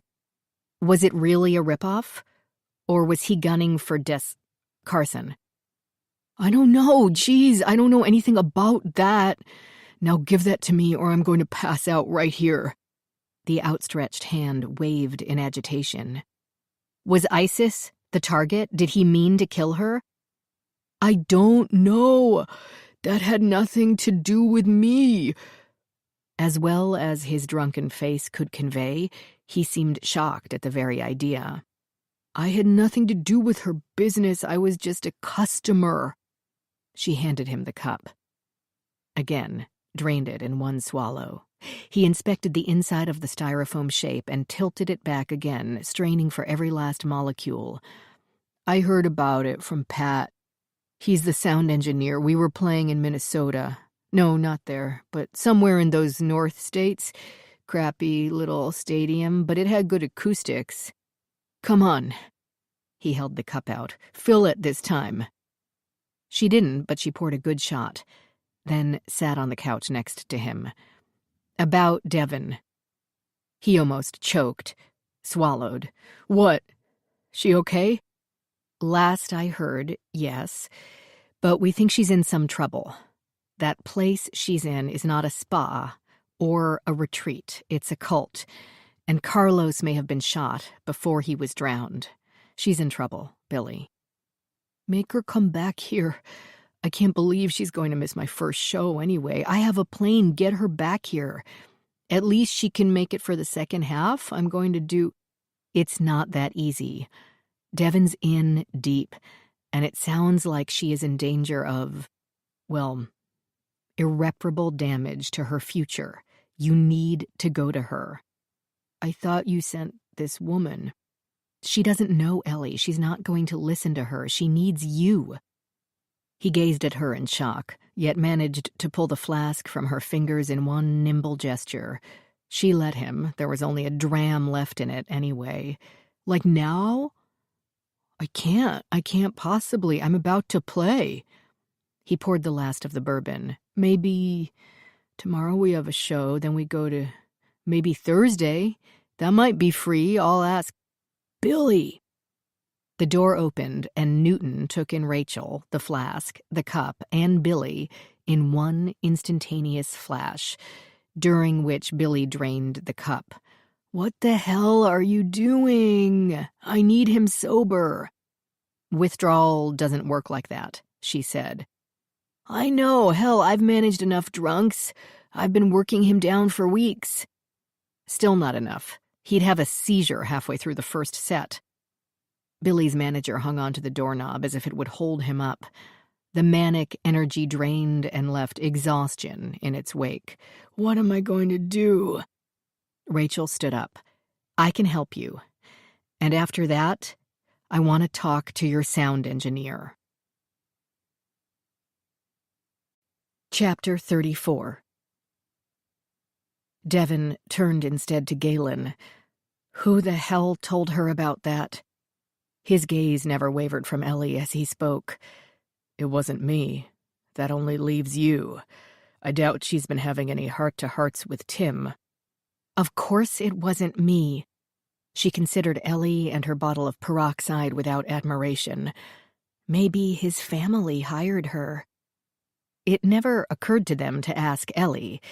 She supposed that when deception became so pervasive, transforming lives so completely, they saw no reason. If every answer was a lie, there was no point in asking. Not his, she said as she rose. Yours. As if, Devon snorted. What is going on? Angela cried. Galen shook his head as if wounded by disappointment. You've been a pebble in my shoe since you got here, Nell. Why? Who sent you to make my life difficult? Looks like Carlos Freeman's life has been a little more difficult than yours. Why did you kill him? Because he saw behind the curtain? He knew your act for what it was? Galen? Angela's voice trembled. Finally, he looked at her, held out his arms. Angel, come here. Warring emotions battled within her, evident in every halting movement. She wanted nothing more than those arms around her, and yet she went to him. As his fingers touched her sleeves, Ellie burst out, "She doesn't know anything." Galen gave the young woman a gentle hug, patted her back. Then he took her face in both his hands and spoke softly. "Nell isn't adjusting to our system, but it's okay. We can work with her. We'll do a group intervention. Will you gather everyone up and have them go to the barn? Will you do that for me?" "Yes." Relief sounded in her voice. She probably thought nothing bad could happen in a group, but Ellie knew better. At the door, Angela paused, only for a moment, catching Ellie's gaze. Ellie gave a slight nod, and the young woman left. She didn't want Angela disobeying Galen. Look how Carlos had ended up. But she prayed Angela had at least the gumption to find a working phone and call the friggin' police. Although, what could she tell them? The peroxide foamed? Galen waited for Angela's footsteps to recede. Then, "Who are you, Nell?" "I'm Ellie Carr, from the Locard Institute in Virginia.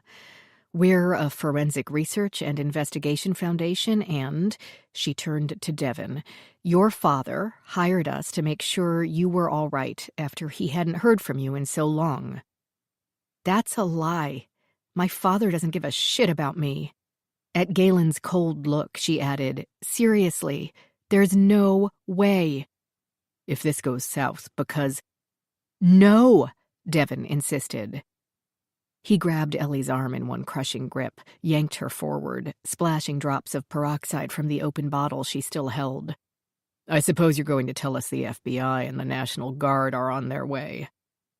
She hadn't, but now that he mentioned it, "I don't know about the National Guard, but you got the part about the Locard being an institute, right?" He reached around her, jammed his fingers into the back pocket of her jeans, and grabbed the phone. He'd probably seen its rigid outline from the door as she'd bent over the bloodstains. "And you'll call in the troops on this, right?" "Yes, go ahead. Check the call history." He didn't check the call history. He dropped her Locard-issued iPhone to the floor and smashed one heel into it. The poor thing had survived a soaking, but the edge of his cowboy boot nearly cut it in half. Devin grabbed Ellie's other forearm, and they hustled her out the door. Ellie didn't resist. Alone with the two of them was the last place she wanted to be. "I was assigned to come here. I'm paid to be here. That means a host of people, from the director to my boss, to the local police, to the payroll clerk, to your father, know where I am." "I keep telling you," Devin snapped. "Look around, Nell," Galen said, pausing in their march but not easing his grip on her arm. And she did. The sun had dipped behind the mountain, and the brightest stars were making their nightly appearance. The crisp nighttime air flowed, enough to feel but not enough to kick up the dust. The clients were inside the buildings, but sounds wafted over from the construction site. Two people exited the gym, unhurried, neither one Angela. With the river and mountain to her back, she could see for what seemed like miles in a 3/4 radius. What she did not see was a convoy of police cars, a troop of FBI agents, or even Rachel with a baseball bat. No one was on their way to rescue her. At least not in time. "What's the plan here?" Devin asked him. "Why get everyone else? We hardly want—" Ellie tried to yank her arm from Galen's grasp, didn't quite succeed, and splashed hydrogen peroxide across his face.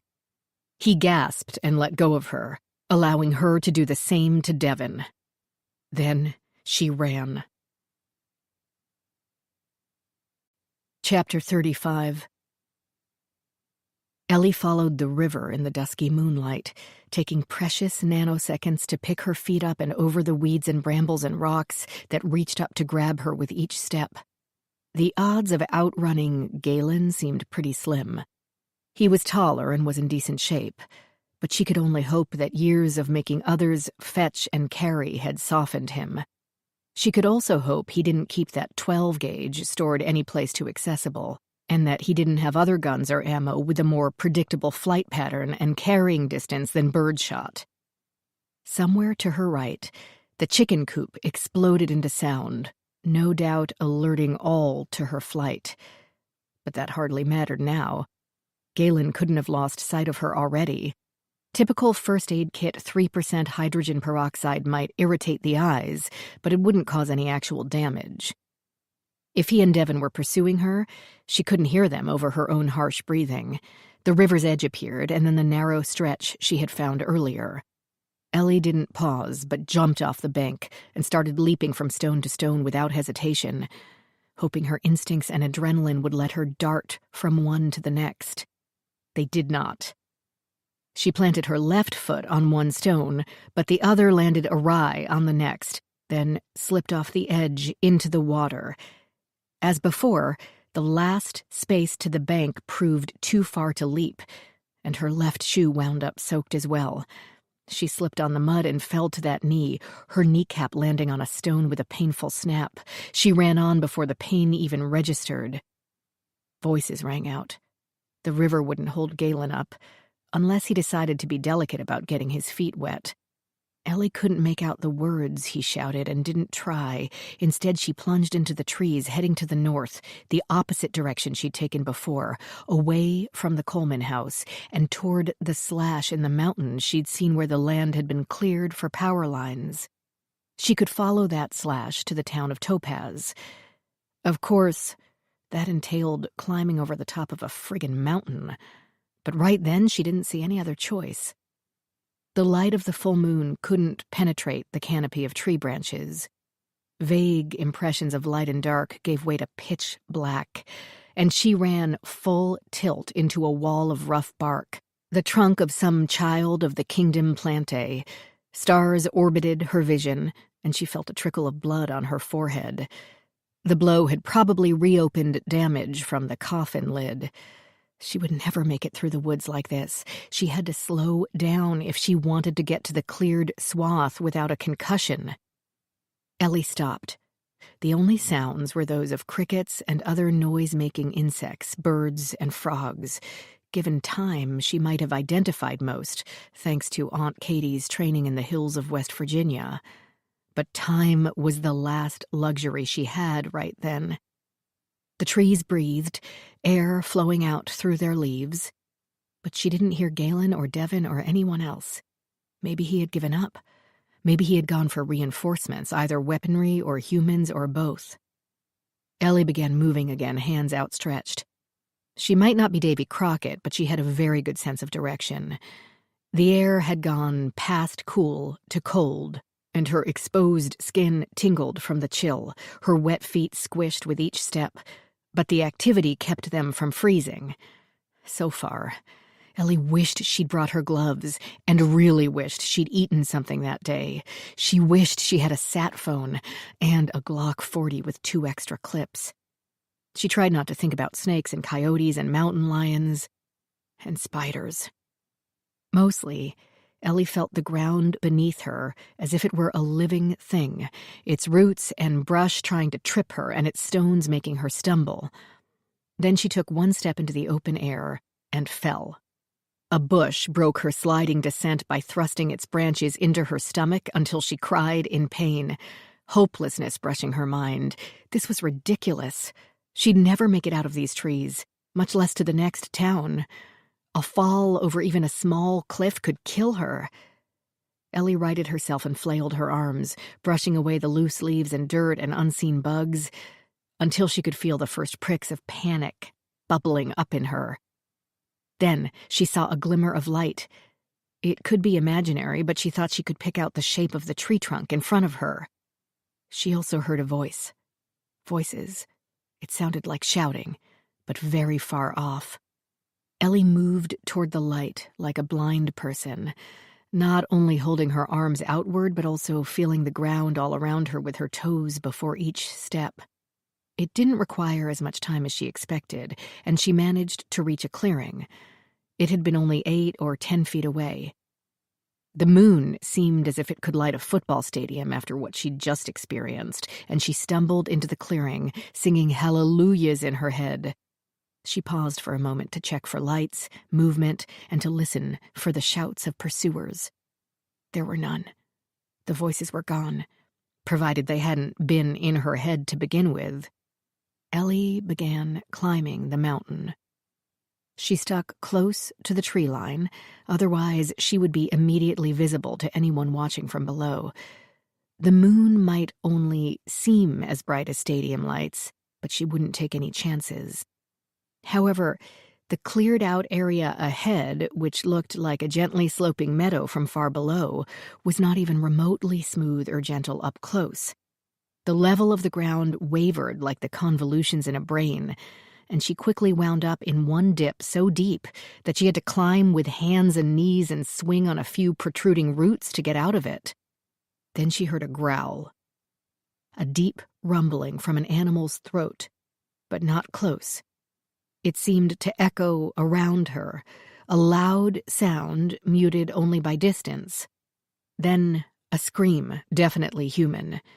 Ellie thought it came from across the open area, perhaps from somewhere closer to the valley, from somewhere in that direction anyway.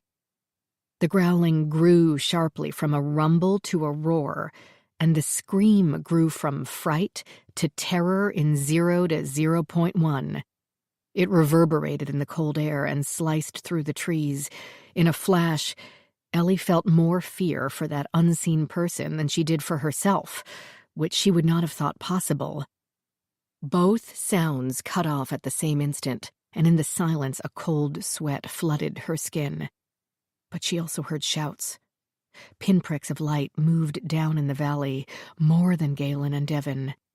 Galen's clients were coming up, coming toward her.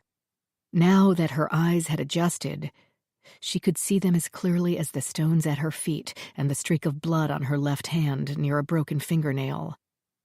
Ellie had two choices.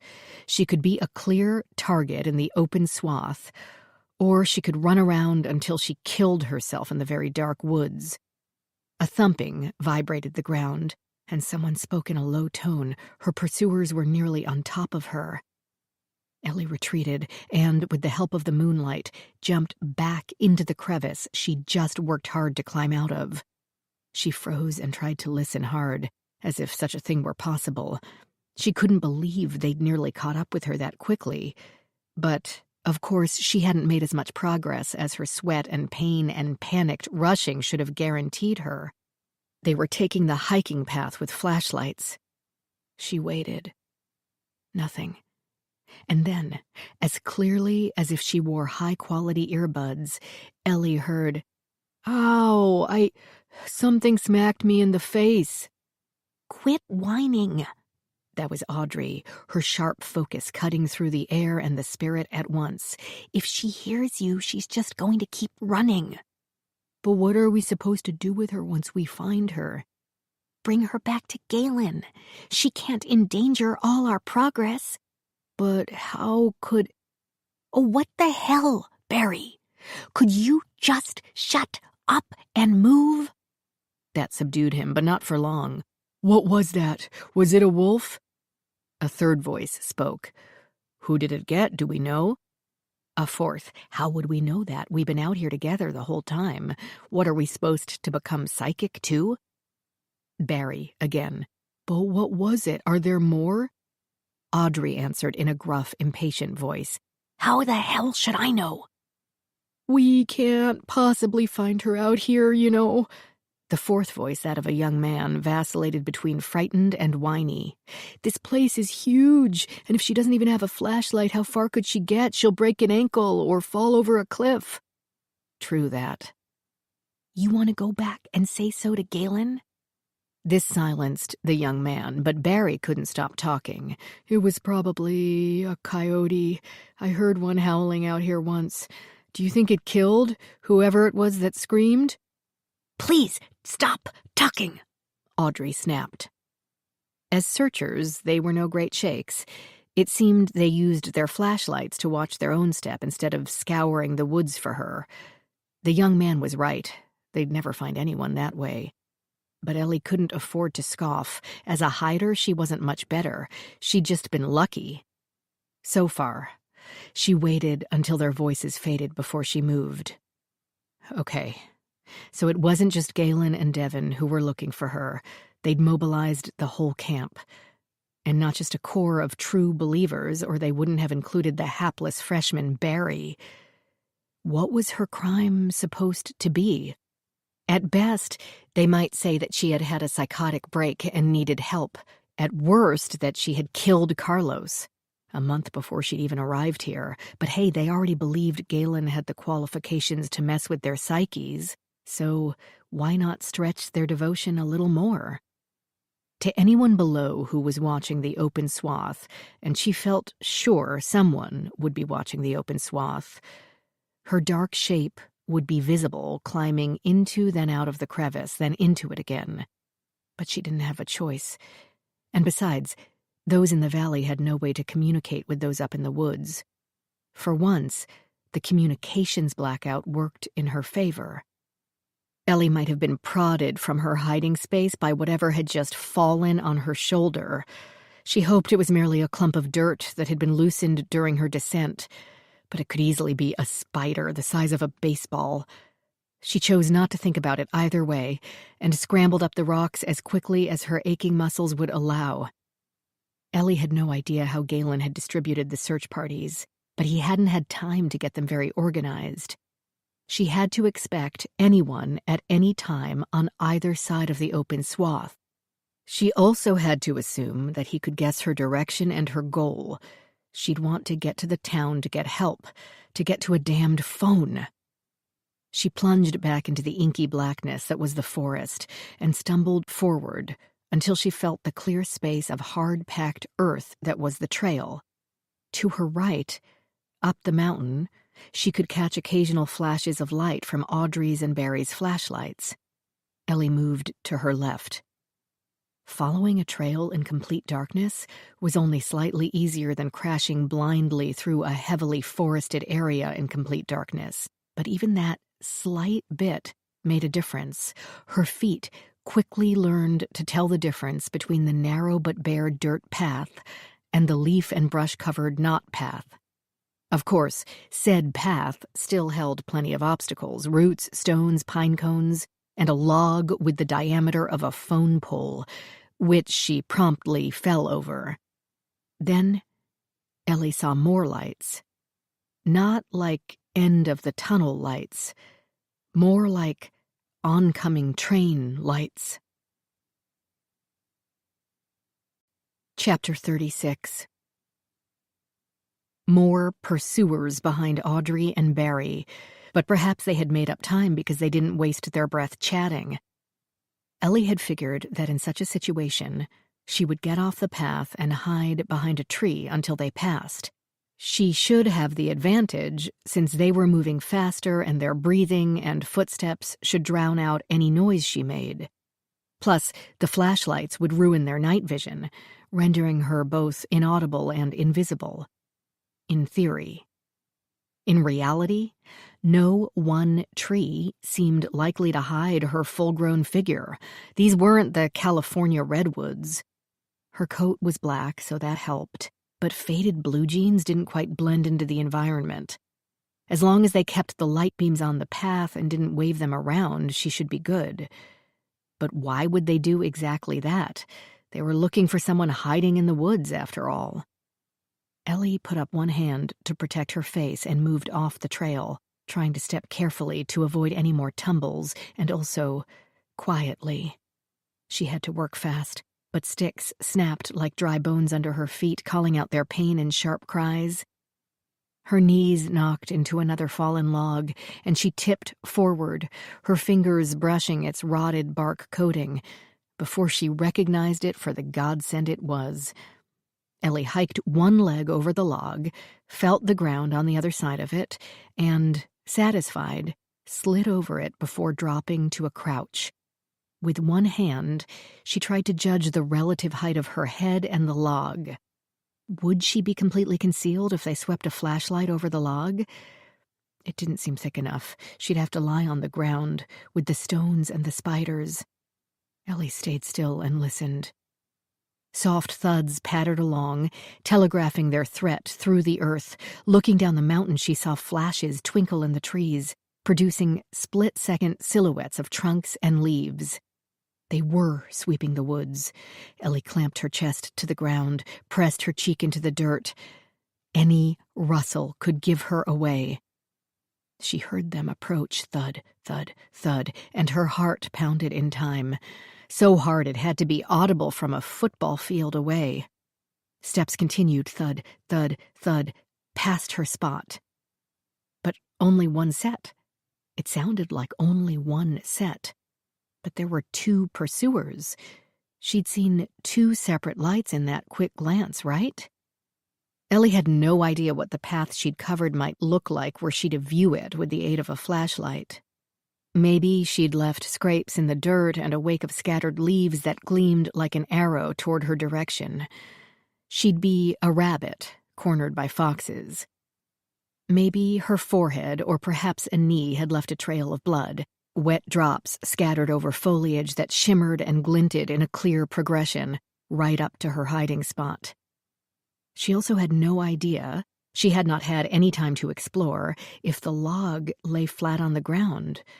There could be a half-foot gap in one spot, where her jeans might now be clearly visible. Lights glistened above her, shot past, as their flashlights played over the log, over her. Her heart stopped. Anything? Tim, of course, the not-a-real fellow freshman. The light continued to flicker over her log, moving in quick waves from left to right. At any second, she would hear the crunching of his feet as he made his way to her hiding place and turned the light into her eyes, would feel the mindless terror and abject humiliation as when she had played Spotlight as a kid and the it person had found her unwise hiding spot. Would he say something cute like, "Well, what do we have here?" or simply grab her by her hair and drag her down the trail to her execution? She could take one of them, she felt sure, but 2? Not so easy. A sliding crunch, the reduction of a pine cone to mulch as he took one step off the trail. The air in her lungs ached to scream, the muscles in her legs begged to bolt. Another crunch. No. She couldn't tell if it was Tim's partner, Andre, or not. He trotted after Tim and faded into silence. Ellie didn't dare breathe or lift her head from the dirt for what seemed like a full minute, but probably wasn't even 10 seconds. Then she felt something wiggle under her temple and jumped up in revulsion. The woods were pitch black once more. Ellie listened mightily, scanning for more lights. She could see bobbing flickers from Tim's flashlight and maybe Andre's, and this time she did wait a full minute before moving, climbing back over the slimy log and retracing her steps to the trail. Ellie could continue up along the path and hope it led her over the mountain and eventually down to the town, hiding in the trees whenever a pursuer came by, but her odds of success were not high. She had managed it once only because of the luck of encountering a large and well-placed log, and so many things could have gone wrong. But Mrs. Coleman's house, she estimated, sat only 1,000 feet or so below her, back toward the ranch. A short, easy walk in the daytime, though one that might take her an hour in her present circumstances, but it was still simpler than the all-night trek to the next town, through deep crevices and wild beasts and people looking for her. It could be wishful thinking, with basic fear at its core, but doubling back might be a wise move. It might also be a stupid, cowardly, fatal move. Ellie headed downward, feeling her way along the path. She didn't walk for too long, relatively speaking, before she saw a light ahead, a steady one, not from someone's swinging flashlight. She felt like bolting toward it, but made herself step even more carefully if that were possible. Lights meant people, and people might mean death. Chapter 37. Ellie walked toward the Coleman house without a clear idea of what to do when she got there. Surely Mrs. Coleman would have the door locked at night, and Galen and Devon might be there forming a war room. No, unlikely. Why would they go there instead of staying at the ranch, where all the clients would know where to find them for updates? They had seen her run into the forest, but a more logical move for her would be to cross the river again farther on and head for the road. It would be a longer walk to town via the road, but an easier one, and Ellie might be able to hitch a ride. They would have spread some of their manpower out across the valley floor, sent some pursuers into the forest, and remained at the ranch to monitor progress. They also wouldn't want their benefactress to know they'd had an escapee. But Galen knew that Ellie had tried to talk Mrs. Coleman into allowing her to make a phone call once before, and that the most direct, least trekking-involved option for her would be to do so again. From within the trees, Ellie watched the house for movement, wondering how far Mrs. Coleman would go. If the nice old lady patted her hand and regretfully told her she couldn't interfere with her treatment by loaning her a phone, what then? Would she believe her story of a murdered young man, or think it had come from the fever dreams of withdrawal? Ellie could force her way into the house. She'd be surprised if the older woman weighed 100 pounds. But the last thing she wanted to do was push around sweet Mrs. Coleman. However, she had no other options. Only 2 windows were lit up in the night, one on the upper floor and one in the lower front corner. There were 2 exterior floodlights on the 2 far corners, mounted just under the eaves and trained on the ground around the house. Ellie came out of her hiding place and trotted over to the kitchen door. There she could peek through the glass panes at the room where, only a few hours before, she had dumped out Devon's poisoned honey. The kitchen sat dark and empty, the edges of the counters and the island only vaguely illuminated by leftover light from the room next door. Ellie tried the knob. It turned.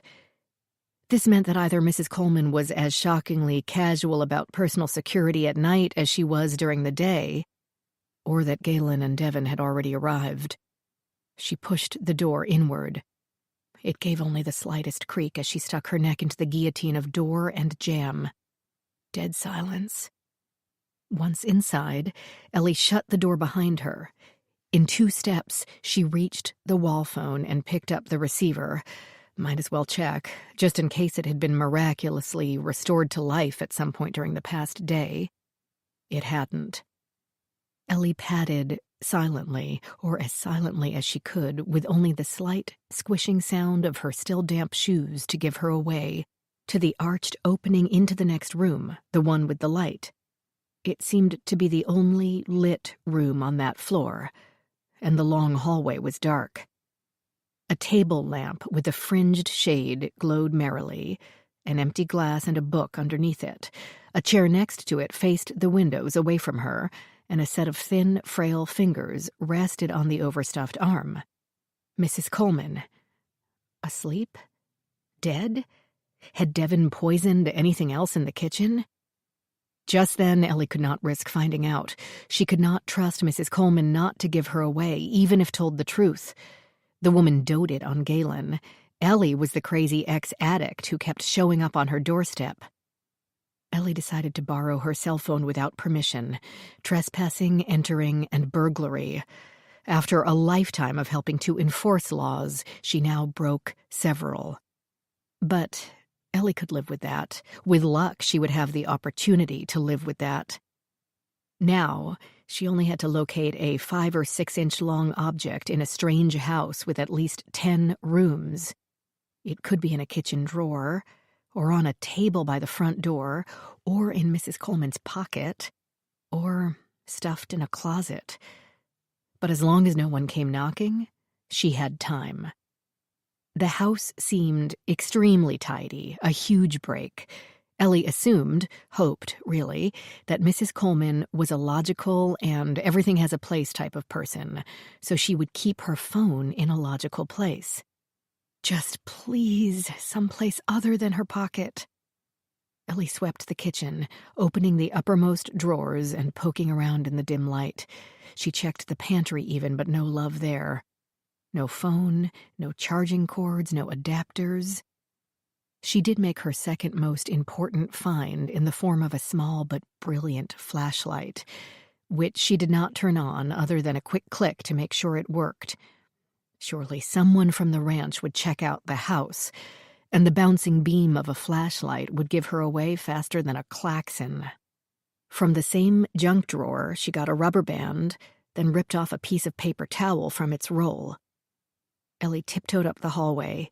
The exterior lights allowed her to see the outlines of the furniture and the shape of most other objects. As she walked, she doubled up the paper towel and folded it over the glass of the flashlight, then secured it with a rubber band. It still might give her away, but with luck, the paper would diffuse the beam enough to make it less noticeable to someone outside the house. It would look like a nightlight, albeit one that happened to move. Ellie checked the front door but doubted anyone used it. No small table or stand had been placed nearby to hold mail and car keys and, oh yes, cell phones. She moved on. She would have also loved a car to borrow, okay, steal. But unless Mrs. Coleman's came with a cloaking device, Ellie had to guess that she no longer drove. The house didn't even have a garage. She found jackets and shoes at the south end of the house, next to another glass-paneled door. A heavy, sensible, and no doubt designer-brand woman's handbag hung from a peg, and she hesitated. Poking around in another woman's purse violated every tenet of civilized behavior. Ellie had just snuck into her home with less trepidation. But desperation won out. A purse seemed the most logical place in the world to find a woman's cell phone. Papers, what felt like a date book, lipstick, a powder compact, a mini umbrella, which seemed odd for this climate, a container of mints that rattled, tissues, 2 small bottles, but no phone. Ellie made herself take the handbag off the peg and go through it again, slowly, trying to shift items to one side of each section as she worked through the morass of stuff with her diffused light flashlight propped under her chin. No phone. She hung the handbag back up and checked the pockets of the 3 jackets and 1 sweater on the pegs. Nothing. Kitchen, purse, office, bedstand, the likely places to keep a phone. Ellie hadn't found a desk and was out of rooms on the first floor. Time to head upstairs. The stairs were carpeted and didn't creak much. She couldn't imagine how terrified Mrs. Coleman would be to wake from a nap and hear someone moving about overhead in a supposedly empty house. She might have a heart attack, and Ellie would complete the job she had thwarted when she threw out Devon's honey. Or she might have a shotgun stashed in a downstairs closet for just such an emergency, and would complete the job Galen had started when he chased Ellie into the woods. Everything about the situation sucked. For both of them. The exterior lights continued to guide her through the upper floor, past 3 guest rooms, 2 baths, all of which seemed too tidy and sparsely furnished to be used much. Ellie skipped them. At the end of the corridor, she found the master bedroom, made obvious by the rumpled 4-poster bed and the open closet door. An overhead light illuminated the room well, oh, a happy day, and sheer curtains covered the windows, so she stopped tiptoeing and made a beeline for the nightstand. But Mrs. Coleman wasn't a millennial and didn't text in bed. Only a tub of hand cream, a lamp, a Bible, and a box of tissues rested there. The matching nightstand had a matching lamp, unlit, and nothing else. Ellie checked the drawer of each for good measure, rummaged quickly through booklets, pens, and handkerchiefs. No phone. The furniture did not match the more rugged ski lodge look of the first floor. It was white with curly-cued accents, what Ellie's grandmother used to call French provincial. The set included a roll-top desk, open to reveal a clutter of papers and pens and bills and notepads and stationery, and a cell phone on its charging pad. Ellie's breath choked in her throat, and she was momentarily paralyzed. Then she crossed the few feet of carpeting between her and it, snatched the thing up, and pressed the home button hard enough to break it. It didn't break. The screen glowed to life with a digital number pad and an instruction: enter password. Ellie tried not to use language that Aunt Rosalie would not approve of, but in this case, she muttered, "Shit." Okay, think. The phone had one flickering bar, so it got some sort of signal.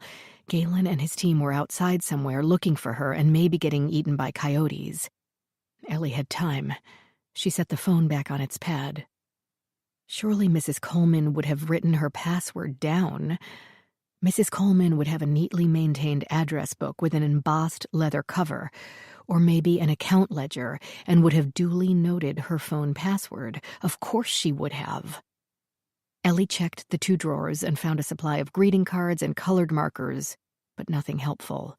She searched the desktop and the cubbies in its hutch, methodically moving from end to end, fingers clutching and probing in controlled chaos. It didn't have to be in an address book. It could be on the phone's receipt or manual or an index card or a flippin' store coupon for all she knew. All the while, Ellie fought down the rising fear that she had bet on Mrs. Coleman being a character from a novel, a dowager who had been raised to do proper, ladylike things, such as wear white gloves and write thank-you notes on scented stationery.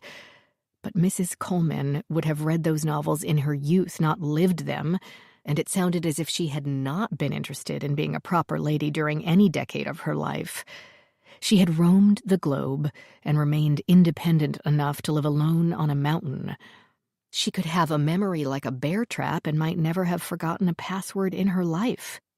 Ellie might be wasting time trying to find a way into a tiny electronic vault that was never, ever going to let her in without the owner's permission. She combed the entire desk without finding a piece of paper that said, "Phone PW." Time to admit defeat. She had once processed a burglary in which the victim had kept the combination to the safe written on a piece of paper tucked into the pocket of a bathrobe hanging at the back of her closet. A simple system like that couldn't be beat. Ellie picked up the phone, pressed the home button with forlorn despair. The number pad floated over a photo of evergreen trees. And then she saw it. In the lower left-hand corner, the small word, emergency. In her panic over the password, it had not even registered. Ellie had used her phone 20 times a day, every day for years, and not once had she needed to see that word, and so she hadn't. Now she spent only a split second screaming over the idiocy of not having remembered that even a locked phone could still call 911. The only call she needed to make. Ellie pressed the word with her thumb. A series of fuzzy clicks, and she heard the beautifully melodious sound of a calm woman on the other end. Not, what? Then, nothing. No, no, no. Still not enough of a signal to communicate. But even the inadequate success buoyed her. Maybe if she went outside, if she went farther up the mountain or circled around and headed down to the road on the other side of the ranch in the opposite direction to town, where they might not look for her, somewhere out there was a usable cell phone signal. All she had to do was find it. Ellie slipped the phone into her pocket and turned to leave. Galen stood in the doorway. "Breaking into an old lady's house, Nell. Not cool. I'm beginning to think today's enlightenment isn't going to be able to help." Chapter 38. Ellie stared. There didn't seem much else to do. He held out his hand and asked for the phone. Ellie declined to obey, crossing her arms. "Did someone get eaten by a coyote?" "Not that I know of, yet, anyway. What are you doing in Francis's bedroom, Nell?" "What are you?" "Following your trail. Are you going to come downstairs so we can discuss this like civilized people?" For what seemed like the 14th time that day, Ellie didn't see another option. The upper floor had no exit, unless she wanted to jump out a window, and Mrs. Coleman hadn't left any handy guns or knives lying around her boudoir. "Sure, be happy to." Ellie started toward him cautiously, wondering if he meant to precede her, walk behind her, or just break her neck right there. Let him try. Without the muscle-bound set of Tim and Andre to back him up, Ellie still felt her chances in a one-on-one were excellent. But once she was within arm's reach, he only asked for the phone again. Ellie handed it to him and said, with the bravado she most certainly did not feel, "Take it. I already called 911. He glanced at the screen. "No, you didn't. No signal." "Right?" Apply a bit of reverse psychology, anything to keep his mind unsettled and jumpy. "Of course." He waved an arm for her to go ahead, but she saw him take a second worried glance at the screen. Apparently, he didn't have the password either because he didn't try to check the call history. But her heart sank to her toes and she couldn't rally it. 911 would have returned a disconnected call if they could. Either the signal hadn't been strong enough to provide them with the caller ID, or now it wasn't strong enough for them to call back. And Rachel would be waiting for another report on Devon's activities, not convincing the FBI to get a warrant. All in all, the odds of the authorities arriving to help ranged from slim to absolute zero. Ellie retraced her steps down the upstairs corridor, acutely aware of Galen behind her. Lights blazed at the bottom of the stairs where Devon waited, arms crossed. In the dark, Ellie had thought she moved like a ghost through the house, but with the lights on, she could see the faint but clear outlines of her muddy shoes against the beige carpeting. Devon might as well have left neon arrows pointing the way to her. She noticed a reddening spot on Devon's cheek and wondered if it was man-made or if Devon had fallen while chasing her. If the latter, it might explain why she practically spat the words at her when she said, "Who told you?" "About the blood trail from where you shot Carlos? Divots and beetles. Why did you kill him?" Devon ignored her questions, only shook her head and muttered, "Couldn't believe it when I looked out the window, when I was slammed against the window." She gave Galen a dark look. "Temper, temper," he murmured. Ellie had nothing better to do than persist, and every moment they said things was a moment in which they weren't killing her. "So why did you shoot him? And why—" She nodded her head at Mrs. Coleman, who was making her way up the semi-dark hallway like a wraith. "Are you trying to kill her?" Devon scowled. Galen moved from behind Ellie so he could see Devon's face and frowned at the sight. Coming up between them, the older woman rubbed one eye. Far from having a heart attack from waking up to uninvited guests in her home, she stretched her mouth into a wide smile. Her eyes lit up. She said, "Teresa, you're back." "What do you mean by that?" But Galen spoke to Ellie. "Devon poisoned the honey with foxglove, digitalis. It causes heart palpitations and can easily lead to death in someone with compromised cardiac muscles, like an elderly person." "That's a complete lie." Devon spoke without the slightest change of expression. But Galen, for all the exaggeration of his psychic abilities, knew her well. "Then what's she talking about?" "Foxglove," Mrs. Coleman said. "I used to have that in her garden in Charleston. Teresa, where's your coat? You shouldn't be running around in this weather without one." "I'm fine," Devon told her, summoning a smile. Galen would not be sidetracked. He asked Ellie, "What honey?" She ignored him and focused on Devon. "Wondering why she's still breathing? Because I followed you here. After you filled that honey pot, I dumped out the honey and refilled it from a jar in the pantry. You don't have to explain to me why you tried to poison Mrs. Coleman. I'm sure it was because your boss told you to, but you should have the courtesy to explain it to her." But Devon's boss only demanded, "Poison? What have you been doing?" Devon told him not to listen to Ellie. That had about as much stopping power as a penny on the tracks to a passing train. For all his posturing, Galen picked up the gist at the speed of lightning. In what seemed like genuine anger and confusion, maybe the first real emotions Ellie had seen from him, he blurted, "Why would you risk her kicking it before she signed the deed over?" Mrs. Coleman stiffened in affront. "I did sign. Well, not the deed, the will. But that's none of your business, young man." Ellie began to wonder if she should back out, slowly. The south door stood within reach. She shifted her weight, moved her right foot 4 inches closer to it. Not much of an escape plan, but better than nothing. "What did you sign, Frances?"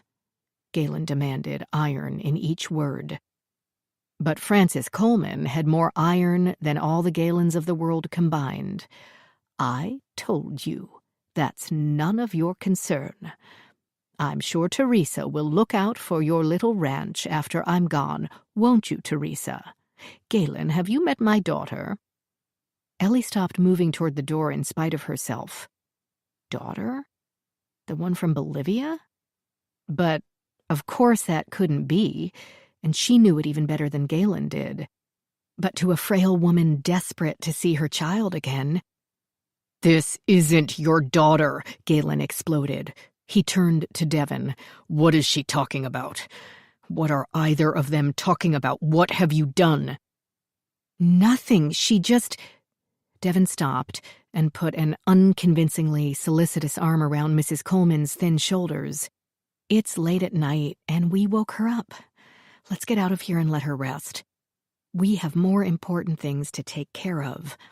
She jerked one temple toward Ellie, as if he might have forgotten about the threat she posed. Of course he hadn't. He sucked the fury back inside himself with one deep breath and said, his voice low and tight, "Frances, sweetie, are you telling me this is your daughter? The one from Bolivia?" The old woman's face, which had appeared nervously angry, now brightened into a broad smile. "Yes, I'm so glad you could finally meet. And she's not from Bolivia, silly. She only worked there for a while. With the Peace Corps." "Of course." He glared at Devon, who seemed not to breathe, as if her lungs had turned to stone. "And you've changed your will to leave everything to her?" "Yes." She drew out the word with reluctance. Frances Coleman would have been taught by her parents not to discuss family finances with non-members, even sweet boys she liked. But she had never been a shrinking violet either. "Yes, and as I said, she will take care of your facility after I'm gone." Galen seemed to be gritting his teeth in order to keep smiling. "That's lovely. Except her name isn't Teresa Coleman." "Not now," Mrs. Coleman admitted. That was all she had to say to explain the situation. Somehow, Devon had convinced Mrs. Coleman that she, Devon, was her long-lost daughter and rightful heir. Ellie didn't see how it could hold up in court, since Devon was decidedly not Teresa Coleman. And why had she done this at all when Billy had all the money she could spend? And if she had done it for Galen, why didn't he know about it? "Frances, dear," Galen said, "would you show me your new will?" Doting only went so far. "I will not. That's for family only." Ellie edged another step toward the door. "Of course, please forget I asked. Well, we have a great deal of work to do tonight, so we will leave you to enjoy the evening. Oh, and here's your phone back." A pained but outwardly polite scuffle ensued when Mrs. Coleman didn't want Teresa going out without a sweater. Ellie used the distraction to get her hand on the doorknob, but then the door opened and Tim crowded into the foyer. His gaze blamed Ellie for the chilly and uncomfortable tramp through the woods. "Where's Andre?" she asked.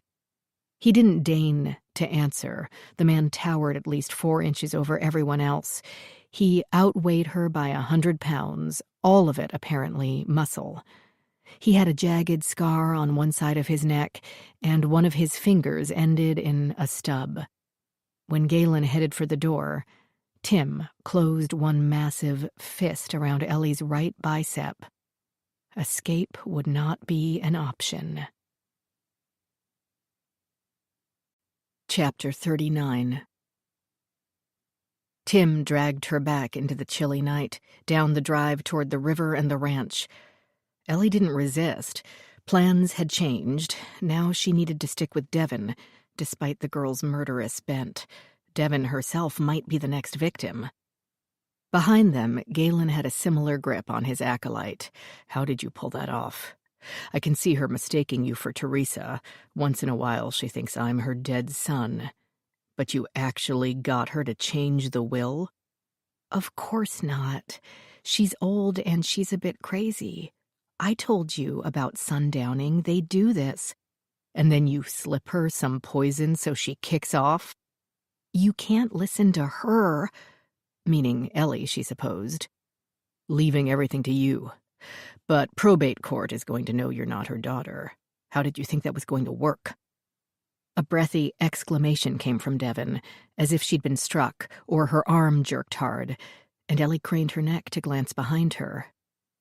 Exactly. I didn't because it wouldn't. She's just chattering like when she talks about Kenya or her studio in the Philippines. And then what did you think you were going to do? Give it to me like a Christmas present? Was that your plan? This opening gave Devon a chance to admit her deed with a spin that would please him. Take it, Ellie silently advised. She didn't. I had no plan. It never happened. She just gets confused sometimes. You know that. If she didn't do it for Galen, then she wanted the money for herself. Because Billy had spent all his fortune? He seemed like the type. Or simply to have the funding to break away from him once and for all? Then why did this bitch say you tried to poison her? Again, Ellie assumed the bitch part meant her. They emerged from the whispering trees, plunged back into the moonlit valley, and crossed the bridge over the river. Because she's lying. She's lied about everything since she got here. Not everything, Ellie thought. But she did not enlighten him. Ellie had come there to save Billy's child, not throw Devon under the bus to save herself. That's a damn specific lie. And you insisted on growing that foxglove stuff. I wanted daisies. I'm about to be murdered by a man who quibbles about daisies. Ellie craned her neck and glanced behind her again and interrupted. Where are we even going? What are you planning to do? You'll find out, Galen said. Your plan should be packing up and heading out to invent another resume. I already called 911. They're on their way. Yeah, sure, Galen said. Tim, take her to the barn.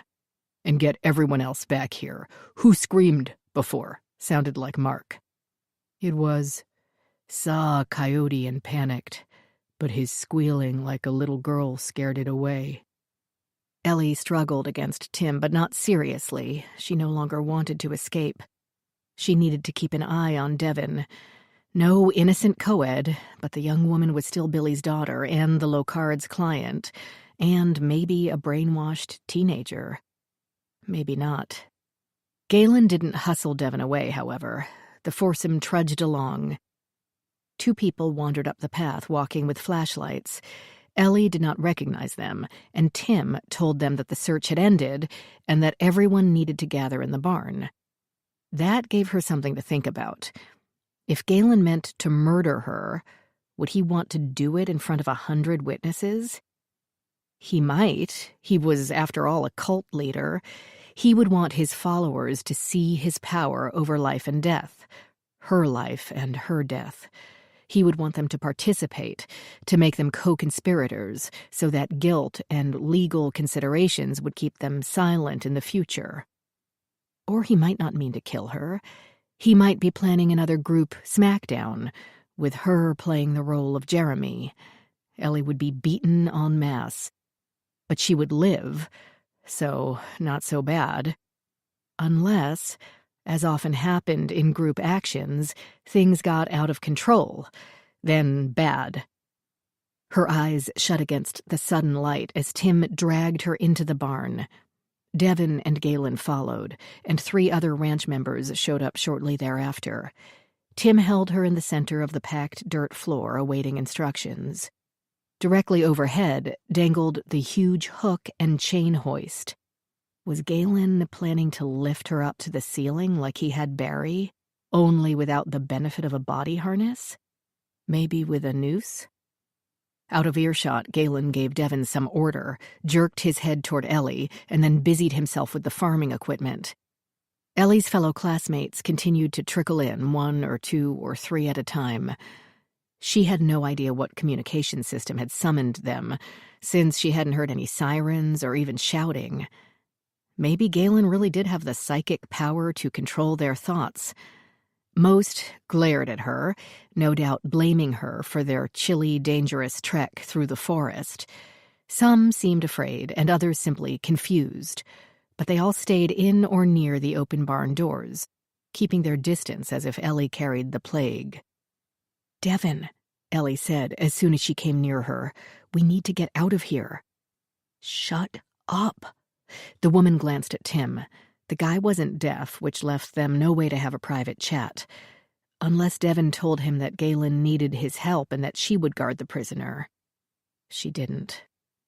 So, with nothing to lose, Ellie pressed on. "He's never going to let you live to collect the Coleman estate. She's a strong woman in her way, and he won't be able to talk her into changing the will again. If you die, his problem is solved. She was never going to leave it to anyone who is not her flesh and blood. This way, he can marry me, and then it will be his." She stated this firmly, but with a tiny, surreptitious peek at Tim. "Or if he doesn't want to do that, I can just claim it over to him. The ranch will be his." Clearly, Devin had rethought her options in the past 4 minutes and had decided to take the lifeline Galen threw her. It had all been for him. Her subterfuge had stemmed from her devotion to her master, and now she hoped Tim would report to that master how Devin had always had Galen's best interests at heart. But Tim's stone face revealed nothing. He didn't buy it any more than Ellie did. Ellie said, guessing, "You're also the only witness to the Carlos Freeman murder." She didn't bother to deny either the murder or the witness part. "No, I'm not." Tim's sphinx-like composure faltered at this. He stiffened, blinked, and gazed at Devin with sudden concern. In Tim-speak, he had burst out with a startled, "What?" The crowd had grown, and Galen trotted toward them with a rope in one hand and the oversized black and yellow nail gun in the other. Ellie had no time left and hissed, "Devin, you're in danger. If he's willing to murder me in front of 100 people just to keep me from talking about some stains under a carpet, what do you think he's going to do to you, to keep you from stealing this land out from under him?" Ellie ignored the fact that Devin had been willing to murder a kind old woman. It would only remind her that Ellie's death would benefit her as well. "I would never keep anything from Galen." She enunciated every word, which only made them less convincing, not more. "I love him. I will never leave him." 15 feet away now and closing. "He's going to kill you too. He has no choice," Ellie insisted. "If you aren't willing to help me, at least help yourself. Get out of here and don't look back. Think of your father. He loves you. He wants you to come home. That's why I—" Thoroughly startled, Devin croaked, "What? What the hell would you know about my father?" "Don't listen to Nell," Galen said. "She's a proven liar. But it's something we're going to work on, isn't it, Nell?" "Gah. You know that's not my name, right? You can pretend you're Charles Manson and she's Squeaky Fromme or whatever floats your boat. But are you really going to murder me in front of 100 or so people? You think not one of them is going to talk? Not one is going to come to their senses and tell the cops? Make a deal with the prosecutors to avoid a conspiracy charge? Like Tim here, if he ever grows a brain?" Tim tightened his grip until her arm tingled, as if he didn't appreciate her characterization. Galen grinned. "Who said anything about murder? All I'm going to do, Nell, is help you face your fears." Her mind went blank. What had she told him of her fears? "You're going to make a speech." Public speaking. That had been her third untruthful entry. The trip up the mountain had already dealt with the heights thing. In a moment of cautious relief, Ellie congratulated herself again for thinking ahead and lying her little heart out on all their questionnaires. But what am I going to be talking about? He dropped the rope on the dirt and came close. She could smell the sweat on his skin and the onions on his breath. "You're going to tell your classmates how you're a delusional chronic liar, how everything you've said about me is untrue, and you've been working against the success of this ranch since you got here because you've been too afraid to change your old bad habits." Okay. It couldn't be that easy. Then what? Just worry about what you're going to say. Ellie remembered that she should be filled with a new dread at this idea, and dragged out her limited acting skills. I can't talk in front of a group, please." He put the nail gun to her cheek. "Oh, but we're all about conquering our bad, illogical habits here, aren't we?" "Okay," Ellie whispered, afraid to move any more muscles in her face than were absolutely necessary. The terror in her eyes made him happy, and he rewarded her by moving the nail gun to her side. It slipped up under her coat with unwanted intimacy and nudged her skin. He took over grasping her arm, and Tim moved away, watching as if he were at a mildly interesting poker match. Lacking a podium, Galen ordered Devon to stand in front of him next to Ellie. This hid the nail gun from sight, since holding a weapon to her rib cage might make even his most ardent supporter wonder about the sincerity of her words. He could also pivot to aim it at Devon's body in an instant. A nail might not be a bullet, but it still wouldn't be a welcome addition to one's anatomy, especially when the nearest hospital sat an hour away. Ellie allowed herself one moment to marvel at the absurdity of the moment. She stood in the middle of a barn, miles from nowhere, with evidence of a murder she couldn't tell anyone about, clasped to the bosom of a madman, and threatened with bodily harm unless she made a speech? This couldn't be happening. And yet it was. In the crazy, upended world of men like Galen, it could. Ellie tried to think of what to say. How could she fulfill his demand while also planting a seed of doubt in any minds not completely bleached? She could start with, Galen did not murder Carlos Freeman. Her classmates should have no idea who that was, but the people who had been there longer, the sophomores and juniors in the ranch lingo, might know. He also isn't practicing psychiatry without a license and endangering lives with his challenges, and he isn't actually threatening my life to make me say this stuff. Best leader ever. Chapter 40. Apparently, enough people had gathered because Galen said, "You're up, Nell." "No. I'm just supposed to stand here and talk? What do you want me to say?" "I told you." Ellie kept expecting logic from Galen and kept kicking herself for the stupid expectation of logic from Galen. "Listen up, everybody. Nell has something she wants to tell you." His death grip on her arm didn't lessen, but he moved to her 6 o'clock. There were perhaps 50 people there. The rest of the camp still out combing through the mountain paths or being eaten by coyotes. Obviously, the leader didn't want to wait. Latecomers would not be admitted. She did not see Angela. Perhaps, at least, this turmoil would distract her from her own agony for a while. Ellie hoped she had been sent with others to look for her and hadn't snuck back into the gym to... Then Galen placed the end of the nail gun against the small of her back and pressed it into her spine. Ellie froze. A nail in her side probably wouldn't kill her, but one directly in her spinal column could, and probably would paralyze her for life. Not an uncommon situation, but she had never realized how utterly terrifying the thought was until it literally breathed down her neck. Her skin coated itself in ice-cold sweat. Even that felt like too much activity to be safe. She could picture the nail slicing through her vertebrae. "Go ahead," Galen said to her. Ellie wanted to, desperately wanted to, but she couldn't draw on the breath with which to form words. She stared at her fellow clients, the periphery of her field of vision turning black. These were people she didn't know, some gazing with distaste, some with concern, some with the anticipation of sports fans in an arena, not so secretly hoping to see the Lions win.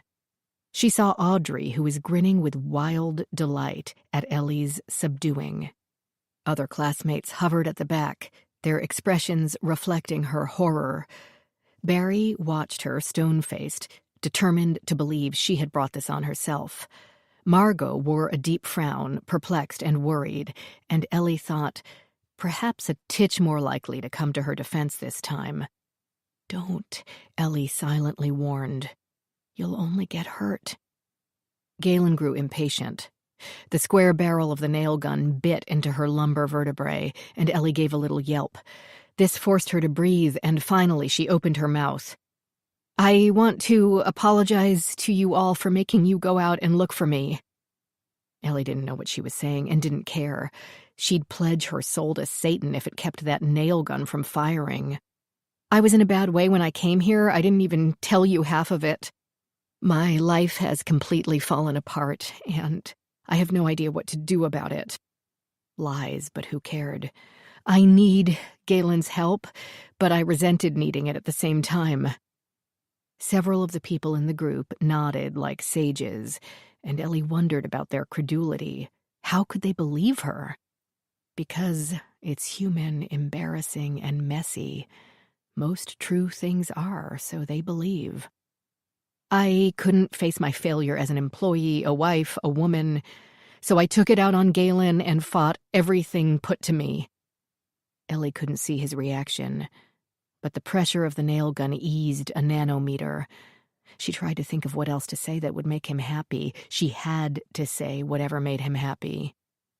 "So I accused Galen of being, derivative and broke into Mrs. Coleman's house like a burglar and invented a story about a murder." With luck, the assembly would think, wait, a murder? She looked around for signs of discomfiture, but didn't see many. "But it wasn't true, isn't true. Galen is our thought leader and what?" Her list of platitudes had grown short. "And is bringing me into the plan that will save my life. I'm a work in progress. So if I disappear, that means there's something wrong with Galen's way of doing things. Got it? Again, I beg your forgiveness for my actions tonight." No one clapped. They continued to wait, expectant. Maybe she should add more details? Galen removed the nail gun from her back. Her knees buckled and she nearly fell. Relief rained down like an avalanche, so profound it forced every other sensation out of her body. She barely noticed Galen toss the nail gun to Tim, and barely pondered what impact its obvious presence would have on the listeners. Would they begin, even silently, to question their leader? Would they wonder why he'd been tucked so tightly behind her with a dangerous device? Or would they wonder how she got so screwed up? When he began, well, that was a pretty little speech, Nell. She didn't worry. She sucked in the first full breath she'd taken in an eternity, and cared only that her spine remained intact and she hadn't been paralyzed. He could do whatever else he wanted to her as long as he didn't do that. Ellie would take back that unvoiced offer a minute later. "Nell," Galen said to the crowd and not to her, "thinks she can fool us again. She thinks she can tell me what I want to hear, and make me believe that she has ceased working against this project." His voice took on a rhythm, part television preacher, part candidate on the campaign trail. He let go of her and paced in front of her and Devon. "We caught her trying to call the police. To give them her pack of lies and get this ranch shut down.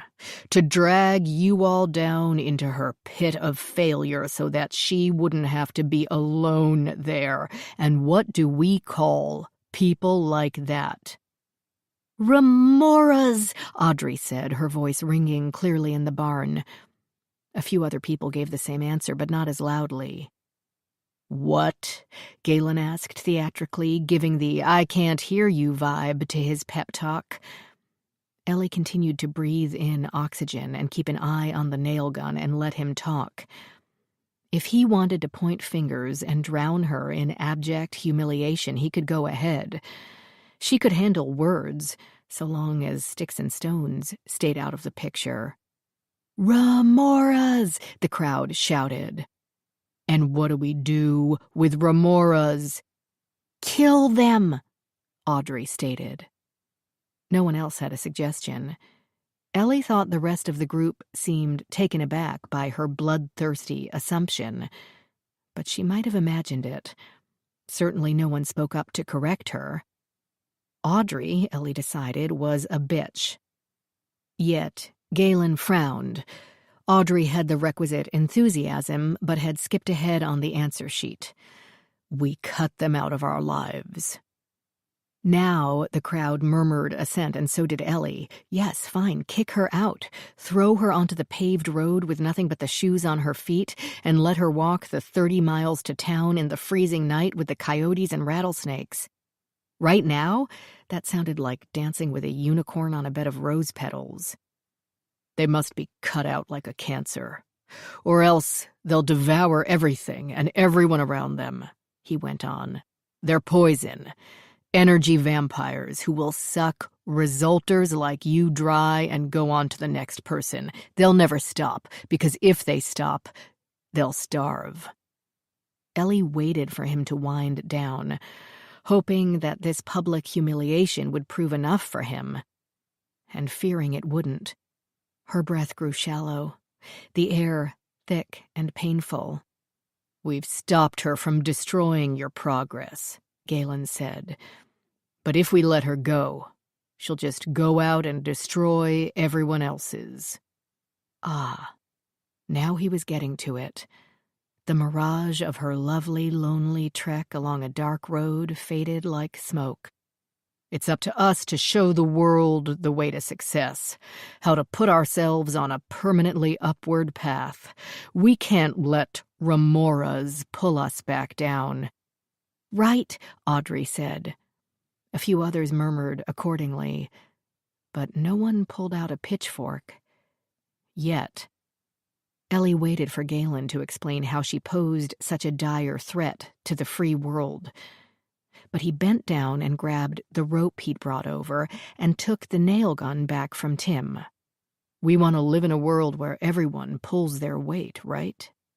Stronger murmurs. "So you're going to show me, now, that you can do that. Each and every one of you is going to pull your own weight, make your own contribution to the future. Show me that you're ready to cull the remoras from society without hesitation." Ellie could see where he was headed, but not exactly how he planned to get there. "Because you're one or the other, you know.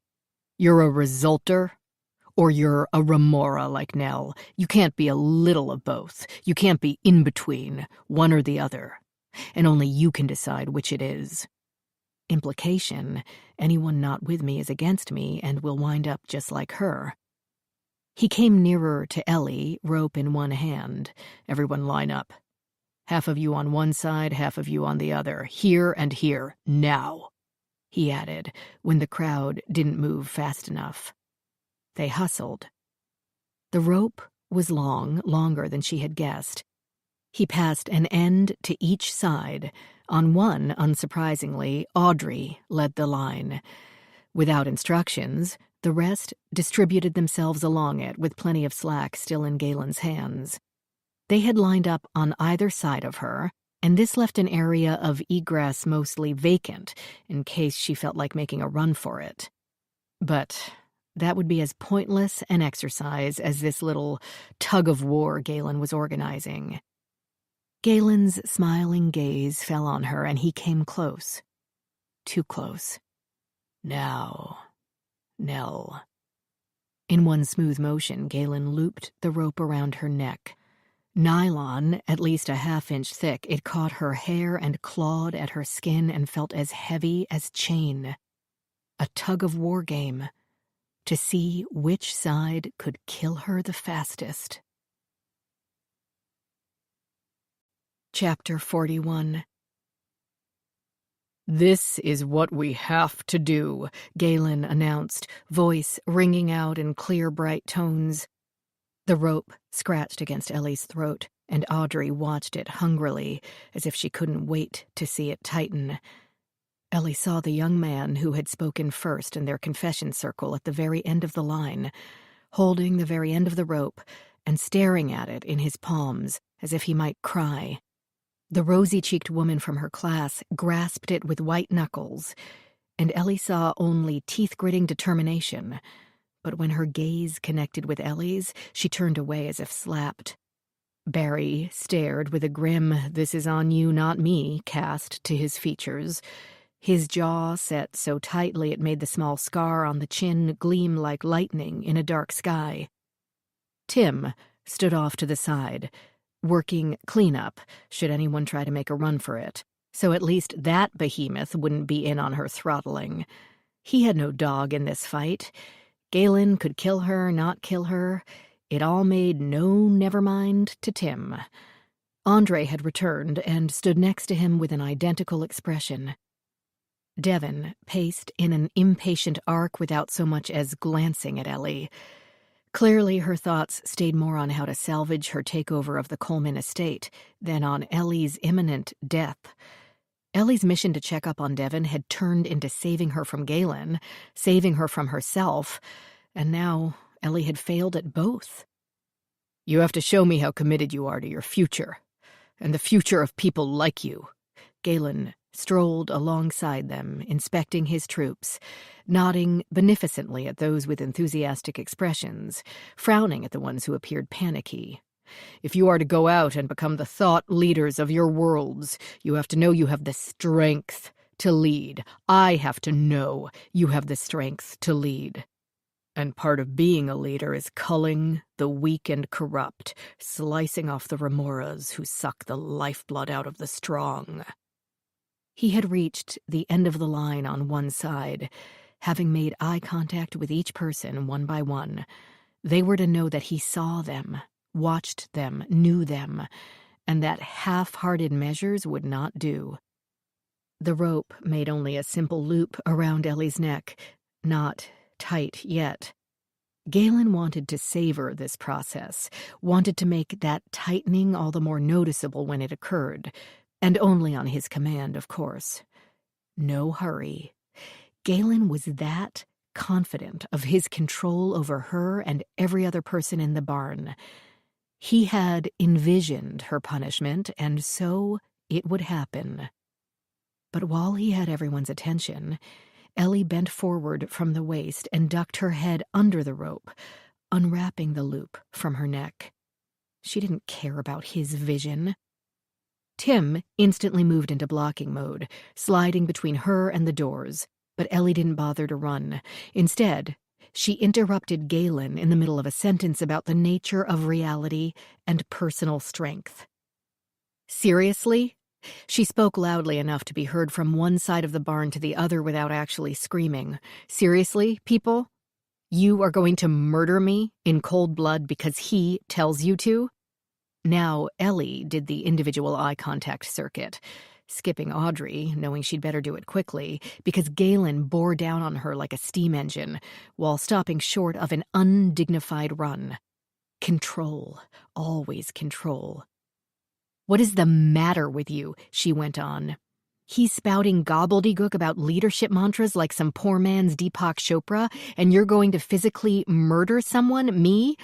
Like that's going to somehow make you strong? And for what?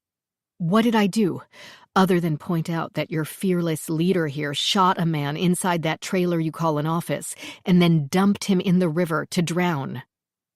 Galen stepped up and punched her in the mouth without further ado. The force of it knocked her on her back, her spine slamming into the rough wooden planks, barely cushioned by the sawdust and dried leaves, things already dead. Her vision clouded and she tasted blood, but she got her feet under her and sprang back up before he could take another step toward her. Someone shouted, "Stop!" Angela appeared in the open barn doors. Galen, what are you doing?" "I'm protecting our program here," he told her. "She's trying to destroy everything I've built." "I can prove it," Ellie said through a swelling lip, not just to Angela but also to the crowd holding the rope as Tim caught up with her. "I can show you Carlos Freeman's autopsy report." Which didn't, she knew, actually prove anything of the kind, or the cops would already be there. But no one in the barn would know that. Galen laughed. He picked up the rope, the loose middle section, which both lines of human beings still held on to. "Why would we take the word of a thief? Tell us again how you helped yourself to the cash register." Her collateral, he meant. Tim dropped the nail gun into a wheelbarrow and propelled her back toward the center of the tug-of-war, where she actually enjoyed saying, "I made that up, along with the claustrophobia and the public speaking. I invented it all because I knew you for what you are before I even got here." Instead of making him rash, this seemed to calm him. "Thank you for finally being honest, Nell. Thank you for admitting that you came here only to destroy this ranch, destroy me, destroy everything we've worked for here. There's nothing we can do for a pathological liar like you. Only—" "Stop," a different voice said. He stopped. Margot stood on the other side of the rope line, holding out the nail gun with one hand. She pointed it directly at Galen. This was unexpected. He had not expected a rebellion from anyone other than Ellie. But he recovered quickly. "Margot, I helped you conquer your fear of water. I set your life back on track. And this is how you repay me?" "I was never afraid of water." This point clearly irritated her, and she enunciated each word. "I was afraid of drowning, and even that wasn't that big a deal, and I was never that mad at my sister." "No, but isolation from friends and family is necessary." Her voice quavered. The nail gun didn't. "And I was too embarrassed to say so, but what you did to me was crazy, batshit crazy. And this is crazy too." Ellie felt Tim move from behind her, now ironically prevented from coming to his boss's aid and subduing the irrational woman, the other irrational woman, by the fence of people holding the rope. He hustled toward the end of the line to scoot around it and get to Margot. Devin stepped toward her, halted under the older woman's gaze, and decided she didn't really want to take a nail for Galen after all. And since Galen represented her only obstacle to inheriting the Coleman estate, it might even be to her advantage if one penetrated his frontal lobe. Otherwise, she might be the next remora in the line of fire. While Angela came forward, Devin stepped back, as if washing her hands of the whole situation. Ellie kept up the assault, desperate to work any advantage she had. If Margot was toppled, others would follow. "We all came here for career advice and a little bit of life coaching. And what's happened? You've been convinced to abandon your family's friends, jobs, homes to camp out here and work for free. And now he wants you to become murderers too?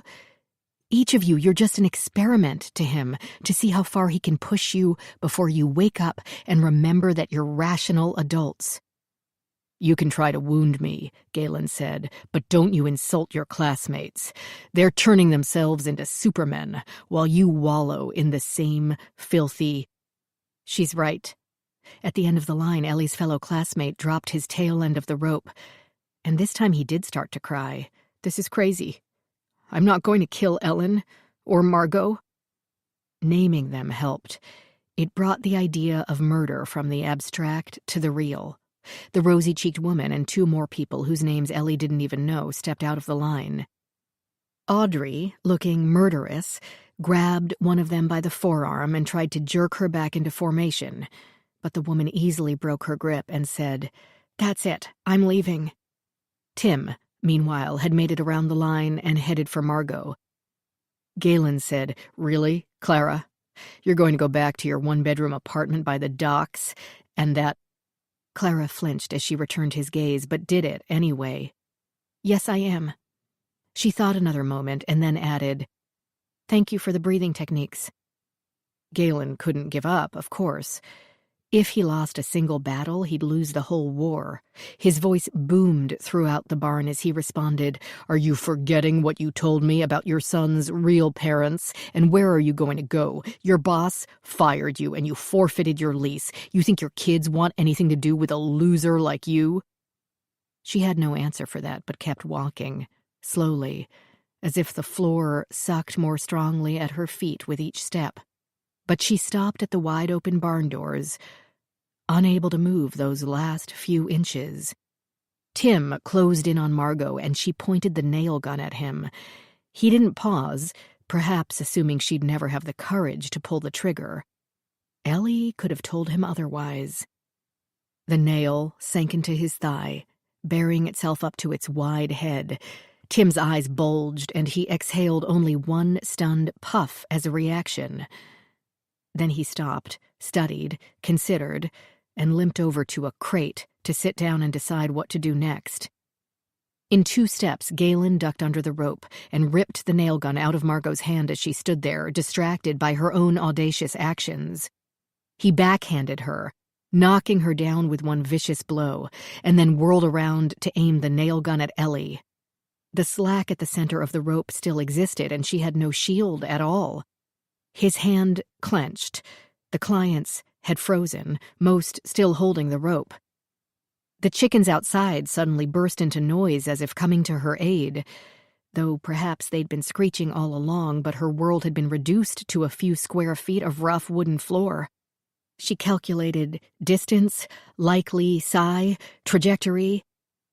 Then 2 men and a woman rushed Galen, and one got a nail in his bicep for his trouble. 3 others piled on and succeeded in prying the nail gun out of Galen's hands. Barry stood and watched them, his hands twitching with indecision, still unable to defy his master. Audrey jumped on the pile-up, striking hard with tiny fists, until Ellie crossed the floor in 3 steps and pinned the woman's arms from behind. Audrey kicked at her shins, and Ellie twisted and body-slammed her into the dirty floorboards, with a force that knocked the wind out of both of them and crushed Ellie's forearms. Then Ellie sat on the woman's back, reached over and grabbed the rope meant to strangle her. 100 pounds of muscle. Audrey did her best to buck her off until Ellie clasped her own hands like a hammer and drove Audrey's skull into the floor. She didn't feel bad about it either. Then she used the rope to tie Audrey's wrists together. By the time Ellie stood up, the barn's occupants had divided themselves into her rescuers on one side, having relieved Galen of the nail gun, and a small contingent of true believers on the other, who were helping their leader to his feet. Angela stood apart. So did Devon. The master of them all snarled, shouting, "Just see how far you get in your worthless little lives without me. You came here as losers. Do you want to leave still a loser? Where do you think you're going to—" "What the hell is going on here?" a familiar voice demanded. Without warning, Dr. Rachel Davies stood at the entrance, flanked by 2 men and 1 woman in police uniforms. They had their hands on their gun butts, ready to grip and pull at the slightest provocation. None was given. Galen's clients stood and blinked, arms lank at their sides, no matter which side of the now figurative tug-of-war they were on. Tim stayed on his crate, gingerly pulling the nail out of his bleeding thigh. Devon stepped even farther back, as if hoping to melt into the wooden beams and disappear. Unfortunately for her, as Ellie had already noted, the barn had no back door. Galen worked to keep up his glare, but with eyes turned hollow. "This is private property. You have no jurisdiction over an unincorporated—" His voice trailed off. They wouldn't be there without a warrant, and he knew it. He had lost both the battle and the war. The curtain had been whisked away and could not be put back. No one said a word. Rachel saw Ellie, dirty, bloody, and standing over a struggling woman. "Ellie!" Everyone started talking at once. The cops spread out, assessing potential threats before moving closer. But Galen's defectors saw rescue on the horizon and went for it. The noise level shot to cacophonous. Rachel marched over and assessed her colleague, who grinned wider than a kid on Christmas. "Are you okay? You look... I'm peachy, but we have an issue with Devin." "So you said. Devin, honey, come over here. Your father sent us." And the shocked, surprised, scared offspring of Billy Diamond walked slowly over, trembling from her home-cut bangs to her worn leather flats. Except she wasn't Devin. She was Angela. Part 5. Aftermath. It was all part of a larger system of control. The longer one stayed in the center, and the deeper they rooted themselves, the more impossible it was to leave. Jayanti Tam, Cartwheels in a Sari, a memoir of growing up cult. Chapter 42. The ranch emptied out, but slowly. Some of the students had no place left to go.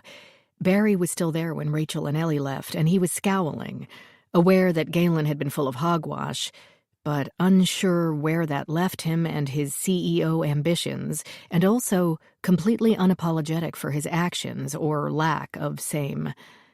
Police had interrogated Tim, Andre, and Audrey, but had had nothing to hold them on. So far as anyone knew, they had not actually harmed anyone. A number of Ellie's classmates had reintroduced themselves as they gave her a hug, then had gone to buy tickets on the first plane out of Reno. At least 3 women had cried as they apologized over and over for almost participating in the deadly game of tug-of-war. Ellie tried to talk to the bloodied Jeremy, but he didn't know her and had nothing to say. Margot made sure to tell Ellie goodbye and received a firm and heartfelt handshake, along with a fervent thank you. Rachel waited as Ellie asked if that meant she would reconcile with her husband. Margot said it meant only that she'd had enough of group bathrooms. "First thing I'm going to do is lock the door and take a bath. Then I might take another one. Then I'm going to lie in my own bed in clean pajamas and order Chinese." Before too long, Rachel returned to D.C. the way she'd left, on Billy's private plane. This time, she had Ellie and Devin Angela Diamond in tow. 2 weeks later, Rachel and Ellie walked onto the 19,000-square-foot floor of the Capital One Arena. Driving to D.C.'s Chinatown neighborhood equaled only half the distance to Billy's country estate. And, besides, he and his crew were at work setting up for a series of encore concerts before setting off across the country.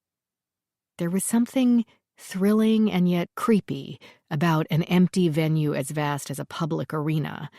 Rows and rows of seats swept upward, appearing too tiny at the farthest points to seat human beings. Sounds echoed off the concrete steps and the industrial ceiling. Most of the sounds emanated from Billy Diamond. "There! No, there, Gus, a foot to the left. What? I know it's heavy, but I don't want it to fall off the stage." They had set up a stage at one end, its suspended floor extending into the seats. Huge canvas sheets fell from the ceiling to create walls to secure the backstage area. At least 7 men worked with wrenches, drills, and hammers to construct the edifice. 6 of them ignored Billy, who shouted something about comb filtering. Devin, a.k.a. Angela, stood at his side, the papers in her clipboard somewhat awry. Gus shouted something about 25 degrees. Billy shouted that if Gus turned the speaker too far, he couldn't hear his own instrument. And Gus said that this was because Billy was going deaf in his old age. As Billy pondered a retort, Devin spied Rachel and Ellie. "There you are. I'm so glad you came." She threw her arms around each woman. Billy abandoned Gus and the proper placement of the stage amplifiers to greet his guests. "My angels."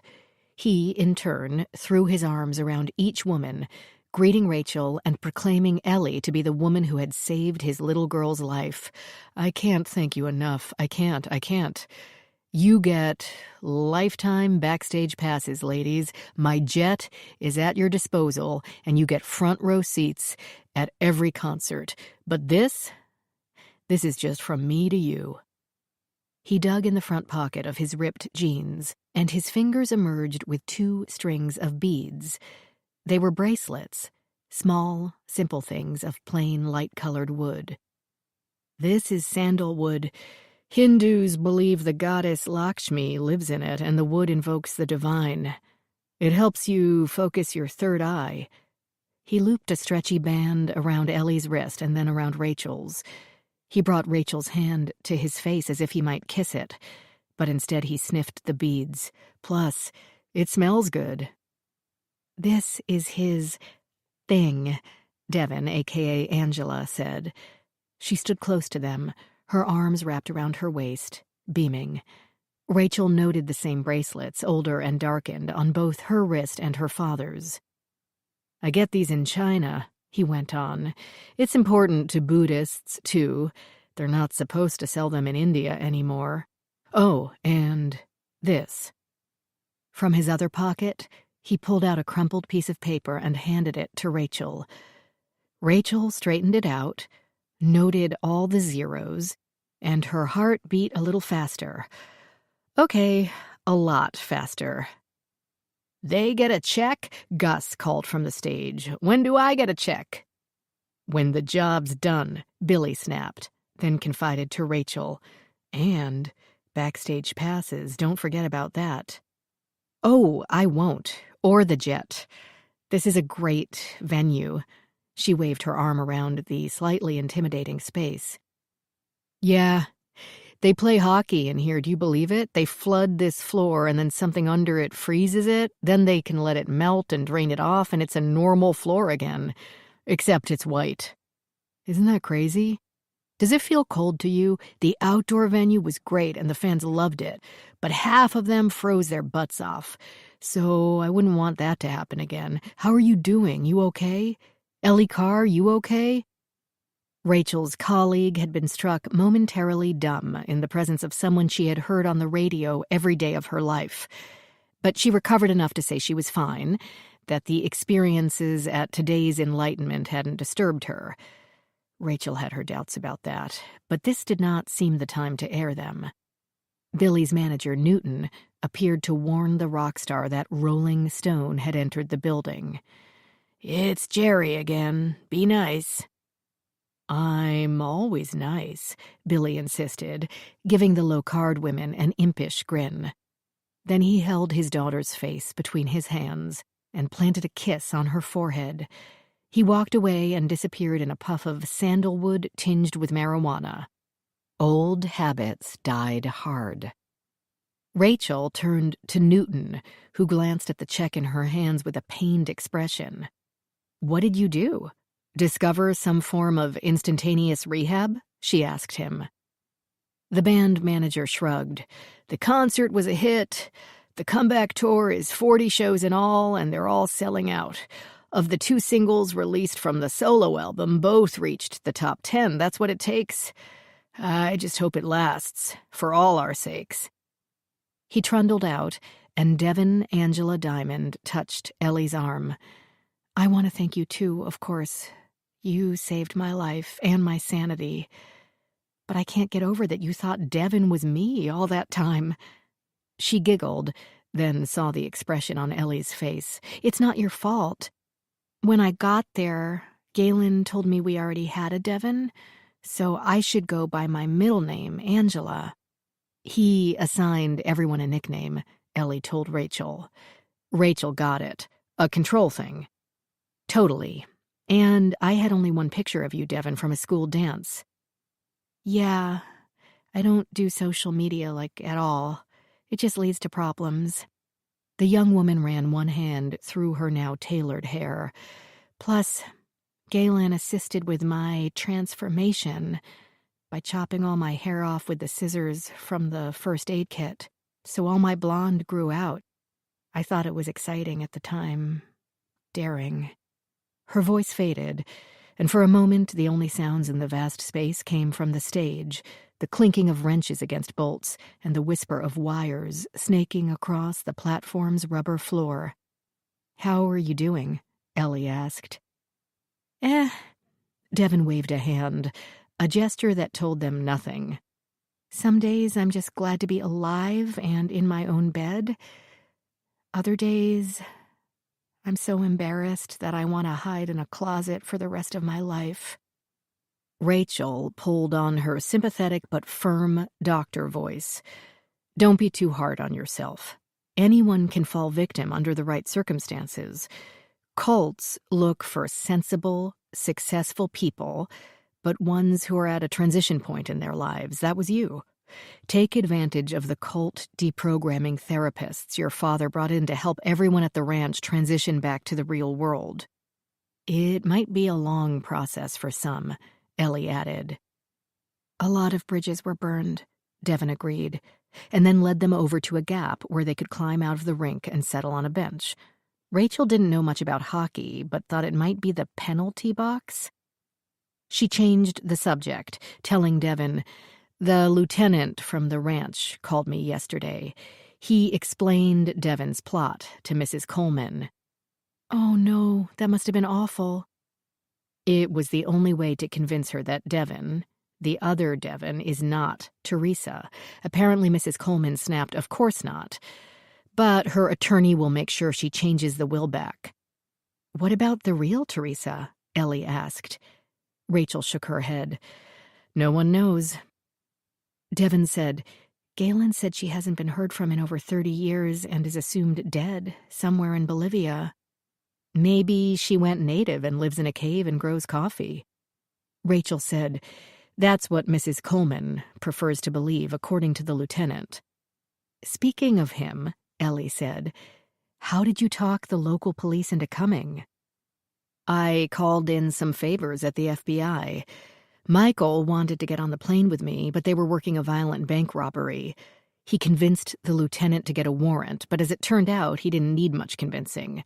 They've had grave reservations about this ranch for a long time, ever since one or two ex-members showed up in Reno, but they had no real probable cause." "You certainly arrived in the nick of time," Devon said. "I'd like to know how you talked my dad into loaning you the plane and his pilot.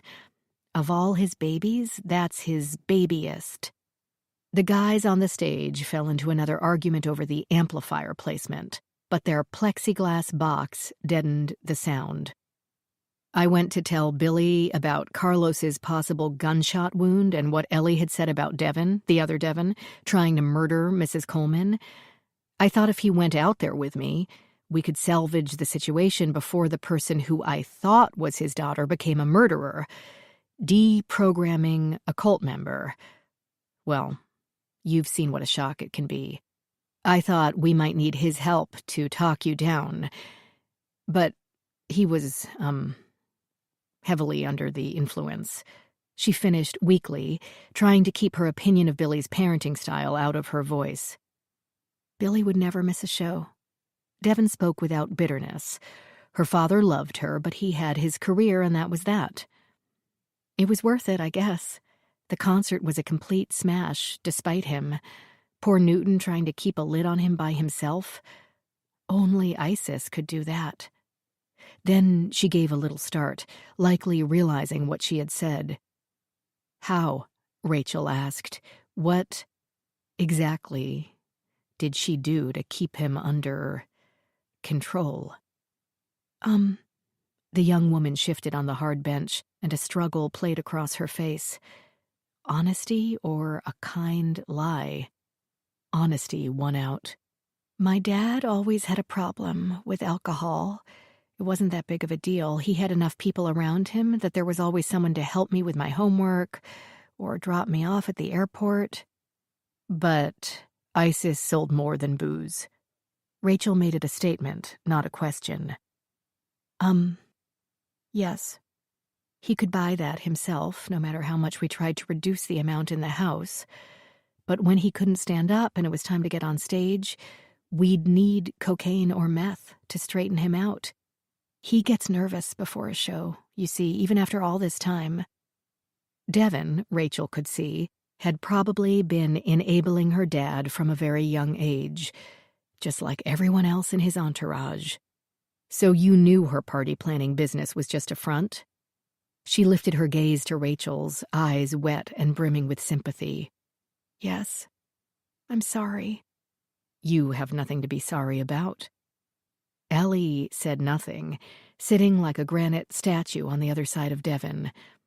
But the young woman didn't have the same filters, and she had a vested interest. Are you going to tell the police about my dad and ISIS? Rachel thought for a moment. Ellie started to rise, saying that she'd let them talk in private. No, sit.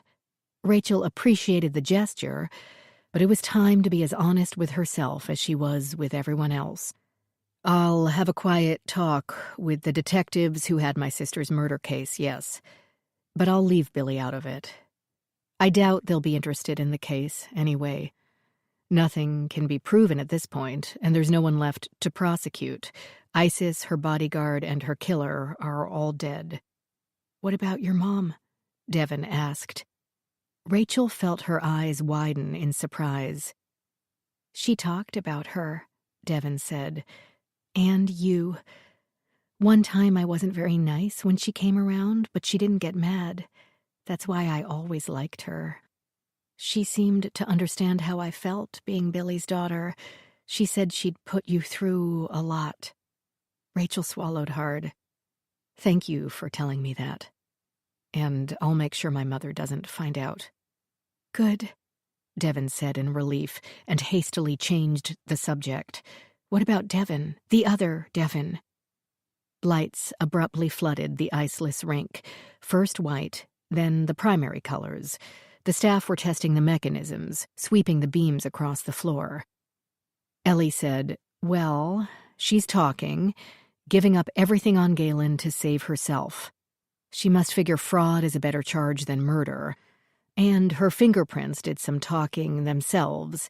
She's a 24-year-old from New York with a record for theft and dealing in stolen goods. Devin asked, how did she plan to get away with it when she wasn't really Mrs. Coleman's daughter? She didn't need to be. The will spelled out her real, legal name, Devin Zimmerman. A journalist from the Record Courier got an interview where Devin tried out her defense. Mrs. Coleman considered her a spiritual daughter. With Teresa MIA, there would be no other heirs to contest it. But Galen? Yes, Galen, Ellie said. Maybe she truly wanted to convince him to marry her like she told the reporter, but I doubt it. Her life expectancy would be in question if that went through, whereas if they were not married, he'd have no motive to kill her because he'd have no legal claim to the land. Maybe she thought with the deed, she could shove him off and take over all those client payments. Maybe she just wanted to get a measure of control back after catering to him for nearly 2 years. Maybe she wanted to snap on a leash and yank it a little. I doubt we'll ever know. I hope she goes to jail for a long time, too, Devin spoke with feeling. She might. They're charging her with accessory to the murder, but may change it to accessory after the fact. Same with all the assault and fraud charges. According to her, she's just another brainwashed follower of Galen. But she tried to kill Mrs. Coleman, for which they have only my say-so, and I destroyed the evidence. Devin Angela watched her father walk back onto the arena floor, the Rolling Stone reporter in tow. They stood in the middle, facing the stage. Billy seemed to be describing the upcoming show with wide, sweeping gestures. The girl kept her gaze on that middle distance as she asked, "What's going to happen to Galen?" "We're not sure," Ellie told her. "They plan to charge him with numerous counts of assault, fraud, and slavery. Possibly false imprisonment charges, but that would be hard to prove, since the place doesn't even have a fence. The Record Courier keeps calling me for a quote, and said they tracked down his real name, Gerald Lawson. He never graduated from either MIT or Harvard. He also never meditated in Tibet, and couldn't find New Zealand on a map." Devin rolled her eyes and shook her head, but Rachel felt this to be more anger at herself than at Galen. The kid had a long way to go to forgiving herself.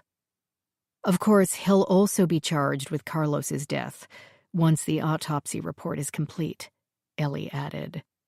"Poor Carlos," Devin said. "He was there only because of me."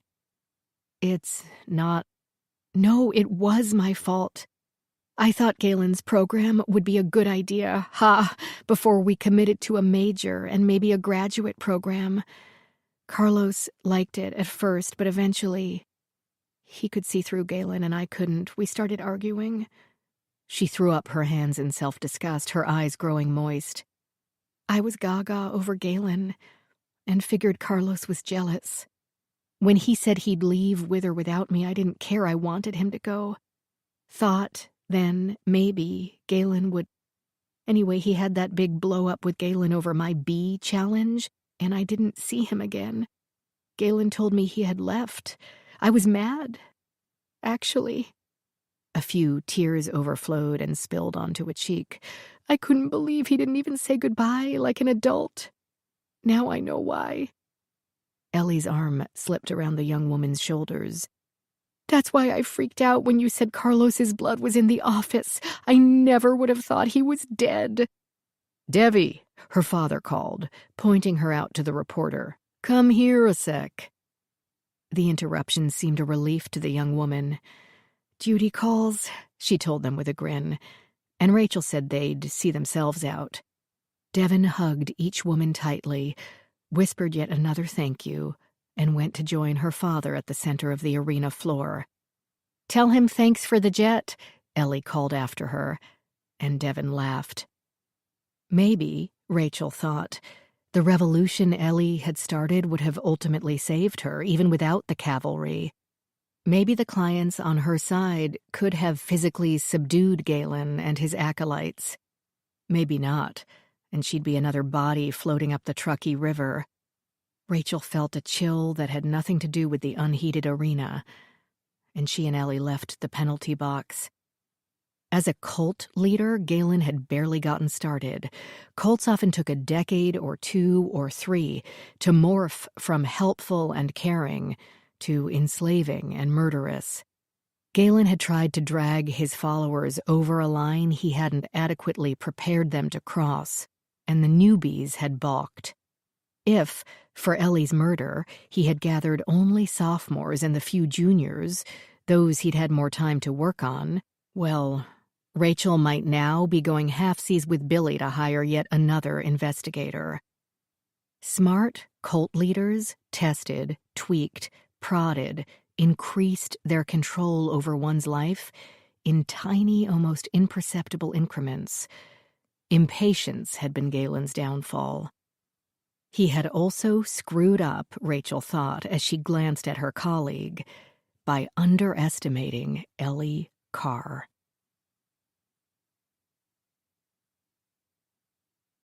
The end. This book was read for you by Mia Barron, a member of SAG-AFTRA. We hope you have enjoyed this production of Not Who We Expected by Lisa Black. If you liked this audiobook, here are 2 similar RB Media titles you may enjoy.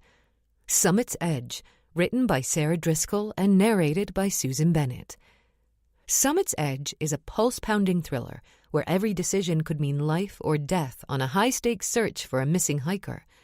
If you crave action, danger, and intricate mysteries, this one's for you. You may also enjoy Thirst for Sin, written by Kennedy Lane and narrated by Daniela Accitelli. Forbidden, tempting, dangerous. Thirst for Sin takes you into a world where every passion is a peril, and every desire has a price. Get ready for a dark romance that will keep you on the edge of your seat and make your heart race. Summit's Edge and Thirst for Sin are both available now, wherever you get your audiobooks.